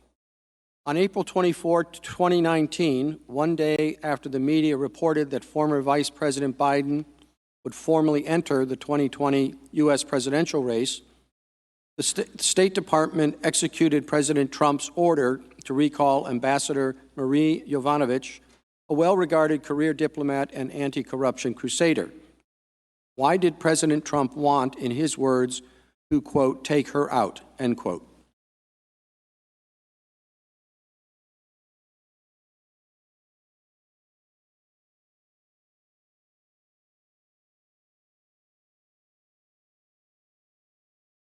Well, Mr. Giuliani has provided the answer to that question. He stated publicly that the reason they needed to get Ambassador Yovanovitch out of the way was that she was going to get in the way of these investigations that they wanted. This is the president's own lawyer's explanation for why they had to push out, why they had to smear Ambassador Yovanovitch. So the president's own lawyer gives us the answer. And that ought to tell us something, that in a couple of respects. One, that the president's own agent has said that she was an impediment to getting these investigations, this anti-corruption champion who's at an awards ceremony or a recognition ceremony for a Ukrainian anti-corruption fighter, a woman who had acid thrown in her face and who died a painful death after months. She's at that very ceremony acknowledging this other champion fighting corruption when she gets the word, you need to come back on the next plane. Now, one of the reasons the Ukrainians knew they had to deal with Rudy Giuliani is that Rudy Giuliani was trying to get this ambassador replaced, and you know, he succeeded. He succeeded. And that sent a message to the Ukrainians that if Rudy Giuliani had the juice with the President of the United States, had the power with the President of the United States to recall an ambassador from her post, this was somebody that not only had the ear of the President, that could make things happen. So the short answer is Rudy Giuliani tells us why she had to go. Now, why they had to smear her, why the President couldn't simply recall her, that's harder to explain. But the reason they wanted her out of the way is they wanted to make these investigations go forward, and they knew someone there fighting corruption was getting in the way of that. Now, I want to say, with respect to some of the arguments against having the testimony of John Bolton, these are some of the former national security advisors who have been called to hearings and depositions. Zbigniew Brzezinski, the national security advisor for President Carter, provided 8 hours of public hearing testimony and additional deposition testimony before the Senate Judiciary Committee subcommittee to investigate individuals regarding the interests of foreign governments. Admiral Poindexter testified, provided over 25 hours of public hearing testimony and 20 hours of deposition testimony before the House Select Committee to investigate covert arms transactions with Iran. Robert McFarland, former National Security Advisor for President Ronald Reagan, provided over 20 hours of public hearing testimony and 3 additional hours of deposition testimony. Samuel Berger, National Security Advisor for President Clinton, provided 2 hours of public hearing testimony before the Senate Committee on Governmental Affairs. Its inquiry into campaign finance practices. Condoleezza Rice, National Security Advisor for President George W. Bush, 3 hours of public testimony, additional closed session testimony.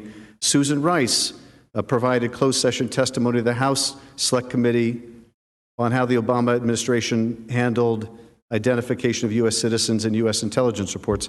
There is ample precedent where it is necessary to have testimony of national security advisors.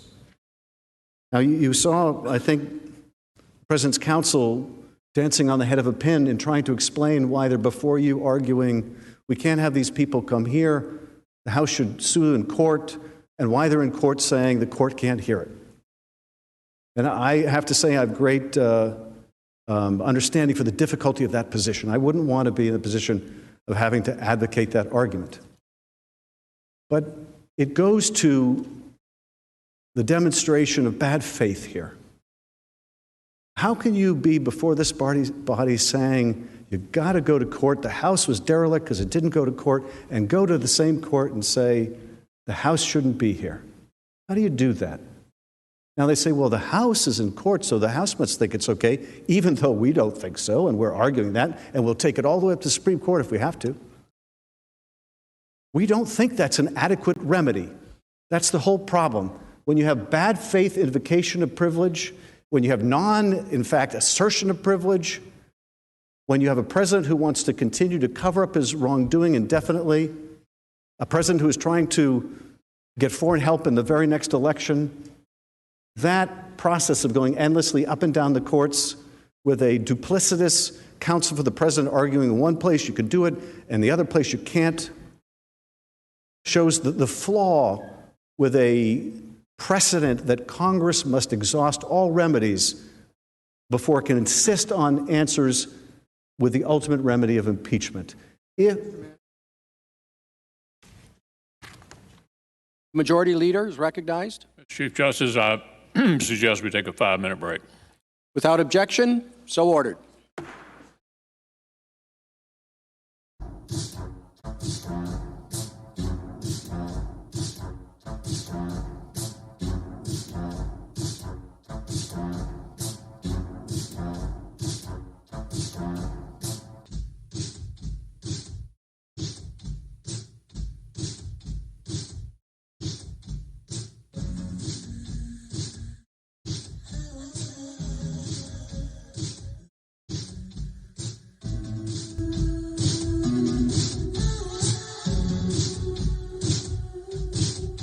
Hey now.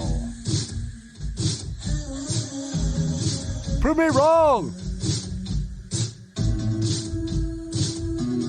How you guys liking some Schiff keeping me from my rally? Bastard.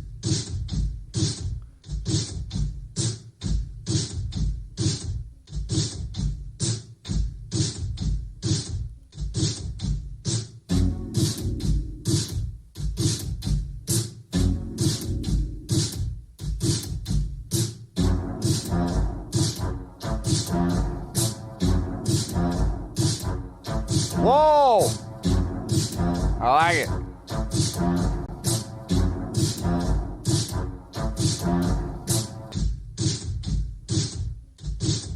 Hey, Ann Coulter, we're building the wall. You can see it right here. President tweeted, in case you aren't paying attention to the media.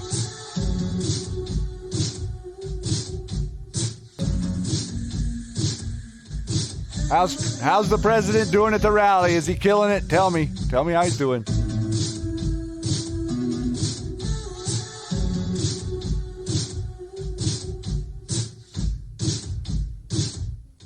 Garden gnome, don't let him get your blood pressure up. Take a walk.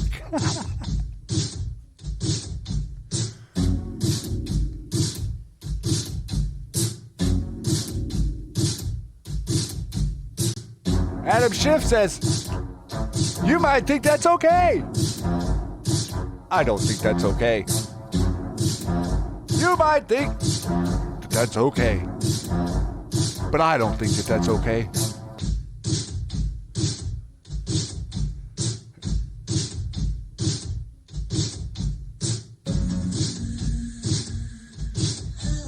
I won't talk too much so you guys can catch a minute of the rally while we're taking a little break.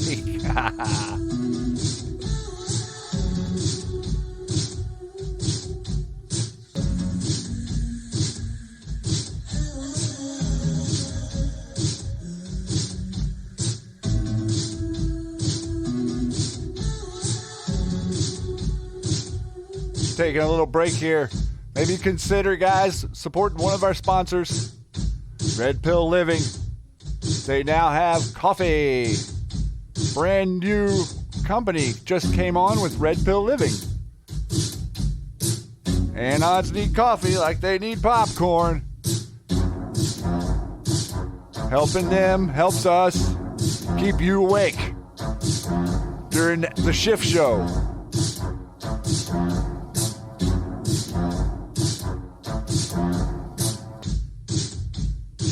You might think that's okay. I don't think that's okay. This is our website. If anyone's not over there, we got all kinds of Q info there.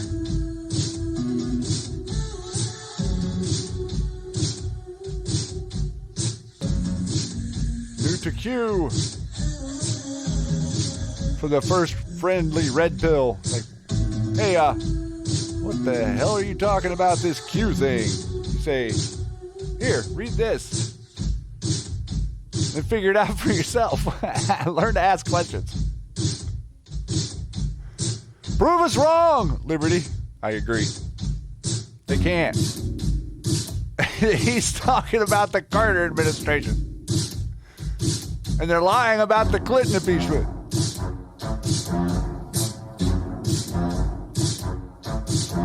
I'm not sure if I'm going to do a lounge tomorrow night, Sandra. I think we're going to be back on the air for all of this. There may be a vote. I did a bit of a Q lounge in the break. I couldn't resist. That guy got me all worked up. I feel better now. I had a little hot chocolate. Been sitting back, chilling with the kitty. Trying not to get my blood pressure up like Garden Gnome. Prayers for Garden Gnome. Breathe. Sue, ask the clever bot. Where's the pickle?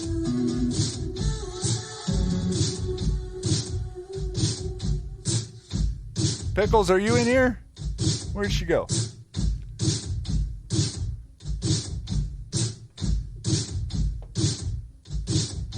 The Schumer Sham Shift Show coming to you today, all day long, interrupting a POTUS rally so we can remove him from office. Sparky, did you get Cleverbot high again?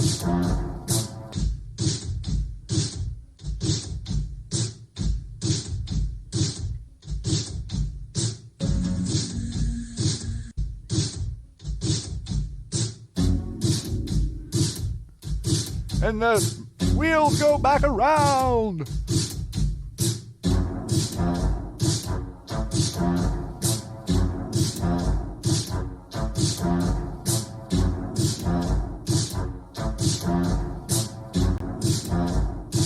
Nice. Whenever they say 5 minutes, they probably mean a half an hour. The Schumer Sham Shift Show is in the house from coast to coast. Come one, come all, get a seat.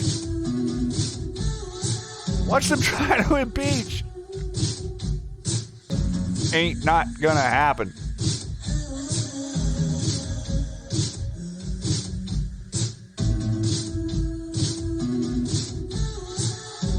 Get your popcorn, Empress. I'm sitting here just watching the chat. I never do that. I'm always busy. I hope so, Southpaws.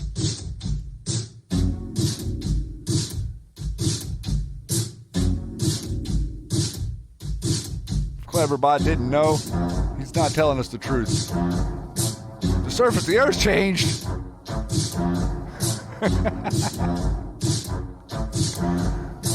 I won't get into that. Objects are closer than they appear.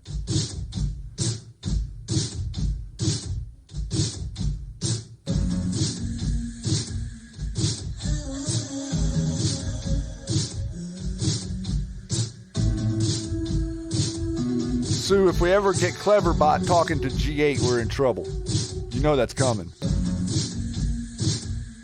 You guys, now we have memberships on the channel here. If you're new here right now, we have memberships for these great emojis. Where's some of these emojis? You guys see us putting in the 17s? And then we got 55 US. Become a member to the channel, help support Shady Groove and In the Matrix. Bring pain to the deep state. Join us in Discord for Member Plus membership.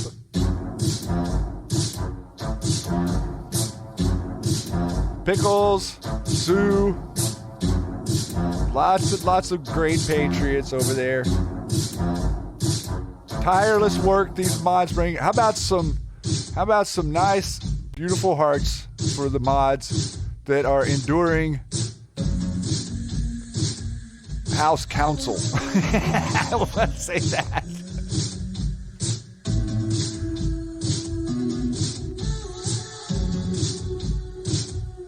There you go. This is only the beginning. I hope you realize that all this work that we've done for the last 2 years, it's just been preparation. It's not even quite ready to serve yet. We're going to have the meal soon. Thank you, Linda. You're awesome. Katie's awesome. Southpaws is awesome. Andy Social's awesome. Fiona's awesome. Mike Hess, Terry Blackwell, Kate Murdoch. Where are you guys from? Throw me out some places. See how fast I can keep up. Cappy music around the globe. Patriots on the wall. Not gonna give up. Not gonna do it. Not gonna quit. Louisville, Kentucky, Washington, Naples, East Fort Worth, Bismarck, Utah, Southeast Pennsylvania, Reno, Florida, New Mexico, Texas, Missouri, Georgia, Indiana, New Mexico, Springtown, Texas, New Zealand, Kiwi, Colorado, Dexter, got your O. Enduring like a ball. Paris, nice, hello. Ohio, New Hampshire, Florida, Missouri, Canada. How's that Trudeau treating you, David? Palm City, Mike, I know where you're at. Rutherford to North Carolina, that's just north of where I grew up, or just south of where I grew up. Vancouver, Washington. Ohio, England. Washington State, prove him wrong. Toronto, Canada, Louisiana, Wisconsin, Connecticut. Sue, you're awesome. Sue, so awesome. Sue gets a boom.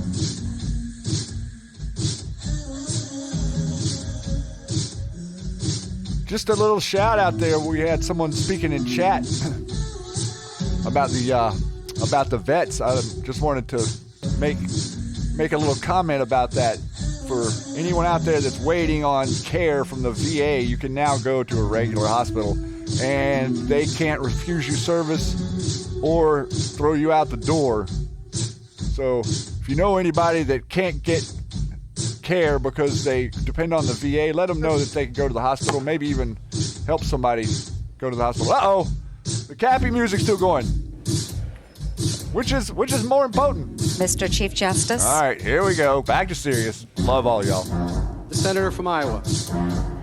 Mr. Chief Justice, I send a question to the desk for myself and Senator Langford. We're going to Cappy March like Matrix was doing last night. I was listening to you guys. I was driving in the rain. It was terrible. All right. Much love. See you guys in a second.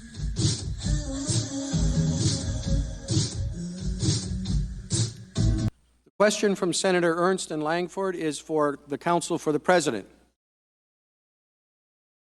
Members of the House Permanent Select Committee on Intelligence, of which Senator Schiff sits as chairman, conducted a number of depositions related to this impeachment inquiry. One of the individuals deposed was Intelligence Community Inspector General Michael Atkinson. Has the White House been provided a copy of this deposition transcript? Do you believe this transcript would be helpful? If so, why?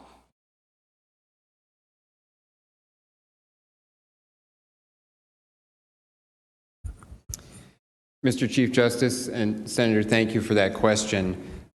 We have not been provided that transcript. My understanding is that the Inspector General for the Intelligence Community, Mr. Atkinson, testified in executive session, and HPSI has retained that transcript in executive session, and was not transmitted to the House Judiciary Committee, and therefore, under the terms of House Resolution 660, was not turned over to the White House counsel, so we have not seen it. I just want to clarify, we don't think there's any need to start getting into more evidence or witnesses, but if one were to start going down that road, I think that that transcript could be relevant, because my understanding from public reports is that there were questions asked of the Inspector General about his interactions with the whistleblower. And there was some question in public reports about whether the whistleblower was entirely truthful with the Inspector General on forms that were filled out, and whether or not, certain representations were made about whether or not there had been any contact with Congress, and that then ties into the contact that the whistleblower apparently had with the staff of the committee, which we also don't know about. So if we were to go down the road, we don't think it's necessary. We think that these articles of impeachment should be rejected. But if one were to go down the road of any more evidence or witnesses, it would certainly be relevant to find out what the Inspector General of the intelligence community had to say about the whistleblower, along with the other issues that we've mentioned about whistleblower's bias, motivation, what were his connections with the whole situation of the Bidens. And apparently, if he worked with Vice President Biden, he worked on Ukraine issues, according to public reports. How does that all tie in? All of those things would become relevant in that event. Thank you. Thank you, counsel. Mr. Chief Justice. The senator from Alabama. Thank you, Mr. Chief Justice. I send a question to the desk on behalf of myself, Senators Manchin and Senator Sinema. Thank you.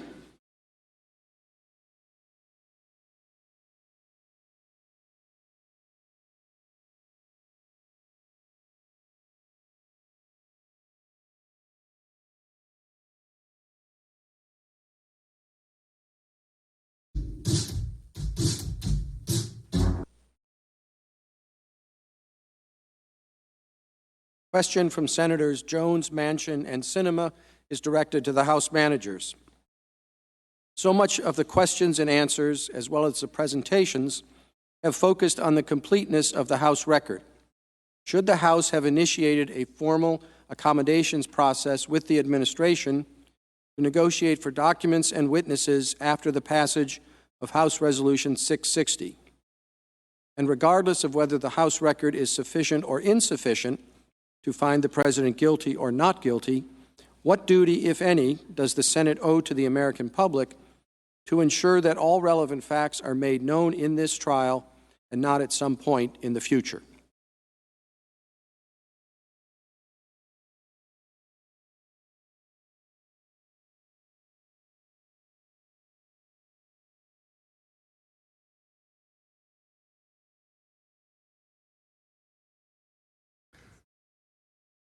Senators, thank you for the question. It was apparent from the very beginning, when the President announced that they would fight all subpoenas, when the White House counsel issued its October 8th diatribe saying they would not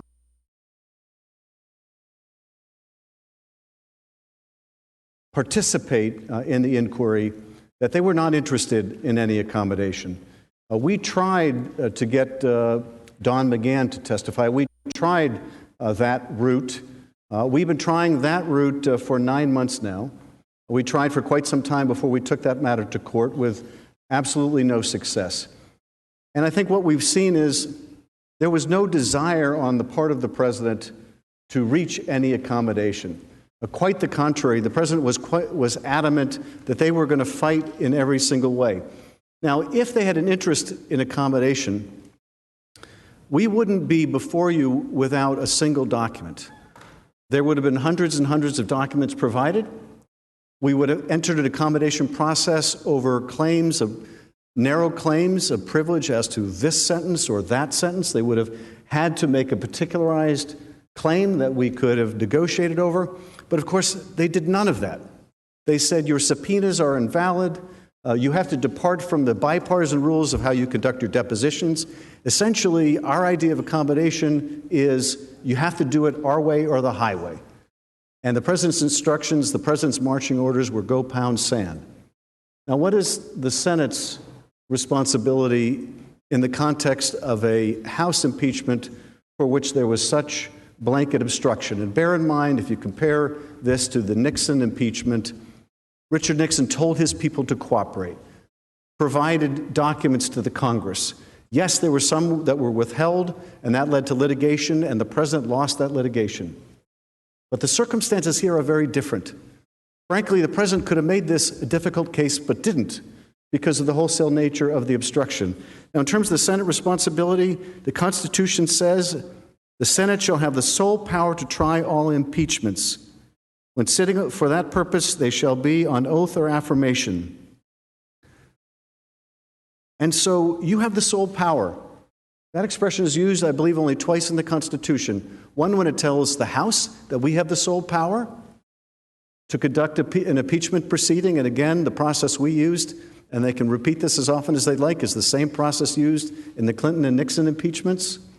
And I'm sure Clinton and Nixon thought that was unfair, but nonetheless, we use the same process.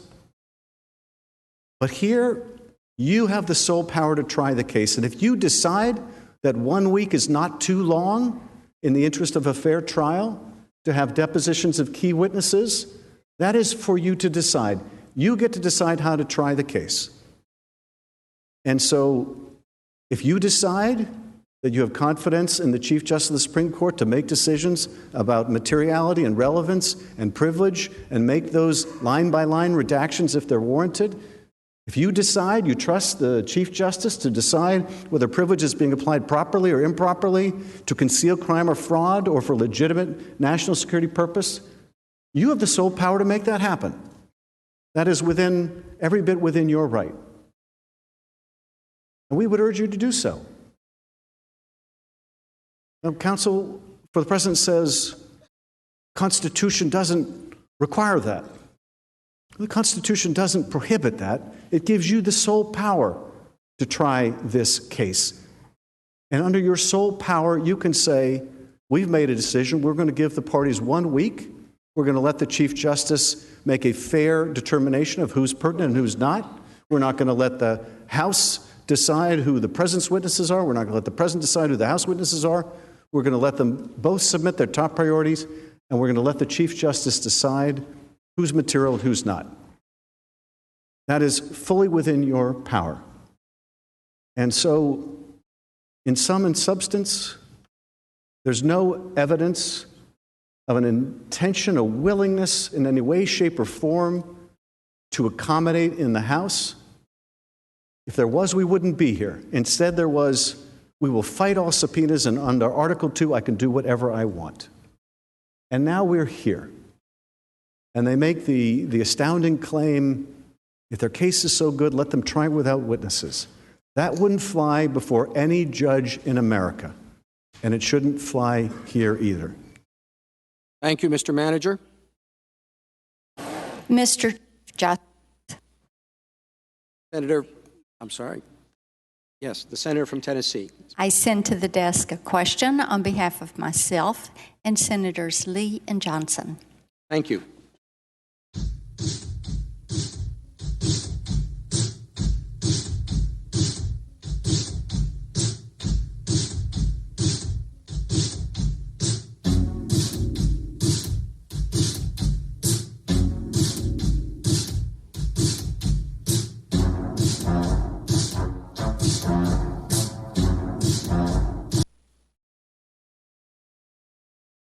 Question from Senator Blackburn and Senators Lee and Johnson is for counsel for the President. What was the date of the first contact between any member of the House Intelligence Committee staff and the whistleblower regarding the information that resulted in the complaint? How many times have House Intelligence Committee members or staff communicated in any form with the whistleblower since that first date of contact?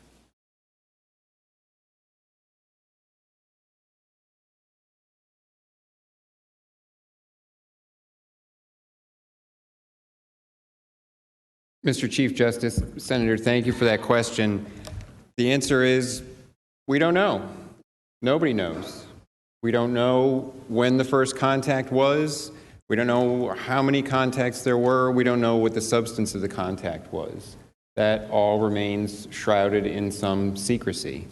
And as I said a moment ago, we think that the way this case has been presented, this body should simply acquit. There's no need to get more evidence to probe into that. But if we were to go down the road of any evidence or witnesses, then those are certainly relevant questions and relevant things to know about, to understand what those contacts were, what the whistleblower's motivation was, what the connection between the whistleblower and any staffers and how that played any role in the formulation of the complaint, that it all be relevant to understand how this whole process began. Now, I do want to mention something else while I have the moment in response to some things that Manager Schiff said. Again, the House managers come up, and it seems like they keep saying the same thing, and we keep pointing to actual evidence and letters that disprove what they're saying. They come up and say that the president said, it's my way or the highway, blanket defiance, there's nothing you can do. And they say that, well, they would have accommodated if we were willing to participate in the accommodation process. The October 8th letter that the counsel for the president, who Mr. Schiff says acts in bad faith and called duplicitous here on the floor of the Senate, sent a letter on October 8th to Mr. Schiff and others explaining, quote, if the committees wish to return to the regular order of oversight requests, we stand ready to engage in that process as we have in the past in a manner consistent with well-established bipartisan constitutional protections and a respect for the separation of powers enshrined in our Constitution. That was followed up in an October 18th letter that I've mentioned before, a letter that specified the defects in the subpoenas that had been issued, not blanket defiance, not simply we don't cooperate, specifying the legal errors in the subpoenas.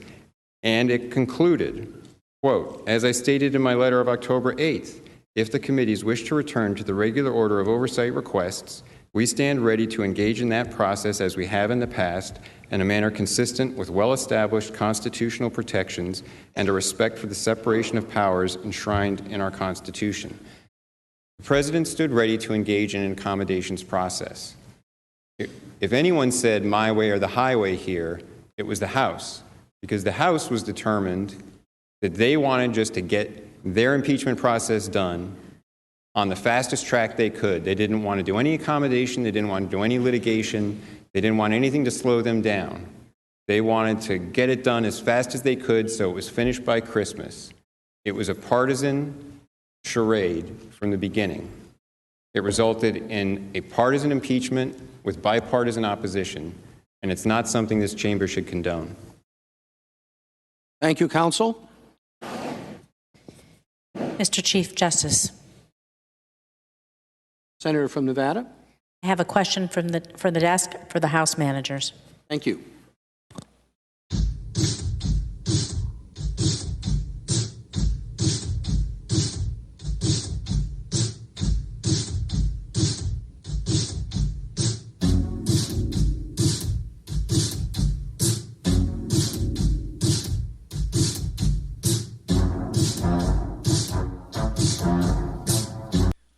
Question from Senator Rosen is for the House managers.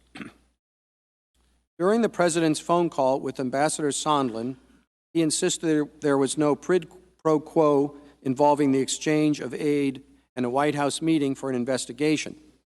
But he also said, according to Sondland, that the stalemate over aid will continue until President Zelensky announces the investigations.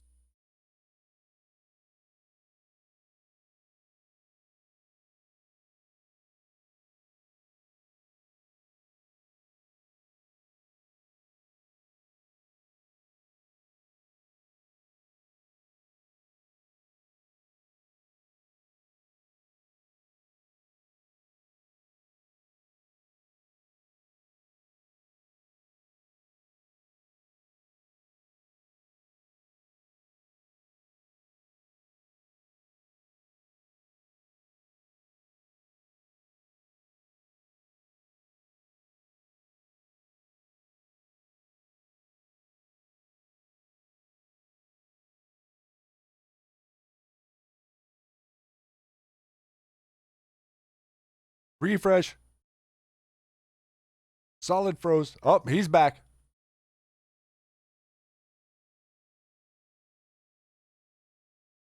You should demand to see Ambassador Taylor's notes, Tim Morrison's notes, and of course, Sondland goes and tells Ukraine about this coupling of the money in order to get the investigations. And let me just, if I can, go through a little of the history of that. You've got Rudy Giuliani and others trying to make sure the Ukrainians make these statements in the run-up to that July phone call. This is the quid pro quo over the meeting. So they're trying to get the statement that they want. They're trying to get the announcement, the investigations. And around this time, prior to the call, the president puts a freeze on the military aid. And then you have that call, and the minute that Zelensky brings up the defense support and the desire to buy more javelins, that's when the president immediately goes to the favor he wants. So the Ukrainians at this point know that the White House meeting is conditioned on getting these investigations announced.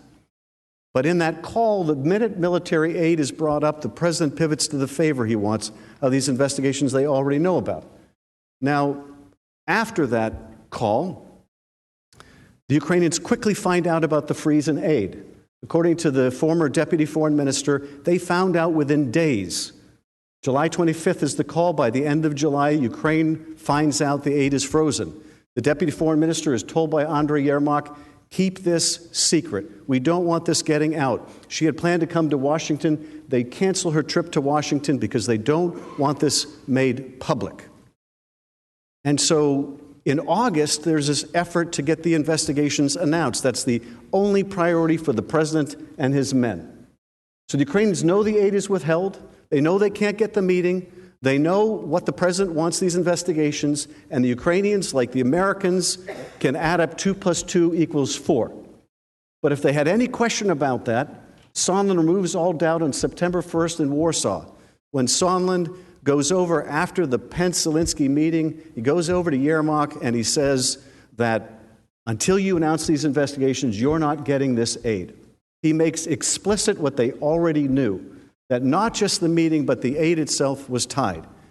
And on September 7th, Sondland tells Zelensky directly, the aid is tied to your doing the investigations. And it's at that point, on September 7th, when Zelensky is told by Sondland directly of the quid pro quo, that Zelensky finally capitulates and says, all right, I'll make the announcement on CNN. And then the president is caught. The scheme is exposed.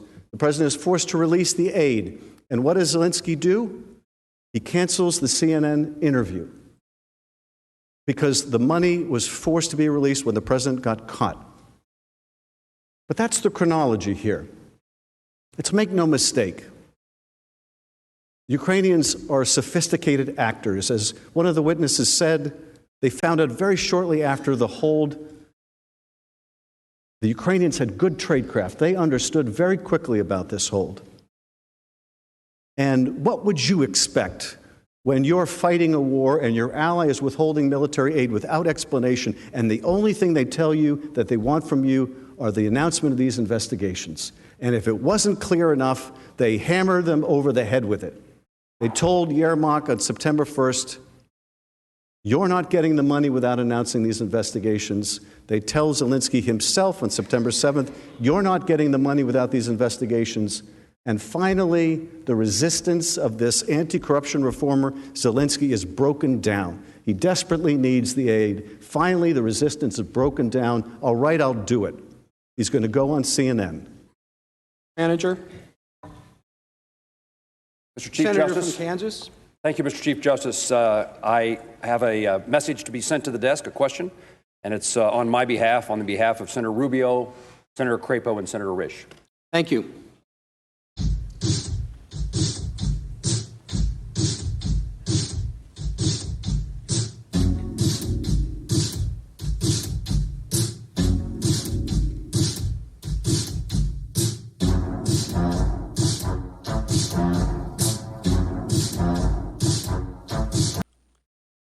Question from Senator Moran, Crapo, and Risch reads as follows. Impeachment for the counsel for the president. Impeachment and removal are dramatic and consequential responses to presidential conduct, especially in an election year with a highly divided citizenry.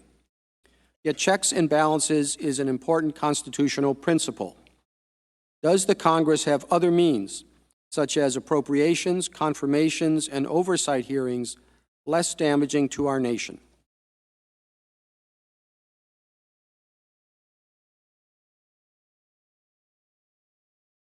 Mr. Chief Justice, Senators, thank you for the question. And yes, Congress has a lot of incremental steps, a lot of means short of impeachment to address friction or conflicts with the executive branch. And that was a point that I was making a moment ago with respect to what the Department of Justice had said in litigation today, where the absolute immunity for senior advisors, actually I think it's a different issue in that case, I beg your pardon, but in any event, there's a dispute in that case about information requests.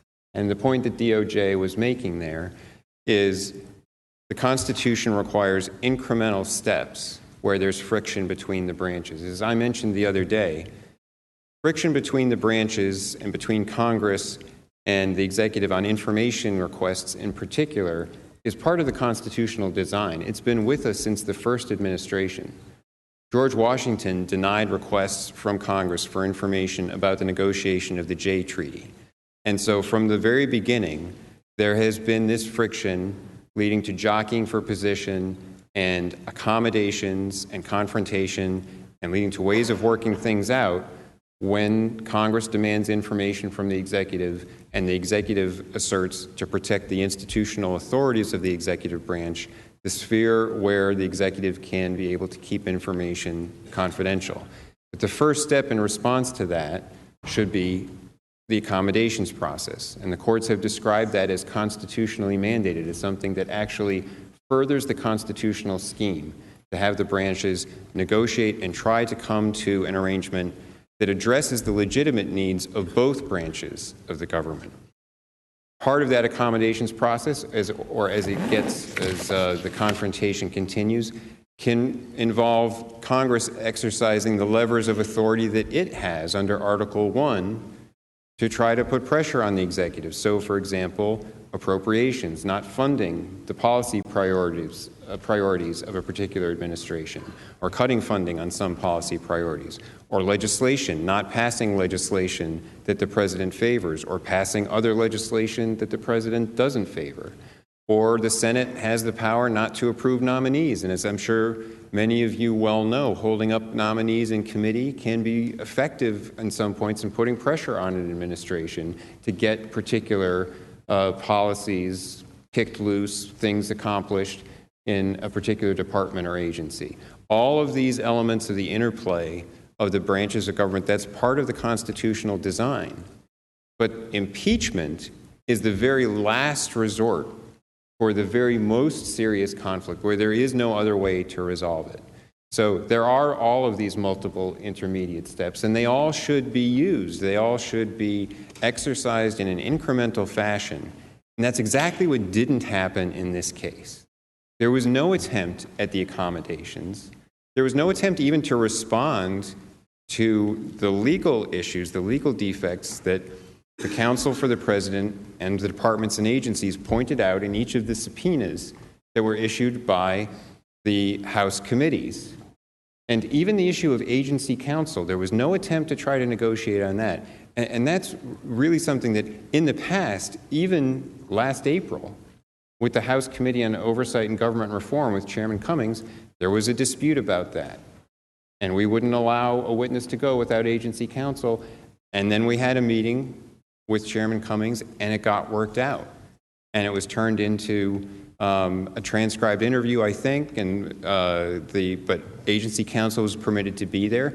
But the committee got the interview, they got to talk to the person, and they got the information they wanted. But the executive branch got to have agency counsel there to protect executive branch interests. And that's the way it's supposed to work. But there was no attempt at anything like that from the House in this case. Thank you. Thank you, counsel. The senator from Massachusetts. Thank you, Mr. Chief Justice. I send a question to the desk for the House managers. Thank you.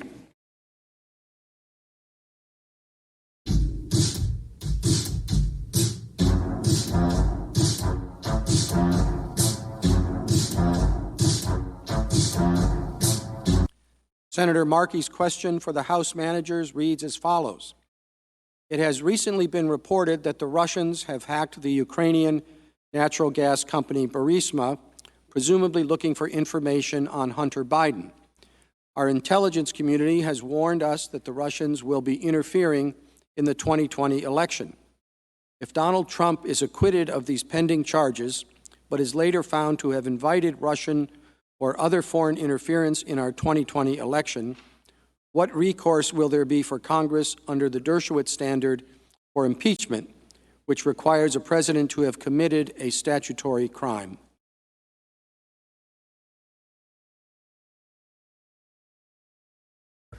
Senator, absolutely no recourse. No recourse whatsoever. If, in fact, it were later to be shown that not only did the Russians hack Burisma to try to get dirt on the Bidens and drip it out as they did in the 2016 election, let's say it were found that they did so at the request of the President of the United States, that in one of these meetings that the President had with Vladimir Putin, whose contents is unknown, that the President of the United States asked the President of Russia to hack Burisma because he couldn't get the Ukrainians to do what he wanted, so now he was turning to the Russians to do it. Under the Dershowitz theory of the case, under the President's theory of the case, that's perfectly fine. But that's not how bad it is, because it goes further than that. If the President went further and said to Putin in that secret meeting, I want you to hack Burisma, I couldn't get the Ukrainians to do it, and I'll tell you what, if you hack Burisma and you get me some good stuff, then I'm going to stop sending money to Ukraine. And I'll go a step further. I'm going to stop sending money to Ukraine so that they can't fight you in Donbass. And what's more, those sanctions that we imposed on you for your intervention on my behalf in the last election, I'm going to make those go away. I'm going to simply refuse to enforce them. I'm going to call it a policy difference. That's perfectly fine under their standard. That's not an abuse of power. You can't say that's criminal. Yeah, it's akin to crime, or maybe it's not, but that's what an acquittal here means. It means that the president is free to engage in all the rest of that conduct, and it's perfectly fine. And what's the remedy that my colleagues representing the president say that you have to that abuse? Well, you can hold up a nominee. That seems wholly out of scale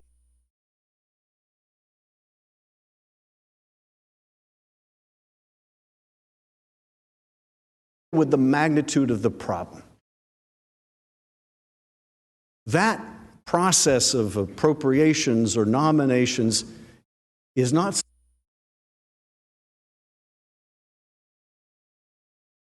sufficient for a chief executive officer of the United States who will betray the national security for his own personal interest. He got on the phone with Zelensky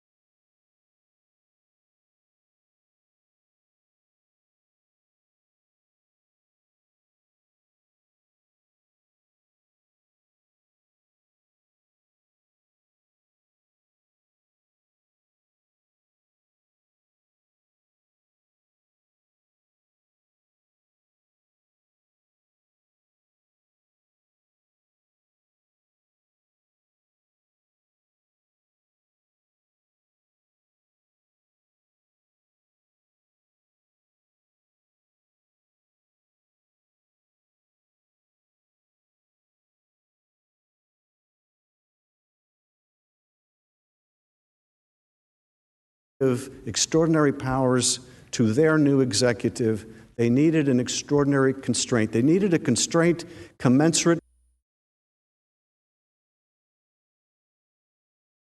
the evil which they sought to contain. That remedy is not holding up a nomination. The remedy they gave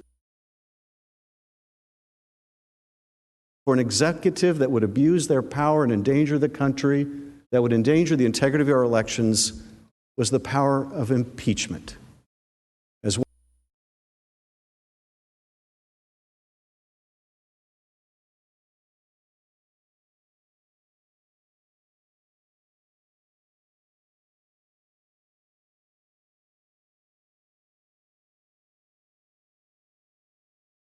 Myself and Senators Alexander, Cruz, Portman, Toomey, Sullivan, and Murkowski to the Council for the President. Thank you.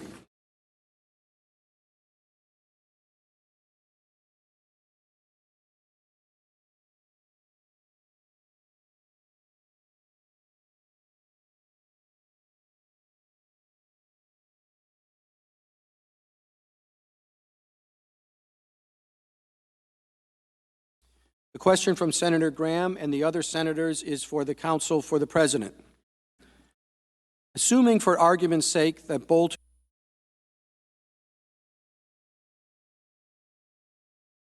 were to testify in the light most favorable to the allegations contained in the articles of impeachment, isn't it true that the allegations still would not rise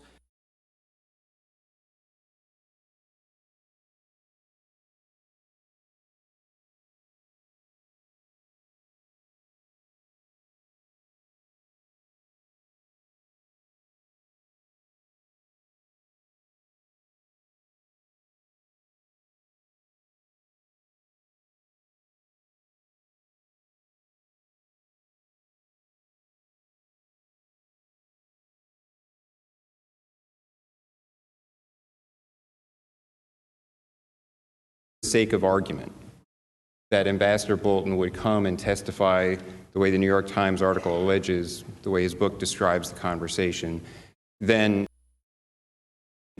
it is correct that even if that happened, even if he gave that testimony, the articles of impeachment still wouldn't rise to an impeachable offense. And that's for at least two reasons. Let me explain that. The first is, on their face, the articles of impeachment, as they've been laid out by the House manager,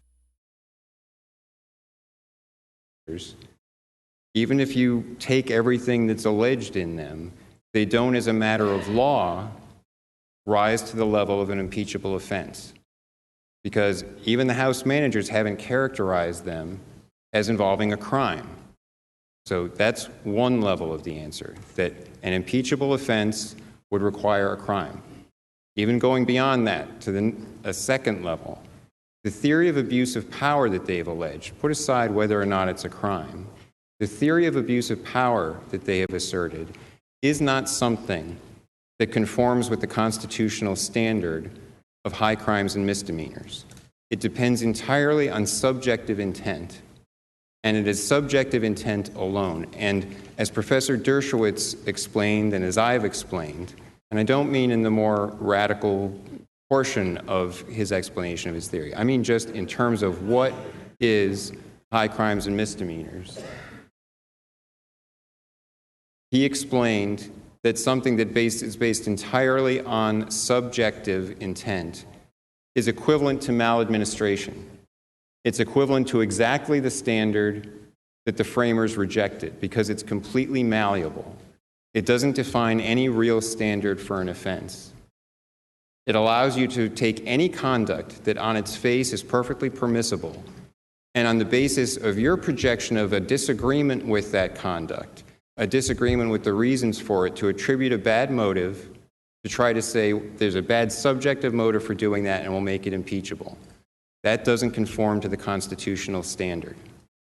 So, at the common law, they would call the reaction to a charge like this a demur. You demur and simply say, even if everything you say is true, that's not an impeachable offense under the law.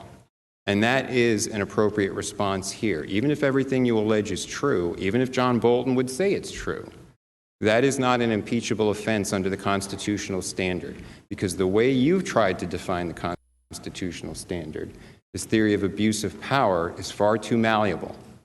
It goes purely to subjective intent, and it can't.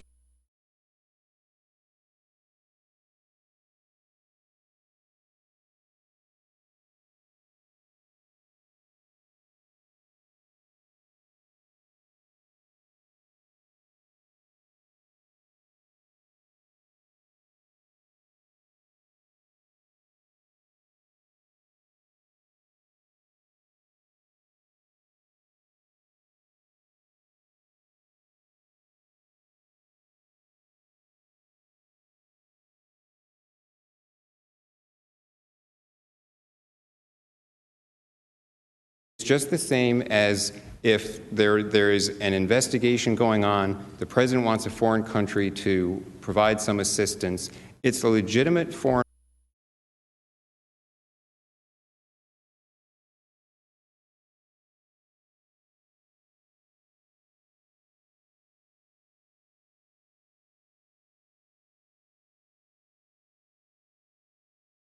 There was no such linkage here. I just want to make that clear.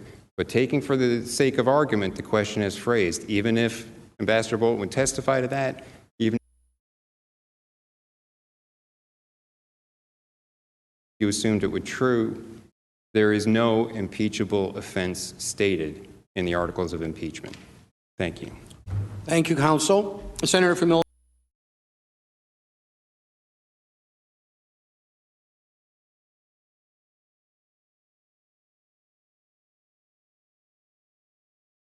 Question from Senator Durbin for the House managers.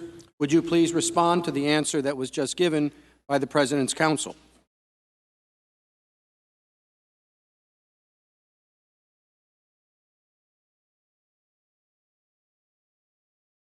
Senators, it's been a long couple days, so let me be blunt.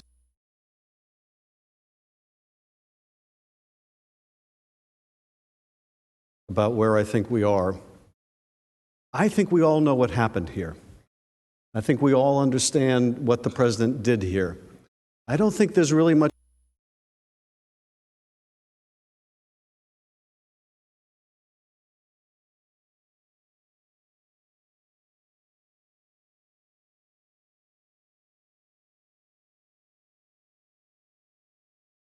that, and I don't think there's any question about what we could expect if and when John Bolton testifies, although the details of which we certainly don't know. I don't think there's really much question about that. But what's extraordinary is, although they can claim that this was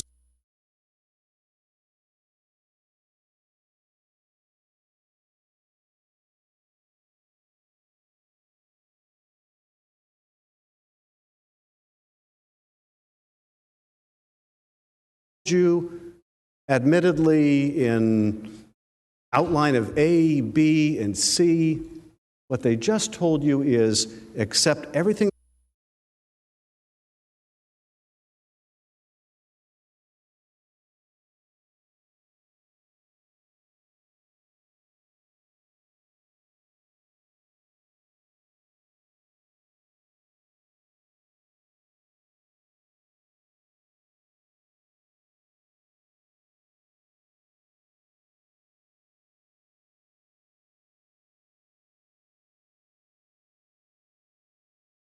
can do so to coerce an ally in order to help him cheat in an election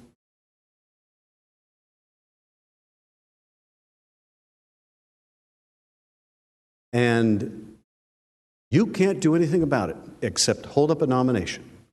That's non-impeachable. They can abuse their power all they want. The president, this president, next president can abuse their power all they want in the furtherance of their reelection, as long, here's the limiting principle, as long as they think their reelection is in the national interest. Well, that's quite a constraint. That's where we've come now after 2.5 centuries of our history. I think our founders would be aghast that anyone would make that argument on the floor of the Senate. I think they'd be aghast. Having come out of a monarchy, having, literally risked their lives, having taken this great gamble that people could be entrusted to run their own government and choose their own leaders, recognizing that we are not angels, setting up a system that would have ambition counter ambition, that we would so willingly abdicate that responsibility and say that a chief executive now has the full power to coerce our ally, a foreign power, to intervene in our election because they think it's in the national interest that they get reelected. Is that really what we think the founders would have condoned? Or do we think that this is precisely the kind and character of conduct that they provided a remedy for?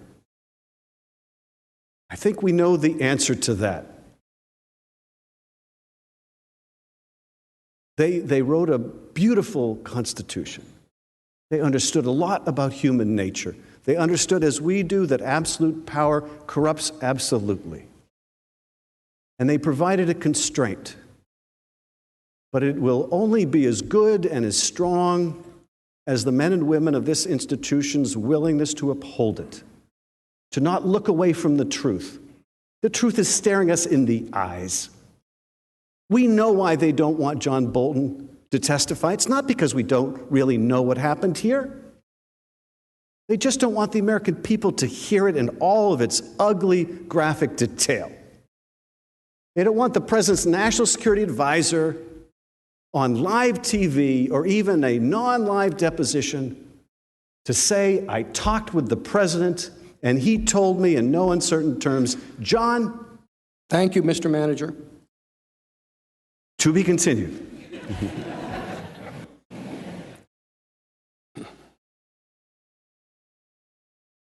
The senator from Georgia. Question to the desk on behalf of myself and Senators Hawley, Cruz, Perdue, Gardner, Lankford, Hoeven, Scott of Florida, Portman, and Fisher.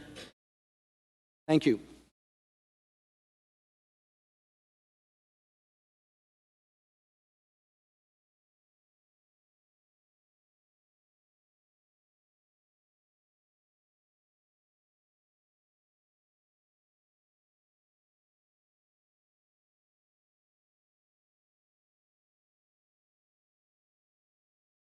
Excuse me. The question from Senator Loeffler and the other senators is for the counsel for the president. As reported by Politico, quote, in January 1999, then Senator Joe Biden argued strongly against deposing additional witnesses or seeking new evidence in a memo sent to fellow Democrats ahead of, of Bill Clinton's impeachment trial, end quote.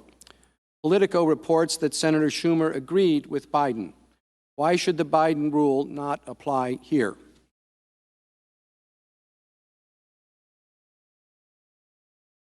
Mr. Chief Justice, members of the Senate, in a memorandum dated January 5, 1999, that is captioned Arguments in Support of Summary Impeachment Trial, Senator Biden discussed some history first regarding two Senate impeachment proceedings that were put forward in the Senate that were summarily decided. And this is what he said. These two cases demonstrate that the Senate may dismiss articles of impeachment without holding a full trial or taking any evidence. Put another way, the Constitution does not, impose on the Senate the duty to hold a trial. In fact, the Senate need not hold a trial even though the House wishes to present evidence and hold a full trial and the elements of jurisdiction are present. He went on to say, in a number of previous impeachment trials, the Senate has reached the judgment that its constitutional role as sole trier of impeachment does not require it to take new evidence or hear live witness testimony. This follows from the Senate's considerations for motions for summary disposition in at least 3 trials, and it listed the 3 trials of Judges Ritter, Claiborne, and Nixon. In each, the Senate considered a motion for summary disposition on the merits. In no case did the Senate decline to consider a motion for summary disposition as beyond the Senate's authority or forbidden by the Constitution. The framers did not mean that this political process was to be a partisan process. Instead, they meant it to be political in the higher sense. The process was to be conducted in the way that would best secure the public interest, or in their phrase, the general welfare. That was the Biden doctrine of impeachment proceedings. Now, some members in this chamber agreed with that. Some members that serve as managers also agreed with that. But now the rules are different. The rules are different because Manager Schiff just moments ago did what he's now famous for and created a conversation, purportedly from the President of the United States, regarding Russia hacking of Burisma. And it's the same thing he did when he started his hearings. So this is a common practice. But if we want to look at common practice and common procedures, the Biden rule is one. I'd like to address something else, because we've heard it time and time again about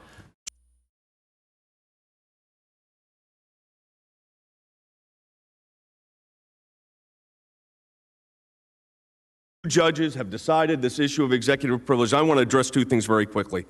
My very first case at the Supreme Court of the United States, and it was a long time ago, over 30.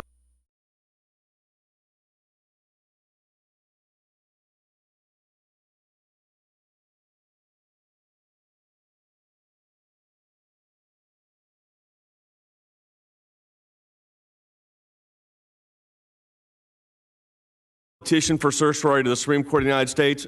Chances are they're not going to take the case, but at this point, it's an important issue to you, so why don't we proceed? My client agreed to proceed. A petition for certiorari was granted, and the court reversed 9-0 the Court of Appeals in the District Court, and that's why you continue to utilize courts when appropriate. That's why you do it. And you don't rely on what a district court judge says. And the last thing I want to say, they are asking you, as a Senate body,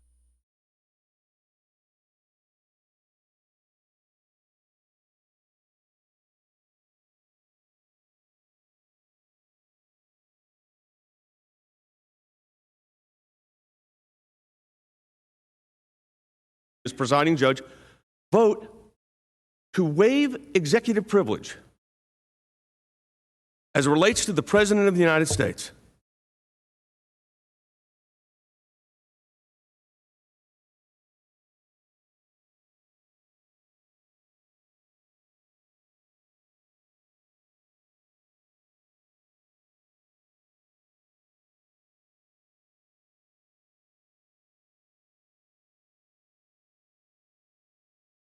Myself and Senator Warner.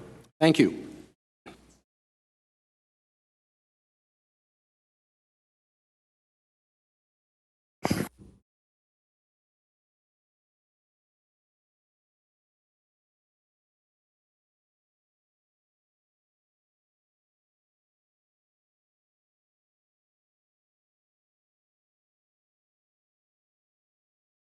Long chain of witnesses that will greatly lengthen the trial. Isn't it true that the Senate will establish by majority vote which and how many witnesses there will be? Isn't it also true that prior impeachment trials in the Senate commonly have heard witnesses who did not testify in the House?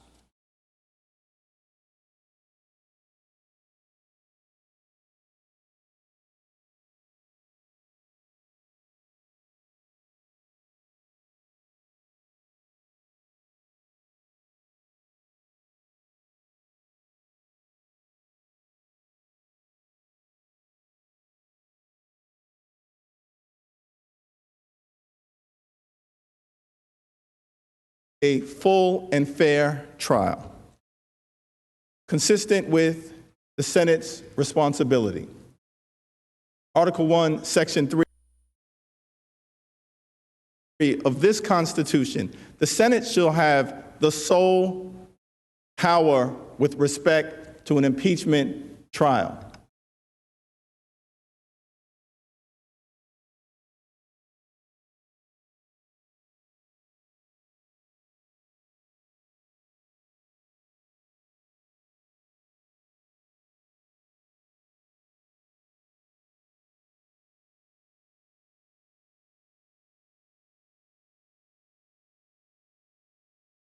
All 15 times, including in several instances where there were witnesses who did not testify in the House, who testified in the Senate.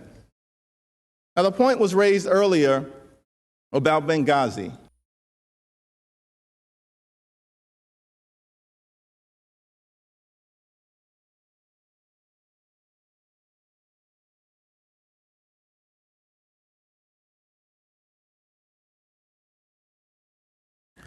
The White House, in that instance, and the State Department turned over tens of thousands of documents pursuant to a House subpoena. That's cooperation.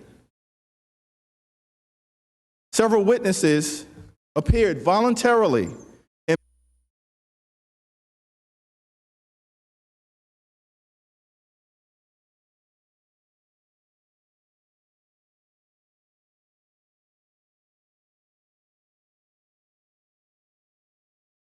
Ham, former commander of AFRICOM.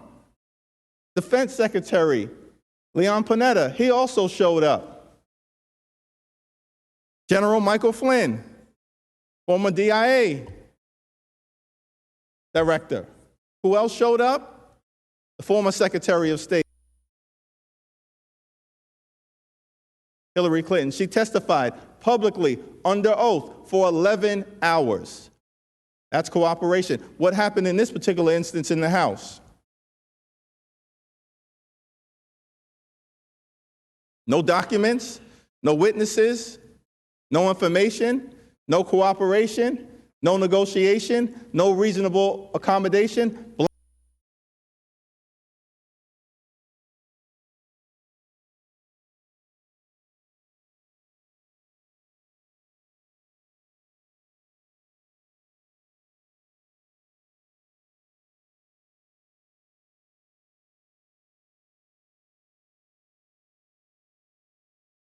Power, a fair trial.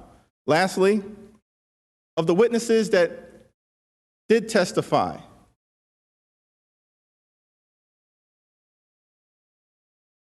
voluntarily showed up.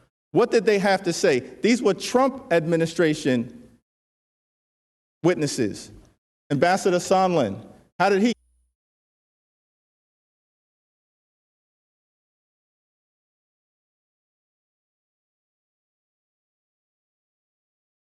Drug deal. What would the framers have said? The highest of high crimes against the Constitution. Thank you, Mr. Manager. I have a The question. Senator from Utah. I have a question to send to the desk. Thank you.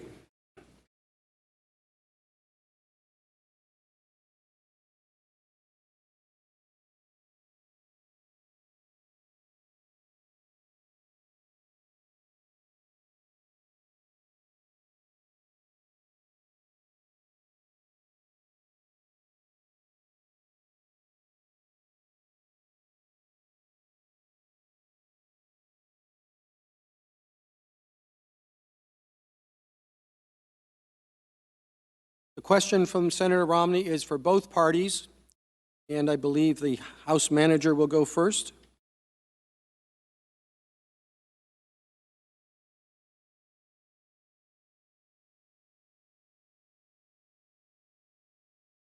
Do you have any evidence that anyone was directed by President Trump to tell the Ukrainians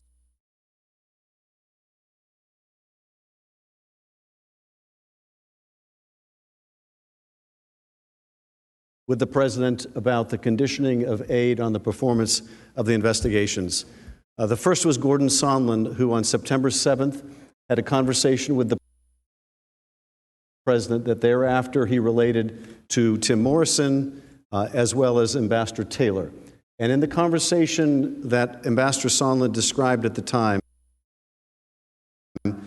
he said the president, on the one hand, said no quid pro quo, but then went on to say that Zelensky has to announce these investigations and he should want to. So the president made the direct link to Ambassador Sondland. Ambassador Sondland then made the direct link, or had already made the direct link to Andrei Yermak, but after the conversation with the president, had a conversation with Zelensky himself and conveyed what he had been informed by the president,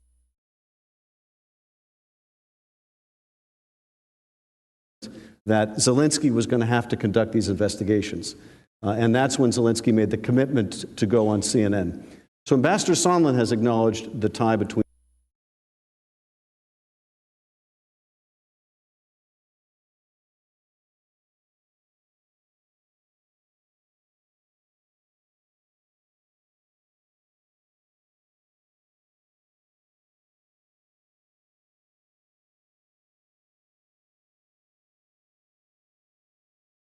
held up the aid was the desire for this investigation into 2016. And the reporter said, well, what's your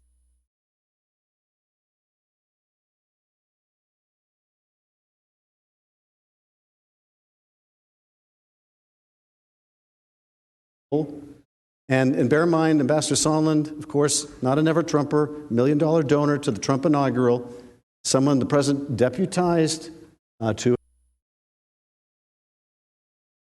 have a significant part of the Ukraine portfolio, someone who, given that he's the EU ambassador, if this was about burden sharing, would have said this was about a burden sharing, but he didn't,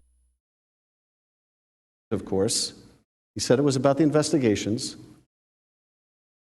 The third direct witness will be John Bolton, if we are allowed to bring him before you.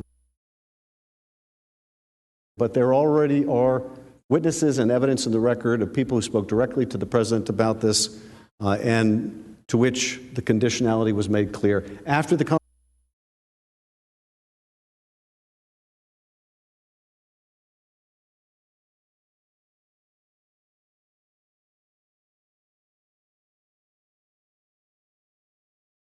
Senator, thank you for your question. I believe the question was, is there any evidence that anyone told that President Trump had anyone tell the Ukrainians directly that the aid was linked? I believe that was the question. And the answer in the House record is no. And I described this on Saturday when I walked through at length, and so I'd refer back to that presentation, Ambassador Sondland and Senator Johnson.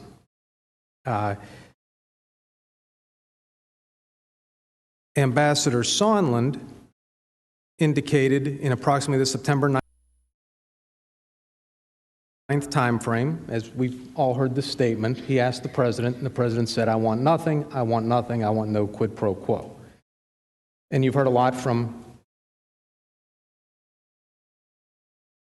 the House managers about go out to the microphones or he needs to do the right thing. But I believe the statement was he needs to do the right thing. He needs to do what he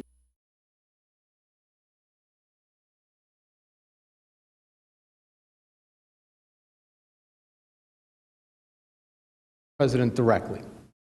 And we know the answer to that. The president said, was there any when Senator Johnson asked if there was any connection between security assistance and investigations, the president answered, no way, I would never do that. Who told you that? And the answer was Sondland. And Ambassador Sondland had come to that presumption prior to speaking to the president. And we saw the montage from Ambassador Sondland about presumptions and assumptions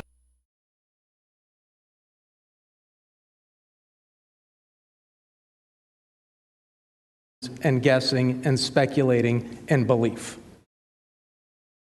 So we also remember the montage in which Ambassador Sondland was asked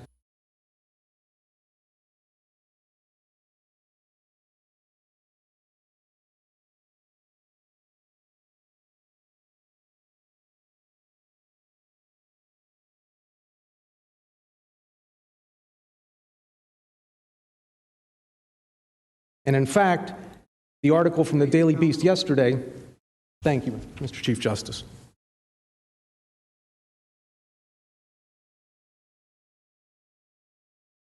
The senator from Oregon. Mr. Chief Justice, I send a question to the desk for Senator Schatz, for Senator Carper, and for myself. Thank you.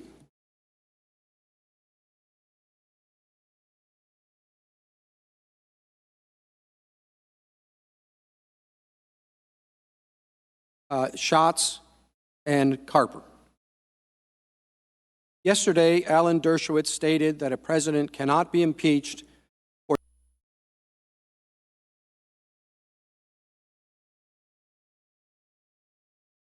soliciting foreign interference in his re-election campaign if he thinks it's in the public interest. The President's counsel stated that the President cannot be prosecuted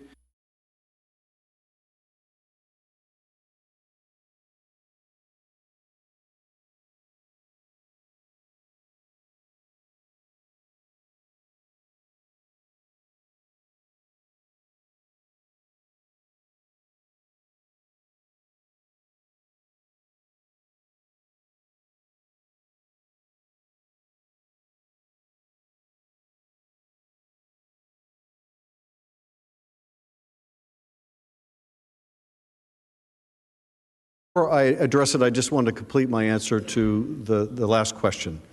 On September 7th, the President has a conversation with Gordon Sondland.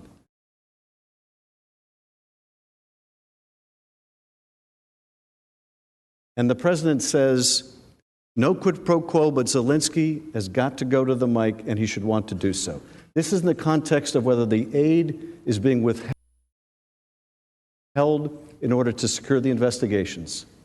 After that call, on the same day, Sondland calls Zelensky, the president of Ukraine, and says, you're not going to get the money unless you do the investigations. So you've got the communication between the president and Sondland conveying the message to the Ukrainians in short succession.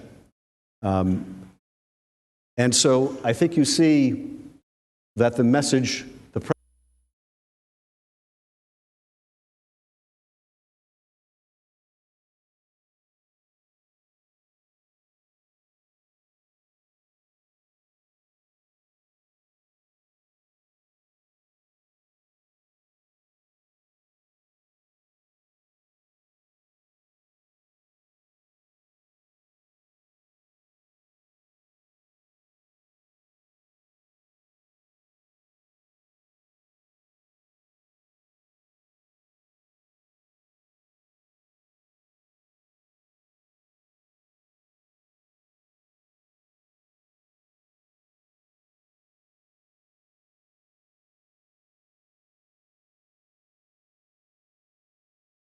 description of a president, not just an imperial president, but an absolute president with absolute power.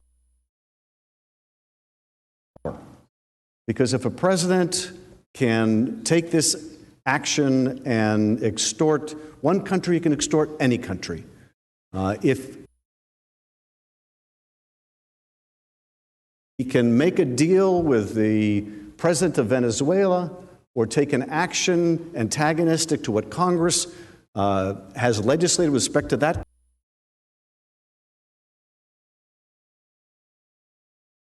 country, can violate the law in doing it to get help in his reelection. And I think that example that Senator King asked about is directly on point. There's no limiting principle here as long as the president thinks it's in the interest of his reelection. So yes, he can ask the Israeli prime minister to come to the United States and call his opponent an anti-Semite if he wants to get U.S. military aid. And that principle can be applied anywhere to anything, to the grave danger of the country. That is the logical extension, not just of what Professor Dershowitz said yesterday, but to what the President's Counsel said today. You can accept every fact in the articles. We still think it's fine and beyond the reach of the Constitution. The President can extort an ally, by withholding military aid, can withhold meetings, can ask them to do sham investigations, even if you acknowledge the fact that they are sham. In fact, they don't even have to be done, they just have to be announced, and there's nothing Congress can do about it. Now, that is a prescription for a president with no constraint. Thank you, Mr. Manager.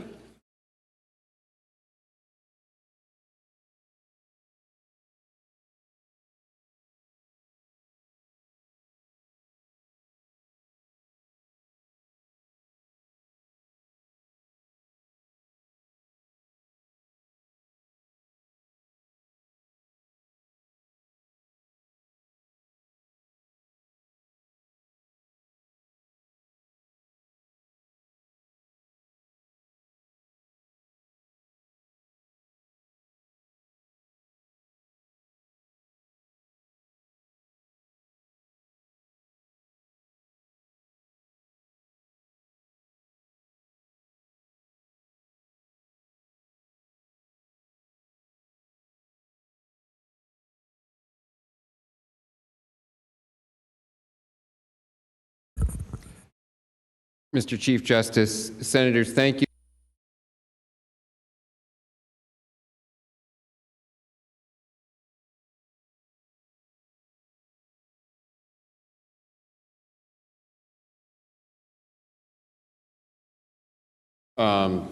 Public interest motives for doing something or intent.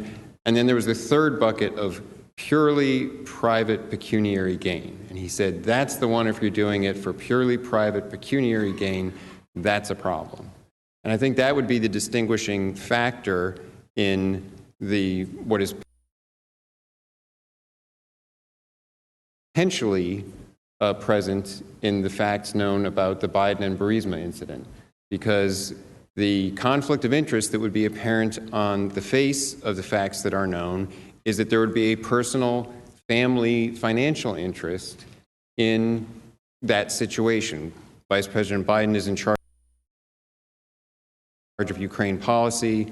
His son is sitting on the board of a company that is known for corruption. The public reports are that apparently the prosecutor general was investigating that company and its owner, the oligarch at the time. Then Vice President Biden has quite openly said that he leveraged $1 billion in U.S. loan guarantees to ensure that that particular prosecutor was fired at that time. One could put together fairly easily from those known facts the suggestion that there was a family financial benefit coming from the end of that investigation because it protected the position of the younger Biden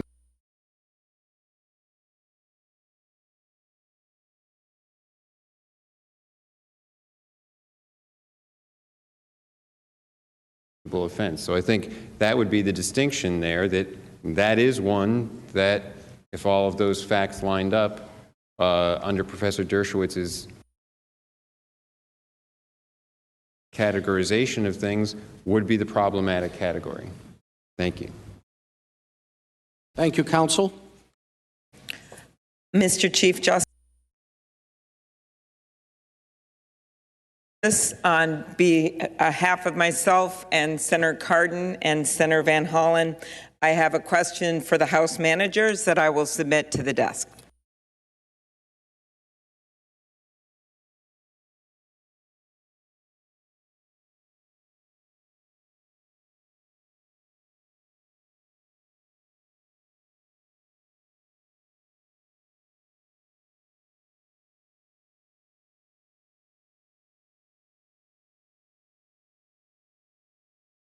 And the other senators.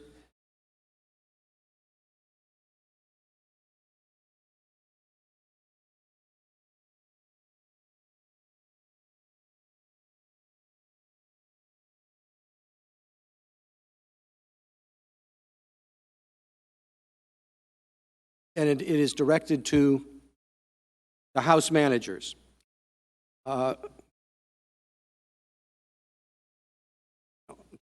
We don't have the question before us.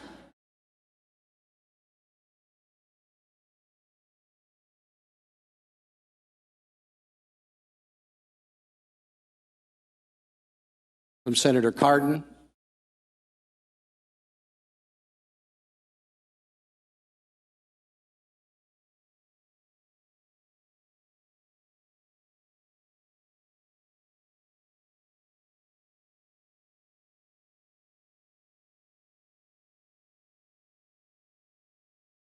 Thank you very much.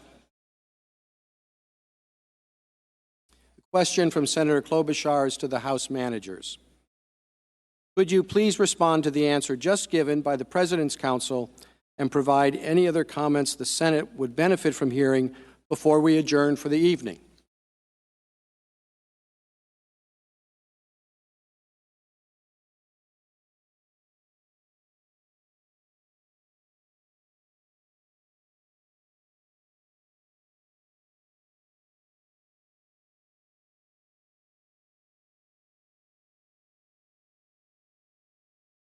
This is a trial. As a trial, as any 10-year-old knows, we should have witnesses. We are told we can't have witnesses because, after all, the House says we proved our case, as we have, and so why should we need witnesses? Well, that's like saying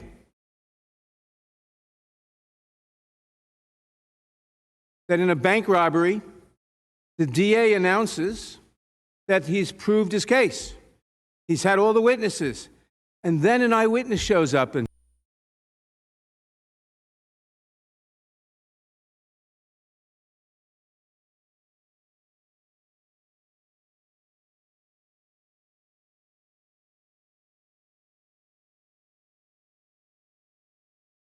the fact is, when there are witnesses to be asked, they should be asked. Second, there's only one real question in this trial.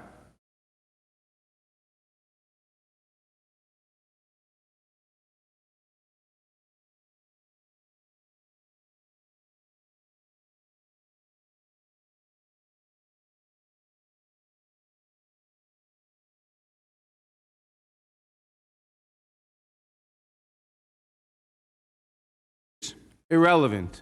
Look at Hunter Biden. Irrelevant. Look at whether President Obama's policy was as good as or better than President Trump's policy with respect to Ukraine. Irrelevant. Look at the Steele dossier. Irrelevant. There's only one relevant question. Did the president abuse his power by violating the law to withhold military aid from a foreign country to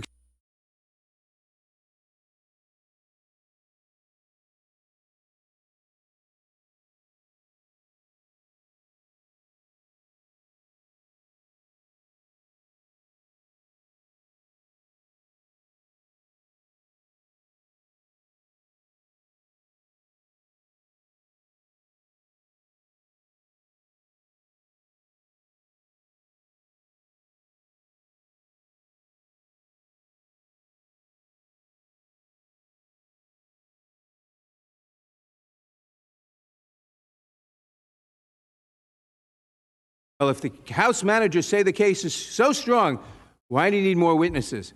Because the truth can be bolstered. I yield back.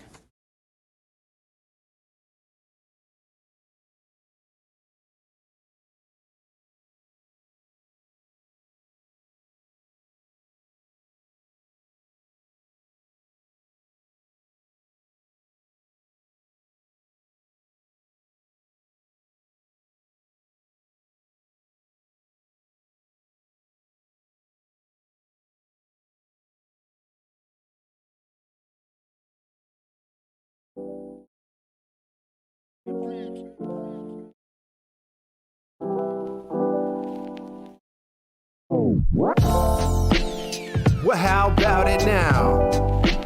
Pfizer brings the house right down. They built the house on quicksand, the foundation ain't found on common ground. But that's okay with us, 'cause in Q Plus we trust. And now we get it going. Popcorn, lights, camera, action, motion pictures showing. Yeah. And that's the way it is. For all the treasonous, I'm really meaning this. Pop quiz, have you heard that kids be their dirty biz? Oh, what? Did I stutter? You think I'm churning shit for butter? Kids go missing like the milkman, from the carton to the udder. Well, check the numbers. Yeah, now that's some sick shit. Human traffic feed the super rich. Like an addict with a bad habit, follow white rabbits down the hole. That's where Alice lives. Whoops, I mean Killary. Ain't just silent, but the violence quietly killing me. Silly me, I just think in trilogies. Obama be from Kenya, so can you start feeling me? Well, how about it now? We making supersonic sounds, booms aloud, blowing tunnels underground, till they found, cause Q get around town, flip the upside down, Baphomet his match now, pound for pound, they bullshit, don't have a cow, we winning now, so get engaged before the vow, married to the numbers, wake the masses from the slumber, yeah, and pray to God. We got the finest military, a little scary, like a Harry Halle Berry or Dirty Harry, cause Eastwood wouldn't argue clearly, back to Barry. The fact his surname is Satoro, who funded ISIS, no slashing prices like he's Zorro. This is the moral of the story that I'm pitching. You wanna know the truth, follow Q, see the treason. 'Tis the season, they all fall for good reason. Oh, what a blessing, like a gift on Christmas evening. No Liam Neeson, we've been taken by a demon, not playing like recital, scratch the surface like a vinyl. Well, how about it now? All the clowns are looking Gitmo bound. Dogs are hounds, we sniff them out, round them up and send them packing to the biggest pound. Yeah, and that's the way it is. For all the treason is, I'm really meaning this. Popcorn's popping like in August when we heated it, and now we eating it. They ain't impeaching shit, but they can scream and kick 2/3 vote in the Senate, that's a joke. Oh, what a show. It's got a lot of comedy, the drama gotta go. Ironically, it's gotta be the clowns we gotta roast. We laugh and thinking logically, the future proven post. The past be that anomaly, we got more than we know. We got it chronologically, the clock is getting close. In fact, the news unlocks the map, the key is in the stone. No math impossibility, coincidence is known. Hey now. What a day, what a day. I think your country is winning a little bit more. Great to have everybody with us. The stream was just driving me crazy, but we got through it. Trust me, they didn't say anything at the end that you wanted to hear anyway. What an awesome day. I heard the rally was amazing. I'm going to go chill out and watch it now, have some food. You guys, please consider supporting one of our sponsors. We have Red Pill Living. They now have coffee in stock. Brand new right now, special sale, 15% off on orders through February 2nd. The auto ship orders, it says. They also have other types of great products. Keela Cream, they have the C60, and many other things here that help you, help us, help them. This is circular patriotism right here. We are trying to build a community of people who are willing to support Patriot content, and we are really appreciative of Red Pill Living giving us a spot over there. Also, we have the intheMatrixxx.com and the store over there. Get a t-shirt, coffee mug, all kinds of great things there, and the Patreon and the PayPal and the membership here on YouTube. $4.99 get you those great emojis. $9.99 get you to come and hanging out with the mods and Matrix and I and all the other behind the scenes stuff that's kind of happening that nobody really gets to see. So with that, guys, I'm going to get out of here. Your country's alive. Your country's winning. Be happy that that guy got up there and lied for hour after hour after hour. Trust me. It's not a bad thing. Much love, Patriots.